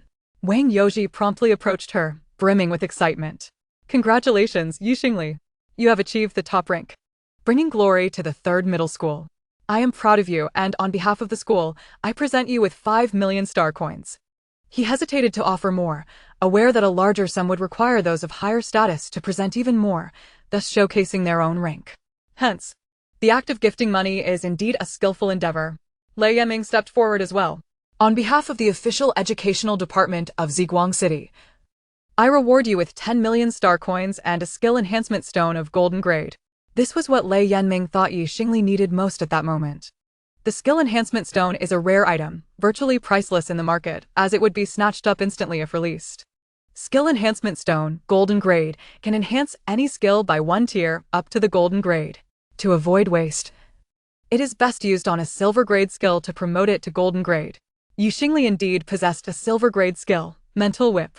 Thank you, Principal Wang, and thank you, Minister Lei. Yu Xingli expressed her gratitude. Meanwhile, more individuals who appeared to be successful figures approached with gifts.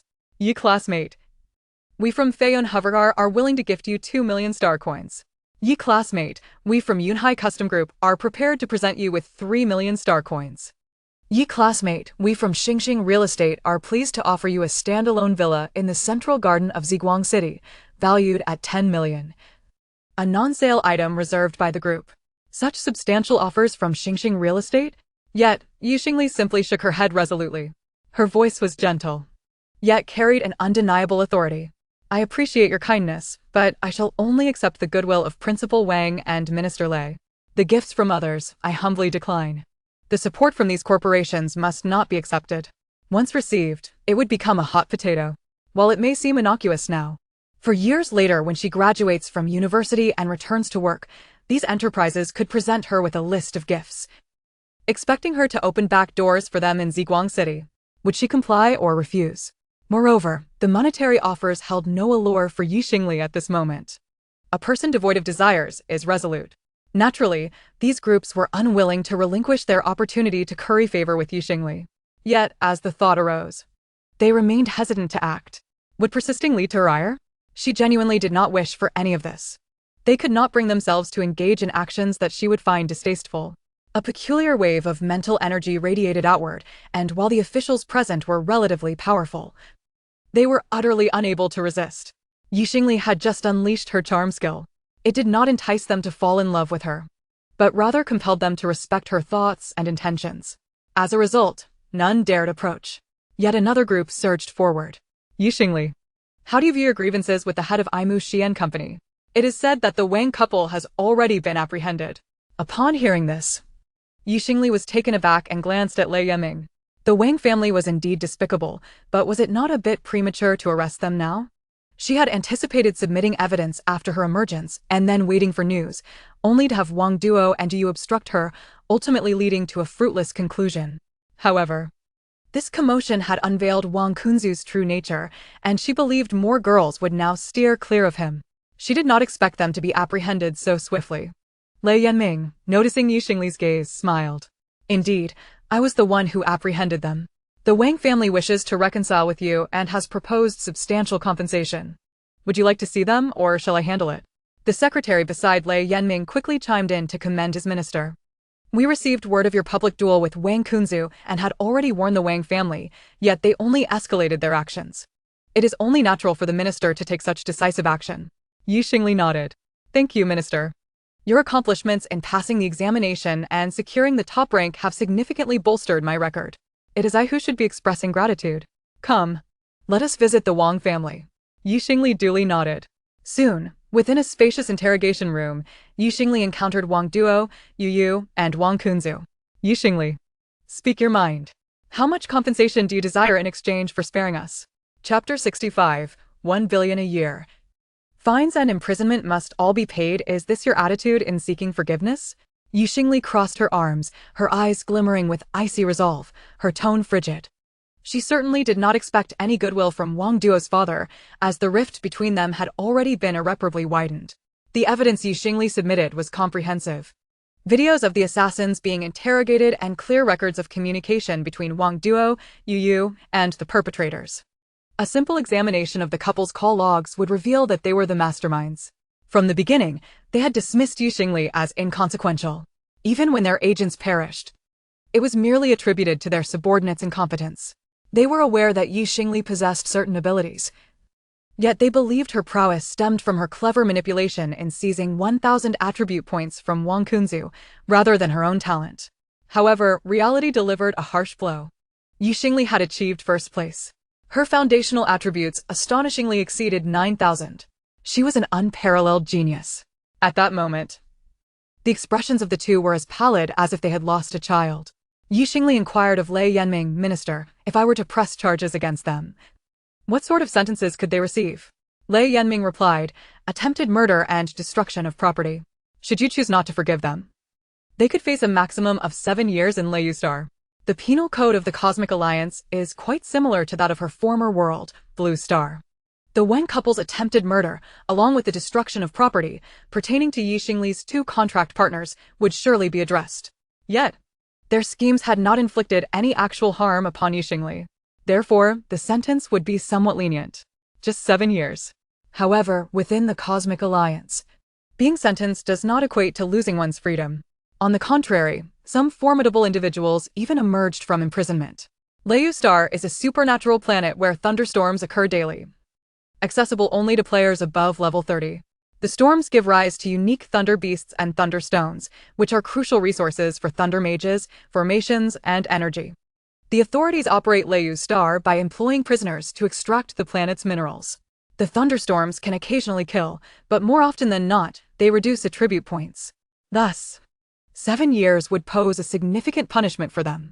By the way, Wang Kunzu is unsuitable for Lei Star, but needs to be sent to Huiwu Star.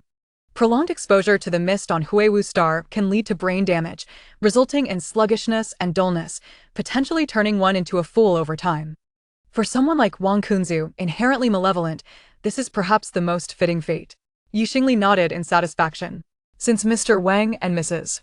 Wang have shown no intent to apologize, let us proceed with this ruling. At this moment, Wang Duo and Yu's expressions finally shifted, their teeth gritted as they declared. 100 million, I am willing to pay 100 million. I hope you can forgive us, especially for Kuan too, he is merely a child. It was his mischievousness before, but I will discipline him properly in the future. Xingli scoffed coldly. He is still a child. Yet he has already caused others to bring forth children. Within the Cosmic Alliance, one can enter the battlefield at the age of 18. Moreover, a single vehicle belonging to Wang Kun-tu is valued at 100 million. To offer such an amount as an apology is sheer folly. Does Xingli truly lack this 100 million? If she were to conquer a new dungeon now, achieving an SSS rating and completing it without injury, the items she would likely receive would surpass a value of 100 million. Furthermore, does she currently need 100 million? With two formidable divine beasts safeguarding her, any challenging dungeon would yield substantial rewards, more than sufficient for her to earn 100 million. Not only that, she has just excelled in her examinations, and numerous enterprises are eager to invest in her, showering her with cash that she has not even sought. Once she enters university and elevates her level, earning 100 million will soon become a reality. This money should not be a burden to Wang Duo and Yu, rather it would only embolden their arrogance.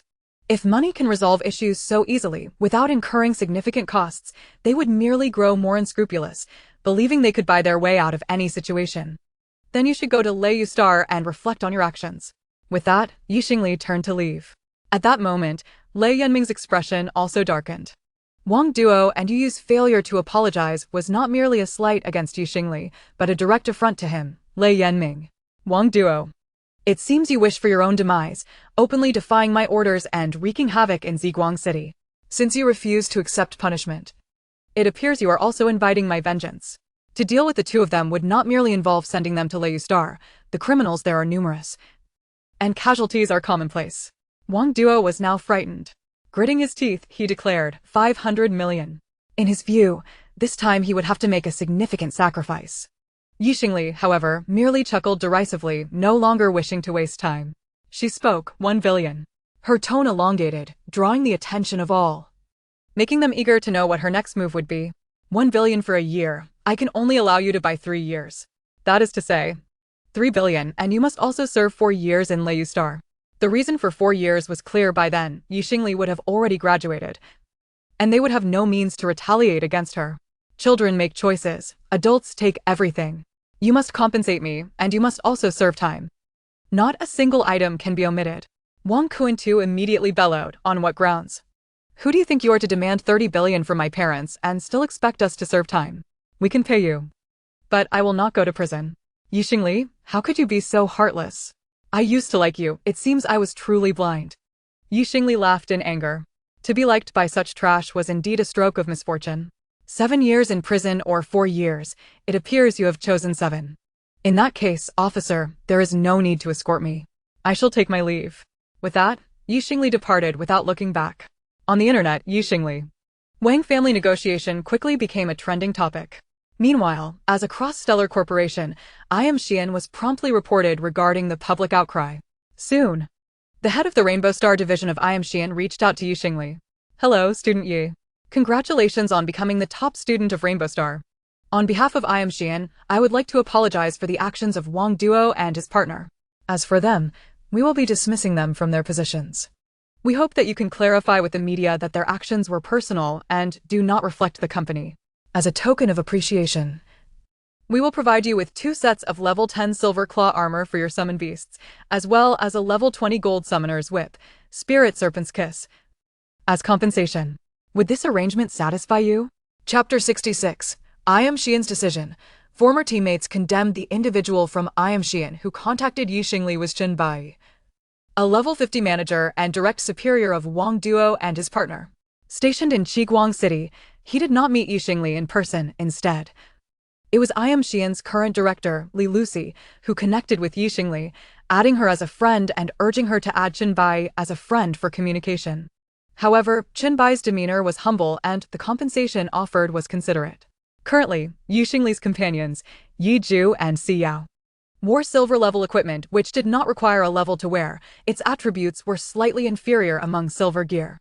Nevertheless, due to their formidable strength, the equipment became secondary. Given Xingli's modest beginnings and her recent transformation into a prodigy, she found herself in perpetual need of funds, thus overlooking such details. Chen Bai's thoughtfulness was indeed commendable. In truth, Xingli understood that this was a statement of intent. Chen Bai did not condone Wang Duo's behavior, even though Wang Duo was their employee. They would dismiss him, severing ties and fostering a favorable relationship with this talented individual, Xingli. A level 40 professional is quite formidable, yet in 4 years. Once Xingli graduates from university, her potential is limitless. It is even conceivable that in 7 or 8 years, Xingli could ascend to a level 60 professional and return to manage their realm. Thus, one should not merely focus on immediate gains. Thank you, Manager Chen. This matter is not Xian's fault, and I will issue a public statement. That is good to hear. I wish you great success in your future endeavors, Student Yi. Chen Bai also echoed the sentiment. After concluding the communication, Li Lucy, with her flowing golden hair, beamed with a radiant smile, neither overly flattering nor lacking in warmth. Student Yi. This is the compensation from headquarters. I also present you with this space bracelet as a small token of my appreciation. I hope you will accept it. Li Lucy produced a space bracelet and revealed several technologically advanced boxes. As she opened the boxes, they contained the silver claw armor and the spirit serpent whip. Although the equipment could have been directly given, encasing them in such futuristic boxes added a sense of ceremonial presentation. Xingli touched the spirit serpent's kiss. Spirit serpent's kiss. Gold level attack power 2500, mental power 600, agility 300, strength 100. Special effects: Serpent's Bite, Serpent's Coil, Serpent Scale Spike, Infinite Extension. Note: long. Its attributes outclass those of the Cardinal's Edict fivefold. Functionally robust, while the claim of infinite extension may be exaggerated. This whip could indeed strike up to 100 meters, comparable to the attack range of a level 20 mage. Of course, it could not surpass the 200 meters range of archers or the 800 meters of sniper rifles wielded by some gunners. However, as a summoner, Xingli's optimal path is self-preservation. Should an enemy encroach upon her combat zone, the Spirit Serpent's Kiss can ensnare them, rendering it an excellent control weapon. Satisfied, Xingli accepted the gifts, including the space bracelet offered by Li Lucy. Other enterprises bore her no grievance, while Xian had already entangled itself in matters with her, making their overtures to placate her understandable. Subsequently, Xingli posted an announcement on her personal page. Xian, in turn, decisively distanced itself from Wang Duo and his partner. Such resolute action garnered public favor. Indeed, such a malignant entity should be severed, and thus support for Xian surged. This is the true demeanor of a large corporation. The actions of Wang Duo and his spouse may not implicate the company, yet your attitude is commendable. In the future, I shall support your company's products. After graduation, I aspire to apply to Aimu Xian Company. By the way, did anyone notice the previous content on Yi Tongshue's profile? She was expelled from the team? Did they even calculate the meal expenses with her former teammates? The internet is indeed rife with gossip. Netizens scrutinize every detail, and when Xingli issued a statement, it attracted even more attention, bringing past news back to light. Moreover, Lu Chenyu and the others had no qualms about expelling Xingli, even leaving traces online. Yuchia, I have done no wrong to Xingli. She willingly cooked for us. We even arranged for her to join Wang Quan's team as logistics, but she refused. Is that my fault?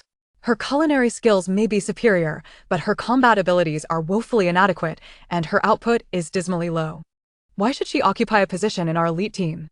Wen Shiyan, Yuchia's remarks may be blunt, yet considering the current state of the team, there is hope for us to break through to the Rainbow Star and enter a more prestigious university. We have also contemplated the team's development and deemed it necessary to optimize by removing Xingli. Her previous contributions were merely compensating for her lack of combat prowess. We believe she is better suited for logistics. Lu Chenyu, had it not been for our team, perhaps Xingli would have been more suited to be a star or an idol rather than a professional. That would have allowed her to truly shine. She has wasted nearly 3 years. In this final month, I hope the team can regain its footing. Among the 4, only Chen Emo remained silent while the other 3 left traces of their words. At that moment, these statements on the internet had virtually become their incriminating evidence. They sought to break through to the Rainbow Star but ended up failing the college entrance examination, didn't they? Does this imply that these individuals were colluding with Wang Quan?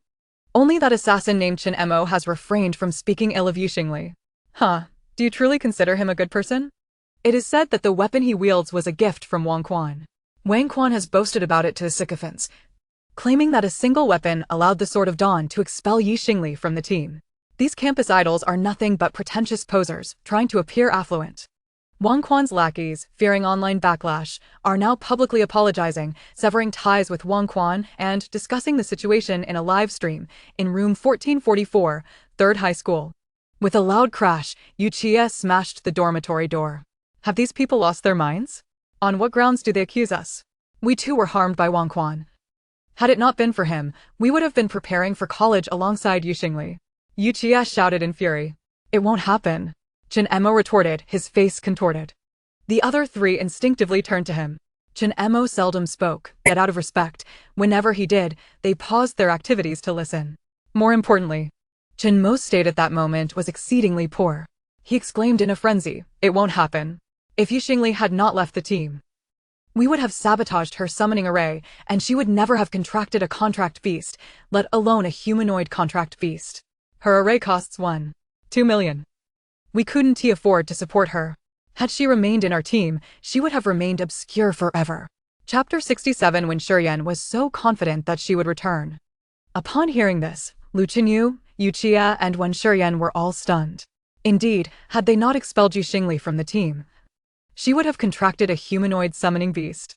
After Xingli's departure, they kept a close watch on her, waiting for her to bow her head in regret and apologize. They simply did not want anyone else to discover this, especially not an outsider, by Qiangwei. Only Chen Emo, with his peculiar nature, continuously clicked on Xingli's live broadcasts, watching her food streams. However, Lu Qinyu and the others were aware that Xingli's array was quite expensive, and after that mentor's array studies were reported and taken down. Xingli even sent a message supporting and thanking that mentor for their array. Yuchia irritably remarked, "What good does it do to say all this? Why are you shouting? Now you blame me? I was not the first to act, if anyone is to blame. It's the captain for taking her materials without informing her." Lu Qinyu immediately frowned and countered, "She simply didn't check. How can you blame me? Moreover, the second time was your initiative. What is wrong with me taking action? If we had allowed Xingli to contract then, she wouldn't have secured such an exceptional contract beast. She should be grateful to us. Besides, it's not solely my doing, you Chen Mo. Are you now siding with Xingli? Don't forget, you two have sabotaged her array, and it was not just once, after all. She took care of you the most." Yuchia laughed mockingly, as if wielding a dagger to stab at Chen Mo's heart. Chen Mo's expression twisted in pain as he closed his eyes. When Shuryan noticed the escalating tension among the three and quickly interjected to prevent an argument. "Enough. Everyone has their share of blame, let us not mock each other. Furthermore, I hope we keep this matter to ourselves and refrain from discussing it further. Do you truly believe this is in her best interest? If it gets out, we will be subject to even harsher criticism than we are now. What is paramount is how we can extricate ourselves from this predicament.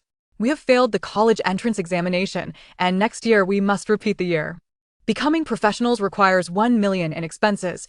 If Aimu Xian Company discovers our connection to Wang Quan, they may terminate our contract.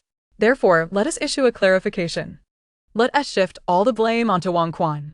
Chen Mo, sell the betrayer's blade and buy some small gifts for Xingli. We should also apologize to her. We have not publicly apologized until now. This time, we admit our mistake. Moreover, now that Bai Qiangwei has left the team, if we can coax Xingli back and persuade her to temporarily abandon her college plans to take the exam with us next year, we might just break through to the Rainbow Star." When Shuryan fancied himself the strategist of the group, adept at scheming and relishing in mental manipulation and control over others.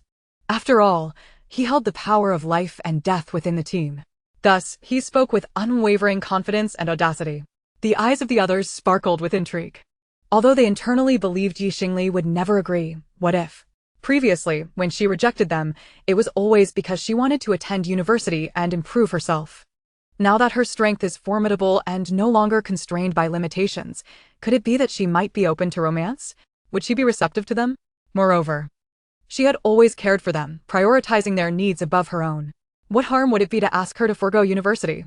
They could always take the exam next year. Once they enrolled together, wouldn't that be splendid? The vision Wen Shuryan painted was undeniably enticing. Lu Qinyu nodded eagerly. "Let us send a message." The group immediately began to lower their heads and compose their thoughts. Unbeknownst to them, outside the door, a pair of beautiful eyes brimmed with astonishment. Bai Qiangwei had lingered outside for quite some time. With the conclusion of the college entrance examination, the high school seniors were effectively graduated, yet the dormitory would only allow them to stay for 3 more days. However, Bai Qiangwei had long desired to leave this place. Uncertain whether it was due to the inauspicious atmosphere of these 2 dormitories, as they had remained unoccupied for a long time, exuding a musty odor. Chen Mo was still a neurotic. Even in her room, he forbade her from using the robot.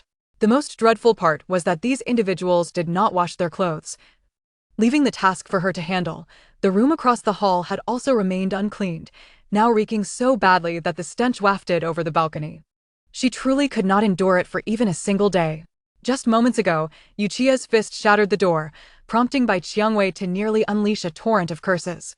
However, Chen Mo's sudden roar startled her, revealing an explosive truth. Xingli had been unable to summon a beast due to the machinations of these individuals. Had they lost their minds? What could possibly motivate such actions? Bai Qiangwei was utterly perplexed by their intentions. It seemed they were indeed sabotaging their own team. Perhaps some individuals were inherently inclined to harm others without benefiting themselves. Fortunately, after a month of interaction with them, she had grown wise to their ways. The reason she stood undetected was not merely that Lu Chenyu and the others were accustomed to the large villa and lacked awareness of the dormitory's soundproofing, but also due to the acquisition of a silver-grade item, the inconspicuous necklace, silver-grade, with effects that included stealth, reduced presence, and blurred perception. On the second day of joining the team, Bai Qiangwei observed that Lu Chenyu struggled to maintain the aggro of the boss, while Chen Mo would instantly vanish when in danger, and Yuchia consistently overtanked, leaving her to intervene. Yet, after assisting, Lu Chenyu would fail to draw the creature away, as if she alone could manage the situation. Even when Shurian had chastised her several times, wearing a frown tinged with annoyance, remarking that Xingli, a summoner without a beast, could still assist teammates, why could she not do the same? Bai Qiangwei had been pondering whether they intended for Xingli to serve as the secondary tank, persistently undermining her summoning formations. Would it not be more advantageous for Xingli to summon a beast to aid them? The reasoning eluded her. Nevertheless, Bai Qiangwei had devised her own scheme. If Chen Mo could conceal himself, then so could she. After signing with the Aimu Xian Company, she acquired star coins, secured a student loan, and purchased the inconspicuous necklace. In the realm of Qiangwei's light, her teammates would have inquired about her new equipment's attributes, down to the specific effects of each item. Yet, Lu Chenyu had not asked, leaving them unaware that with this necklace, she could absorb the monster's attention before leading it back to Lu Chenyu, thereby redirecting its focus onto him. She truly was a clever little fox. Unexpectedly, as she departed from the school for the last time, the necklace proved its worth once more. Bai Qiangwei quietly slipped away.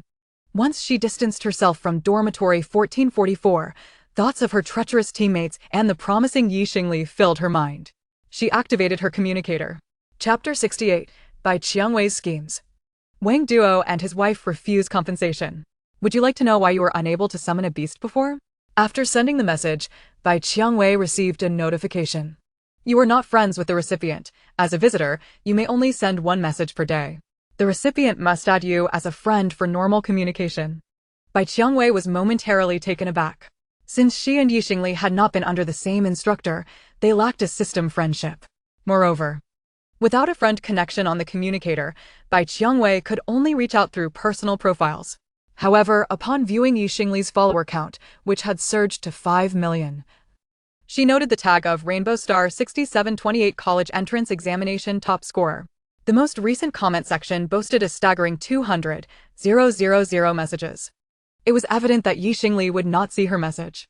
The number of private messages flooding Xingli's back-end was likely overwhelming. Now, if Bai Qiangwei wished to contact Xingli, she might have to resort to tactics akin to those of Wang Quanfu's sycophants, seeking attention until Xingli noticed her amidst the chatter.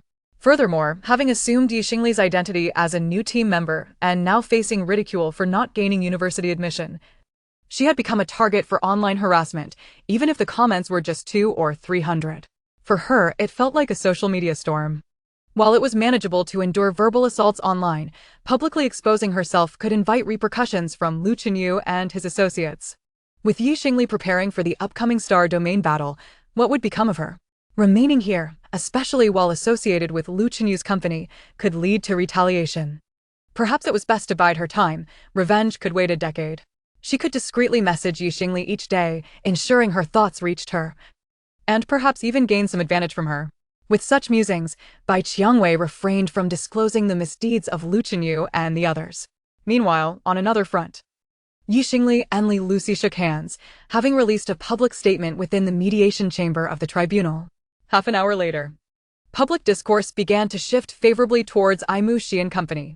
Pleasant collaboration, Yi. Should you require anything, feel free to reach out. By the way, I believe you graduated from high school today.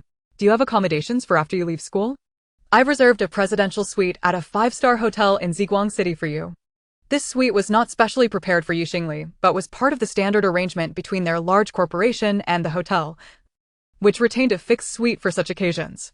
Xingli could simply request it at any time. However, the way it was presented made it seem as if it had been tailored specifically for her. This was the art of conversation.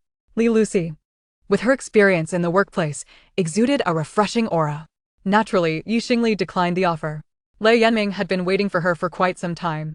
Had it not been for the situation involving Wang Duo and his wife, the newly crowned top scorer Xingli would have been promptly escorted to Ziguang City. The mediation room door swung open, and Lei Yanming approached with a furrowed brow. Do you need to discuss further with Wang Duo and his wife? They are willing to offer 5 billion, but they are adamant about avoiding prison.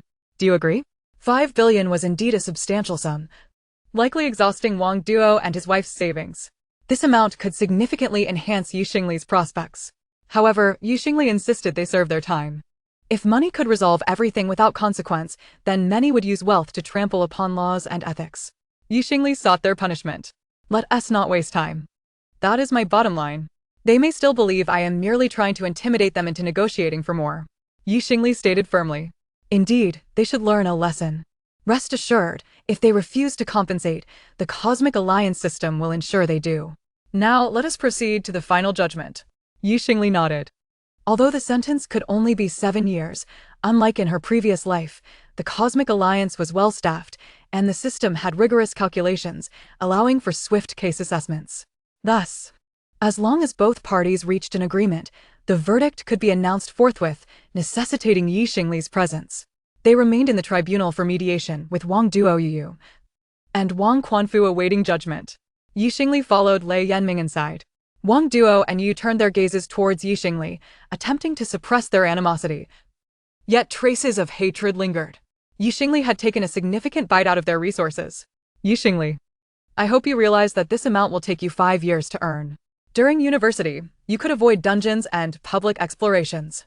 Moreover, with 5 billion, you could elevate your skills to diamond level, far surpassing others. It's wise to accept the offer. Xingli replied, I reiterate, 1 billion per year. But you must serve 4 years in prison.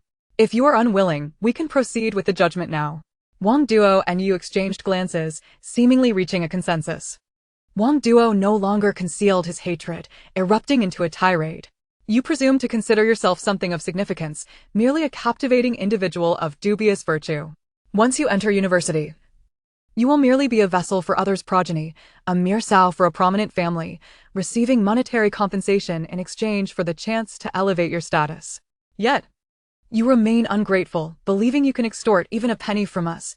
We would rather endure imprisonment. At this moment, Wang Quanlu also expressed his ire, declaring that even with wealth, he would not part with it, for he could thrive even in confinement, surrounded by 18 youthful offenders. What could you possibly do to him? Yu glanced at her son, a flicker of sorrow in her eyes. Only she and Wang Duo were privy to their earlier communication through the system. Given the current circumstances, they had no intention of relinquishing their entire fortune, even though they were aware of the perils of Lei Yuxing, harboring a semblance of hope that 7 years of mining would not be so dire. As for Wang Quanlu's predicament on Hui Wuxing, it posed an even greater threat, potentially rendering him imbecilic. However, was it not Wang Quanlu's own actions that led to this? Had it not been for his misguided choices, would they have found themselves in this situation? Thus, at this juncture, they cared little, for they still had their secondary accounts. Their wealth was reserved for Wang Quanlu's younger brother, Wang Boshang, despite the fact that the child was merely 2 years old.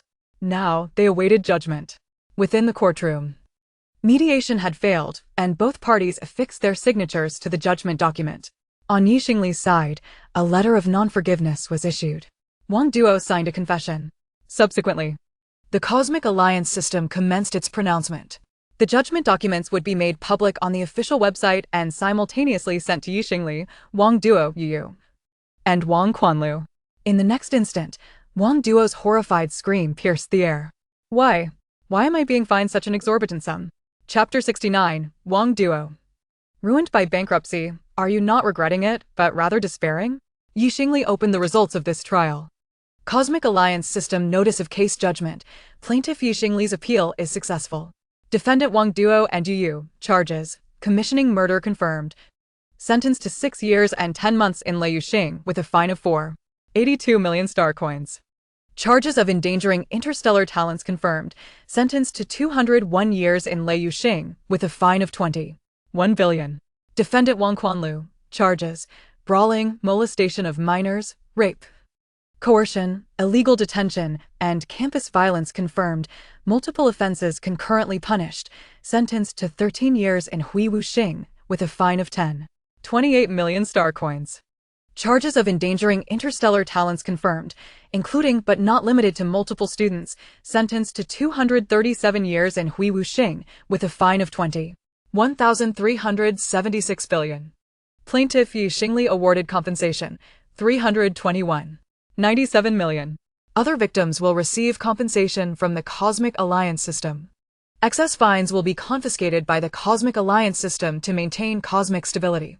At this moment, Wang Duo and Yu were utterly dumbfounded. They were unwilling to pay even 5 billion, yet the system had imposed a fine of 21 billion. I refuse to accept this. Why? Yu exclaimed.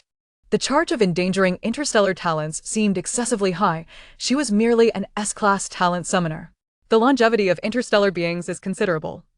With level 40 players living for 4 centuries, thus 7 years of imprisonment was inconsequential to them. However, now they faced a sentence of 207 years and 10 months. This meant she would spend half her life imprisoned in Lei Yuxing. At this moment, even Xingli was taken aback. She immediately opened the judgment document for a detailed examination, scrutinizing the cited regulations. Among them, it was noted that humanoid summoned beasts were considered part of the human lineage, thus qualifying as talents. The system determined that the plaintiff's summoned beast possesses potential exceeding SSS rank, calculated as SSS level talent. The defendants repeatedly, 8 times, pursued individuals of SSS level talent, multiple offenses concurrently punished. Each summoned beast valued at 10 billion, coupled with the plaintiff's S-class talent assessed at 1 billion.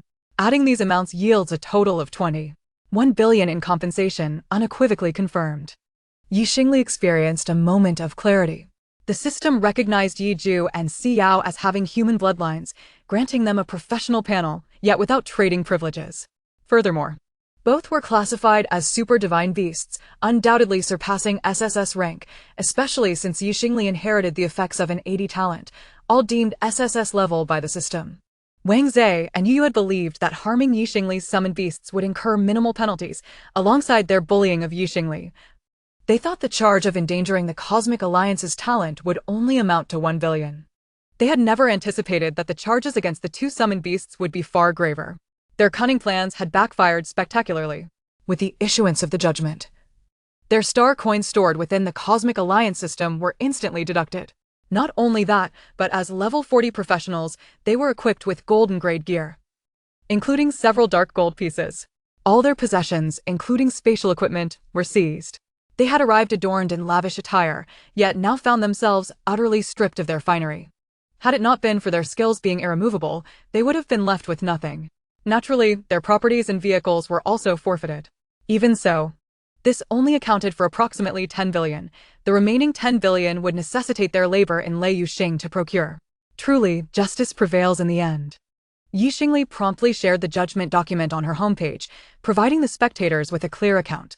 Had the public outcry not arisen, it was uncertain whether Lei Yanming would support her, but the Ameixian Corporation would undoubtedly not engage in negotiations with her to mitigate the impact. Of course, she also had to thank herself for achieving the highest honors and ascending to that esteemed position. Otherwise, her voice would have gone unheard. Although she did not secure Mr. Wang's 5 billion, the 321 97 million she obtained brought her peace of mind. Henceforth, may you diligently toil in Lei Yuxing to atone for your misdeeds. A smile graced Yu Xingli's lips as she nodded in gratitude to Lei Yanming, expressing her satisfaction with the judgment. Thank you, Minister Lei. Thank you, Chief Judge. I am content with this ruling. May I take my leave? No, please, Yu Xingli, we wish to appeal. We wish for a retrial. We can pay the 5 billion. We truly can. Wang Duo bellowed. Father, mother, I do not wish to perish. Yu Xingli, I beseech you, I kneel before you. I was wrong. I truly was wrong. Please spare us. The system has granted you only 321 million. If you agree to our appeal, we can secure the 5 billion. This is far more. Please, I implore you. Show mercy. Yu also cried out. Yet, Yu Xingli was thoroughly satisfied with the ruling. No, I do not agree to mediation. I did not agree before. And I certainly cannot agree now.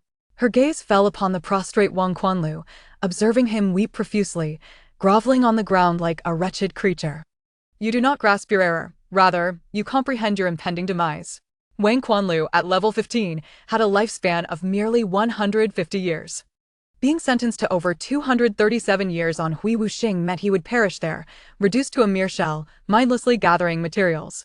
This way, he would no longer bring harm to others. Chief Judge, may I take my leave? Yu Xingli inquired once more. The Chief Judge struck his gavel and called for someone to approach. Of course, you may leave, Student Yi. Would you be so kind as to add me as a friend? My name is Yu Shu. Should Yu Xingli graduate from university without considering a combat career, it is quite likely that the system would assign her to return to her homeland, Kaihongxing, to undertake a position. In such a case, they would become colleagues in the future. Should the other party pursue a combat role, it would be even more remarkable. Today, they exchanged contacts. Who knows what kind of talent Yu Xingli might become in 10 or 20 years? Level 60? Level 80? Or perhaps a 100-level extraordinary powerhouse? After all, Yu Xingli possessed 2 SSS-level contract beasts. Certainly, Chief Judge, Yu Xingli responded with a nod. Meanwhile, Wang Duo and Yu continued to plead for mercy. Yu Shu furrowed his brow, speaking with resolute authority as he instructed the enforcers to escort the 3 offenders away and swiftly deliver them to the penal planet for their service. The Cosmic Alliance system ought to impose heavier fines on these criminal professionals to ensure that we, the public servants, receive our due wages, rather than taxing law-abiding citizens. Soon, the enforcers dragged the 3 away as if they were lifeless dogs. They were all level 50 advanced professionals. Yu Shu clearly wished to reminisce, seeking conversation, and inquired, why is Yi Tongshua's contract beast not by your side, having already taken on human form? Are they in the summoning space? I am genuinely curious to see what a summoning beast-rated SSS by the Cosmic Alliance system looks like. Oh, they went to the public battlefield to hunt monsters after completing the college entrance examination instance. Chapter 70. The Terrifying Matchmaking Under the Rankings. Yu Xingli encountered her fervent admirers, Yi Ju and Si Yao, who had already been trained by her. They understood that to gain her favor, they must exchange the number of monsters defeated. It now required a staggering 10 million monsters to earn a single opportunity. Naturally, they seized every moment to improve themselves. Thus, upon exiting the college entrance examination instance, both headed straight to the public instance. Conversely, participating in the examination was merely a formality. It had already cost them 10 hours trapped within, obliging them to sustain themselves. Were it not for Yu Xingli's presence, Yi Ju would have utilized interstellar travel to leave long ago.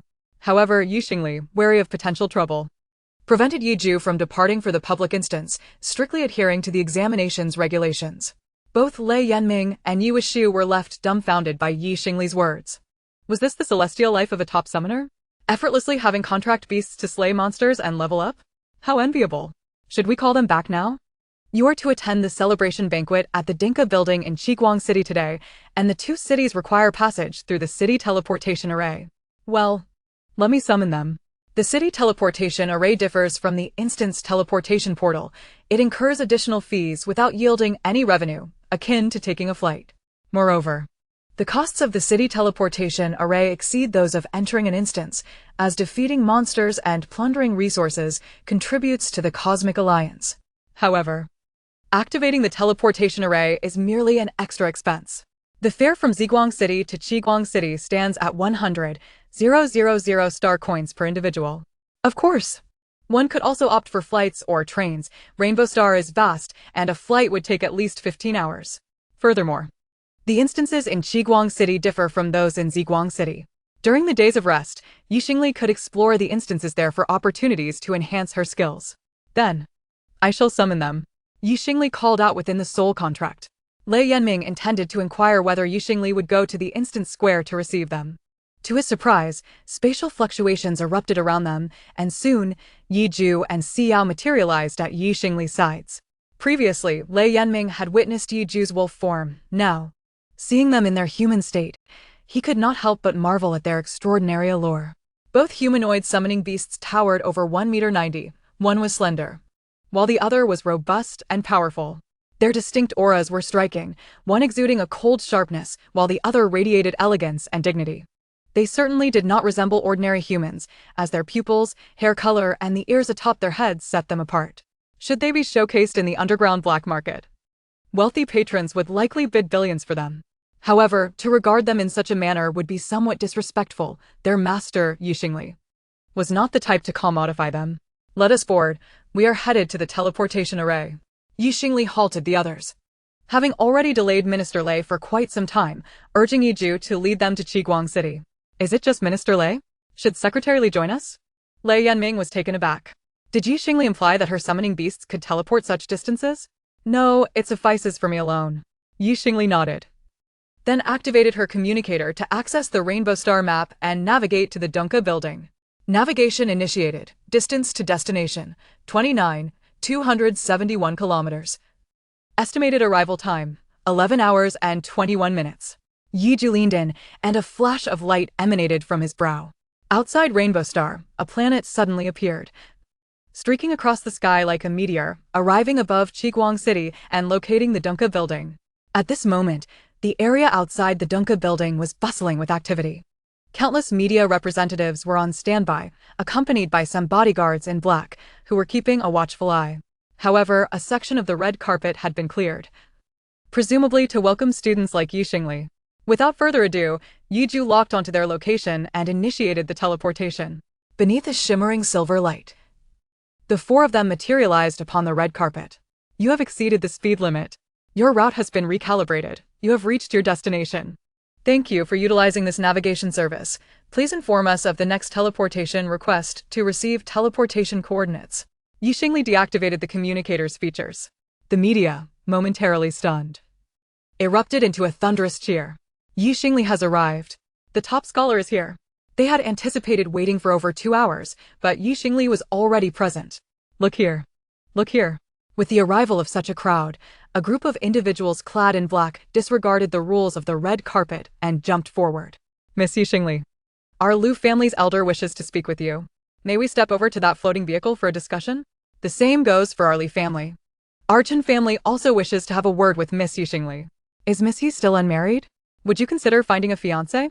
Our Cohen family offers a betrothal gift of 10 billion. Xingli, having been bullied by those aristocratic families and the offspring of the privileged, surely does not wish to associate with them. If you seek a partner, choose someone like me. I can spend my annual salary of 45,000 star coins on you. You need a man to protect you. No need to put on a brave face. Your strength is already apparent. The scene erupted into chaos as they scrambled for her attention. The enforcers were unable to contain the commotion. Lei Yanming bellowed, "Scram!" Those of lesser strength were immediately intimidated into retreat, tumbling away like rolling gourds, disoriented. Yet, among the crowd, several individuals remained steadfast, clearly possessing strength equivalent to level 50. If not higher, as they represented the aristocratic family's bodyguards and subordinates.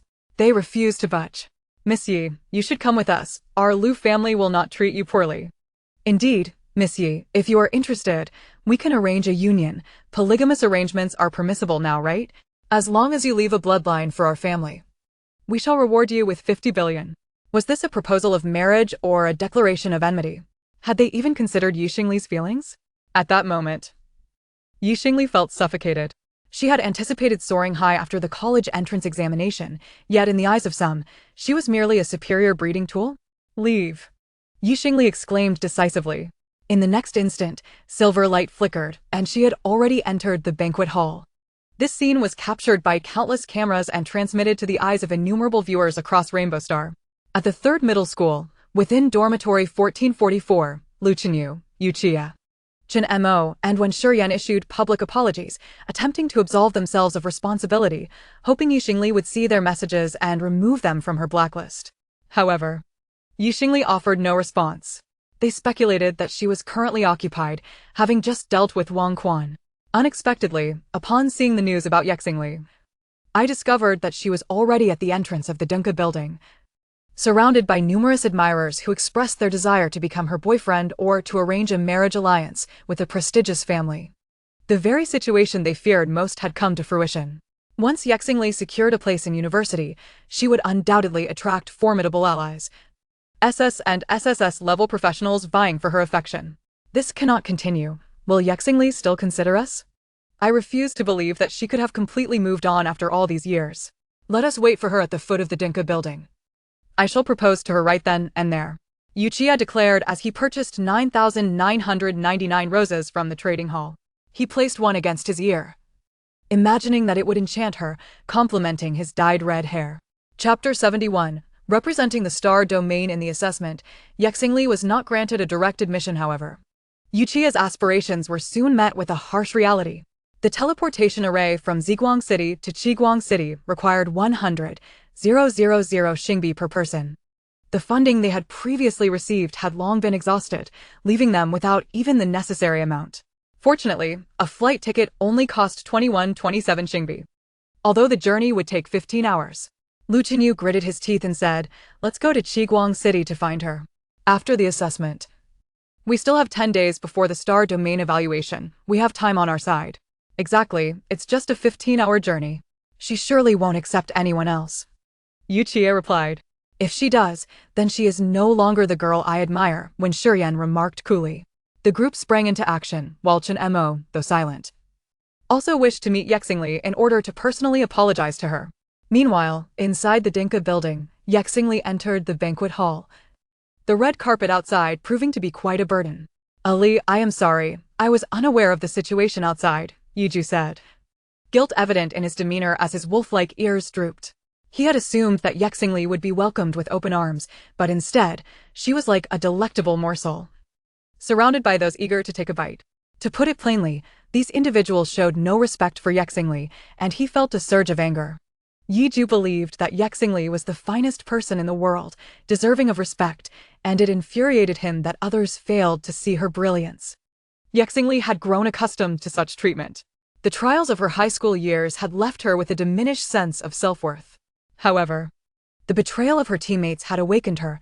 Now, she was all sharp edges, ready to rise above those who looked down upon her. "It is not your fault. There is no need for such sentiments," Xingli said as she gently patted Yuju's head, though she did not exude charm. The enchantment upon him caused his ears to perk up, and a smile graced his lips. At that moment, a golden-haired figure approached. "You consoled him for his mistakes. So shouldn't I be rewarded for my goodness as well?" Xiao interjected, pushing Yiju aside. Yiju hesitated, feeling that he indeed had erred, and thus left with a heavy heart. Xingli, exasperated, patted Xiao's head and then returned to Yiju, only for Xiao to assert that Xingli was biased. "Help! Must I bestow equal attention upon both?" It seemed that rivalry for affection was rampant in families with multiple children. As their interaction drew the attention of those in the hall, the crowd's eyes revealed a curious intrigue upon recognizing Xingli. Whispers began to circulate. "Xingli has arrived. She has changed her gown. Fortunately, the Spider Lady's attire possesses a concealing aura, just as I suspected she was not of that nature." "What do you know? Did you not see the news online? Individuals with charming talents infiltrate high society, and regardless of gender, they become their friends or lovers, leading others to fervently desire their proximity, showering them with gifts and offering all good things. Those two summoned beasts possess immense strength and would never betray her. That is the reason. In order to avoid being bewitched by her, I even brought vigilance glasses. The mentally strong remain unaffected, thus, I maintain that mages are the true sages. Relying solely on summoned beasts will not endure." Among the top 100 candidates, only she possessed an S-level talent. This time, the spectacle was bound to escalate. Xingli soon realized that she was not favored. After all, Most individuals who qualified for the top 100 were students from Qiguang City and Chengwang City. Furthermore, based on the scoring system, an S-level talent inherently scored 10 points lower than an SS level. Had it not been for her formidable attributes, the champion position would have been unattainable for her. Yet, she remained indifferent. Their disdain did not sway her views. This crowd is utterly deranged. Lei Yanming entered the hall, his hair disheveled and his equipment, though intact, bore fingerprints and sweat stains. He had exerted considerable effort to arrive. Lei Yanming still lacked experience. As he completed the final check-in, all students from the top 100 had gathered. The host, Yuan Jiao, stood on stage, her beautiful features highlighted by her elegant gown. Esteemed students, the Rainbow Star entrance examination has officially concluded, yet your paths remain open for further ascension. According to the Cosmic Alliance examination regulations, teams scoring above 160 points in this instance are eligible for the second round of the Star Domain Assessment, allowing them to select universities with superior faculty. This year, 7219 students from Rainbow Star are eligible to participate in the assessment, while the Star Domain Assessment will accommodate 5.28 million participants. Only the top 10 from the Star Domain Assessment will qualify for the Divine and Demon Training class, granting access to the Cosmic Alliance's premier academy, the Divine and Demon Academy. Of course, the top 10,000 students may also apply to more legendary academies. Next, let us congratulate Chu Qiuyuan for securing admission to the Legendary Academy's Demon Star Academy with his SSS-level talent. Applause erupted throughout the hall. Similar to the equipment levels in this realm, the highest tier of gear is classified as Epic, Legendary, and Divine. The Cosmic Alliance contains only one Divine-level academy, known as the Cosmic Alliance's First Academy or the Divine and Demon Academy, while there are 985 Legendary Academies. The Star Domain Assessment does not refer to the area surrounding Rainbow Star. The universe is vast, with countless galaxies lacking habitable planets. The Cosmic Alliance is expanding into parallel universes, with approximately 1.3 million dimensional universes currently existing. On average, only one Legendary Academy emerges per 1320 dimensions, showcasing their rarity. As for Xingli, the valedictorian, she possessed merely an S-level talent. To others, it seemed she was merely fortunate, and her lack of a direct admission was understandable. Some expressed regret, sympathy, or even schadenfreude, while others deemed it unfair. In the midst of the peculiar gazes cast upon her, Xingli remained unaffected. Yet, Lei Yanming was filled with indignation. What is the meaning of this? Wasn't the valedictorian traditionally granted admission to the Legendary Academy? Why is it Chu Qiuyuan this time? He fumed, noting that Chu ranked only 34th. At that moment, Lei Yanming was about to confront the situation when he felt several presences fall upon him. They were his old friends, education ministers from various cities, some reveling in the misfortune, while others expressed sympathy for Lei Yanming. One approached him, offering consolation. This is the headquarters decision. After all, if Xingli were to attend, her mere S-level talent might lead to rejection from the Demon Star Academy, or worse, ridicule us for allowing an S-level student to be the valedictorian. It would be challenging to explain ourselves.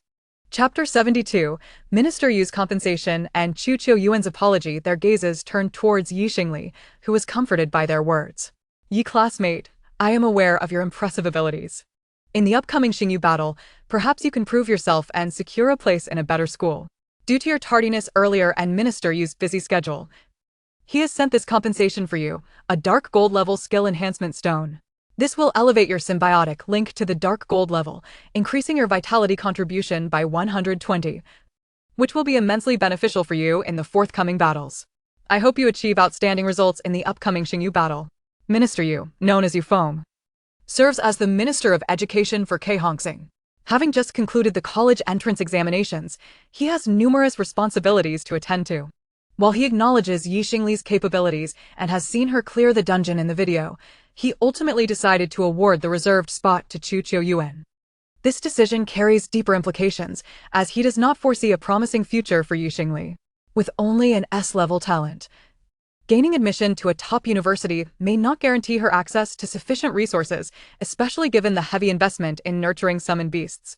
Conversely, cultivating a frontline tank profession requires minimal investment with substantial returns. Furthermore, both he and Chu Qiuyuan hail from the capital, Qiguang City, establishing an existing connection. In contrast, Xingli originates from Ziguang City, where her greatest benefactor would be Lei Yanming. Thus, after careful consideration, the reserved spot naturally favors Chu Qiuyuan. Additionally, Chu Qiuyuan's profession holds significant value, despite the challenges posed by assessments. Xingli remained unperturbed. Her aspirations do not lie with Moxing University. I understand. Please convey my gratitude to Minister Yu. She accepted the skill enhancement stone, pleased that she had saved a penny by not having to purchase it. With the remaining funds, she could acquire a second enhancement stone to elevate all her skills to dark gold level. She had no intention of upgrading her symbiotic link, as it sufficed for her current needs. Rather, she preferred to strengthen her offensive capabilities. Yu Feng's secretary observed that Xingli exhibited no signs of discontent, appreciating her perceptiveness. I shall take my leave now. May everyone enjoy themselves. Before departing, he patted Lei Yanming's arm, who nearly erupted in frustration. With a hint of sympathy, he advised, "It's all right, Xingli. I am aware of your strength. Both of your contractors possess SSS-level potential. Minister Yu will surely regret his decision." Lei Yanming had witnessed the judgment of the Cosmic Alliance system firsthand, thus affirming its recognition, contrary to Minister Yu's assessment, which he deemed utterly blind. Xingli smiled, her expression genuinely unconcerned, despite the veil of the Spider Lady obscuring her features. In truth, compared to the reserved spot, she valued this compensation far more. It was worth at least 300 to 400 million. Minister Yu is indeed generous. As for making him regret his decision, that was merely someone else's sentiment, beyond her control. At that moment, on stage, Yuan Jiao had already announced the commencement of the first performance.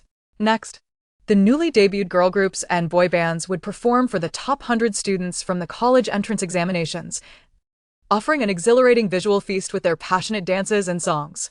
Simultaneously, the stars from these groups would have the opportunity to mingle with everyone. It was hoped that all would enjoy a splendid evening. Xingli felt a twinge of discomfort at Yuan Jiao's insinuations. However, as the boy band members took the stage and danced energetically, she found herself feeling liberated. To question the King of Zhou, to understand the King of Zhou, to become the King of Zhou, of course, her appreciation was purely aesthetic. Some of these groups were immensely popular on Kehongxing, while others were recent graduates who had committed to this profession since their first year, beginning their rigorous training early. However, they likely had performed many times before. The stage was impressively set. If it weren't for the implied dating arrangements behind the scenes, Xingli would have appreciated them even more. Simply put, in this world, combat professions were the true aristocracy. Logistics and ordinary individuals, even these idols, were mere slaves, chives, and toys. Grateful for her unwavering conviction that had brought her this far, she had never contemplated an alternate path, even during the 3 years without a contracted summoned beast. Instead, she honed her formidable combat awareness and leadership skills, remaining within the ranks. Otherwise, she might have been the one standing on that stage today. She was certainly a higher existence than Yuan Jiao's A-level charm. Ali, try this fruit you've never tasted. Xingli was offered a plate by Yiju, encouraging her to eat. Don't pay attention to those male figures twisting and turning inappropriately in the stands. The roasted meat he presented was quite delicious, and Xiyao fed a piece to Xingli, who had no choice but to open her mouth and savor the offering. The flavor was indeed delightful. Consequently, for the remainder of the event, Xingli focused solely on the delectable food being fed to her, oblivious to the performances on stage. At that moment, someone approached her. "Yi classmate, may I add you as a friend?" Xingli was taken aback. After all, she was the only S-level student in the entire venue and the top scorer, while the others had lost to her. Their attitudes towards her S-level status were complex, often tinged with disdain. Yet, this individual seemed devoid of malice, appearing genuinely interested in forging a friendship. Recognizing the potential for future connections, Xingli agreed. "All right, I will add you. I've blocked strangers. May I ask who you are?" The newcomer smiled wryly. "My name is Chu Qiuyuan. My apologies." The top scorer never concerns themselves with who placed second, let alone 34th. She genuinely did not recognize Chu Qiuyuan. "It's a pleasure to meet you." Xingli added Chu Qiuyuan as a friend, and he filtered through numerous blocked contacts to connect with her. "Sorry," Chu Qiuyuan began, a hint of shyness and guilt crossing his resolute features. "I took your reserve spot." I opposed it initially, but Minister Yu indicated that given my situation, I would likely struggle to achieve a good score if I participated in the assessments. The Moxing University offers preferential treatment for SSS-level tank and priest professions, and my reserved application was approved long ago. A good tank is rarer than a good priest. Talent is hard to come by. Moreover, Chu Qiuyuan's offensive capabilities were lacking, making him at a disadvantage in the Xingli assessments. I have prepared a small gift for you. It should suit you well, as a means to alleviate my guilt. Why does everyone feel the need to compensate me? Xingli couldn't help but glance at the gift he presented, a small box that revealed a badge upon opening. War Medal, Whiteboard Level. Growth Potential, Chapter 73, Rejecting Chu Qiuyuan's Proposal and the Spread of Rumors, War Medal, Whiteboard Level, Growth Potential, All Attributes 1. Conditions for upgrading to Black Iron level equipment, defeat 10,000 monsters in public or exploration dungeons that are not lower than one's own level. Note, the War Medal is awarded to valiant explorers and is a lifelong item that may be bequeathed to designated friends or relatives upon death. But all achievements will be reset. This was no trivial item. It represented the glory of an explorer. How could one describe this War Medal? It was akin to Chu Qiuyuan presenting Xingli with his grandfather's first-class merit medal. The significance was profound. Xingli immediately declined, stating, "This gift is far too valuable. I cannot accept it. I merely believe it suits you perfectly. Your contractor can cast spells akin to forbidden arts, which will allow for the hunting of numerous monsters in public dungeons. In this context, the War Medal requires the defeat of 10 million monsters to transform into golden equipment, granting an additional attribute point before your participation in the Xingyu assessment. This should suffice to secure a position within the top 10,000. However, I have a rather awkward request." Chu Qiuyuan felt a wave of embarrassment wash over him, his face reddening further. Xingli, on the other hand, believed that merely apologizing did not warrant such a valuable gift. Yet, if the other party had additional requests, it would then seem reasonable. At that moment, Yi Ju and Si Yao were both intently observing the shy young man before Xingli. Could it be that Xingli had an affinity for such demeanor? This was indeed the first instance of her being so amiable towards a peer. Since it was an awkward request, it should not have been mentioned, Xingli reminded him. For she did not wish to hear anything displeasing from Chu Qiuyuan. Chu Qiuyuan hastily replied, "You may refuse, but you know I am about to be recommended directly. And my team will be short one member. My comrades may suffer in the upcoming Xingyu battle, so I was wondering if you would consider joining my team to fight alongside us. Among your contractees, there is a mage and a tank class, which could fill my position. Moreover, I am aware that you possess a memory book, indicating your strong capability in dungeon strategy. Our team lacked such strategic prowess, which is why I suffered greatly in the recent examination." Xingli interrupted him. "So your team is lacking a tank, damage dealer, and commander and requires someone like me. What can your team offer me in return?" Chu Qiuyuan's gaze fell upon the War Medal in his hands. Xingli understood. Indeed, this growth-type item held significant value. After all, acquiring the War Medal was no easy feat, with its selling price not falling below that of dark gold tier equipment. While the value was indeed sufficient, she regrettably informed him that she could procure the War Medal on her own and had no desire to seek out teammates. She was weary of playing the caretaker role.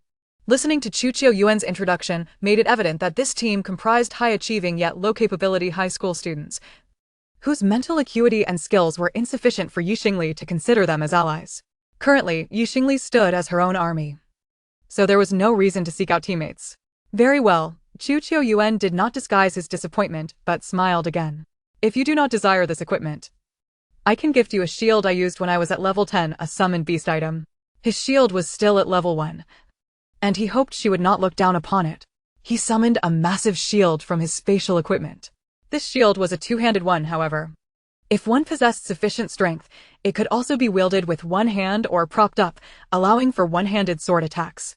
Xingli pondered for a moment and chose not to refuse this time, not because she felt entitled to compensation from Chu Qiuyuan, but because he was a newly added friend. His willingness to offer something as valuable as the War Medal for the sake of his teammates reflected his commendable character, making him worthy of a closer friendship. Even if their relationship did not deepen in the future, he would still serve as a useful connection. Nevertheless, Xingli did not wish to owe him a favor, thus, she decided to reciprocate. "Then let me gift you some fruit." She signaled to Yi Ju, who promptly produced an enormous fruit basket. Inside were oranges, dragon fruits, blueberries, mangoes, and lychees, all of bronze tier, as well as a portion of cherries and 2 large durians, categorized as silver tier fruits. Though their value did not surpass that of the shield collectively, they were still substantial. Chu Yuan was equally pleased to receive her token of appreciation, and he felt that Xingli was indeed a person worth befriending. I hope you also gain admission to Moxing University, and we can become schoolmates then. Xingli smiled, but did not respond. Her aspirations extended beyond merely Moxing University. However, with her S-level talent, even the recommendation to Moxing University had been denied by Minister Yu, rendering further discussion futile. These individuals would not recognize her potential. At that moment, the performances on stage had already cycled through, and some celebrities approached, eagerly gravitating toward Chu Yuan. Chu, do you need a date today? Chu Yuan was taken aback. Previously, on the red carpet, he had been the focal point of attention, and now he felt a pang of fear. He quickly waved his hands. No thank you. Then I will go seek out my teammates. Goodbye. With that, Chu Yuan hurriedly fled. Xingli found the situation amusing. Indeed, arranged marriages were best avoided. Little did she know that their interaction had already been captured and shared online, leading to sensational headlines. The mightiest shield warrior, Chu Yuan, proposes to Xingli. The captured image depicted Chu Yuan presenting the war medal, appearing as though he were offering a ring. Xingli declines. Chu Yuan departs in dejection. This photo showed Xingli standing still while Chu Yuan fled in distress. Chu Yuan gifts Xingli a present, Enchantress Xingli. This moment captured Chu Yuan revealing the shield. Meanwhile, in a vehicle en route to the airport, Lu Chenyu and his companions ground their teeth in frustration. I can't wait any longer. Should we take out a loan to purchase teleportation tickets? Yu Qiao exclaimed angrily. Just then, Chen Emo suddenly froze, his expression gradually shifting to one of disbelief. No need, I have money now, let us teleport directly. He glanced at his system notification. System notification. Today is your 18th birthday, and you have an inheritance to claim. Please check your account. You have received star coins. Chapter 74. Yu Qiao attacked by a bag of manure, reaping what he sows. Before your parents passed, they divided their estate between you and your sister. However, since your sister has physically perished, you inherit the entire estate. To protect you from prying eyes, the assets have been secured by the system until your 18th birthday. You inherit the following assets: 2 billion star coins, a set of level 10 silver equipment and weapon, a set of level 20 silver equipment and weapon, and a set of level 30 golden equipment and weapon. The price of level 40 golden equipment had doubled, and Chinmo's parents had only reached level 50, rendering them unable to pave the way for their child to level 40. In fact, this equipment was originally intended for his sister. However, as she was transformed into a mechanical monster, the equipment was left for Chinmo, all of which were suited for mages. Yet, the 2 billion star coins were tangible wealth. He was now affluent. The group purchased teleportation tickets and proceeded to Qiguang City, then took a taxi to the foot of the Dinka building. By now, it was already late at night, yet the area around Dinka building remained bustling with people, many vocally professing their love for Xingli, especially a certain Ma Daqiang, who fervently shouted her name, seemingly unfazed by the audience's amusement. Family. I just donated 500 star coins, and I'm going to confess. How shameless can the streamer be? Why should I be ashamed? You little hater, I'm merely pursuing my happiness. If I manage to win Xingli's heart, you might just envy me. 666, thanks to the bro who sent 500 star coins for a reminder. I'm heading to confess now. Ma Daqiang bellowed. Xingli, I love you. Yu Qiao felt a surge of rage. Do you have no shame? You think you deserve to confess to Xingli? A toad wishing to eat swan meat. I'm confessing my love, you confess yours. What is it to you? Just because you're a bit handsome? Those who possess striking looks are often not virtuous. Have you not observed Xingli's previous companions, all handsome yet utterly worthless? Perhaps her next partner will be someone of plain appearance. Wait a moment. My family in the live broadcast room claims you are a former teammate of Xingli. Oh dear, fellow reporters, come quickly and witness. Are these individuals not Xingli's former teammates, daring to approach her while brandishing roses? Friends in the live room, do take a look. I shall confront them directly. Instantly, all eyes were drawn to Yu Qiao and his companions, and fingers began to point at them.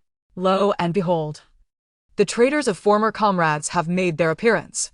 It is they who conspired with Wang Quan to deceive Yi Zhuangyuan. Why are they not apprehended alongside him? Wang Quan has been sentenced for so many years, they are equally culpable. Indeed, how can such trash dare to show their faces here? Stand aside. I shall feed them the newly acquired Fatian Niao Xiang. The natural food of the stars is exceedingly costly. There is no way they would settle for rotten vegetable leaves or foul eggs, yet animal droppings are abundant. Some can be utilized for fertilization, while others emit such a stench that they conceal the animal's presence. There are even individuals who sell prank items.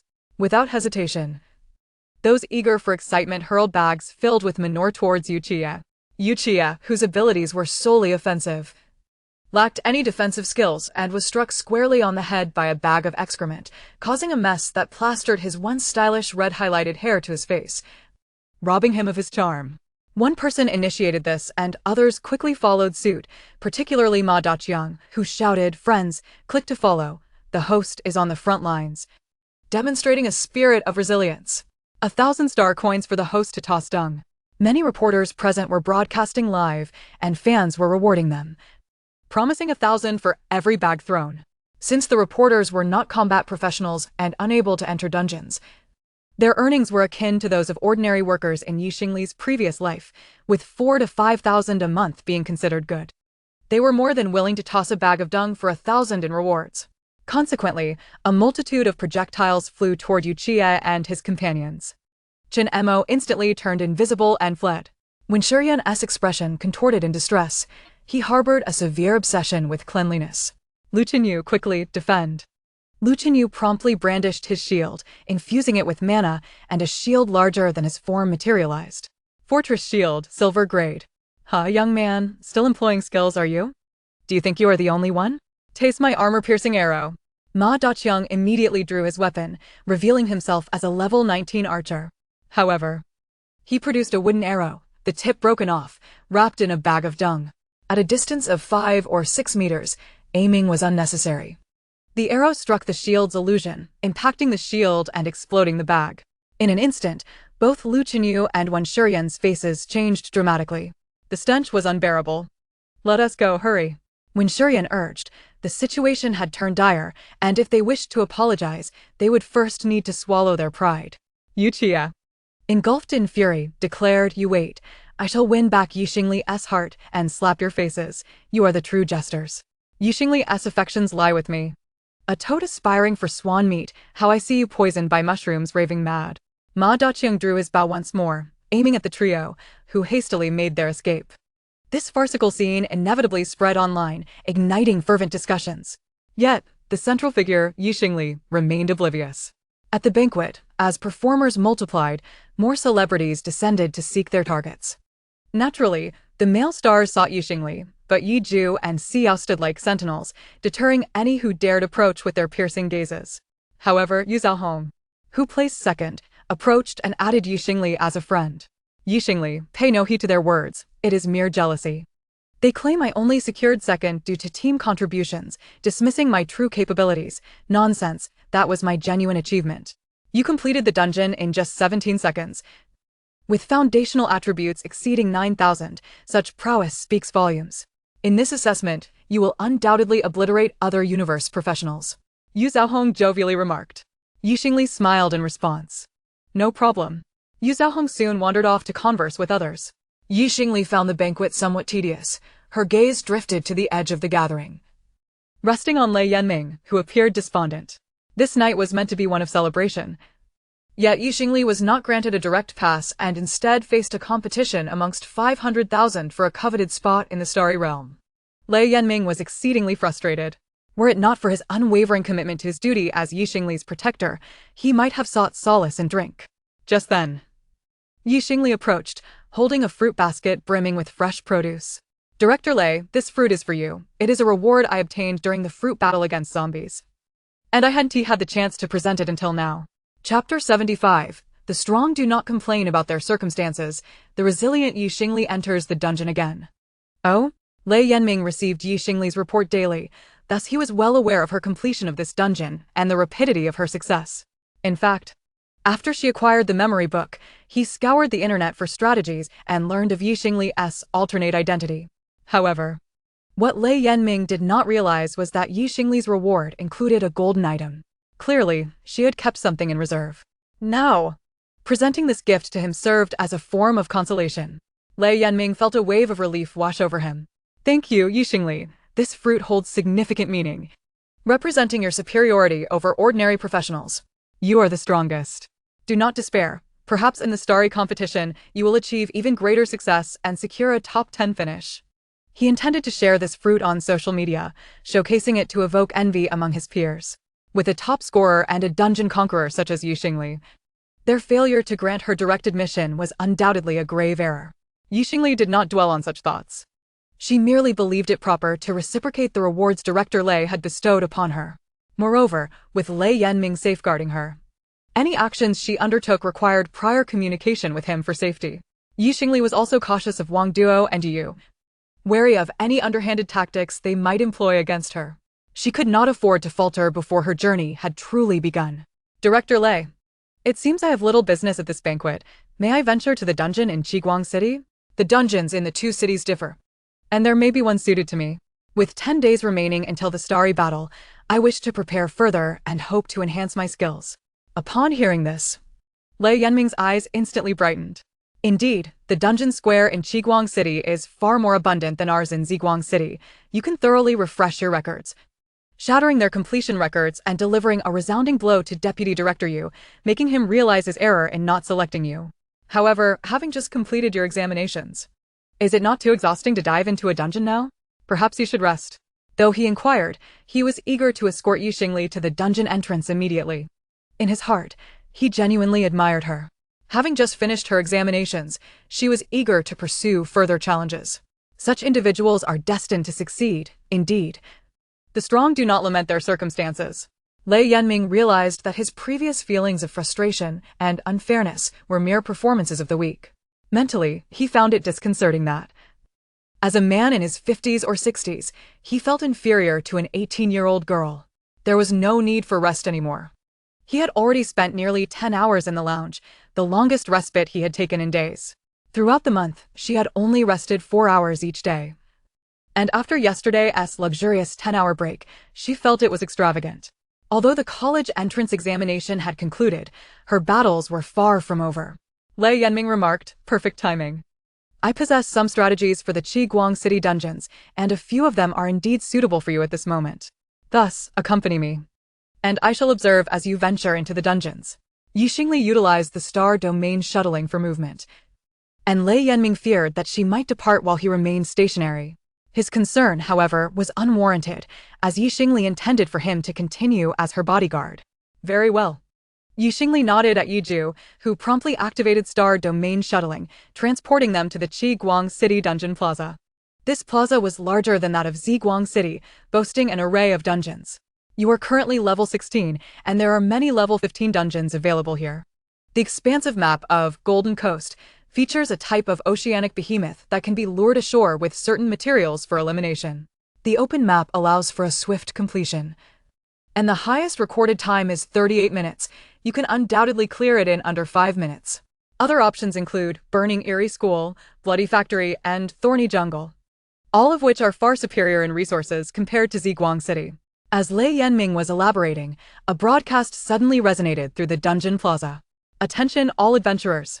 A newly discovered dimension has formed a brand new dungeon, Unknown Evil God Escape, Nightmare level. The first player to clear this dungeon will receive attribute and war fragment rewards. This dungeon poses significant difficulty and mandates forced matching. It accommodates 20 players, with a level requirement of 15 to 20. Currently, it synchronizes with 287 dimensional planets. Please expedite your clearance to prevent the unknown evil god Escape from inflicting harm upon the Cosmic Alliance. A new dungeon. Yi Xingli's eyes sparkled with excitement. Clearing this new dungeon could yield first clear rewards and unique equipment not available to others, though the risks were substantial due to the absence of any guides.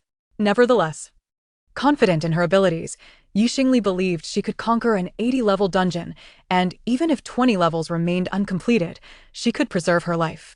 Swiftly, she analyzed the dungeon's name and procured materials such as a special mirror to counter gaze-type attacks, group invisibility scrolls, perception potions, and a temporary tent that could serve as a 5-minute safe zone within the dungeon.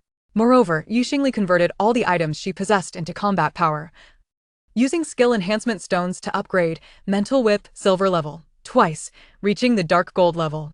She spent 3.5 billion to purchase a dark gold level skill enhancement stone, elevating her symbiotic link to dark gold level as well. All 3 skills attained dark gold level. Subsequently, she produced the 10-level Kalafa battle armor, silver level, gifted by a Mihian company and equipped Yiju and Xiao, significantly enhancing their attributes. Ready, let us enter the dungeon. Which dungeon will you choose? I can provide you with a detailed guide. Director Lei, let us tackle this newly emerged dungeon. If we can clear it, there are attribute point rewards, which are quite suitable for me. Without waiting for Lei Yanming's consent, Xingli immediately opted to enter. Do you wish to enter Unknown Evil Goddess Gaze, Nightmare level? This dungeon is yet to be cleared, with immense risks and unknown rewards. No entrance fee is required. Yes. In the next moment, she, along with Yiju and Xiao, vanished from sight, leaving Lei Yanming unable to intervene. This is a nightmare level. Lei Yanming's expression changed drastically. Meanwhile, the surrounding adventurers began fervently discussing the situation. A nightmare-level dungeon has appeared. Only a team with SS-level talents could challenge it, right? The college entrance examination has just concluded, and this new batch of students is only around level 10, hardly reaching level 15. The timing for this dungeon's emergence is unfortunate. With 287 dimensional planets involved, our lack of strength does not imply others are similarly disadvantaged. There are surely capable players who can clear it.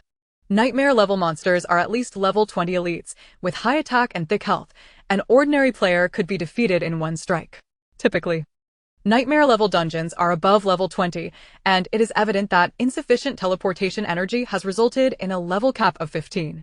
If level 15 adventurers enter, it would be tantamount to suicide.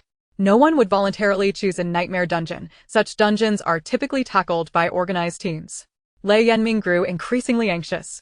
Chapter 76, First Clear Dungeon. Everyone else withdrew, yet she persevered. However, he lacked the authority to monitor Xingli's dungeon progress, which affected the sale of adventurer dungeon strategies and the confidentiality of their trump cards. He dreaded to imagine how he would explain to Ziguang City if Xingli were to perish. Yet, amid his anxiety, a flicker of anticipation emerged. What if Xingli successfully secured the first kill in the Unknown Evil Goddess Gaze dungeon? Upon her arrival, Xingli quickly surveyed her surroundings, swiftly locking onto the location she had arrived from. A fountain bore a teleportation portal. The dungeon's entrance also served as an exit. Before engaging in combat, it was prudent to identify an escape route. She immediately activated Symbiotic Link, connecting to Yiju and Xiao, as her Symbiotic Link provided a 120 effectiveness, effectively granting her the strength of both. Her power surged tremendously. Based solely on the data panel, she had surpassed both of them. Once the Symbiotic Link was established, she felt a profound sense of security, allowing her to take stock of her environment. This area appeared to be a commercial district, surrounded by various store signs displaying an array of clothing, dining tables, bags, and shoes. A shopping mall. This suggested that should they clear the dungeon, these items could be converted into resources. Notably, there was even a gold store. Gold, a substance generated by supernova explosions, could fetch 1,000 star coins per gram and could counteract Eerie-type monsters, making it exceedingly valuable. If a gold store contained over 100 kilograms of gold, it could yield 100 million star coins. Moreover, there were NPCs moving about, resembling inhabitants of this realm. Xingli understood that these individuals would gradually vanish like unique items as the dungeon's duration extended. Of course, they might also transform into monsters, for instance. In a zombie-themed dungeon, the initial inhabitants could morph into zombies as the dungeon progressed. At that moment, 19 other adventurers appeared around Xingli, all exuding formidable strength, as only SS-level adventurers would dare to participate in a nightmare dungeon. However, their youthful faces indicated their relative inexperience. This was understandable, given that the Cosmic Alliance scheduled the college entrance examinations uniformly, implying that the previous batch of SS-level talented adventurers had achieved level 20 or above through a year of hard work and could not enter this dungeon. Thus, Those able to enter were likely newly graduated students, all above level 15. Every participant was a competitor. However, upon entering the dungeon, they would become teammates. There were 3 teams in total, alongside 5 individuals, including Xingli. Shall we explore together or proceed separately? The monsters have yet to appear. Perhaps the evil goddess gaze is a puzzle-solving dungeon. At that moment, an unsettling sensation enveloped them all, as if they were being observed by some unseen entity. They witnessed dark threads cascading from the sky. Silken threads, akin to radiant beams of light, descended upon the houses, upon humanity, and upon the doves of peace. In the next moment, the eyes of the onlookers swelled grotesquely, bulging from their sockets, and with a resounding pop, their heads exploded, transforming their craniums into massive orbs of sight. All the previous visitors morphed into creatures with heads resembling eyeballs. The doves of peace, too, had their heads detonated, becoming ping-pong ball-sized orbs, devoid of their former heads yet still capable of flight. This bizarre spectacle sent shivers down the spines of all present. Most alarmingly, the black threads also fell upon the gathered crowd. A rogue suddenly shrieked, clutching his head, feeling as if he were about to explode. The priest hurriedly cast a protective barrier, but it did little to prevent the protrusion of his eyeball. "I can't handle this dungeon. I'm withdrawing." The rogue leaped into the fountain, escaping the instance. Soon, one archer after another sensed discomfort and, fearing for their lives, hastily retreated. Such is the nature of exploring dungeons. One must tread carefully, exploring step by step. However, if everyone abandons a dungeon and it fails, the realm hosting it can retaliate by siphoning energy from the Cosmic Alliance. Therefore, it is imperative that someone clears each newly emerged dungeon, and urgently so. Xingli felt no discomfort. Rather, her mind raced to analyze the unfolding situation. At that moment, the memory book around her began recording. Entering the dungeon, the black threads transformed all visitors into eyeball-headed monsters, currently classified as human eyeball monsters and dove eyeball monsters. As the professionals entered, the rogue and the archer felt unwell, likely correlating with their attributes. Those with weaker physiques and mental fortitude would be affected early in the dungeon. In the next instant, the former visitors, now monsters with eyeball heads, fixed their gaze upon Xingli. Suddenly, she was engulfed in darkness. Though her eyes were wide open, she could see nothing, as if enveloped by the pitch of night. Xingli immediately understood. It was a blinding spell. The priest, dispelling it, revealed the nature of the blindness. The priest and their team promptly unleashed a dispelling spell.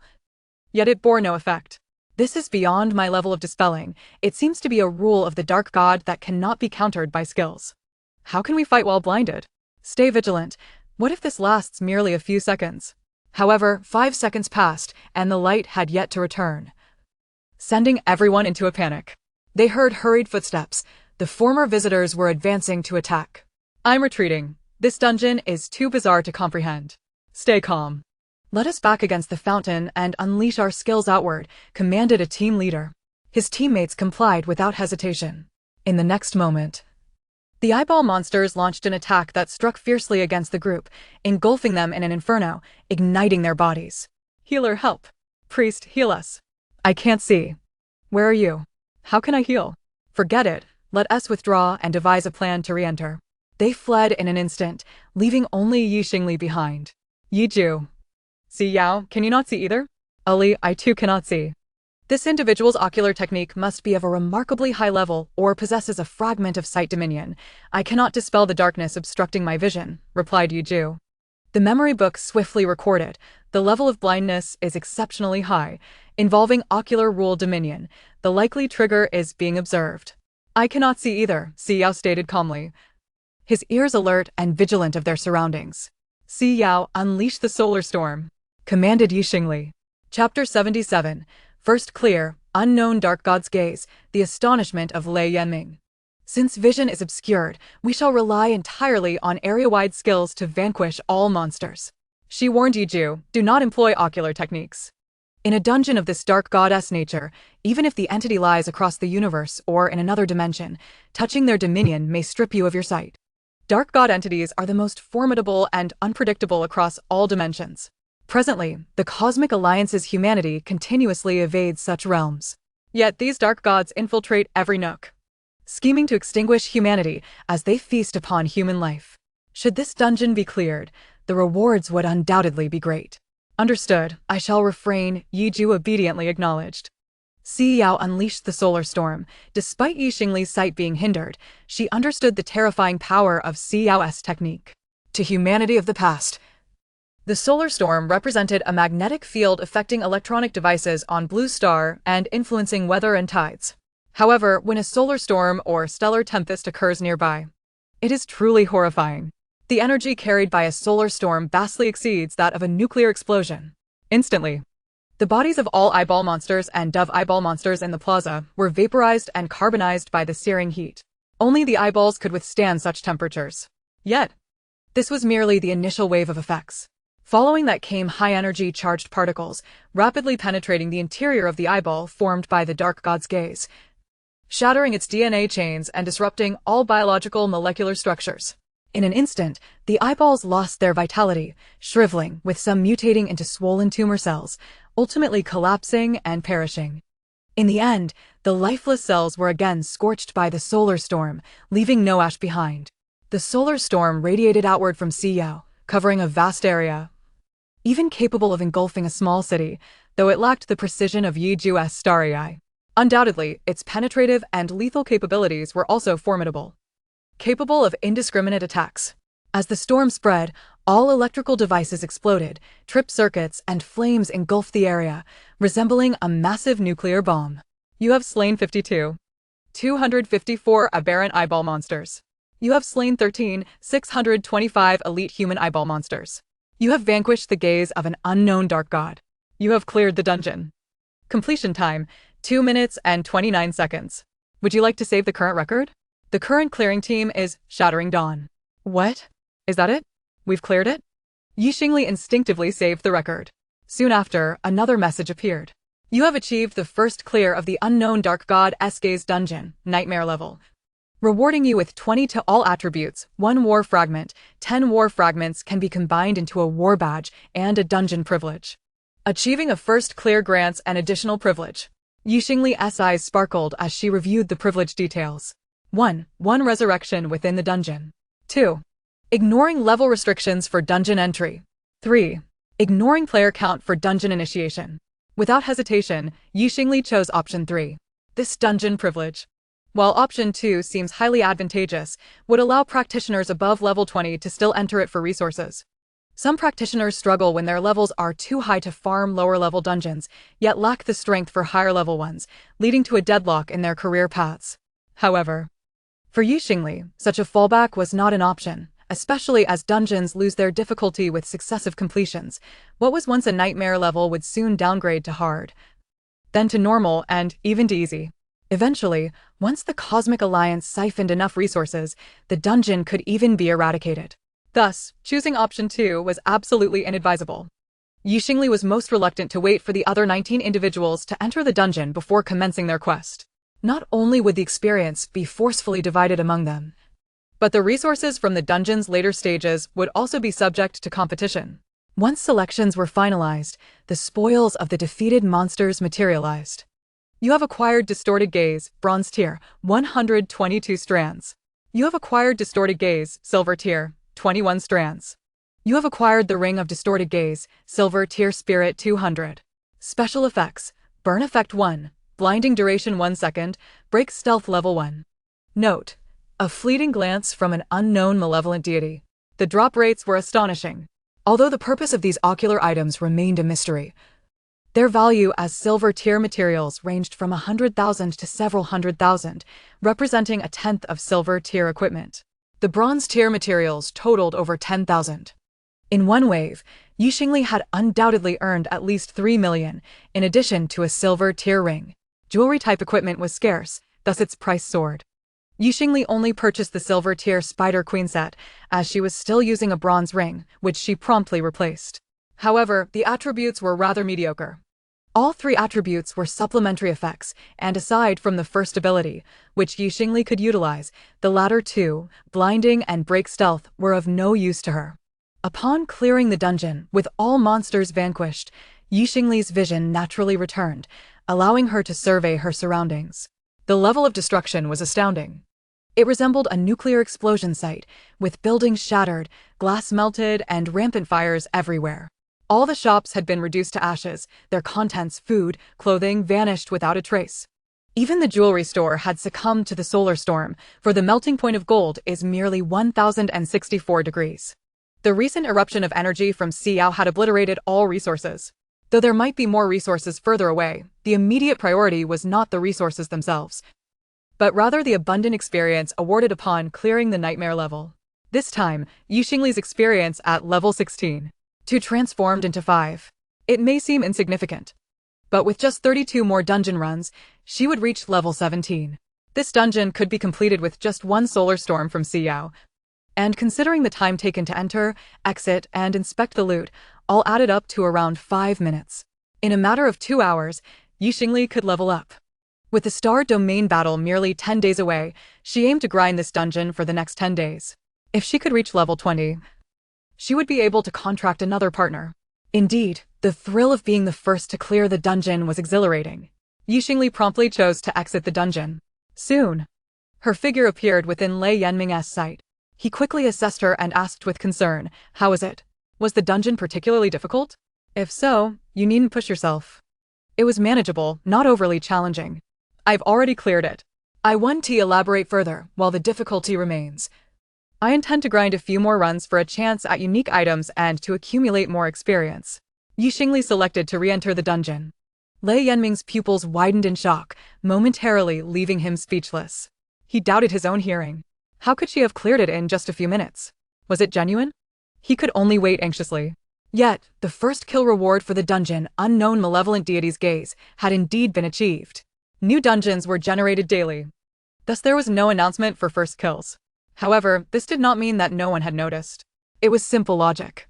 If someone checked the dungeon's clearance records after midnight, they would discover that Xingli had completed the dungeon in just over 2 minutes, coinciding almost perfectly with the dungeon's generation time. Who else could it be? Even if she were not the one to claim the first kill, it still indicated her achievement in clearing the nightmare-level dungeon, which held significant merit. Her strength was undeniably formidable.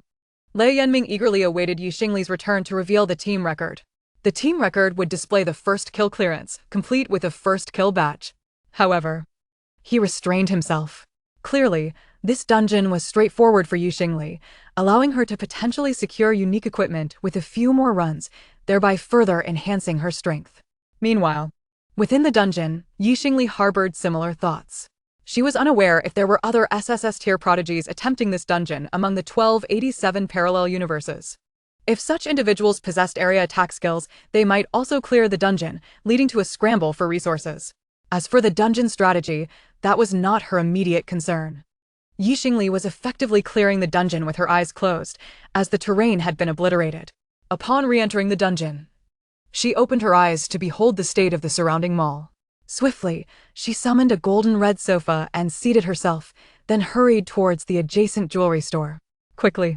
Night Jew, release your shield to protect the jewelry store. Xiao, if you can control your solar storm, try to avoid the jewelry store. Understood. Xiao nodded. At that moment, black threads descended, initiating mutations within the dungeon. Night Jew's silver moonlight enveloped the shop. The black threads struck the humans and animals outside, causing them to mutate. 2 individuals fortuitously glanced into the jewelry store. Xingli had previously surmised that the ocular monsters attacked through their gaze, prompting her to hide behind the door. Now, free from blinding effects, she witnessed a black thread entering the jewelry store, where a panicked clerk fell victim, their eyes swelling grotesquely before transforming into a monster. The other clerk screamed, soon falling prey to the ocular monsters, becoming new abominations. The memory tome swiftly inscribed, humans observed by the elite ocular monsters will also transform into ocular monsters. The contagion is exceedingly potent. Xingli began to grasp the background story of the dungeon. In truth, exploring the narratives behind each dungeon served as a chronicle of humanity's demise across parallel universes. In this parallel dimension, humanity's strength was likely comparable to that of Xingli's past life. The silver equipment Xingli acquired, the Ring of Distorted Gaze, bore a note stating, "A fleeting glance from an unknown malevolent deity." A malevolent entity from an unknown time or universe had inadvertently cast its gaze upon the inhabitants of this planet. Even a mere inadvertent glance unleashed rules beyond human comprehension. All who were seen transformed into monsters, and those monsters, upon sighting humans, would likewise become new monstrosities. The transmission speed was more terrifying than that of zombies. Professionals entering this realm would also face attacks, but their robust attributes allowed them to endure longer. Xingli, having replicated 5 talents and possessing explosive attributes, found that these monsters could not breach her defenses. Thus, she became the longest-standing survivor. Within the store, the clerks, one by one, had succumbed to transformation, along with several customers who also metamorphosed into monsters. Their gaze fell upon Xingli, who remained concealed behind the door. "We see you." The monsters, now reduced to mere ocular heads, seemed to smirk with triumph. Xingli's vision dimmed momentarily. Yet, she remained unfazed, her whip suddenly lashing out. With her piercing skills, being blinded was inconsequential. The whip lashed out, accompanied by a psychological torment that struck deep within. As the whip descended, she even heard a whimper escaping her throat. However, these individuals had lost their mouths and could not scream, yet the pain was undeniably real. Xingli also lost her sight, but could sense the position of Yiju in her heart. With a swift motion of her long sword, she unleashed an attack that caused spatial rifts, and with her keen hearing, she discerned the footsteps and swiftly eliminated 3 store attendants. At that moment, a blazing aura emanated from outside. The solar storm of Xiao erupted. Soon, Xingli regained her vision. The dungeon was cleared once more. You have acquired distorted vision, bronze level, 118 strands. You have acquired distorted vision, silver level, 20 strands. You have obtained the ring of distorted vision, silver level. Another ring was acquired. The drop rate was astonishing. Xingli adorned herself with the ring on her other hand, with the silver moonlight illuminating the scene. The gold shop remained intact, and her eyes sparkled as she began to loot. Yet, despite the shop's resplendent appearance, it lacked substantial gold. Most had been fashioned into jewelry. There were only 10 bracelets exceeding 30G, and the total for other styles scarcely reached 50. The remainder consisted of bracelets, rings, and earrings weighing less than 10G. There were also items like jade and pearls, which, while not particularly valuable, could serve as decorative pieces or gifts, holding some worth. Xingli packed everything for transport. She then ascended to the 2nd floor, prying open the safe, but regrettably, it too contained no surplus jewelry. In total, she amassed approximately 4,000 G of gold, potentially yielding around 4 million star coins upon sale. These gains were indeed commendable. Exiting the dungeon was crucial, but so was the plundering of wealth, after all. Money could be exchanged for power. Having settled everything, Xingli withdrew from the dungeon. Lei Yanming had a plethora of questions, eager to see Xingli's first kill record and to inquire how she emerged so swiftly, but before he could pose his questions, Xingli re-entered the dungeon. This scene felt eerily familiar. It was reminiscent of the first time he laid eyes on Xingli. It stirred a myriad of emotions within him. He decided against asking any further questions. All he had to do was wait. However, while he waited, others soon noticed that Xingli was missing from the gathering.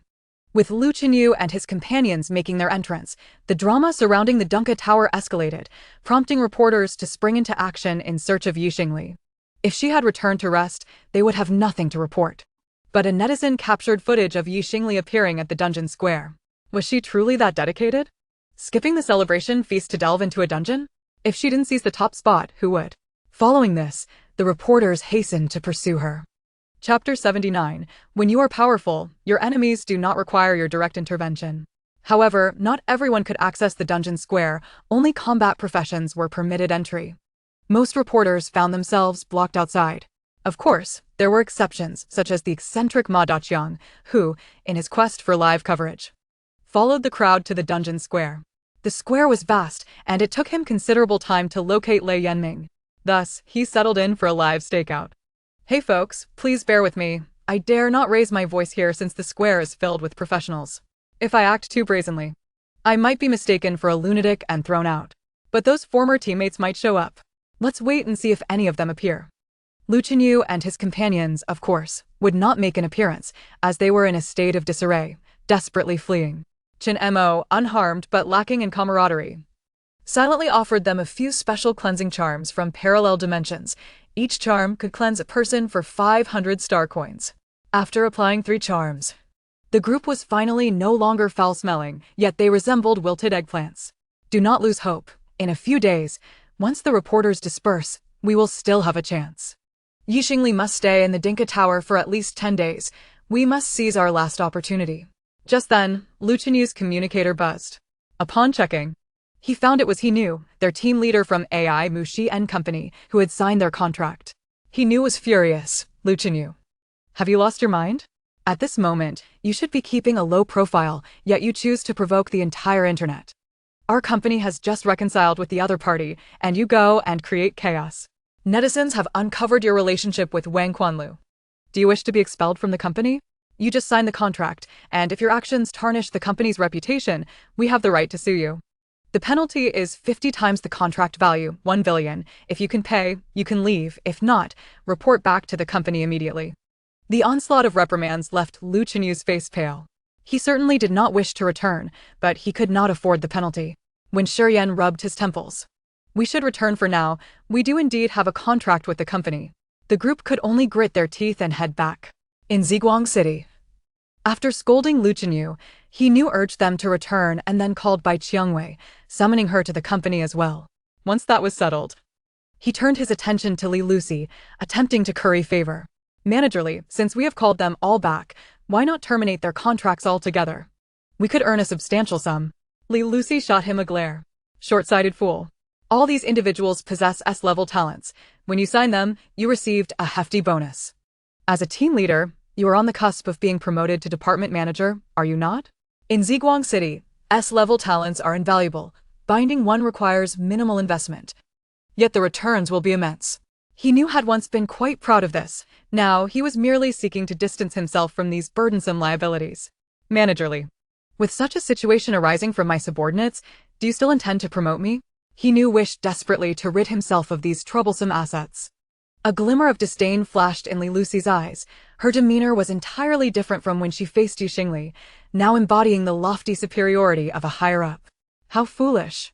No wonder you have remained a team leader for so long. These individuals have offended Xingli, and now they dare to cause a ruckus. At this juncture, you should call them back and then send them off to a desolate public dungeon, letting them squander decades. This would not only avenge Xingli, but also procure more resources. Besides, Xingli still owes us a favor. Of course, there were other methods to torment them. Were they not S-level talents? Their offspring might very well inherit S-level abilities. Ziguang City had many wealthy women with weaker talents who were adept in business. Perhaps it would be worth inquiring if they were interested. Bai Qiangwei, too, was quite stunning. Having joined the team, she had also offended Xingli. One could ask if she would be willing to bear a child for the company's upper management. If not, she could be sent off to a barren dimension for mining. All right, let's proceed. Soon, Bai Qiangwei arrived first. She had not gone mad with her former teammates. Instead, she rested at home. However, the news online was explosive, and she had not slept a wink, her eyes red from fatigue. Upon witnessing her former teammates being ridiculed, she felt a sense of schadenfreude, thinking they deserved it. Yet, soon she received a phone call in the dead of night summoning her to the company. He Nu's gaze towards Bai Qiangwei shifted. After all, his own talent was merely C-level, relegating him to management. With the rise of these S-level talented students, he would soon find himself bowing down. If he could have Bai Qiangwei bear his child, it would indeed be fortuitous. Taking advantage of Li Lucy's absence, he suddenly entertained the idea of deceiving Bai Qiangwei. Bai Qiangwei, look at the mischief you have created. He Nua immediately scolded her. At merely 18 years old, Bai Qiangwei, though not as popular as Xingli in school, was still cherished by her classmates, cared for by her former teammates, and looked after by her teachers. Having never endured such indignities, her eyes turned red with emotion. What does it have to do with me? I have already left the team. If you wish to scold someone, scold Lu Chenyu and the others. They are the ones who sought out Xingli, not me. Yes, you did not go, but the undeniable fact is that you replaced Xingli in the team. Now, the higher-ups are looking to deal with you all, intending to send you to the parallel dimension to develop it, where there are no instant squares, monsters are sparse, and resources are scarce, requiring you to explore for yourselves. In such a place, after wasting decades, what further prospects do you have? Do not blame the company. If you must blame someone, blame your unfortunate teammates. The higher-ups are venting their anger on you, trying to please you, Xingli. I am helpless in this situation. Unless He Nua's hand reaches toward Bai Qiangwei. Bai Qiangwei, completely oblivious, took He Nua's words to heart and her previous grievances dissipated. It was all Lu Chenyu's fault. But don't you all wish to curry favor with you, Xingli? I have something that will surely please her. With this, she will not make things difficult for me. What is it? You don't intend to compensate Yi Xingli with silver equipment, do you? You yourself do not have enough to wear, and besides, Yi Xingli has already surpassed that level. She probably wouldn't even be interested in your silver gear. Bai Qiangwei was full of confidence. She will certainly forgive me. I've sent you the video. See for yourself. Chapter 80. Unique Attribute. Vision Deprivation. Difficulty reduced upon seeing the contents of the video. He Nua's expression changed immediately. Wait here. He hastily went upstairs to the office of the chief administrator, seeking out Li Lucy. He handled all the dirty work. Which is why Li Lucy did not confront these S-rank issues. This was her cleverness. And even with such crucial video evidence, He Nua could not contact Yi Xingli. Nor was it necessary to post it online. Exposing Lu Chenyu and the others would bring him no benefit. He promptly handed the video to Li Lucy. Li Lucy opened the video and was shocked by the shameless acts of Lu Chenyu and the others. Manager, what do you say? These vile individuals are truly disgusting. They have hindered Yi Xingli's development and still have the audacity to approach her. Yet, I cannot fathom what they hope to gain from harming her. Li Lucy was equally perplexed. However, she glanced at He Nua and said, do not attempt to understand the twisted logic of these muddled minds. Our focus now must be on how to present this evidence to Yi Xingli. In truth, Li Lucy had Yi Xingli as a friend and could have sent it directly. But she was aware that Yi Xingli was currently engaged in an instance. Thus, it might be easier to reach out to someone else, which could also be beneficial. Before long, Li Lucy composed a message and sent it to Yi Xingli. Classmate Yi, I sincerely apologize. A student from the Dawn of Sword team has caused you trouble again, but I have urgently called them back. I have arranged for them to work on a remote development planet, ensuring they will not disturb your preparations for the star domain assessment. However, Bai Qiangwei from the team sent me a video that may be of some use to you. Please advise on how to proceed. I await your instructions. After sending that message, she edited another and sent it to Lei Yanming. Lei Yanming was the minister of the education department in Ziguang City. While Yi Xingli had gone out, Lei Yanming remained in Ziguang City. Li Lucy's former superiors, Wang Duo and Yu Yu, had indirectly fallen to Lei Yanming's hands previously. Lei Yanming's secretary had warned Wang Duo, but he had ignored it. Now, they had all faced the consequences. Hence, establishing a connection with Lei Yanming, ensuring familiarity, and maintaining contact could prove advantageous in the future, even if it did not immediately yield benefits. Minister Lei, I have a video concerning classmate Yi. I considered that she is still very young, only 18, and you are her protector. She requires your guidance. You must address the grievances she has suffered. Lei Yanming was already waiting outside, having no pressing duties at the moment. When Li Lucy sent the message, he received it promptly. Concerning Yi Xingli, he was quick to respond, wondering if she had not been granted a direct admission, leading to dissatisfaction from others regarding her S-rank talent. He anticipated that there might be slander against her on online platforms. However, he was taken aback to discover evidence of Lu Chenyu and the others' previous underhanded actions against Yi Xingli. This infuriated him.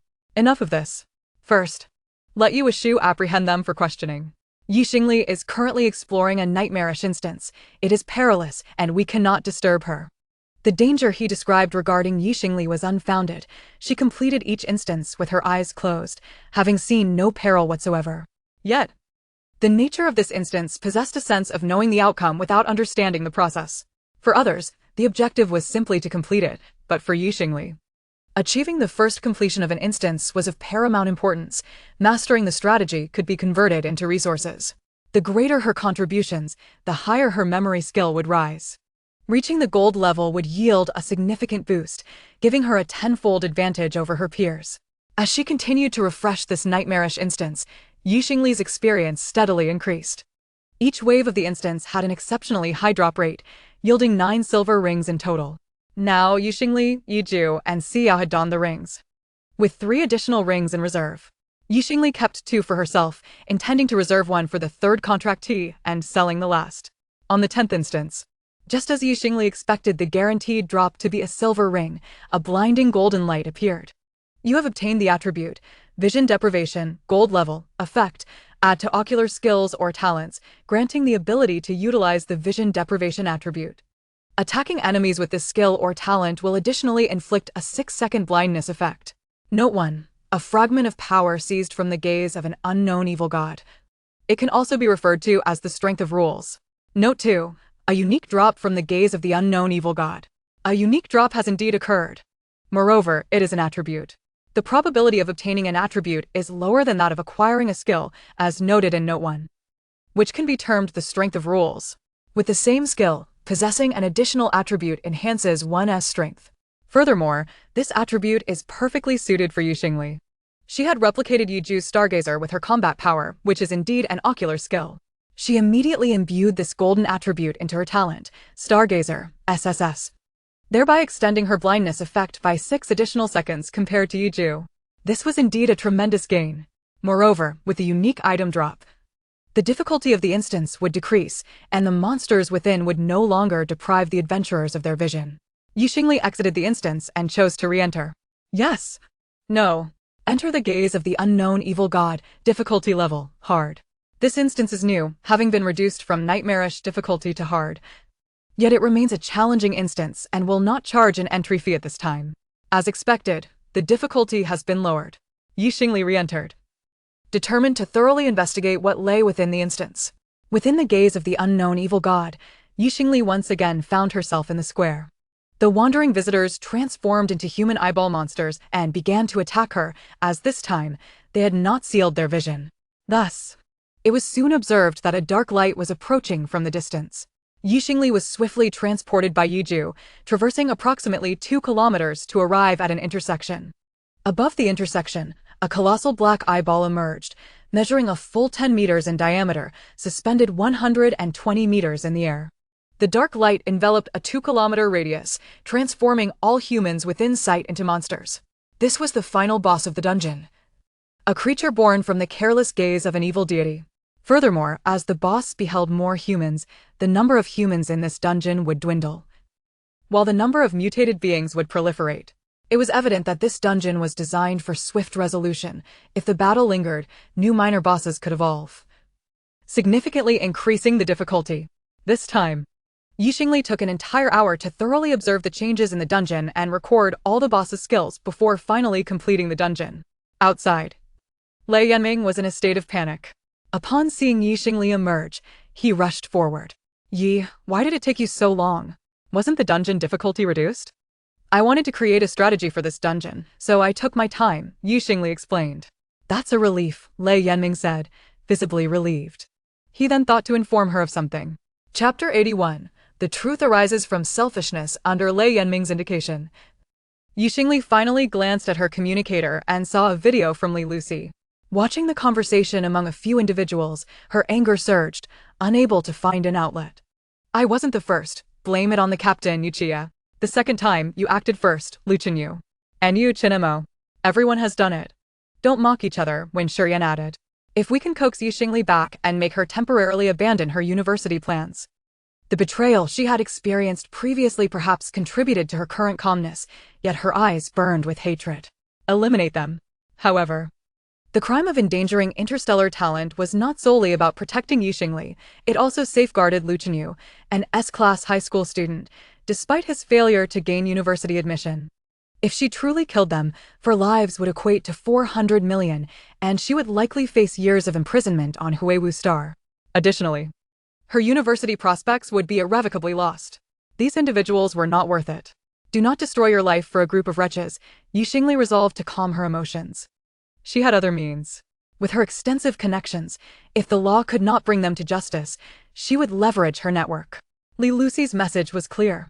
Minister Lei, in such a case with irrefutable evidence, can I also bring them to trial and make them pay the price? The charge would also be endangering interstellar talent. Lei Yanming immediately nodded, of course. He was certainly aligned with Xingli. Then let the trial commence. They have already been apprehended. You need to return to Ziguang City to participate in the trial. Xingli nodded to Yuju, their bond of contract creating an unspoken understanding. Soon, the starlight emerged, and the star domain shifted into motion. With familiarity, Xingli adeptly entered the courtroom. Just a few hours had passed, and she encountered Yi Wuxu again. Greetings, Chief Judge Yi. You haven't rested, Yi.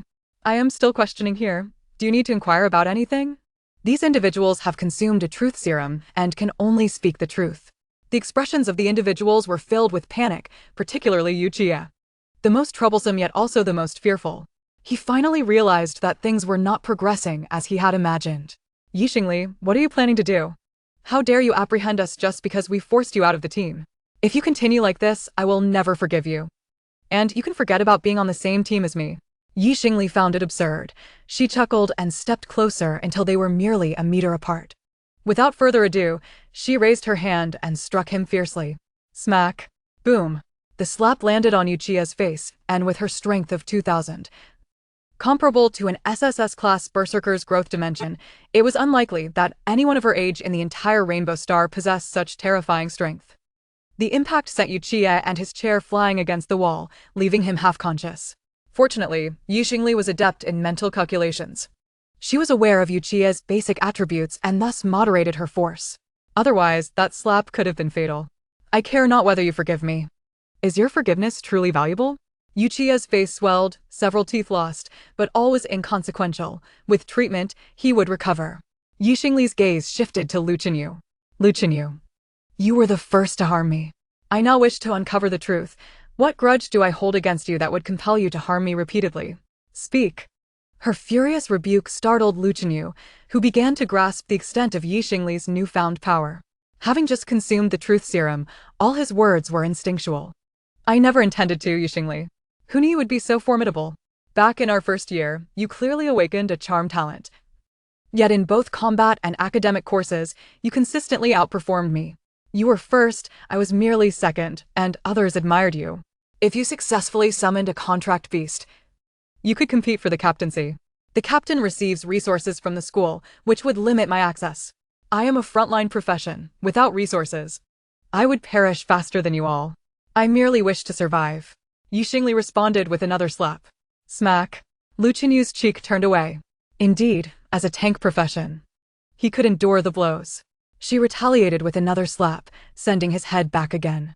Do not speak so grandly. You sabotaged my formation out of jealousy, did you not? No. This is the truth. It was merely a mistake with the materials at first. Yi Xingli nodded, then later. Did you not incite Yu Jie to destroy my formation out of jealousy? In despair, Lu Chenyu closed his eyes, and to his own horror, he found himself confessing yes. Yi Xingli sneered once more. As captain for so many years, did you not embezzle resources for your own gain while depriving others? Yes. At this revelation, Yu Jie, Chen Mo, and Wen Shiyan all turned their gazes toward Lu Chenyu. Yi Xingli's voice was as cold as the winds of a snow-capped mountain. You are truly a selfish and inept waste. She did not wish to squander time. The truth serum, a blue potion, lasted only 30 minutes. And she still had 3 individuals left to interrogate. Back then, she indeed had the capability to run for captain, had she been in charge of resource allocation. She would not have insisted on equal distribution. At the very least, she could have allowed for resource accumulation, such as her previous proposal to rent spatial equipment for dungeon scavenging. Yet, Yu Jie refused, and Lu Chenyu consistently rejected her every initiative. Reflecting on it now, Lu Chenyu's repeated refusals stemmed from his fear of losing his captaincy. Yi Xingli realized that he countered every suggestion she made, not wishing for the team to thrive too well, as it would highlight his own incompetence. Yi Xingli then turned her attention to the worthless figure slumped against the wall. And you, why did you destroy the formation? The words spoken by Yu Jie previously were sincere, and they remain so now. He does not believe he has erred in any way. Chen Mo does not favor mechanical tasks. After your summoning failed, you treated us particularly well, cooking for us and doing our laundry. I do not wish to clean, yet I long to savor your culinary creations. If you are willing to cook, by all means, do so. However, what if you succeed in summoning and then refuse to cook for us? In Chapter 82, let us accompany Wang Quanlu to Huingsing. Yi Xingli's anger flared up as she exclaimed, Yi Ju, treat him. I have not finished my retribution. Yi Ju immediately unleashed the silver moonlight, healing Yu Jie. After which Yi Xingli approached and struck him fiercely 5 or 6 times. Once she composed herself, she turned her gaze towards Wen Shiyan, deliberately ignoring Chen Mo. This was because Chen Emo had previously confided in her about why he forced her to leave the team, so the reasoning was likely similar. Moreover, her greatest disdain was reserved for Chen Emo. She knew that ignoring him would inflict the most pain. Wen Shiyan, what about you? Do not mention your obsession with cleanliness. You two are reluctant to tidy up, and this should not be a challenge for you. Yuchia was both greedy and lazy, arrogant, and self-important. However, Wen Shiyan was not. Before leaving the team, Xingli considered Wen Shiyan to possess a mild obsessive-compulsive disorder, a penchant for cleanliness that was not as detestable as Yuchia's arrogance, nor did it compare to Lu Chenyu's hubris, and certainly not to Chen Mo's fragility. Wen Shiyan appeared gentle, but a soft blade can cause deep wounds. Wen Shiyan smiled in a somewhat sinister manner. It is about control. I relish controlling your fate. You excel in various aspects and work diligently, yet despite your efforts, you do not attain all that you desire, which I find exceedingly satisfying. Xingli was taken aback, but soon comprehended. Wen Shiyan was, in fact, the type who appeared gentle but harbored a twisted psyche. He often employed polite language to achieve his objectives, reminiscent of manipulative tactics, yet Xingli felt more vulnerable due to her lack of a summoned beast. Truly, each element has its counterbalance. Without hesitation, Xingli slapped Wen Shiyan. Then, she delivered a total of 18 slaps, exclusively to the left side of his face. Having concluded her assault, Xingli returned to face the judgment table. Chairman Yi, I have finished my inquiries. I wonder if this evidence suffices for my prosecution? Shu remained observant and contemplative while Xingli struck her adversary. Finally, he responded, of course it is sufficient. Subsequently, Shu submitted the evidence. In less than 5 minutes, the verdict was rendered. However, this ruling surprised Xingli once more. The previous shock stemmed from an excessively harsh sentence, but this time, it was considerably lighter than anticipated. System notification. Plaintiff Xingli's appeal is successful. Defendants Lu Chenyu, Yuchia, Chen Mo, and Wen Shiyan. Charges: school bullying, intentional harm. 3 months on Huingsing, compensation for the plaintiff's summoning array fees, medical expenses, and emotional damages. 28 million star coins. There was nothing further. The serious crime that Xingli had filed concerning the endangerment of interstellar talents was dismissed. The Cosmic Alliance system provided an explanation. Firstly, the level of danger associated with intentional harm was insufficient. In fact, the actions of these individuals could be viewed as mere teasing directed at Xingli. They aimed only to prevent her from summoning a contract beast, not to kill her or destroy her talents, which was distinct from Wen Quanlu's actions. Furthermore, when they bullied Xingli, she was merely an S-level summoner with charm talent. This profession could transition into a logistical role before she acquired a contract beast. Hence her authority was limited. Indeed, if not for their teasing, Xingli would not have contracted the 2 extraordinary beasts she currently possessed, establishing a causal relationship that warranted leniency from the system. They deceived her for 3 years and were sentenced to merely 3 months. Xingli was infuriated but resolved. These individuals were now her enemies, and should they cross her path again, she would show no mercy. The dimensions of the multiverse were vast, and after parting ways today, it was unlikely she would return to Keihongsing, making personal retribution improbable. However, these 4 had now signed contracts with a Mixian company under the auspices of Li Lucy. A few minor exchanges of benefits would suffice to control their lives. Xingli would have her opportunity for revenge. She cast her eyes upon the 4. Since you have allied with Wen Quanlu, you shall now accompany him. It has only been a few hours. You can still catch the transport array with him. Yuchia screamed in horror. No, please. Xingli, how can you be so callous? If we go to Huingsing, we will be tainted, our attributes will decline, and we will be rendered useless. Moreover, if we are judged, we will be unable to take the college entrance examination next year. You cannot abandon us. This is all because of you. Do you desire money?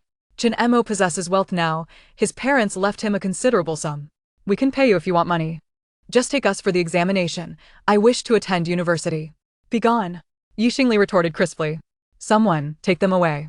Each one of you is living in a delusion. Still unable to see clearly. Have you been living in your own world? Where's the prince? Take him away for a psychiatric evaluation. Shu hastily signaled. Soon, several enforcers arrived to escort the 4 away. Yuchia was in a frenzy. Lu Chenyu appeared despondent, when Shiyan wore a feigned charming smile. And only Chen Mo looked at Xingli with pleading eyes. Xingli, I may go to prison. I will cover your compensation, please. Can you remove me from the blacklist? Do you want money? I will give you everything. Xingli chuckled softly. What? Is it not time for you to betray me for the blade of the betrayer? This statement drained the color from Chinmo's face. Had he known there would be an inheritance, he would never have acquiesced to others' demands for a silver weapon. He felt like a fool. Once the four were taken away, Xingli expressed her gratitude to Yueshu once more and presented a basket of fruit as a token of appreciation. Previously, Yueshu had conducted himself in an official capacity. Now, punishing a few high school graduates seemed a bit excessive for someone of his stature. But Xingli understood this was due to her potential and his desire to be on her good side, a personal favor she would not forget. With the four departed, Li Lucy awaited Xingli outside. How did the verdict turn out? Li Lucy inquired with familiarity, her expression as though they had known each other for ages. 3 months on Huingsing. Li Lucy was momentarily taken aback, having not anticipated such an outcome. After all, the sentence for Wang Quanlu and his associates was harsh, lasting 201 years. Yet here it was merely 3 months. She furrowed her brows and remarked, is it because their talents are too high, leading to an unjust sentence?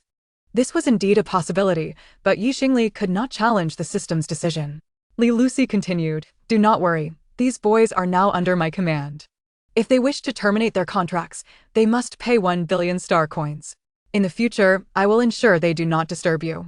Xingli nodded and then added, it seems Chen Mo has inherited wealth, I wonder how much.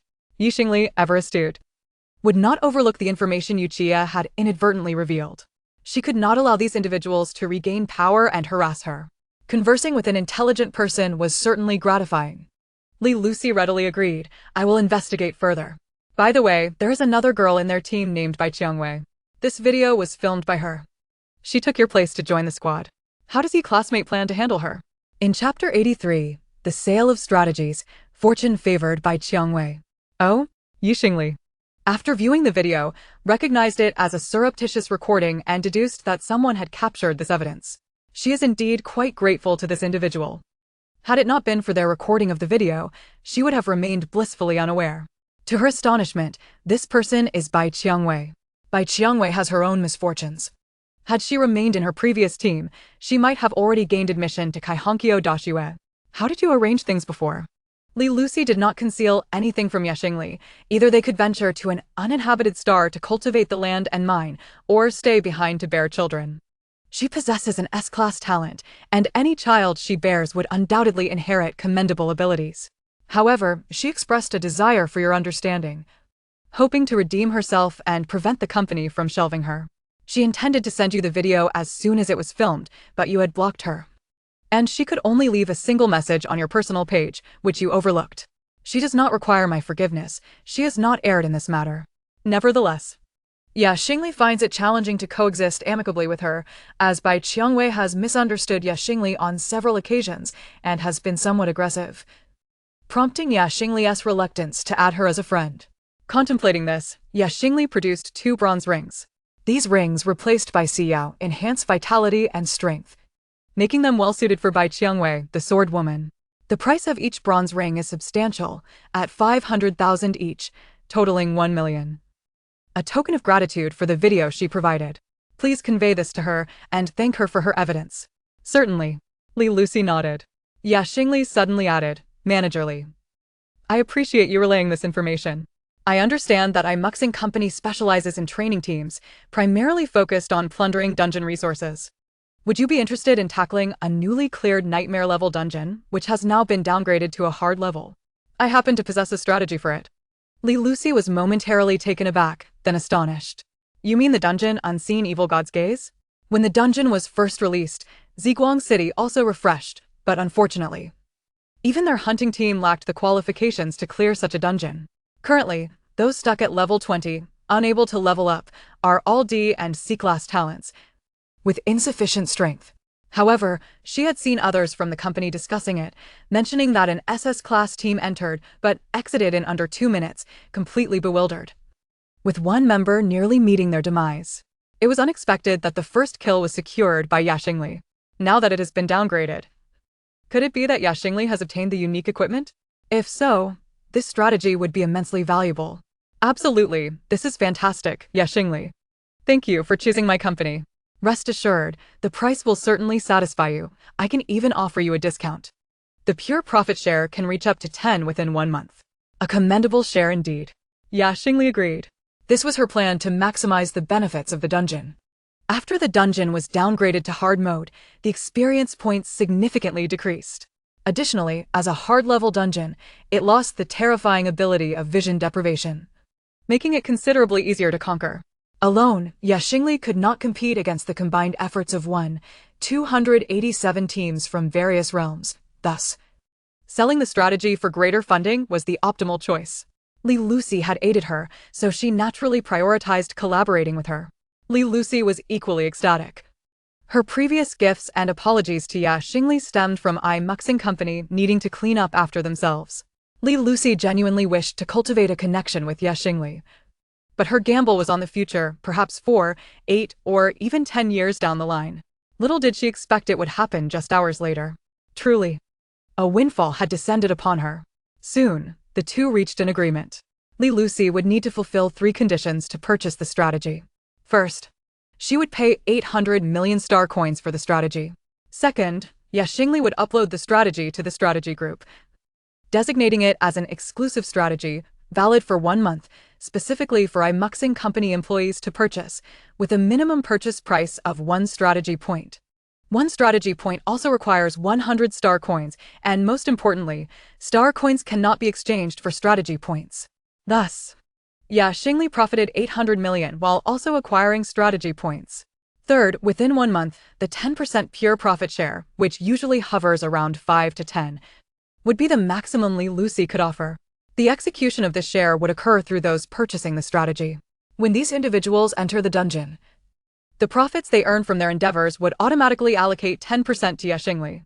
Moreover, this exclusive strategy necessitates that 20 individuals view and purchase it to prevent one person from sharing it with 19 others, thus depriving the rightful strategists of their earnings. Of course, this can only be a short-term arrangement, as the profits are not everlasting. Over time, more strategies will flood the internet, and dungeons will become increasingly simpler. However, let us not forget, the newer the dungeon, the higher the profits. Whoever obtains the strategy first can seize more resources. A first-hand strategy is extraordinarily valuable. It may even yield unique equipment. The agreement was finalized. The strategy was uploaded by Xingli, accompanied by the tags First Kill and Exclusive. Others could only see the title, while awakens company could access the entirety, although others could leave messages. How much is your company offering? We at Xinmu company are offering double. Wow, I heard this dungeon is exceptionally difficult, blinding anyone who enters. I can't believe someone actually cleared it. And now it has been downgraded. It must be who did it. You deserve every bit of this profit. Oh great one, accept my humble admiration. Is it truly the esteemed Xingli? Have you acquired unique equipment again? Have you sold the golden red sofa? Naturally, Xingli had no intention of selling this unique item. It was her trump card. However, as her strategy garnered more clicks from awakens company, she accumulated even more strategy points. At this rate, within 10 days, her memory book would undoubtedly reach golden status. After the contract was signed, Xingli returned to Qiguangxing. We are united. We cannot enter different unseen evil god SK's dungeons. See Yao. You will tackle this dungeon next while Yejue and I will pursue other dungeons or perhaps explore the public battlefield. Understood. Subsequently, Xingli and Yejue sped through Golden Coast, Burning Eerie School, Bloody Factory, and Thorny Jungle. The refreshed records were duly preserved in the Team S log. Ultimately, Xingli opted for Thorny Jungle, while Yejue chose Golden Coast. One summoner, conquering 3 dungeons, an unprecedented efficiency. After this endeavor, another 20 hours elapsed. Midnight. There remained 9 days until the star domain assessment. Concurrently, the dungeon records were refreshed. Lei Yanming eagerly messaged his colleagues in Qiguang City. Chapter 84. How dare you contradict Minister Yu, an evil thought. Hey, old Lei, have you lost your mind? It's the middle of the night. And you're bothering me with messages? Your strength is such that you could go 10 days without sleep. Enough chatter. Check today's Dungeon Plaza records in Qiguang City and see the broken records. The individual disturbed from slumber was Ma Zigong, the Minister of Education for Qiguang City. Overseeing Qiguang City, although he and Lei Yanming were of equal rank, one governed the most prosperous city, while the other managed the weakest, thus their statuses differed significantly. Nonetheless, they shared a good friendship. After being roused, Ma Zigong had no choice but to comply with Lei Yanming's request and began searching the records. Upon doing so, he was utterly flabbergasted. Golden Coast Dungeon, completion time, 5 minutes 23 seconds, record broken. Completing team, Shattered Dawn. Members, Xingli. What? Ma Zigong was dumbfounded. Is this truly the Golden Coast he knows? This copy, merely enticing the monsters to the seaside, must take at least 5 minutes, right? The remaining time. The opponent has already annihilated the monsters? The subsequent records also left him astounded. Burning Eyrie School, completion time, 25 minutes 23 seconds, new record, Bloody Factory. Completion time, 43 minutes 21 seconds, new record, Thorny Jungle, completion time, 6 minutes 1 second, new record, Unknown Evil God's Gaze. Completion time, 2 minutes 29 seconds, new record, first kill, Mo Sigan nearly leapt off the bed. These, all achieved by Xingli? Goodness, is she truly that formidable? Lei Yanming felt a surge of exhilaration coursing through him. Of course, she has always been impressive. Not granting her a direct recommendation was undoubtedly a grave error. How about you share this record with Minister Yu? Let us showcase my subordinate's prowess, which is undeniably commendable. Initially shocked, Mo Sigan regained his composure upon hearing this, and a meaningful tone crept into his voice. Lao Lei, it's not my intention to criticize, but even if you are dissatisfied, you cannot undermine Minister Yu, can you? Minister Yu has already decided to grant Chuqiu Yuan a direct recommendation. What use is it to send these records now? Do you still wish to keep your position? Moreover, while I acknowledge Xingli's strength, would one prefer an SSS-level tank or an S-level charming summoner? It is undoubtedly the former. Furthermore, Lao Lei, you should venture outside more often. This performance, albeit exceptional, is achievable by numerous professionals. For instance, I know an individual blessed by the Thunder God, SSS-level talent, who transitioned to a lightning mage, amplifying the power of lightning spells by 100-fold.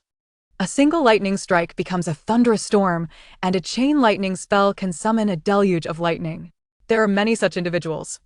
While you find Xingli impressive now, cultivating summoned beasts as a summoner in the later stages is exceedingly arduous and requires resources amounting to hundreds of billions. From an investment perspective, Xingli is not the preferable choice. After Mo Sigan's heartfelt counsel, Lei Yanming felt deflated. Indeed, Xingli's combat capabilities are not inferior to those with SSS-level talents. Speaking to me is futile. You should address this to those schools. The greatest fear is that if you grant her a direct recommendation, she may appear mediocre among countless geniuses, ultimately failing to complete school assignments and thus be expelled, bringing shame to Minister Yu, which would reflect poorly on you as well. It's better to maintain the status quo. If Xingli is truly strong, she should rank within the top 10 in the Xingyu assessments. Such an accomplishment is no simple feat. That entails competing against candidates from 100 parallel universes. Yet, Lei Yanming could only sigh, choosing not to persist in the matter. It is best not to be greedy. Meanwhile, the summoned beasts, which Mo Sigan described as requiring countless resources for cultivation, were receiving gentle caresses from Xingli. You have sued Yiju, and Yiju sincerely thanks you. You receive a gift from the contractee, Constitution 10, Strength 20, Agility 20, Spirit 30. You have sued Xiao, and Xiao sincerely thanks you. You receive a gift from the contractee, Constitution 40, Strength 20, Agility 20, Spirit 30. 200,000 charm points vanished. Yiju and Xiao basked in unparalleled satisfaction. The more charm points Xingli expended, the less they felt the degree of their internal aberration. As of now, Xingli had calmed them 41 times. It seemed that the shackles within had been lifted 41 layers, yet as the process continued, the shackles grew increasingly formidable, requiring even more charm points. However, their power was not as the system described, merely at level 18 like that of a summoner. Levels have always been a reward from the Cosmic Human Alliance system for those who have made outstanding contributions. The true enhancement comes from the resources seized, the tangible attribute points. They inherently possess such formidable strength. Now, within a single day, we can eliminate over 20 million monsters. It is truly terrifying. Nonetheless, your soothing has become increasingly challenging. Yiju gazed at Xingli with darkened eyes. Ali, I shall strive diligently. So shall I. Xi quickly chimed in. Xingli smiled and suddenly inquired, "Speaking of which, it seems your human heritage is increasing. If one day I cleanse the aberrations from you, and you no longer require my charm attributes for soothing, will you leave me? After all, summoned beasts may betray their masters in pursuit of freedom." Yiju immediately grew anxious. How could that be? "I shall always remain by your side, only if you cast me aside. Ali, please don't abandon me." Yiju suddenly felt a profound unease, sensing it was not about his choice to leave Xingli, but rather her potential choice to discard him. Upon arriving here, "I forged a contract with you, and from that moment forth, I vowed to protect you for eternity." Xi unexpectedly knelt on one knee, slightly bowing, performing an elegant noble gesture, pledging everlasting loyalty. Xingli sighed in relief. Her gaze flickered. In truth, she had harbored a rather sinister thought. If a summoner's contracted beast perished, they could still summon a new, though there were methods to relinquish the contract. At that time, Xingli could buy new contracted beasts. Should she summon contractees like Yiju and Xia once more, it was evident she could acquire a substantial amount of attribute points. At the very least, consuming 10, 100, 1,000, 10,000 charm points, each could soothe 10 times. One contractee could yield approximately 4,000 to 5,000 additional attributes. Two contractees would equate to double that. Chapter 85. The King of the Scrolls achieves the title of Lone Wanderer. The Xingyu War begins. This method entirely treats the contracted targets as consumables. Of course, this is also a tactic employed by summoners.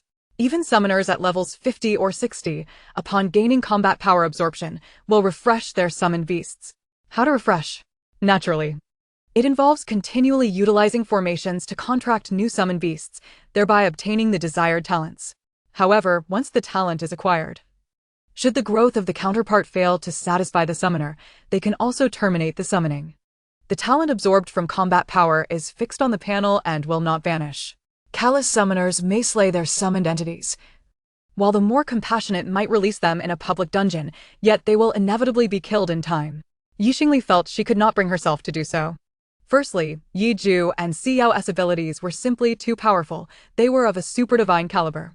After dissolving the contract, she feared the retribution from these two without the constraints of the contract.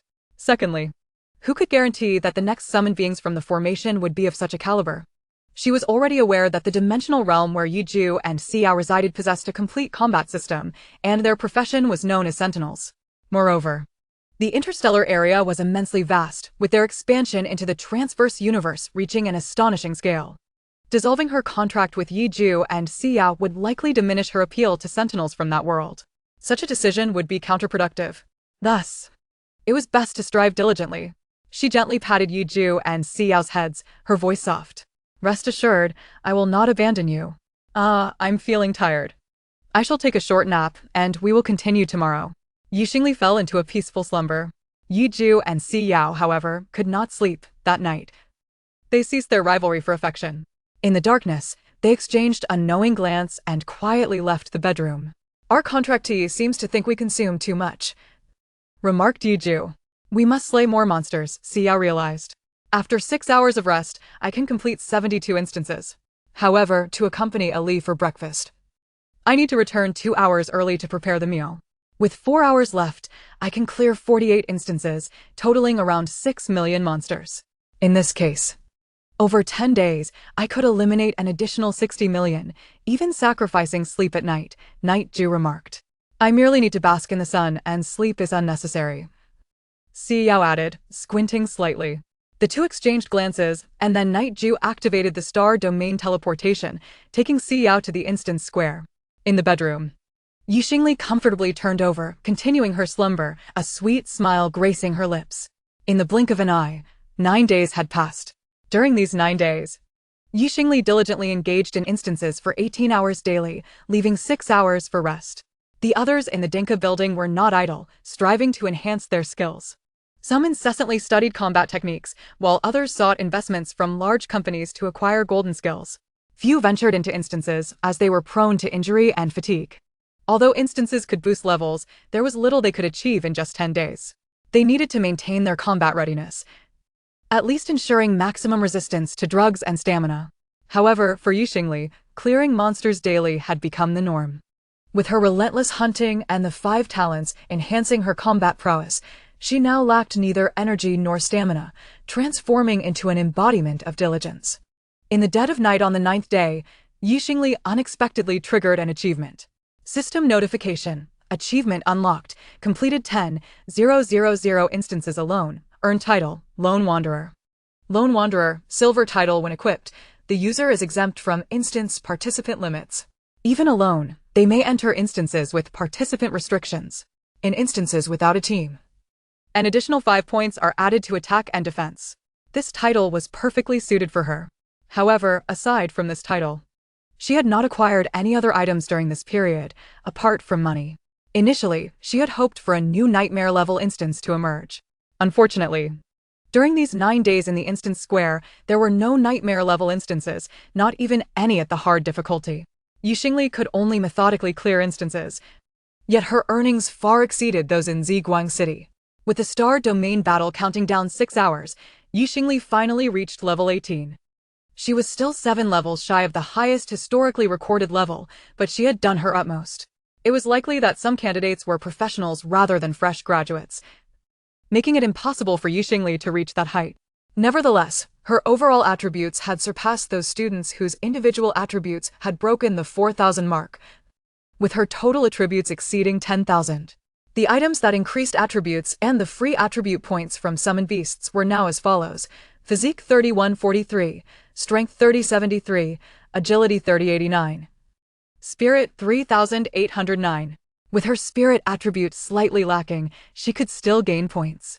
However, her physique, strength, and agility had all reached 3,000, yielding an additional 3 points, which was certainly encouraging.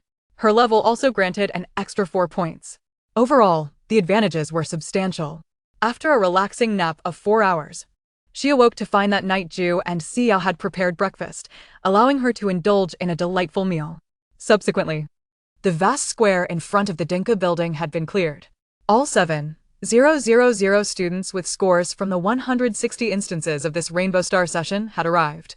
Naturally, Xingli ranked first, with Yu Zhahong standing beside her, carrying a sleek, dark longbow adorned with a hint of luster. Xingli gazed at her in surprise. Did you find someone to enchant it? Enchantment could add attributes to weapons and gear, but everyone's equipment was transitional. Enchanting silver-level gear required over 1 million in materials. Although Xingli was wealthy, she hadn't spent any this time. Currently, she possessed a staggering 10 billion. 80 billion of which was from the share of Aimu Xian Company. Li Lucy had settled the accounts with her yesterday, fearing she might want to upgrade. The remaining 20 billion came from Xingli's instance earnings. In the realm of the unknown evil goddess gaze, to expedite monster clearing, Xiao only utilized Solar Storm, making it impossible to maintain the golden shop, naturally resulting in lower profits. However, one could not have both fish and bear's paw, and Xingli had chosen to forego immediate gains. 10 billion was still a considerable amount. However, an SS-level talent enhancement stone cost 200 billion. Indeed, talents could also be upgraded with enhancement stones. Yet, items that could elevate S-level talents to SS level were legendary items, requiring not only money, but also various contributions. Xingli was aware that both the First Academy and the Divine Demon Training Camp possessed such items. Therefore, in this star domain battle, she was determined to succeed. Beside Xingli, Yu Zhahong took out her bow and cheerfully remarked, "Of course, it wasn't me who enchanted it. I found a company that sponsors me. These are items from their warehouse, so they are enchanted. I need to return it once I reach level 20. By the way, Xingli, look over there. Who has arrived?" Following Yu Zhaohong's gaze, Xingli spotted a team standing 50 meters away, led by Chu Qiuyuan. Xingli was once again astonished. Wasn't he granted admission? After being granted admission, Chu Qiuyuan's team was short one member. He sought numerous individuals, but none were willing to join, as everyone had their own teams. The members he selected were carefully chosen to revolve around him as the core, making it perilous for others to join. Especially the shaman, who possessed limited healing capabilities. Which main tank would dare to go and face certain death? He had secured his admission, but what about the others? He had no choice but to continue participating in the assessment. Regardless of how poorly he performed, his admission spot would remain unchanged, though it would likely leave a sour expression on his mentor's face. Yu Zhaohong felt a bit of schadenfreude. Xingli, however, felt a twinge of sentimentality. Chu Qiuyuan was indeed a commendable captain.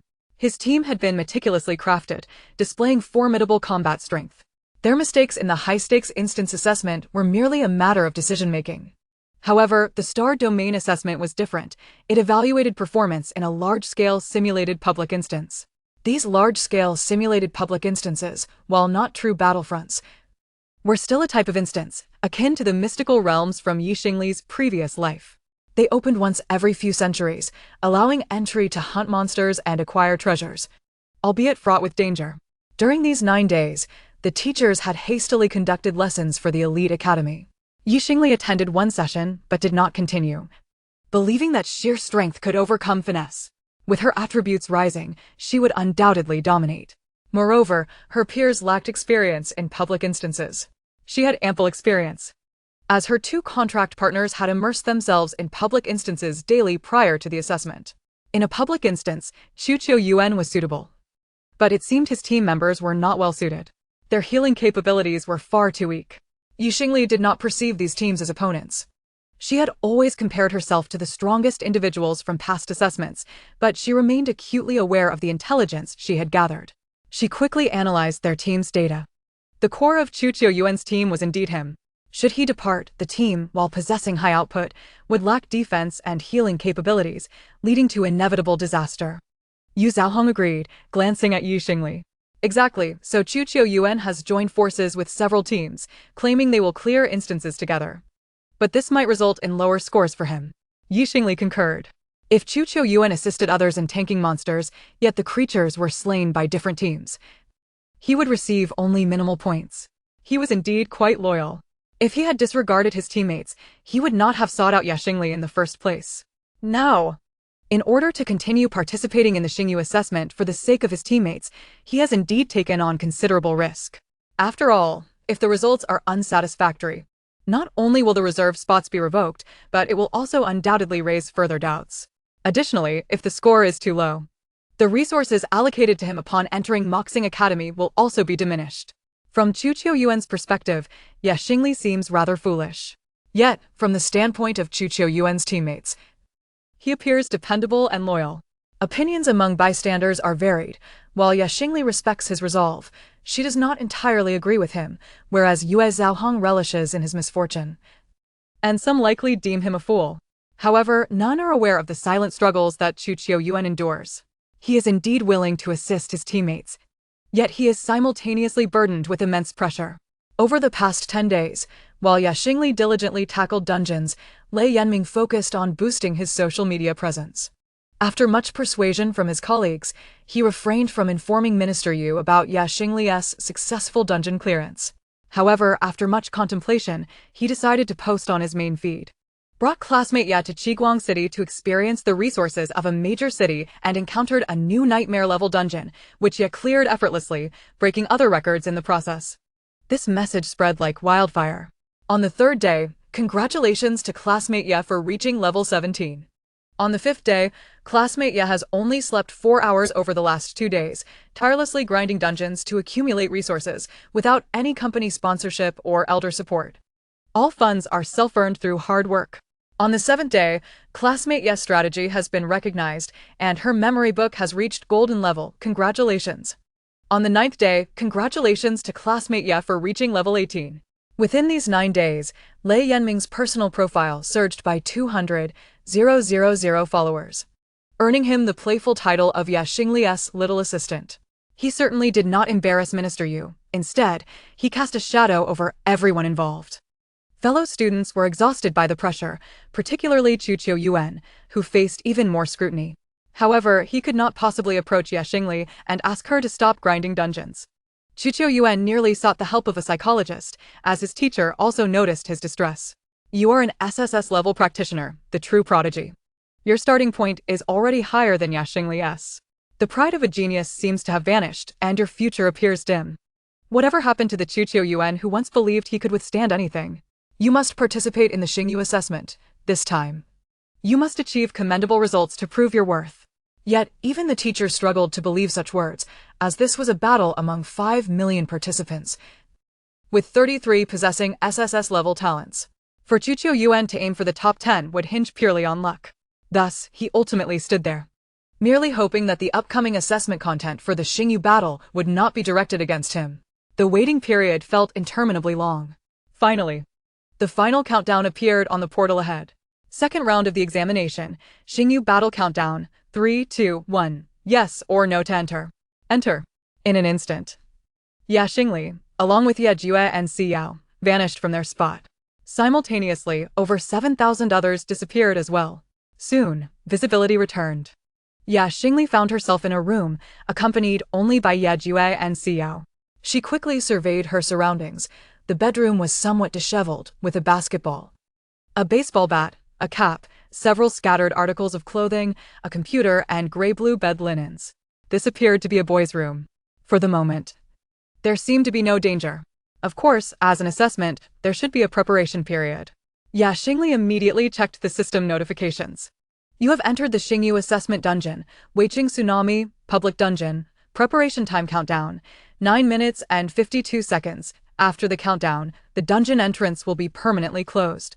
Students who do not participate will lose their eligibility. Main quest background: Weiqing is about to face an enormous tsunami, and sea monsters will invade the city. Survive for 20 hours to await rescue. Survive for 20 hours, dungeon clearance, score 60 points. For every hour survived, an additional 10 points will be awarded. For every 100 monsters hunted, an additional 1 point will be awarded, with team scores divided equally. Xiguang City. At the headquarters of the Education Bureau.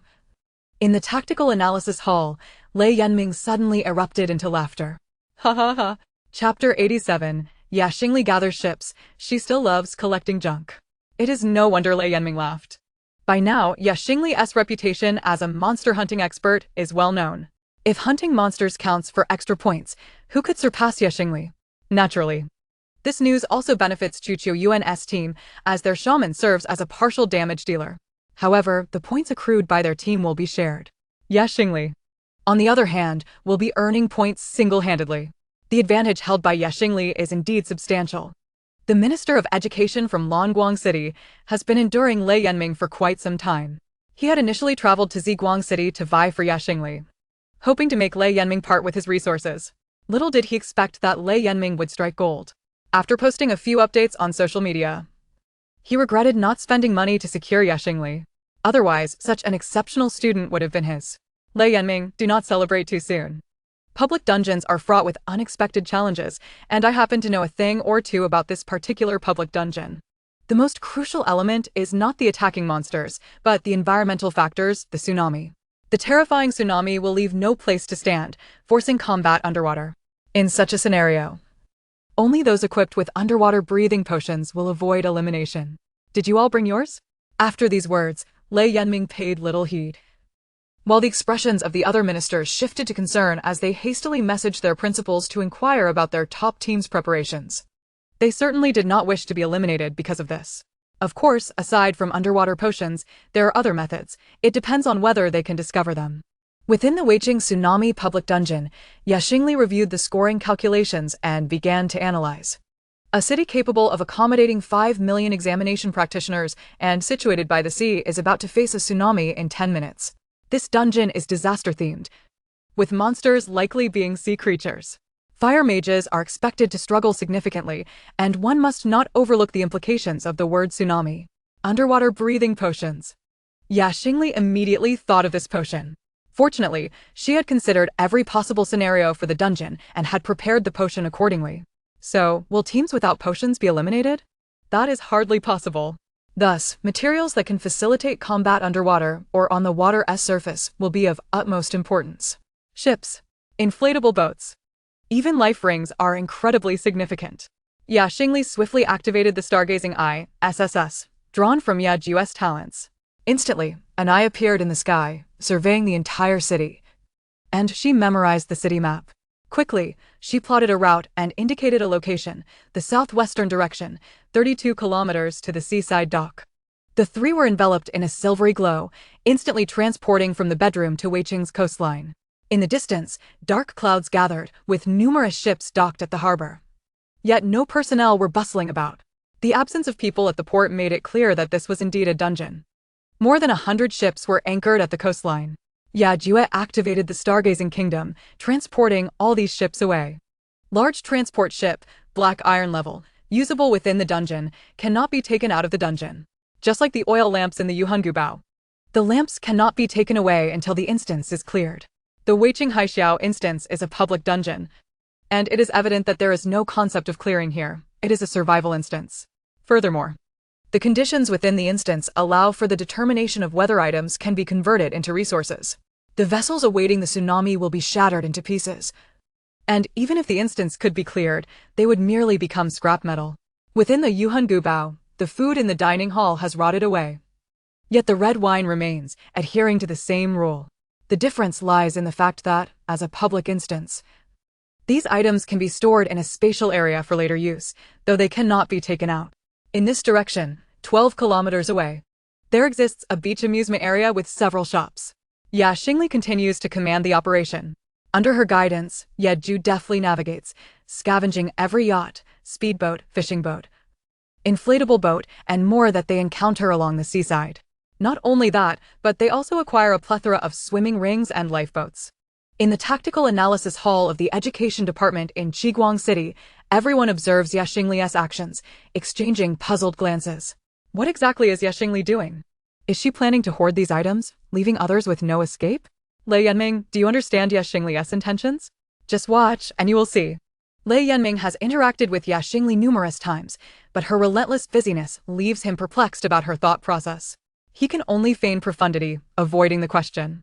Meanwhile, in the Hui Wuxing prison, after 10 days of hard labor, this group of inmates is granted a day of rest.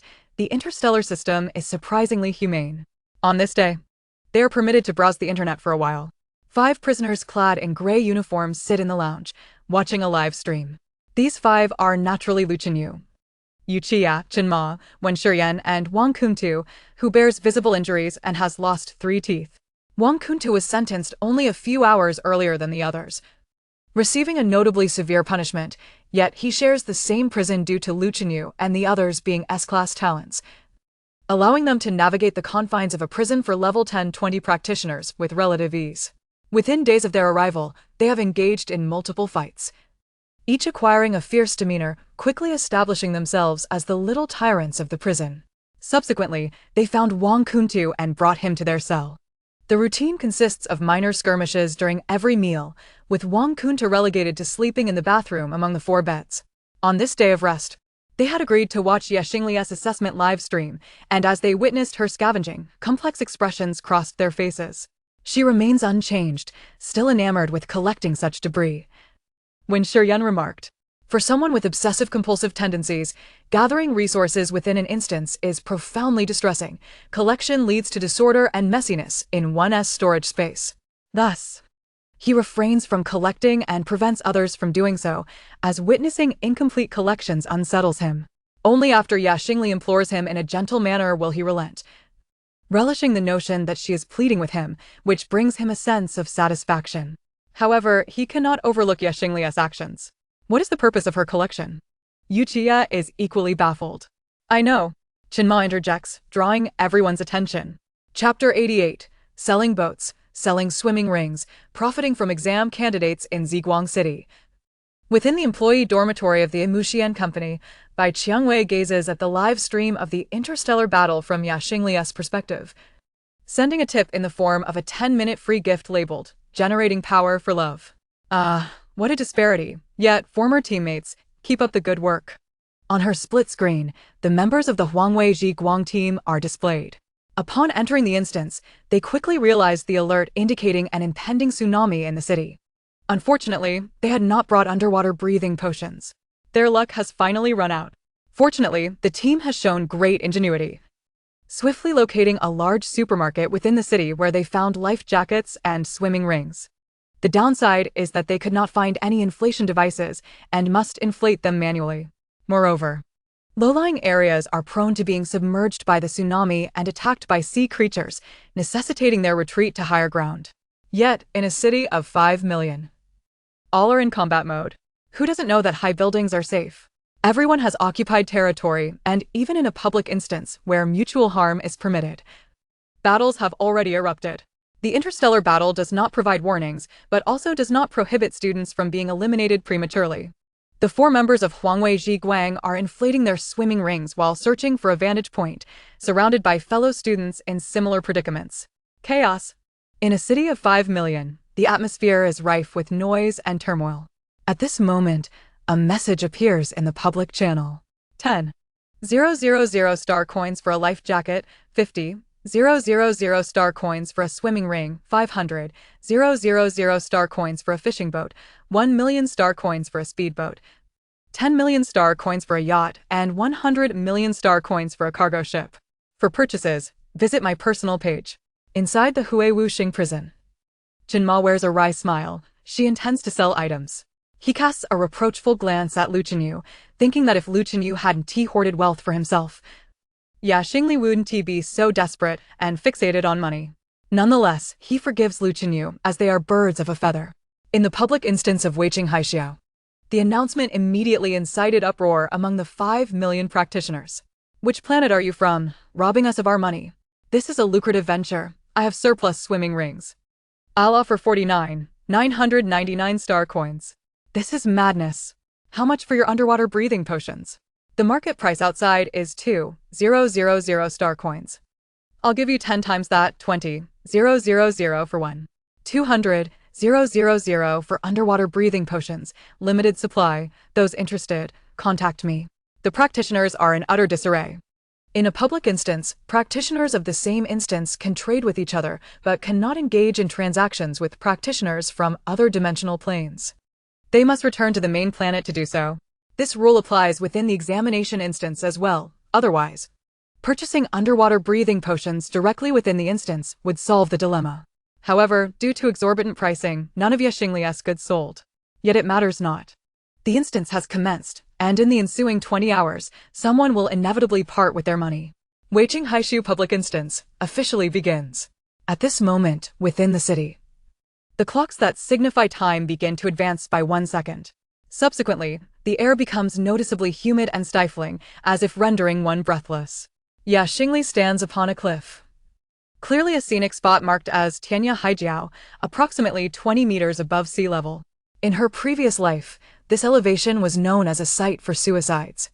As the instance commences, the waves crashing against the cliff's rocky outcrop recede fiercely, revealing the seabed below. In the distance, the sea surface abruptly swells, growing larger, akin to a towering mountain. The thunderous roar of the waves approaches, heralding a tsunami towering at a height of 40 meters.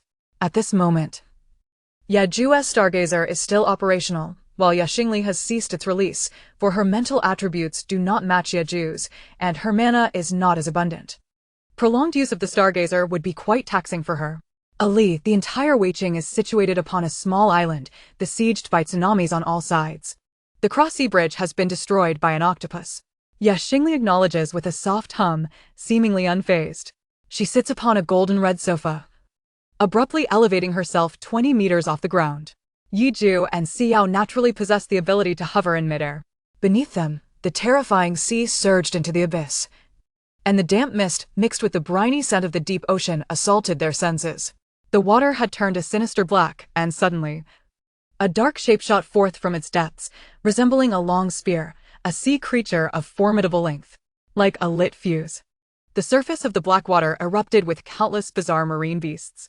A single glance revealed a dense throng. The spear-like fish charged forward, aiming directly at Xingli's heart. With a resounding clang, it collided with a white protective barrier, ultimately tumbling back into the sea. This was naturally thwarted by Yiju's silver moonlight shield. Yiju blinked, and in an instant, the exposed sea creatures seemed to be severed by the fabric of space itself, their bodies torn apart, staining the black water a vivid red. In that moment, hundreds of thousands of marine beasts perished before the naked eye. The ranking board of the star domain updated instantaneously. First place, Xingli, score, 1,238 points. The other candidates within the city had not witnessed the monsters. However, some candidates at the city's periphery faced the terror of the tsunami. In an instant, buildings collapsed under the weight of billions of tons of water, sweeping individuals into the depths before they could even engage in battle, consumed whole by the hidden sea beasts, vanishing in a flash of white light. These candidates might grasp the horror of the monsters, but were oblivious to the true terror of natural disasters. Their attributes insufficient to withstand the tsunami. In a heartbeat, over 5 million candidates suffered losses exceeding 100,000. Remaining candidates, 98 million. Meanwhile, the seawater invaded the city, transforming into a muddy torrent. The number of sea creatures within this flow was considerably less than anticipated. Their vision was limited, preventing them from perceiving the enormous moon in the sky, slicing through the monsters with spatial force. They also failed to notice the blazing miniature sun encircling Wei City, moving at a terrifying speed and radiating brilliance. This was Xi Yao patrolled the ocean surface using light-speed leap and gamma rays, annihilating all sea beasts that surfaced. The rate at which sea creatures flooded into the city was outpaced by Yi Ju and Xi Yao's onslaught. The monsters that made it into the city were merely stragglers. Xingli's score hinged entirely on the number of monsters spawned in this public dungeon. At this moment, in the conference room of the Cosmic Alliance's upper echelons, the true leaders deliberated over this interstellar assessment. 20 hours, 2 billion monsters, 100 million monsters per hour. Was this intensity not excessive? Chapter 89. Xingli remains steadfast in first place. Minister Yu's explanation. Every year has its own formidable challenges, yet new prodigies invariably emerge. Each year, we expand into new parallel universes, acquiring more resources than the previous year. Last year's limits do not define this year's. High intensity is to be expected. It remains to be seen if these numerous parallel universes can surprise us. The pressure from above is immense. Venturing into higher dimensional universes is fraught with peril. Alas, many powerful cosmic races are truly unreasonable. Humanity remains too fragile. This year, we have identified hundreds of dimensions that were annihilated by the old ones, some merely remnants, having wiped out billions of humans on a single planet. Such dimensions likely number in the millions, and our numbers are insufficient for rescue. We must cultivate new blood. Nurture stronger geniuses. Humanity needs to create its own deities. Let us hope this time brings us surprises. Of course, due to the immense energy demands of the public dungeon, the thematic content of each region, when 100 regions are merged, differs, although the number of monsters remains the same. Ultimately, only the top 10 scorers will join the Demon God training program, followed by further selection. The variations in star domains lead to different types of talents emerging. Last year, the region where Rainbow Star participated chose a toxin-themed area, where the attackers were the insect race. Despite their individual weakness, their toxins were potent, and the environment was shrouded in toxic mist. The scoring criteria did not prioritize the number of insect kills, but rather the team's efforts in locating and destroying toxin barrels. As a result, exploration, healing, and tanking classes represented the star domain. This is also a means of filtering diverse types of geniuses. This year, it is evident that the joint assessment of the 100 star domains, where Rainbow Star resides, has opted for output classes. Additionally, it focuses on individual output to maximize scores. With 2 billion monsters, each individual is responsible for only 400, yielding 4 points per person. However, when one individual excels in monster hunting, the others naturally collect less. And under the impact of the harsh environment, their sole task becomes survival. In the public dungeon of the Wei City tsunami, half an hour had elapsed. Xingli's score soared ahead, reaching 360,000 points, while the scores of other teams were dismal. The second-ranked team, with a score of 30,000, was fortunate to have chosen a building by the sea, enabling them to attack stragglers promptly. Conversely, the teams in the city center could not even catch a single sea beast. This cannot continue. We will surely rank at the bottom. Is Xingli truly an SSS-class super genius? What methods could she possibly employ to slay so many sea beasts? Is there no mercy left for us? Quick! Purchase boats and paddle to the outskirts. No money? Then swim. At the very least, buy a life jacket. Soon. Over 20,000 life jackets displayed in Xingli's personal showcase were sold out, yielding 200 million. Subsequently, swim rings also sold out, netting 500 million. Despite only having over 10,000 available, fishing boats were sold as well, bringing in 1 million. Truly, fortune favors the swift. What was once thought to be a foolish investment turned into necessity due to Xingli's rapid monster hunting, compelling teams in the city center to move through the water, resulting in all life jackets and swim rings being sold out. Even those who had previously criticized Xingli for her high prices now lamented the scarcity of her offerings, with many unable to purchase them. At this point, the water in the city had risen to approximately 2 meters. The professionals, strong and capable, with some agile teams, acted early to swim towards the city's edge. An hour passed, and Xingli's score reached 720,000, remarkably stable. The floodwaters inundated the city like a torrent, reaching a depth of 8 meters, appearing pitch black and exuding tremendous force. Within the city, all structures below the 3rd floor were submerged. The cliff where Xingli stood, due to its proximity to the coastline, had been relentlessly battered by the waves and was now entirely submerged. Fortunately, the golden red sofa remained elevated 20 meters above the water's surface, meaning as the water level rose, the sofa ascended as well, a fortunate turn of events. However, the sheer number of monsters in this dungeon was overwhelming, far too dense. Xingli had slain 70 million monsters in just 1 hour. If she could maintain such a pace for 20 hours, she could calm 2 individuals 7 times over, further enhancing her attributes. Thus, Xingli did not allow Yiju and Xiao to hold back. What was this about giving other students a chance or distributing points? This was a matter of score, of time, of growth, Xingli's arduous ascent towards greatness. Concealing her prowess was not an option. She intended for everyone to witness her strength so that more influential individuals, like Lei Yanming, would recognize her potential and support her, rather than allowing someone like Minister Yu, who underestimated her due to her mere S-level talent, to hinder her progress. Would she relinquish her spot at Magic Star University today? Would she be asked to surrender her place in the Demon God training camp tomorrow? Absolutely not. This time, her victory was utterly assured, crushing everyone in her path. Within the instance, 3 hours had elapsed. Xingli's score had soared to an impressive 2.3 million. Outside, Minister of Rainbow Star, Yu Pan, maintained a calm demeanor. He did not feel he had erred in any way. Xingli performed exceptionally well. Her decision to forego attending Moxing University was indeed prudent, as her extraordinary abilities warranted admission to a superior institution, thereby allowing her to relinquish her spot to someone in greater need. Lei Yanming wore a broad smile, nodding in agreement, though his words carried an unmistakable tone of sarcasm. Indeed, take a look at Chu Qiu Yuan, currently idly wandering. Entering the instance, he has not fared well.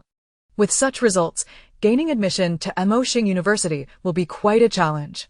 If he is not directly admitted, his SSS-level talent will be squandered. Alas, the instance examination is truly detrimental. Yu Pan, alongside Mo Zigong, shot Lei Yanming a disapproving glance, wishing to silence him. It seems you are eager to stir up trouble with Minister Yu. Lei Yanming was unfazed. Even if he performed poorly, he was still at level 60, capable of leading anywhere. The Ministry of Education was utterly incompetent. If all else failed, he would head to the front lines. Ahem, as for Xingli, her success is beyond doubt. Let us observe how others are faring. Indeed, the competition for second place was fierce. A few individuals had begun to amass points. How did Yu Zhaoheng's score rise so swiftly? She had surged into the top 100. Having abandoned her team, she was now hunting solo. Yet her former teammates continued to assist her. This girl had a brilliant mind. Chapter 90, another 10 billion earned. Boss descends within the Star Domain battle instance. Yu Zhaoheng's team, after an hour of progression, saw her spend 1 million to purchase a speedboat. This won't do. Without a boat, we cannot accumulate points, and our assessment scores will suffer. Fear not, I have company investments. This amount is trivial. Although they were all part of the same team, Yu Zhaoheng's resources far surpassed those of her companions. The speedboat, capable of accommodating 5 individuals, allowed them to navigate the city's streets, hunting monsters with great agility. They soon approached the city's edge, battling sea beasts on the surface and picking off stragglers. Yet, their points remained insufficient. The team's ranking lingered around 3 million, unable to create a significant gap. If only Xingli would spawn a few more monsters for us, one suggested. Zhaoheng, why don't we ask Xingli to give us a little edge and spawn more sea beasts for us to slay? Yu Zhaoheng rolled her eyes. If you want to ask, go ahead. I lack the audacity for such a request. Moreover, do not mistake this for a misfortune. It is a tremendous opportunity. The others were puzzled. Yu Zhaoheng pointed toward the ocean, indicating, this tsunami is clearly unusual. It relentlessly surges toward the city, showing no signs of abating. The sea level is continuously rising, and soon, teams without boats will be eliminated. Having a speedboat will be our advantage, though it may not be apparent now. The other's eyes lit up with understanding. However, in the water, they found it challenging to engage. Within Yu Zhaohong's team, she was the only ranged attacker, wielding the highest damage output. Otherwise, she would not have secured the second clearing reward during the examination. But with Xingli's brilliance overshadowing her, no one paid attention to the second place. 10 minutes passed. The members of the team exchanged glances and nodded. Zhaohong, why not go solo? Instead of sharing points with the team, it would be better for you to fight alone.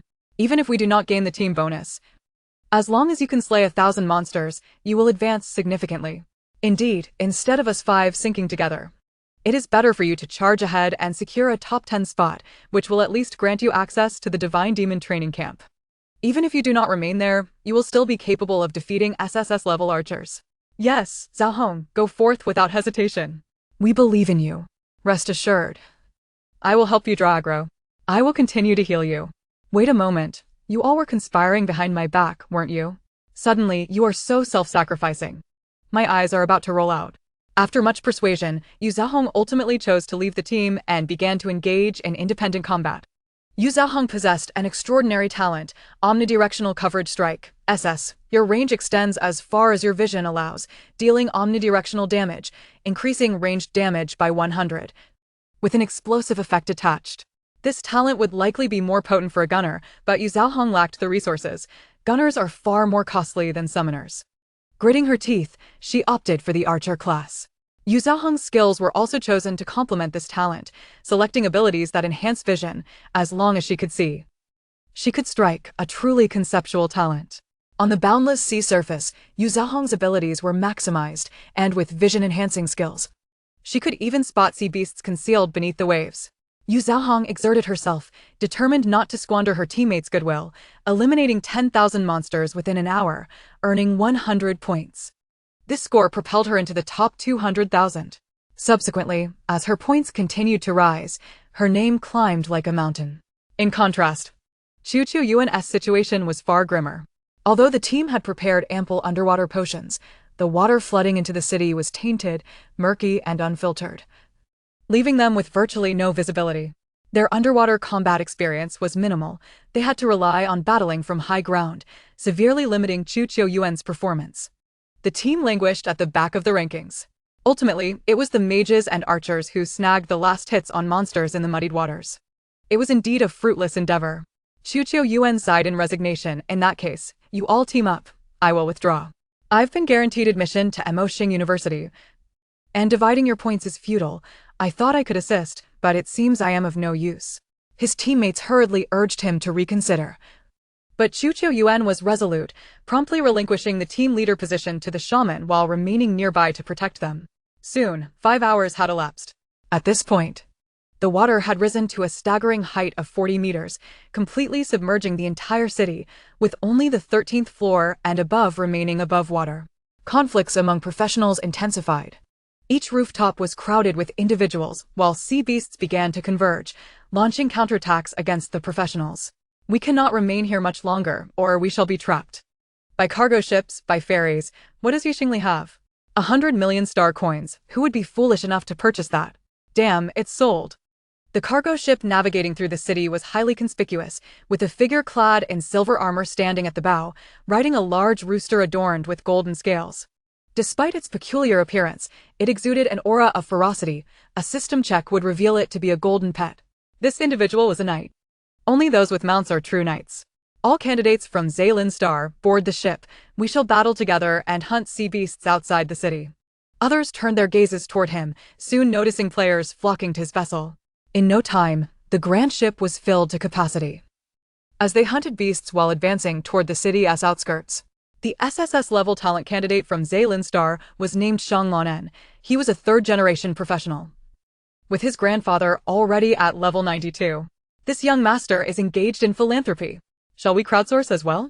With 10,000 candidates from our planet, if each contributes 10,000, we could purchase a cargo ship. Can this cargo ship hold 10,000 people? It can definitely accommodate 2,000. Then it would be 50,000 each. Is anyone interested in sharing? Departure at 11:999. While some could not afford yachts or cruises, many were willing to chip in for a shared ride to hunt sea beasts. Thus, Xingli's previously displayed fleet of over 90 colossal ships has been entirely sold out, leaving the showcase utterly barren. In total, she astonishingly amassed 10 billion. While other candidates were racking their brains to accumulate points, she was effortlessly amassing wealth. However, compared to the perilous situations in other star domains, the assessment within Weiqing's tsunami was remarkably tranquil. At that moment, a notification from the system resounded abruptly, announcing the boss.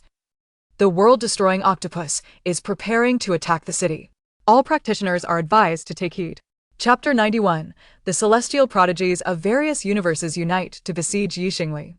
Regional boss has appeared. Participants in the siege will earn 10 points, with additional points awarded based on damage dealt, damage received, and healing. The final slayer will receive 10,000 points. In other star domain battles, a boss yielding 10,000 points could indeed alter one's fate, propelling them to new heights. Yet, within the Weiqing tsunami, even a boss worth 10,000 points could not shake Xingli's position as the foremost contender. The enormous octopus, which had devastated the cross-sea bridge, excitedly brandished its 18 tentacles as it sped toward the city, moving with a swiftness surpassing that of a destroyer. In the blink of an eye, it invaded the city. Its terrifying form and massive tentacles with suckers ensnaring a skyscraper, instantly severing it with its overwhelming force. The building was filled with candidates. The rooftop was crowded with hundreds of them, more densely packed than those watching the tide. Now, they plummeted like dumplings from above. These were all individuals from the northern city, eager to seize the elusive sea beasts, which were far more abundant here than within the city, at least of second-rate quality. Little did they expect that with the boss's emergence, they would find themselves on the front lines. The boss in a public area was akin to those found in hellish dungeons, often possessing a level 10 higher than the highest level of the entering practitioners. Thus, this enormous octopus was a level 30 boss. Facing a level 30 creature were these candidates averaging level 10, with only a handful at levels 12 or 13. It was akin to wolves entering a flock of sheep. The casualties were immediate and extensive. Some rushed forward while others fled in terror. A golden mass, swirling around the sea like a blossoming firework, shifted direction and halted beside the giant octopus. An overwhelming aura instantly crushed the creature against a skyscraper. Standing aloft, with golden hair flowing, 2 round golden ears sprouting atop his head, and eyes resembling molten lava, he emanated a blinding light sphere above him.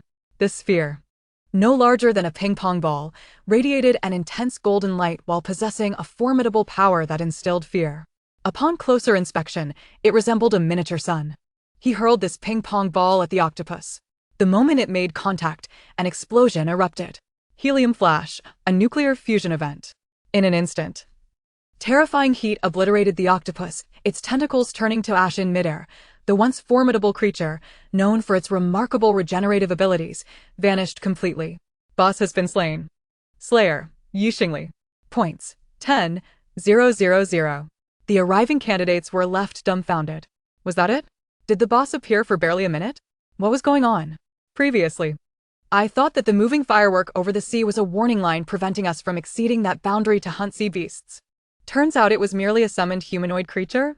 Damn, if the minions are to be slain, at least let us earn 10 points from the boss. This is outrageous.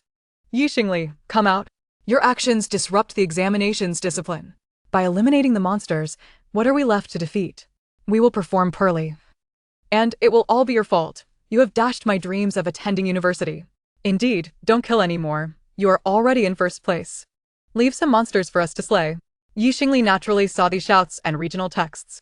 However, when she lacked strength, she had been a tail-tucked participant within the team, susceptible to moral coercion. Now, she had transitioned from one extreme to another. With power comes a tendency to forget one's origins. Xingli had cast aside her sense of ethics. Moreover, while the monsters in the assessment dungeon did not drop equipment, preventing anyone from suddenly obtaining high-quality gear that could affect fairness, they could still yield experience points. By hunting these creatures, Xingli not only showcased her prowess, but also increased her charisma and gained experience. Why should she refrain from this triple benefit due to a few words from others?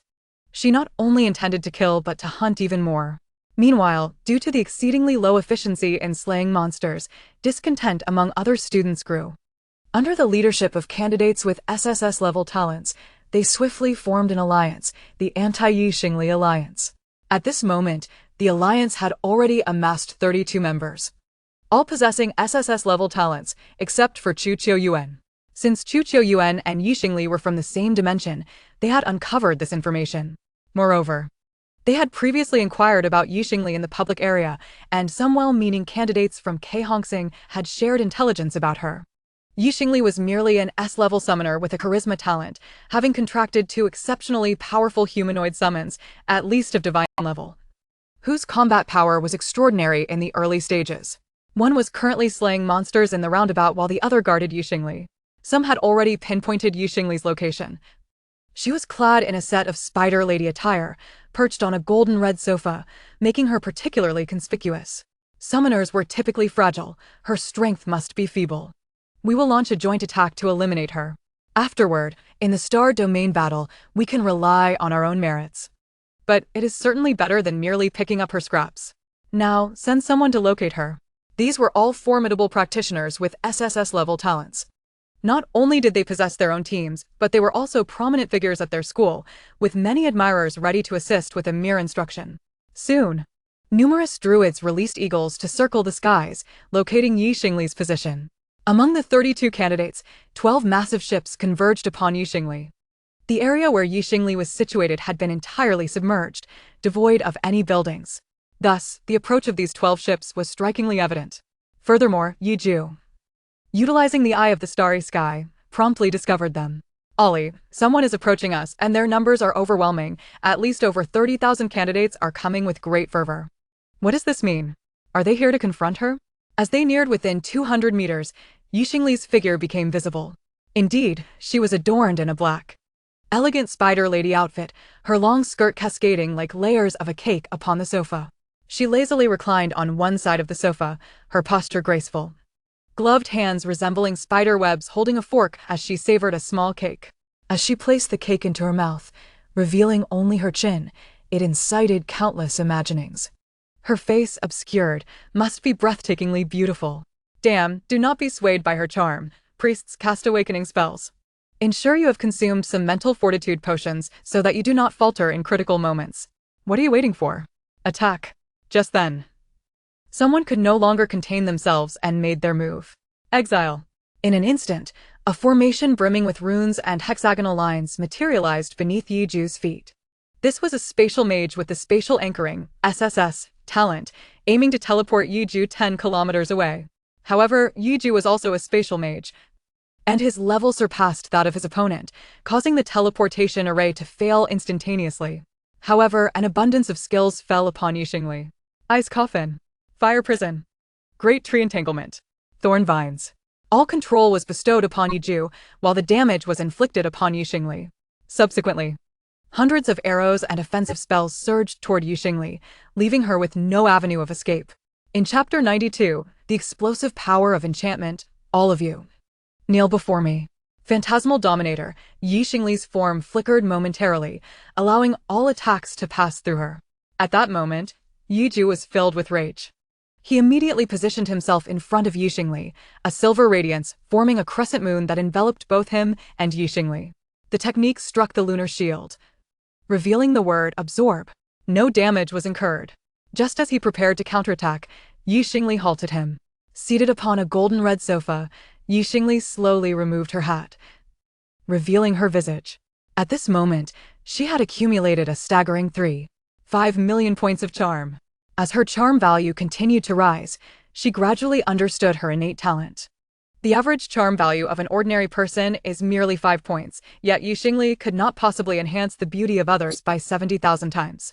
Charm encompasses not only beauty but also aura and presence. Releasing an enchantment skill is akin to exuding one's essence. Until now, Xingli had not utilized the skill and was eager to test its potency. After all, with the accumulation of her charm value, this skill had unexpectedly become her most formidable ability. Charm, diamond level, was just shy of being an epic level skill. Any epic level skill is worthy of being recorded in legends. Thus, it would be prudent to experiment with this skill. Xingli's gaze turned icy, her tone laced with frost. Who dares to attack me? Then, with a chilling command, she declared, kneel. Enchantment. In an instant, those who beheld her countenance fell into a daze. Beauty is a multifaceted perception. Some may find a certain celebrity alluring while others may deem them merely average. Xingli was not the type to enchant everyone. Yet at this moment, those who laid eyes upon her were consumed by a singular thought, love at first sight. However, as Xingli's essence shifted, regardless of gender, emotions transformed once more. This woman before them was their queen. In a flash, among the 30,000 who had arrived, over 20,000 knelt upon the ground, yearning to proclaim her as their queen. Xingli's enchantment skill had successfully manifested, but concurrently, her charm value plummeted. It diminished by 20,000 points in an instant. Xingli's eyes widened. This was a staggering cost of 200 million. Ju and Xiao had labored diligently to vanquish foes. To her surprise, utilizing the enchantment skill consumed her charm value. Meanwhile, on the vessels of the other examinees, a cacophony ensued. Those affected by the enchantment skill became akin to Xingli's subjects, professing their loyalty. Xingli, it was Shang Lanyan who organized the assault against you. I did not wish to participate, I was wrong, do not hold it against me. And there was Zhang Qing, who also joined. He led with an SSS-grade talent. Having long been tyrannical on our planet, I have unwittingly boarded a pirate ship. This throng of individuals clamored in confusion. The remaining 1,000 stood agape. What on earth has happened? Have you all lost your minds? How did you suddenly betray us? You attacked just moments ago. That was merely excitement. My hand slipped. You intended to assault Xingli? Brothers, let us unite to protect our esteemed Xingli. In the next moment, the 12 ships descended into chaos, turning upon one another. Witnessing this, Xingli deemed further experimentation unnecessary and commanded Ju to take action. This enchantment skill must not be squandered, it drains charm value. At this moment, Ju, filled with fury, unleashed his wrath. How dare these individuals assail Xingli, exposing her essence? He could scarcely imagine how many would covet his contract partner after this dungeon concludes. Ju erupted with terrifying black light. Cosmic black light. In an instant, all 12 vessels encircling them were engulfed in darkness. 10 seconds later, as the black light dissipated, 30,000 examinees vanished, leaving only the 12 large ships, littered with uncollectible chaotic items, alongside 7 straw dummies. Quite generous indeed. Xingli gazed in surprise at the remnants of the straw dummies, immediately recalling a particular item. Substitute dummy, diamond level. Can substitute for death once, price, 10 billion. Ordinary diamond level equipment typically hovers around 10 billion, yet this substitute item is exceptionally costly. Moreover, they had merely been eliminated, not truly dead. To her astonishment, 7 individuals had activated their dummies. The loss was considerable. However, this was not Xingli's fault. She had not provoked them. The monsters were over there. If they possess the capability, they may kill. If not, they cannot blame her for their demise.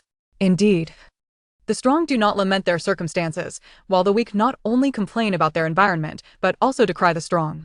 Xingli had no intention of showing leniency. What if, during this astral war, she amassed the highest score only to be targeted by some minister displeased with her S-grade talent? Would they suddenly decree that those who do not pass cannot participate in the Divine Demon training camp, regardless of their score? Unwritten rules allow for manipulation. Thus, those who attacked her sought to sever her path. Xingli would not show mercy. Moreover, 10 billion is certainly not a trifling sum. Having already offended them, she could not allow them to remain and qualify for the Divine Demon training camp, only to seek revenge upon her. They had initiated the assault once. She would respond in kind. Ju, do you remember the appearances of those 7 with SSS-grade talents? Find them and eliminate them. Ju's stargaze eye remained open, recording every entity that appeared within its scope. Soon, he identified the figures of these individuals. After activating their substitute dummies, their potential resurrection locations lay a kilometer away, now struggling in the water's surface. What manner of divine beast is this, with such formidable skills? Is it a forbidden spell? I barely had the chance to act before being obliterated. Let us flee before she pursues us.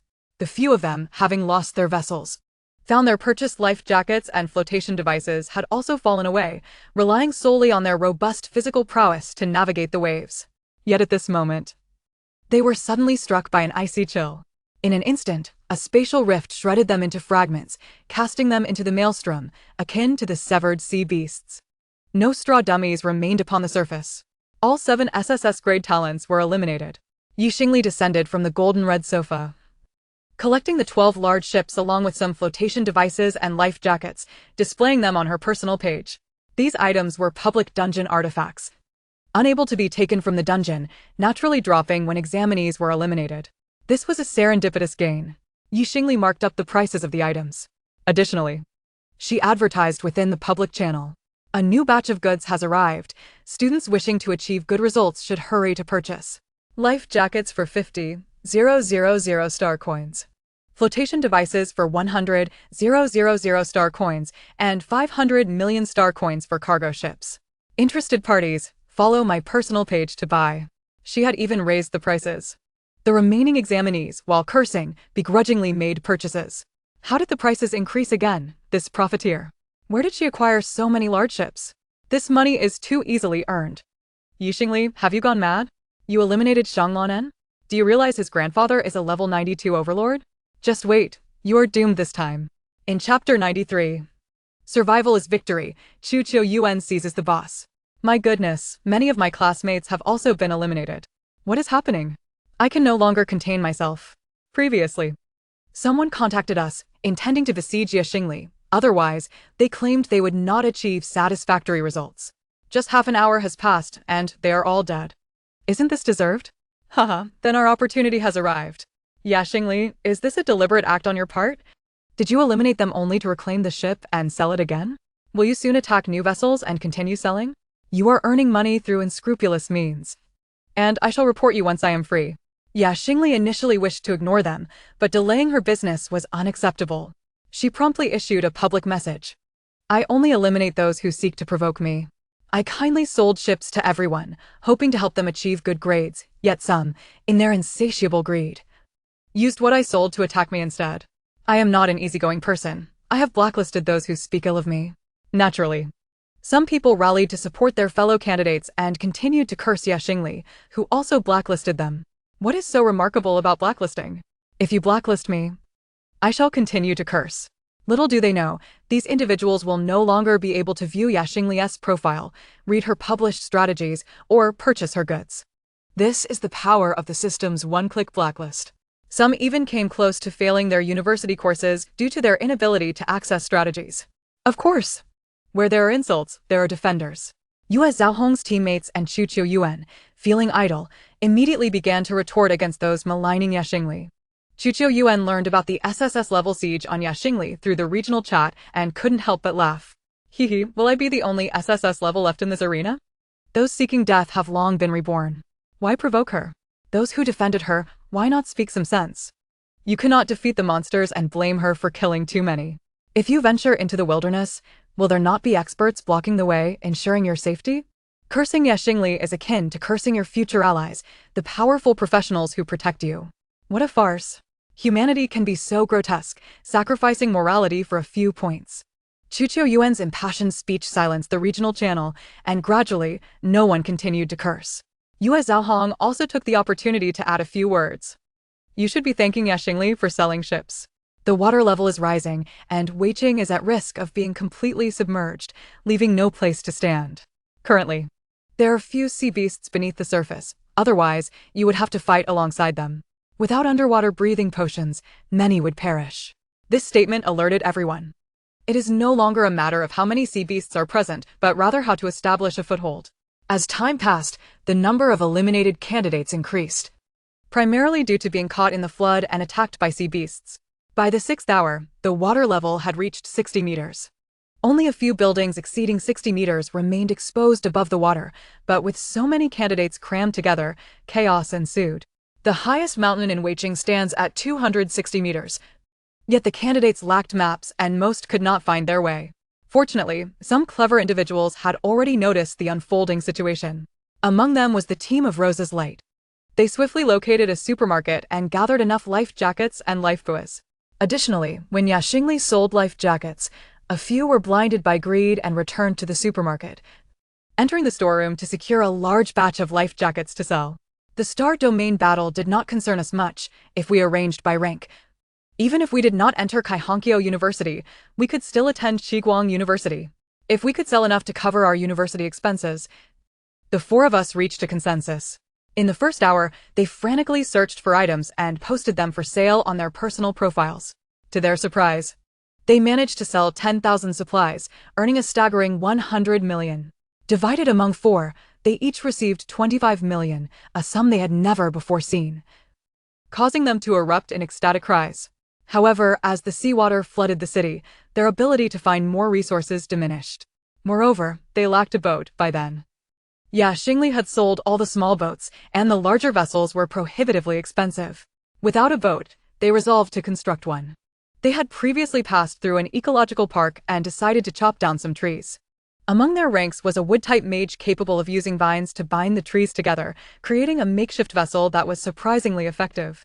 Every additional hour of survival equated to slaying 1,000 monsters. With the four of them alive, it was as if they had collectively slain 4,000 monsters. For survival equated to points. Many teams shared their plight, all striving to survive. They scavenged for floorboards and door panels, attempting to fashion a small boat. Amid the tsunami's onslaught, many team members were scattered. As the 10th hour approached, Weiqing was completely submerged by the tsunami. No structure could withstand the deluge, and all professionals found themselves submerged in the sea, battling sea beasts, with numerous candidates succumbing to exhaustion. Halfway through the instance, only 2 million remained. Yet, this was already the highest number of survivors in the Star Domain battle. However, this group would soon find themselves less fortunate. A boss appeared on the eastern side.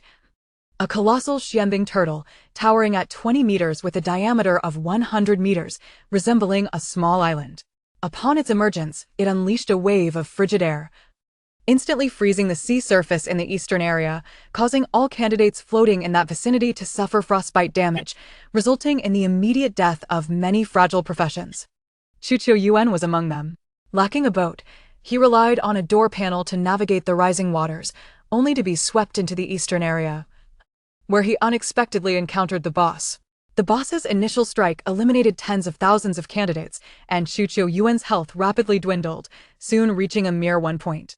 His SSS-level talent activated Undying Corpse. Not only that, with the sea surface frozen, he found solid ground to stand upon, gaining a foothold. Come at me, giant turtle. Chuqiu Yuan raised his shield, unafraid of anyone. Even if the King of Heaven were to arrive, he would not perish within this hour. In the face of the giant turtle, he felt like an ant. The turtle, disinterested in him, nonetheless became the target of his taunting skills as a tank profession. Moreover, to complement his Undying Corpse, his skills and equipment possessed rebound effects. The harder the monster struck him, the greater the retaliatory damage. Thus, the giant turtle grew increasingly irritated by Chuqiu Yuan's presence, attempting to crush him, only to injure its own foot, which further escalated its rage, leading to an intense confrontation. At this moment, Yezhu also noticed the situation. With Xiao still circling in the western area, Yezhu intervened, utilizing spatial powers to slice through the giant turtle. In a mere 3.5 minutes, the colossal creature collapsed. Simultaneously, Chuqiu Yuan's score surged dramatically. Boss defeated Slayer. Chuqiu Yuan, score 10,000. Chapter 94. Extreme cold weather. Xingli seizes the opportunity to sell hot water in the sky. Xingli was enveloped in a radiant white light. She had leveled up. The final blow was not granted to Chuqiu Yuan by Yezhu. The Xianbing turtle continuously released cold air, which also inflicted ice damage. And as Chuqiu Yuan rebounded the enemy's damage, the turtle sustained continuous harm. Just as its health reached 0, Chuqiu Yuan successfully executed the final blow, securing the last hit's 10,000 damage.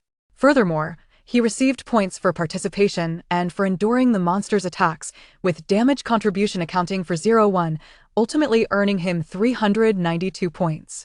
In an instant, Chuqiu Yuan's score skyrocketed to second place. It was not intentional. Chuqiu Yuan hurriedly spoke to Yezhu. I truly did not intend to steal the monster. Yezhu displayed no concern whatsoever, replying, You are fortunate. Leaving behind those words, he turned and returned to Xingli's side. This wave of boss attacks had resulted in significant casualties. Furthermore, after the Xianbing turtle perished, its blood mingled with the seawater, causing a palpable drop in temperature. The temperature which had initially been around 20 degrees Celsius, plummeted to 0 degrees and continued to fall. An hour later, it had reached a staggering -30 degrees. A negative status appeared on everyone. Extreme cold status. You're affected by extreme cold, losing health every second. Please maintain your body temperature. Within the public dungeon, there were not only monsters, but also an extreme cold weather condition. However, how could the examinees in the sea preserve their warmth? All examinees began to lose health. Priests attempted to restore their health, yet their efforts were merely a temporary solution. As the cold intensified, casting spells became sluggish and hands and feet became numb. On a piece of floating ice, Chu Yuan swiftly consumed a potion of restoration. However, before he could swallow it, a system message appeared before him. You have been attacked by severe cold, health reduced to 1. Damn. Although Chu Yuan's undying body was remarkably resilient, it had its limitations. After an hour, he would revert from his undying state with only 1 health point remaining. To activate his undying body again, he needed to wait 3 hours. Yet, the penetrating cold in this area left him soaked in seawater, without any means of warmth, and without the shaman nearby to protect him, he succumbed to the frigid winds. Naturally, he possessed a substitute to take his place, but he had no intention of using it. His luck had already been extraordinary, barring any unforeseen circumstances. He would undoubtedly secure a spot in the top 10. Chu Yuan withdrew from the examination. Others were similarly afflicted. I need warming products. Does anyone have hot water bags or heating pads? Please, I'll pay a high price. Is there an extra coat? I'm freezing to death. Why isn't my physique resisting the cold? Foolish. Physique merely enhances your physical condition. Resisting cold requires fire attribute spells and high frost resistance. Xingli began selling items once more. Hot water processing, 1,000 star coins per bottle. You prepare the water and bottle, and I'll process it into hot water. Guaranteed to ward off the cold. Damn, this unscrupulous merchant. While others sell hot water outright, she charges 1,000 for processing a single bottle. Resist. Everyone must boycott her hot water. Indeed, she possesses cooking tools to heat water, but how much can she boil? It's a scam. Hot water only provides warmth for a few minutes, and the dungeon still has 9 hours left. How much will she profit?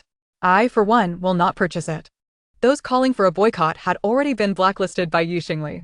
The first batch of quick-handed individuals swiftly received their hot water, exclaiming in delight. Mineral water infused with sunfire essence common contains a trace of sunfire essence that can emit light and heat for 1 hour. This processed mineral water was indeed a result of Xingli acquiring the talent of eternal sunfire, allowing it to continuously emit heat and even scorch enemies. However, this talent could be developed further, not merely for direct attacks. For instance, a wood mage from the Rose of Light could use vines to create a wooden boat. Xingli could likewise process boiling water. Consequently, the mineral water sold like wildfire. Xingli was indeed truthful. This was genuinely worthwhile. At just 1,000, it was quite inexpensive. If we can endure for another hour, we will earn 10 points. If everyone earns 10 points, does that mean everyone is equal? Not necessarily. Some individuals cannot purchase Xingli's mineral water. Those who had previously insulted Xingli soon realized they had been blacklisted and could not buy the mineral water from her homepage. I was wrong, ye classmate. Please sell me a bottle of mineral water, or I will freeze to death. This examination is crucial for me, I beg you. I'll offer an extra 1,000 star coins. Is there anyone who can help me buy a bottle? Limited purchase. Even if I offer 10,000, she won to sell. It's not worth offending Xingli for you. Soon, those who had wronged Xingli were the first to be eliminated. Yiju produced an enormous dining table adorned with countless bottles of mineral water. Xingli unleashed her eternal sunfire, processing a batch of mineral water, capable of producing thousands of bottles at once. The profits were staggering. Yet, even with her mineral water, some examinees could not endure and were eliminated in the cold. By the 12th hour, the temperature had dipped to -60 degrees, akin to the cold of the polar regions. By the 13th hour, it plummeted to -90 degrees. Humans with a physique below 200 points could no longer withstand such cold and were frozen. This calamity struck many mage players. Only 200,000 examinees remained. Remarkably, most of them were people from the large fishing vessels and cargo ships sold by Xingli. With a significant number gathered together, each had their methods of survival. At least one could find a fire mage aboard a single ship, enabling them to hold out. On one ship, a bonfire had already been lit, and a girl clad in a wild dress and feather headdress was dancing. Shaman class, Li Xiaoman. After being separated from her teammates, she fortuitously spotted a ship and paid 50,000 star coins to board. At present, she proved exceptionally useful, initiating reverse charging and making a substantial profit. Thanks to the shaman's blessing, she could offer sacrificial materials and perform dances to enhance various blessing effects. Buff effect, resist extreme cold. Buff effect, attack with fire damage. Charging 2,000 star coins per person. On a speedboat, Yu Zhaohong and her companions produced an oil lamp, with teammates gradually dripping their blood into it. Blood oil lamp, bronze level. When blood is dripped in, the lamp emits a light with a diameter of 2 meters, resisting both cold and attacks from ghost-type creatures. On a raft, the Rose of Light team noticed something was amiss within the first hour. They utilized their remaining wood to construct a 4-square-meter wooden shelter on the raft and then poured seawater over it to form an ice house. The ice house left only a small opening for entry, and upon crawling inside, they immediately felt the cold dissipate. Coupled with the processed hot water they obtained from Xingli, they could easily endure. Their only fear was an attack from sea beasts, fortunately. They had brought the essential beast-repelling powder for public dungeons. They tossed a packet every half hour, not caring whether they killed monsters, as merely surviving would earn them points. Fortunately, by the 14th hour, the temperature rebounded considerably to -50 degrees. By the 15th hour, it returned to -20 degrees, although still cold. The rate of health loss had noticeably decreased. A new boss appeared in the southern part of the city. Chapter 95, the conclusion of the Star Domain battle and the locking of the Divine and Demon training class quotas. The boss emerged precisely from the south of the city. So many ships had arrived, right? This time, we must secure an additional 10 points. Xingli, please, take it slow when you kill. Amid the collective prayers, a boss radiating purple light leaped from the sea, unleashing crackling arcs of purple electricity. This was a lightning-type boss. The terrifying current instantaneously destroyed the nearest large ship, and the professionals aboard were enveloped in blinding white light. Over 90 of the 2,000-person ship perished in an instant. What terror lay within the public dungeon's boss? Only those true elites could withstand it. Xingli refrained from intervening this time, yet the boss was ferociously rampaging on the sea, sinking ship after ship. The players gradually realized the dire situation at hand. A few tank classes stepped forward, but they were unable to halt the advance of the boss. Even if they could withstand the assault, the priests behind them could not endure the thunderous strikes. If only Chuqiu Yuan were present, things might have been different.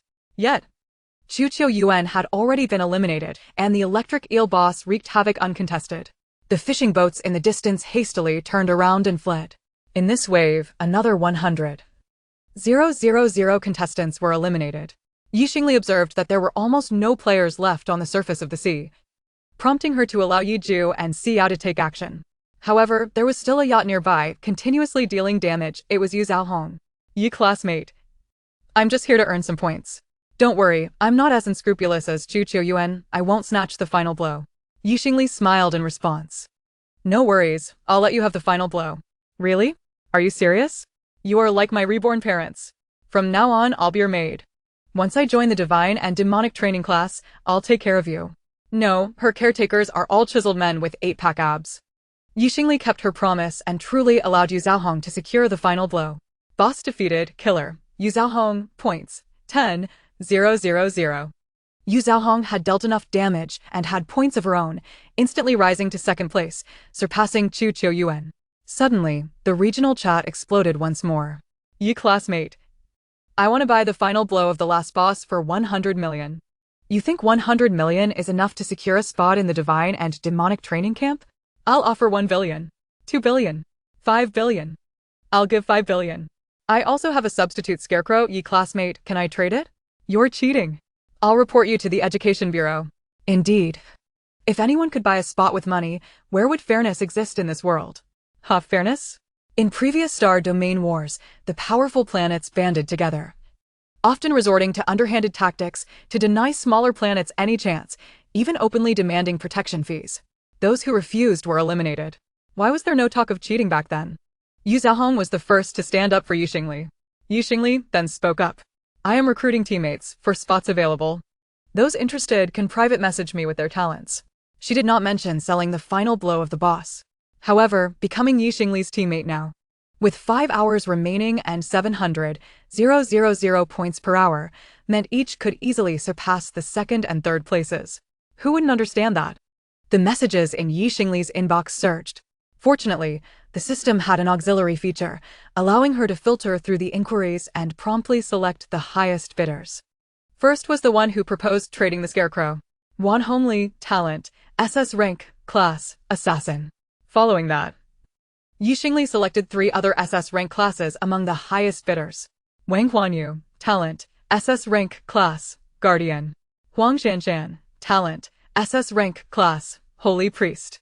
Li Xiaoman, talent, SS rank, class, shaman. She couldn't choose those with lower ranks, as they might be disqualified midway through the divine and demonic training camp, leading to ridicule. In other star domains, they likely only had SSS rank professionals. It was only due to her unique circumstances that things turned out this way. In terms of class, aside from the wealthiest, Wan Hongli, the others were support classes eager to join the divine and demonic training camp. Among them, Li Xiaoman offered 10 billion, but not immediately. She promised to secure a loan from her company after exiting and would pay Xingli, as a spot in the divine and demonic training camp guaranteed her funding. Wang Huanyu also quoted 10 billion and completed the transaction on the spot. Huang Shanshan quoted 8 billion, stating she could pay the remaining 2 billion after joining the training camp. Thus, the team was finalized. Time reached the 16th hour. In the dungeon, a thunderstorm emerged, lightning striking the sea, making the ships, massive targets, more vulnerable to attack. Xingli found a broken plank from a ship, instructing Yiju to bring the new teammates over. They gathered on the plank, using moonlight radiance to shield themselves from the storm. After 3 more hours passed, boss-devouring whale preparing to attack the city. All players please take heed. Dungeon countdown, 10 minutes. Only 3,000 players remained on the field. Some contestants prepared for a desperate fight, while others distanced themselves, aiming to clear the public dungeon for an additional 60 points. Each made their choice. Soon, the boss appeared to the east of the city. A terrifying whale, measuring a full 10,000 meters in size, slowly emerged from the depths. It then opened its massive mouth and inhaled, swallowing all contestants at sea. A flash of white light signaled the elimination of over 2,000 players. Yiju and Xiao each grabbed Wan Hongli, Wang Huanyu, Huang Shanshan, and Li Xiaoman, lifting them into the air to avoid being consumed by the whale. Simultaneously, Eye of the Starry Sky, cosmic black light, gamma rays, helium flashes, unleashed a barrage of attacks. With terrifying damage output, the boss, at level 50, showed no intention of allowing contestants to succeed, and its health bar was swiftly depleted. Xingli was once again enveloped in radiant light. Level 20. Along with her teammates, they all leveled up. The surface of the sea calmed. The public dungeon countdown timer read 59 seconds, 58 seconds, 57 seconds, 1 second. The points leaderboard was locked in and displayed. First place, Xingli, points, 11,360,000. Second place, Wan Hongli, points, 722,346. Third place, Li Xiaoman, points, 722,232. Fourth place, Huang Shanshan, points, 722,217. Fifth place, Wang Huanyu, points, 722,203. Sixth place, Yu Zhaohong, points, 12,061. Seventh place, Chu Yuan, points, 10,512. Eighth place, Jin Wan, points, 3,260. Ninth place, Xiong Dali, points, 3,252. 10th place, Zhang Yanni, points, 3,219. Xingli successfully claimed first place in the Star Domain War, securing her spot in the Divine and Demonic Training Camp. Chapter 96, Journey to Shinma Star. With the most obstinate Minister Yu, the dungeon concluded. Xingli was teleported out of the Weiqing Tsunami public dungeon. A virtual report card appeared before her, recording her assessment results and granting her a spot in the Divine and Demonic Training Camp. Admission notice for Divine and Demonic Training Camp. Silver level. Click the admission notice to select Go Now to proceed to the Divine and Demonic Star Number 1 modified satellite. Join the Divine and Demonic Training Camp and become a reserve of the Divine and Demonic Academy. Countdown, 9 days, 23 hours, 59 minutes, expires after this period. This notice is soul-bound. In the dimensional universe, time is uniform. And all habitable planets have been altered by time mages governed by the touch rules to operate on a 24-hour system. With this invitation letter, she could head over at any time, but surpassing the 10-day limit would mean automatic forfeiture. Currently, Xingli stood alone, devoid of friends or family. Delay could lead to unforeseen changes. Without hesitation, Xingli utilized the divine and demonic invitation letter. A portal of light appeared, drawing her in with immense force before closing behind her. The action was resolute. Those present, especially Yu Zhaohong beside her, intended to express their gratitude to Xingli, but found she had already left without affording them the opportunity. Others were equally astonished. Yu Pan, Lei Yanming, and the others had long awaited the arrival of the champion of the Xingyu battle, a title won among 5 million candidates.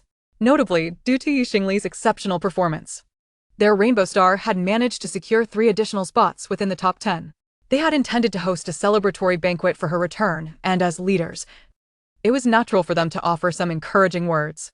However, to their surprise, Xingli exhibited no sentimentality and departed without a word. Yu Pan shook his head at this. While her strength was undeniable, her lack of finesse in handling situations rendered her unsuitable for management roles. She would be better suited for pioneering military endeavors or research positions that required minimal communication. Lei Yanming chuckled, acknowledging the truth in Yu Pan's observation. Yet he remarked that he believed his student possessed the potential to rise to the rank of a domain lord with relative ease. He mused on how he would evaluate her once she became his superior. Contrary to expectations, Yu Pan shook his head, seemingly unimpressed by Lei Yanming's foresight. You are unaware of what the Shinma training camp entails, he stated. It is a gathering of elites, employing a comparative growth point system. I have discerned that Xingli's capabilities far exceed those of her peers due to her significantly higher attribute points. The 2 divine beasts she possesses render her invincible among her rank. Yet, what does that signify? Such advantages are merely purchased with wealth. Within the Shinma training camp, the dormitories are imbued with the essence of dimensional origin power, which enhances one's attribute points. Interestingly, those who have previously amassed a greater number of attribute points will receive less enhancement, while those with fewer will experience a substantial increase. Do not be deceived by Chu Qiuyuan's current 1,000 points in physique. Once he enters the Shinma training camp, he could augment that by 10,000 points in a month. Consequently, Xingli's growth will inevitably lag behind. Her S-grade talent may hinder her, and her combat abilities will falter in comparison to others, leading to her eventual elimination from the Shinma training camp. The resources accumulated early on can be purchased, but true potential becomes evident in the later stages. His argument was both logical and persuasive, casting a shadow of doubt over Lei Yanming's confidence. The truth of the matter was straightforward. Xingli had consumed numerous attribute-enhancing potions, positioning her as a pay-to-win player. Her investments amounted to approximately 50 billion. A sum that few could match within the vast interstellar alliance, especially in the impoverished region where Rainbow Star resided, thereby giving Xingli an unfair advantage. Yet, upon entering the academy, where the strong were abundant, her initial lead would quickly diminish, and she would inevitably face elimination after a month. Unbeknownst to them, Yu Pan's words were overheard by Yu Zhaohong, who approached holding her acceptance letter. Minister Yu, if you do not have faith in Xingli, does that mean you also doubt my potential as an SS-grade talent? The Shinma training camp attracts over 100,000 participants, yet only 20,000 will ultimately remain to attend the academy. While I may not guarantee my place, the attribute points acquired during the training will still constitute my hard-earned accumulation. Even if I return to Moxing University, my future achievements will undoubtedly be noteworthy. If you dismiss those with SS-grade talents or below, I shall take my leave now to report. I have been uplifted by Xingli, and in the future, I shall serve her diligently to repay her immense kindness. With that, Yu Zhaohong activated a portal and vanished from sight. At that moment, 2 out of the 4 top candidates from the Xingyu assessment had departed. Yu Pan's expression finally twitched in response. He quickly fixed his gaze on Chu Qiuyuan and Li Xiaoman. This team, which had benefited from Yu Pan's guidance, could not afford to leave. Additionally, Li Xiaoman needed to secure a loan to pay Xingli, thus she too was compelled to remain and face the media, as well as engage with various investors seeking to support her. The live broadcast eventually concluded, and the audience outside, particularly those from Rainbow Star, erupted in jubilant cheers. They had finally redeemed themselves, presenting a golden phoenix to the world. Eagerly, they awaited the upcoming interviews with the candidates, especially Xingli. Countless netizens anticipated the news. Bai Qiangwei, watching from her dormitory, wept tears of joy as she witnessed her teammates' emergence. There was no doubt that Xingli had secured first place. Her teammates also achieved commendable scores, and remarkably, the Rose Light team was among the last standing, part of the 1,000 survivors from a pool of 5 million. Only those who remained in the instance would continue to broadcast. At that moment, Yu Zhaohong had perished, and the other teams had met with complete annihilation. Yet this all-A team of merely 4 had attained the second place in survival. The 4 girls skyrocketed to fame overnight. The reporters initially intending to interview Xingli shifted their focus to the Rose Light team upon noticing the 2 had fled. As for Chu Qiuyuan and Li Xiaoman, it was evident to all that they had been propelled by others, and the interviews could only glean their reactions, serving more as a means of ridicule than inquiry. It would be far more beneficial to engage with the Rose Light team, exploring their strategies for clearing the instance, as that held substantial value. The reporters surrounded the 4 girls, whose faces flushed with excitement, unable to contain their joy. We have received acceptance letters from an epic-level university. It is Huangbao University. Oh my goodness. Our teachers even left us comments. Magic Star University is a legendary institution, with only 985 across the entire universe. While Huangbao University ranks as an epic-level university, slightly inferior to the legendary one but still rare, with merely 211 in existence. Epic-level universities are clearly aimed at students with S-grade talents. Ziguang University is merely a silver-level institution, and Rainbow Bridge University is classified as a gold university, above which are diamond-level universities. The members of Rose Light being accepted into Huangbao University was indeed a significant leap forward. The girls excitedly read out the comments from their acceptance letters. Your team exhibits unity and love, with keen perception. Upon entering the instance, you recognized your shortcomings and strove for improvement. In the face of adversity, you adeptly analyzed situations and innovated, transforming waste into treasure. During critical moments, you remained composed and steadfast, never yielding. You are well-suited for exploring the wilderness and seeking survival. You embody the educational philosophy of Huangbao. Choose Huangbao, and let us explore the universe together. Tears of joy streamed down their faces. Outside the screen, Bai Qiangwei also displayed a genuine smile, delighted for her teammates. Yet her tear-filled eyes grew ever more resolute. I too shall strive for an epic-level university. Next year, I will surely succeed. The Rose Light team emerged as a dark horse, but another team, Yu Zhaohong's companions, also achieved commendable results, although they were ultimately eliminated. After Yu Zhaohong secured a spot in the Shinma training camp, she promptly led them in defeating monsters, and with fewer participants later on. They amassed scores exceeding the passing threshold of 60. Coupled with survival points, all members received invitations from Magic Star University, along with commendations. Your initial choices displayed a spirit of sacrifice. Battling side by side in extreme conditions showcases a rare quality, and you fought valiantly until the very end. Magic Star welcomes you. Today, you make Magic Star proud, and in the future, Magic Star shall take pride in you. This acknowledgement was a testament to their efforts, granting them high recognition. However, beneath it all lay a hidden calculation. Yu Zhaohong and her teammates were allies, likely to face elimination upon entering the Shinma training camp. But the experience gained there would undoubtedly unleash their true potential and enhance their combat abilities. A month later, should Yu Zhaohong be eliminated, she would opt to apply to other universities. However, by that time, the significance of Yu Zhaohong would no longer be akin to an SS-level talent. It might even surpass that of an ordinary SSS-level talent. At that moment, if her teammates chose Mo Xing, Yu Zhaohong would also apply to Mo Xing, and they would gain a formidable ally. As the saying goes, some rejoice while others lament. On Huiwu Xing, within the confines of a prison, 20 hours had passed. With the conclusion of the instance, Xingli vanished from the screen, leaving Lu Chenyu and the others feeling an emptiness within. Xingli had truly soared to great heights. Her account now boasted an astonishing surge in followers, surpassing 5 million in the blink of an eye. It was likely that all her contemporaries had taken notice of her, with over 100 individuals from various realms keeping track of her during the college entrance examinations. She was a rising star. And what of them? Former teammates of this prodigy, now branded as criminals. Damn it, it's all your fault. If it weren't for you, I would be attending the Divine Demon training class right now. Yuchia exclaimed, landing a punch on Wang Quanlu's already battered face, adding yet another bruise to his visage. The next time they met was uncertain. Chen Mo bowed his head. It's all right, we only have 3 months. We'll be out in 3 months, Wen Shiyan comforted. Wang Quanlu, on the side, emitted a noise akin to a boiling kettle. For their group, 3 months felt like an eternity.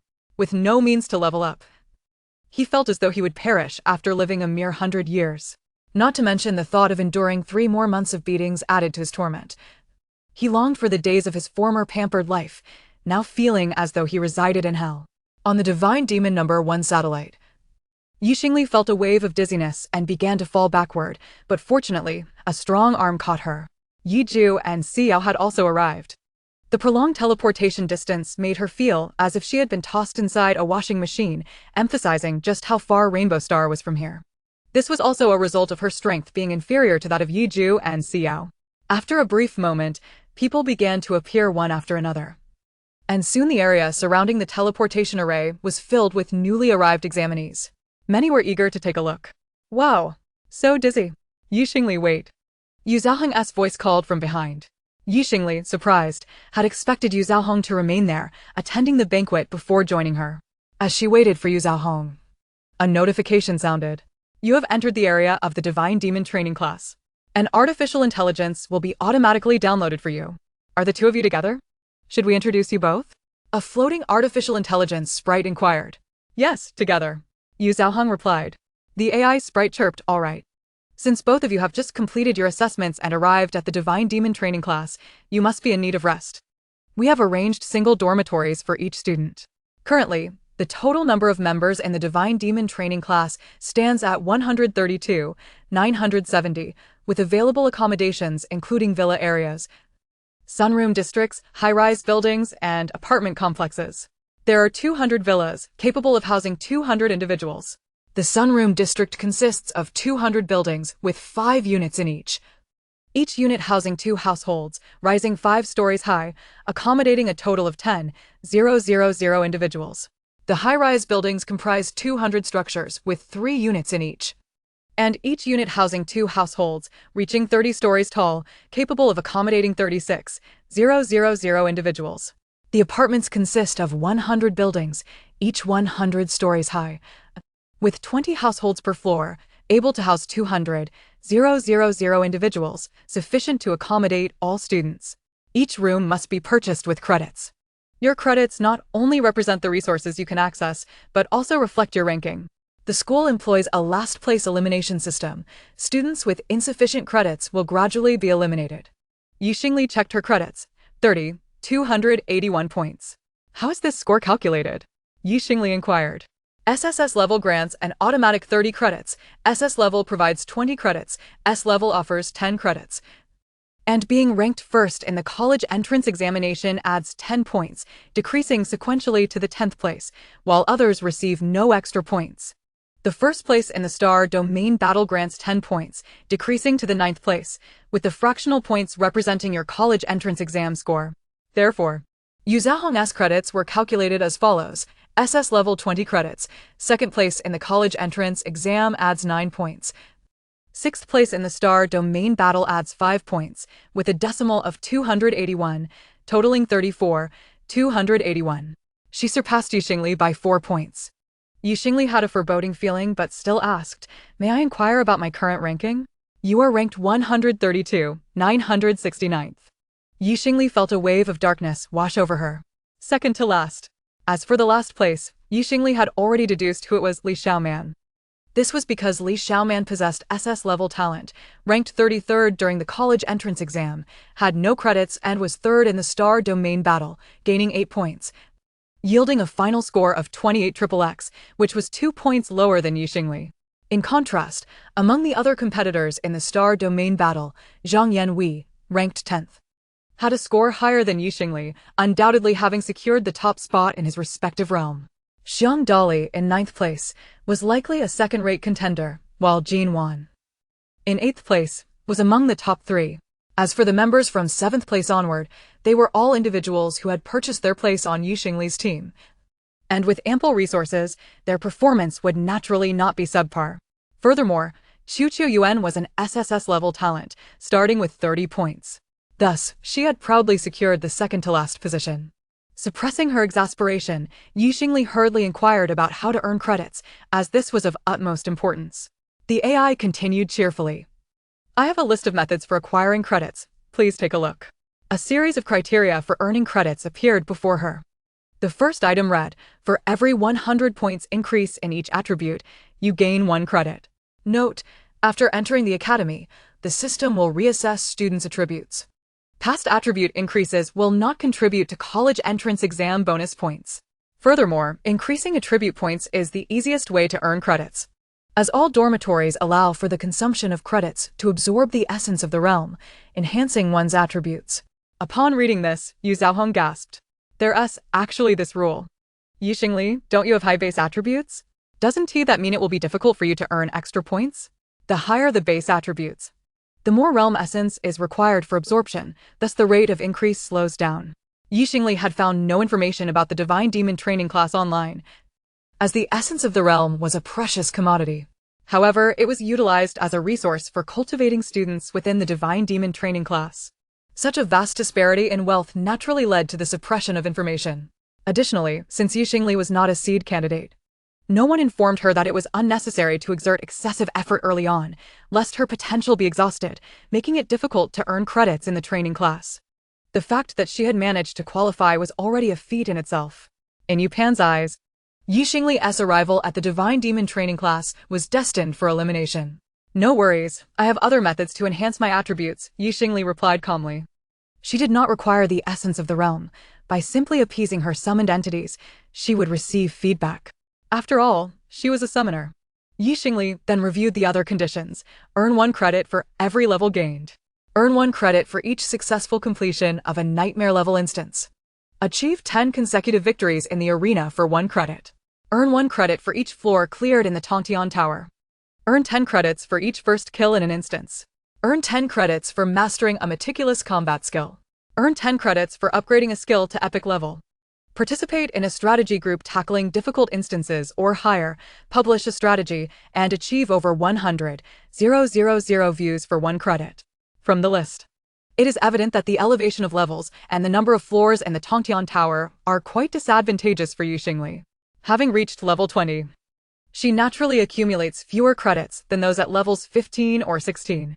The monsters in the Tongtian Tower are set according to their respective levels, with higher levels appearing as one progresses deeper, resulting in further disadvantage. However, other aspects are notably favorable to Xingli, leaving her unconcerned. Given your current ranking, you can only reside in an apartment, accruing 10 credits per day. Once these credits are exhausted, elimination follows. Current residency requires continuous credit consumption, and aside from martial arts courses, all other functionalities are operational. If you do not wish to reside now, I can escort you to the activity zone of Shenma No. 1 satellite, where hotel accommodations are also quite affordable. However, credits will not be earned during this time. Only 10 credits a day? I can only stay for 3 days.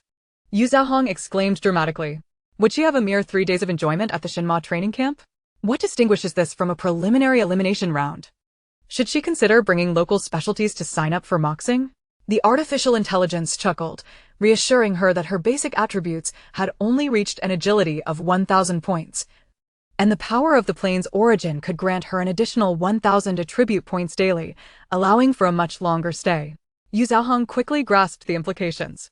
By this calculation, a 10-day stay could yield an additional 10,000 attribute points. Of course, the further one progresses, the fewer points are gained, necessitating self-driven efforts to earn credits.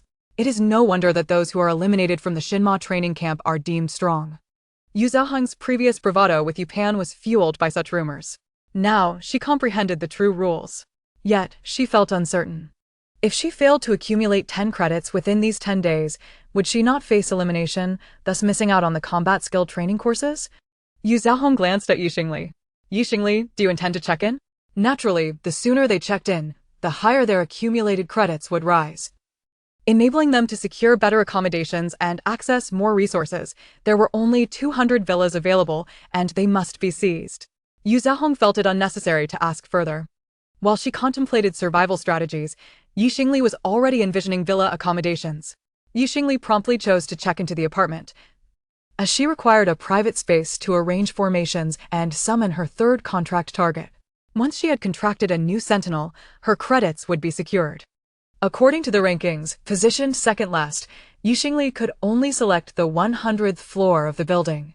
Regardless of whether she took the elevator or leapt from the window to find shortcuts, it was a strenuous endeavor. Yu Zhaohong's credits were not particularly abundant either, but she had the option to choose anything above the 99th floor, so she naturally opted to stay on the 100th floor alongside Xingli. Fortunately, they had arrived early enough to select which building. Xingli decided on the 15th building in the second row. Subsequently, they checked into room 10015 on the 100th floor of the 15th building, while Yu Zhaohong chose room 10016. After spending 20 hours in the dungeon, Yu Zhaohong realized that the intensity of her previous battles had not compared to this.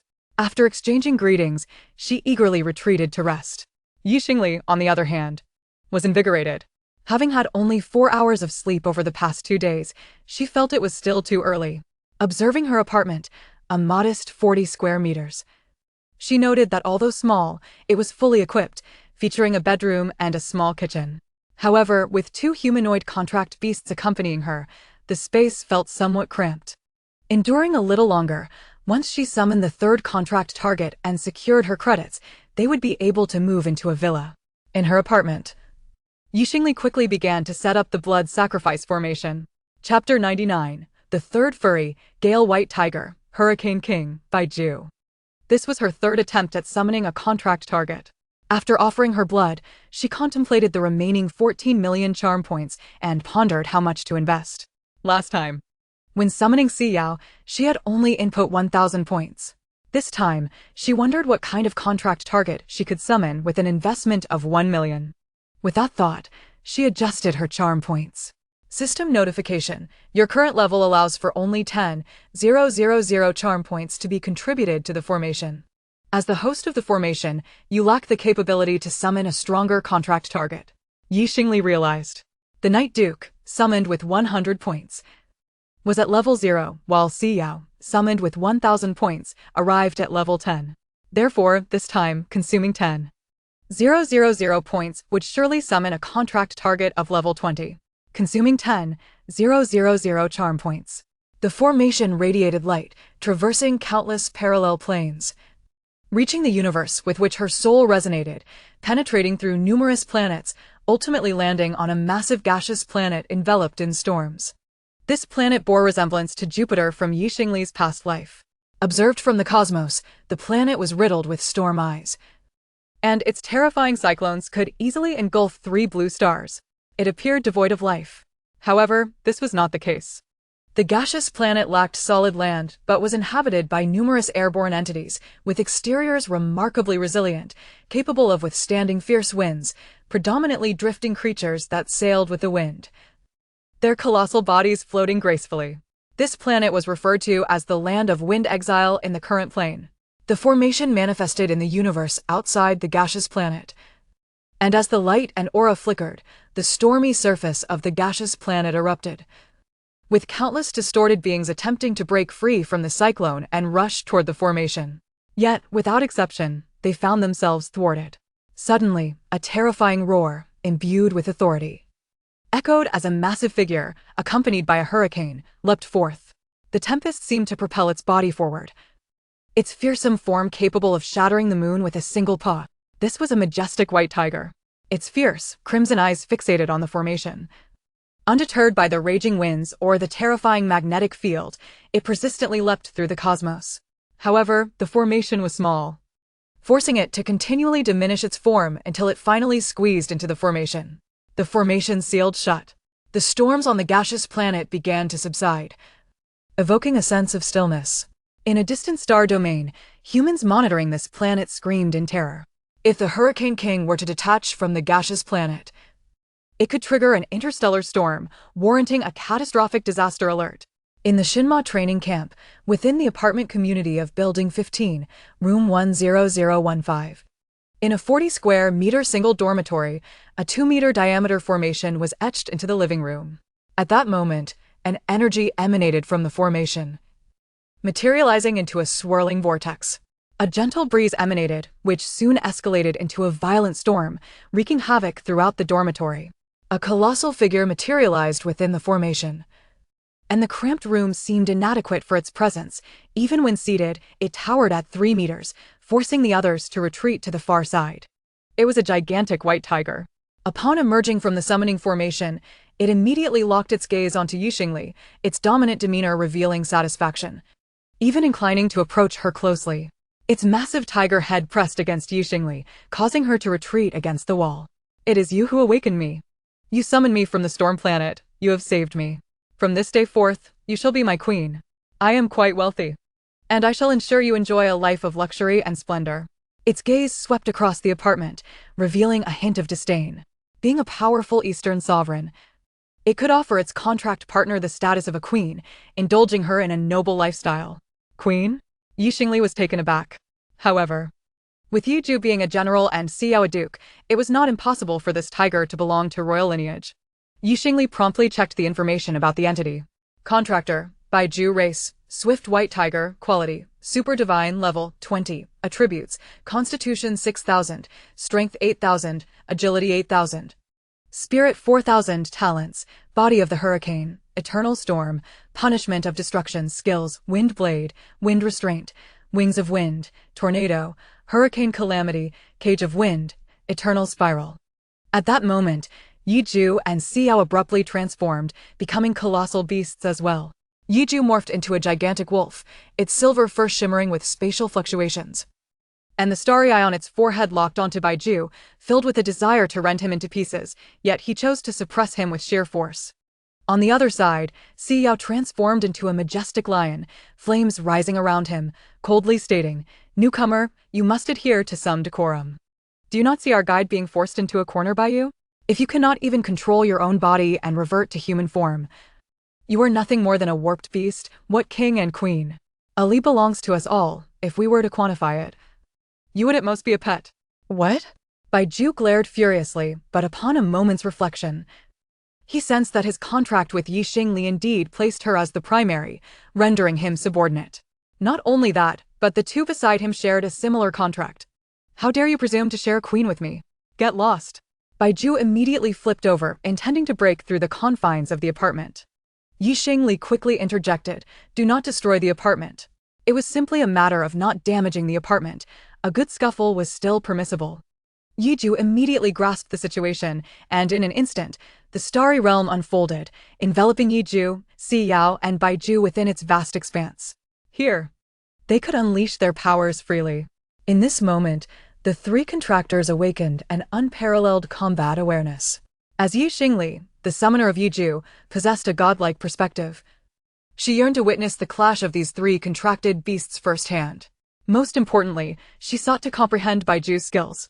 Furthermore, Ju's temperament was rather prickly, which could hinder unity, thus necessitating some correction. Many summoned beasts exhibited their own temperaments, often proving difficult to manage, sometimes even rendering their summoners unable to command them without negotiation. The initially contracted Ju and Xiao had already become angelic companions. The arrival of an evil silver gradient seemed quite normal. At this juncture within the starry realm, the three engaged in fierce combat. Ju's base attributes surpassed those of Ju and Xiao.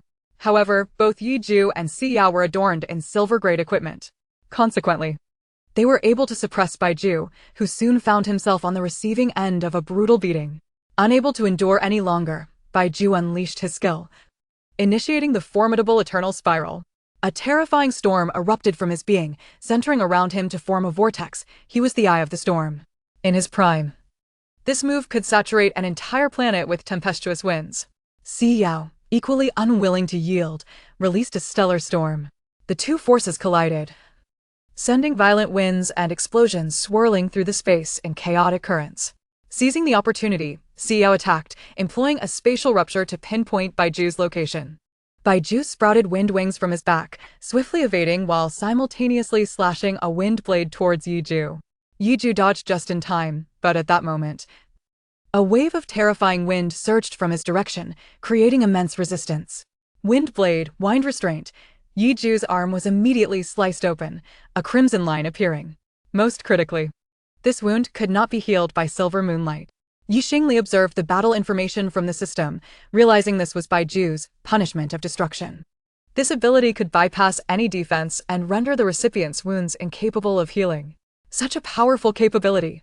Moreover, since punishment of destruction was a talent, each of Baiju's skills carried its destructive effects.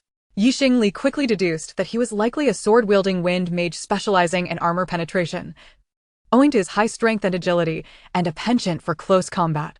The three battled fiercely. Baiju faced two opponents without any equipment, thus could not compete. Yet Yiju and Xiao were also unable to gain the upper hand.